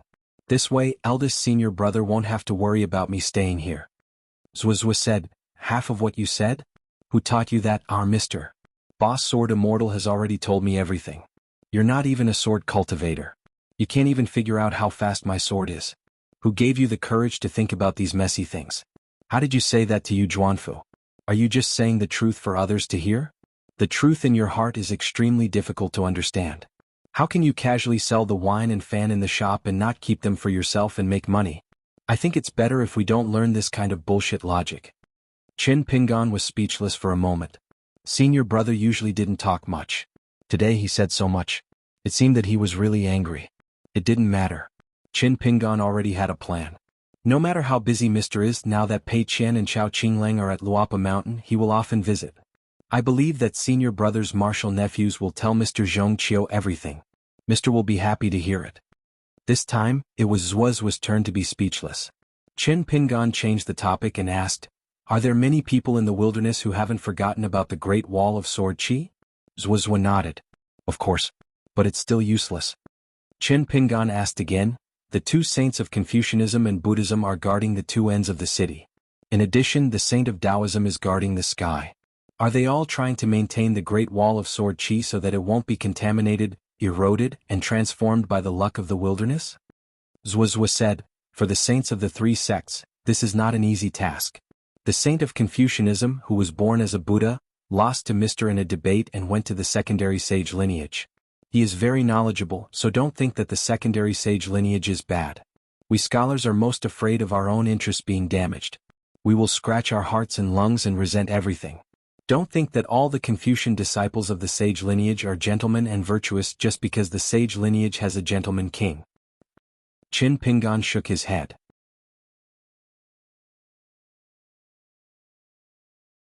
It's not like you can't see the mountains for the trees. Tong Yi Continent's gentleman Zhong Kuei was from the secondary sage lineage. Zhuozhua asked, what did Cui Dongshan say before he left? Qin Pingan shook his head. It's just a trivial matter. After a long silence, Zhuozhua said slowly, back then other than no one had seen Cui Dong when he was young. The few of us saw him. He was already a young man about your age. Qin Pingan suddenly said, I still believe that this world will get better and better. Zhuozhua smiled. It should be so. Qin Pingan turned his head and said, eldest senior brother, if you can smile more often, you're actually much more handsome than Wei Jin of the Wind Snow Temple. Zhuozhua asked, isn't it the same if you don't smile? Qin Pingan smiled. I think so, but I don't know what Wei Jin thinks. Zhuozhua nodded. I'll ask later. Qin Pingan added, it still depends on whether Wei Jin's answer is sincere or not. Zhuozhua nodded. Makes sense. The two of them looked into the distance together. People who were familiar with each other went to different places. Just like today, Qin Pingan did the same. Not long ago, Qi Jinglong left the Great Wall of Sword Qi with the white-haired old man and some young sword cultivators of the Taihui sword sect. The people at the foot of the mountain were like this, and the immortals on the mountain were no exception. The Great Wall of Sword Qi was stolen by another year, and the flowers bloomed again in spring. This time, Ning Yao's seclusion was leisurely, as if she had forgotten the winter and summer. In fact, this was the most common cultivation. Fan Dash still hadn't broken through, but his foundation in the Dragon Gate realm was getting better and better.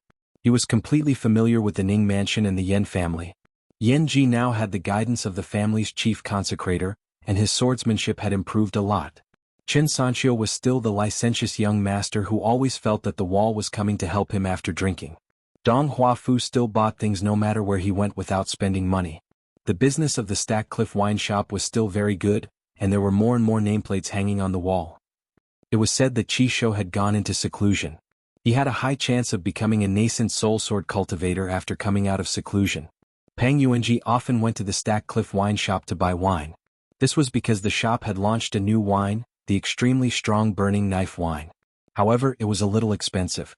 A flask of wine cost 3 snowflakes. Therefore, the Bamboo Sea Grotto Heaven wine that cost 1 snowflake did not decrease in sales. Instead, it increased in sales. However, Pang Yuanji did not lack money. Furthermore, his sword immortal friend, Gao Kuei, liked wine as well. Therefore, Pang Yuanji always felt that he was supporting half of the wine shop's burning knife wine business. Unfortunately, the manager, Lady Stackcliffe, had inherited the second manager's teachings. She became more stingy, and no matter how much wine she bought in one go, she would not be willing to spend a snowflake cheaper. She even blamed Pang Yuanji for buying so much. What would happen to the other sword immortals? She was willing to sell the wine because Pang Yuanji owed her a favor. Pang Yuanji was extremely distressed. He could drink any kind of wine, but Gao Kuei was a wine addict and had no money. Now that Gao Kuei was nurturing his intrinsic flying sword and had reached a critical juncture, he instantly went from a wealthy man to a pauper. This was a common occurrence in the Great Wall of Sword Qi. When one had money, they would have plenty of spare cash in their pockets. Without money, they would not even have a single copper coin left. They would have to scrounge up money and borrow from others. However, Pang Yuanji was most interested in the stinky tofu. He wanted to know when it would be sold. For some reason, the shop's helpers were no longer the 2 youths from Consonance Alley and Straw Hat Alley. Instead, there were 3 people. A young man, a young girl, and a tan child. They were all the manager's neighbors. However, the one who was nimble was the youngest. The drunkards and gamblers liked to tease this little guy. Despite his young age, he had a fiery temper. He did not care if you were a sword immortal or not. If you dared to take more pickled vegetables or yangchun noodles, he would roll his eyes at you. The pickled vegetables would still be served to the table or sent to the roadside, but the child would not be happy about it. From last winter to the beginning of spring this year, the second shopkeeper had been living in seclusion and rarely showed his face. Only Guozhujio, who was diligent in visiting, could occasionally see her master. When she saw her, she would ask why big senior sister was not back yet. Now that she had developed feelings for the small bamboo box, The next time she saw Big Senior Sister, the box would definitely say that it liked the new and was tired of the old, so it would not return home. In the Ning mansion, Nalan Yeshing was a little nervous. He took the initiative to ask Bai Lian Shuang, the old woman, if the young master's sword practice method was too impatient. Was it really okay? Nalan Yeshing did not have the heart to use his sword. Grandma Bai was also anxious. However, Miss was in seclusion. Who could she ask? Therefore, she asked Nalan Yeshing to go to the city wall to find the young master's senior brother. Nalan Yeshing thought that it was right. He went there, but the senior brother was even more ruthless. He said that if Senior Nalan felt that the young master's sword practice with the young master would delay the young master's return to the immortal realm, he could let the young master come to the city wall to practice. Nalan Yeshing left the city wall with a black face. Grandma Bai was guarding at the gate. When she heard Nalan Yeshing's angry words, she almost couldn't help but go to the city wall. Nalan Yeshing persuaded her for a long time before he stopped her. After persuading her, Nalan Yeshing was secretly happy in his heart. He was called Senior Nalan by Nalan Yeshing. Well, I'm going to drink. If the young master asked me to practice with the young master tomorrow, don't blame me for being ruthless. If you drink too much, you won't be able to control the strength of your flying sword. After several large and small spring rains, there was a rising heat between heaven and earth. On this day, Qin Pingan sat alone in the pavilion with his hands in his sleeves, leaning against the pavilion pillar and taking a nap. On the city wall, Nalan Yeshing stood up, stretched out his hand to hold the hilt of his sword, and squinted his eyes to look into the distance. To the south of the city wall, thousands of miles of yellow sand covered the sky and the sun. The rolling sand was even higher than the Great Wall of Sword Chi. Like a tide hitting the shore, it went straight to the Great Wall of Sword Chi. The monks sitting on the left and right of the Great Wall of Sword Chi and the Confucian sage stretched out their palms at the same time and gently pressed the white fog. A Taoist sage holding a snow-white tail was sitting cross-legged at a very high place. When the old Taoist looked up, the sea of clouds under his feet opened layer by layer. There was a little girl with goat horns who had been yawning and lying on the city wall, staring blankly at a jug of wine that had not been opened. At this moment she was so happy that she rolled a few times and jumped up. Her eyes were shining and she shouted in a childish voice, "Those below the Jade Primitive Realm, all leave the city wall. Those in the north who are strong enough, come and make up the numbers." Qin Qingdu slowly walked out of the thatched cottage with his hands behind his back. He came to the left and right side and gently jumped on the wall.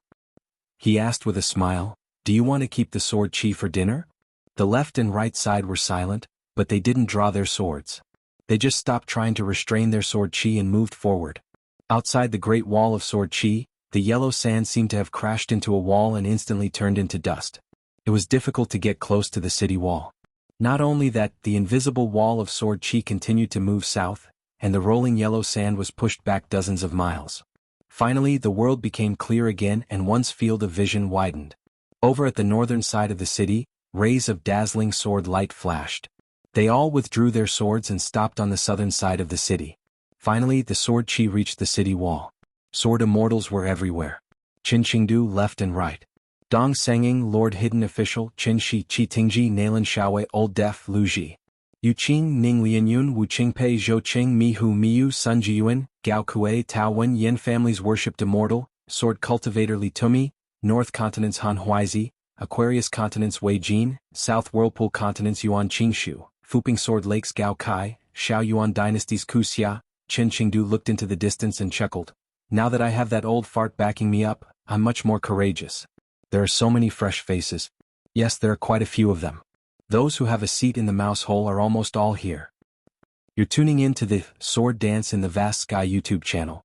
Don't forget to subscribe and join us on this journey to catch the most captivating stories.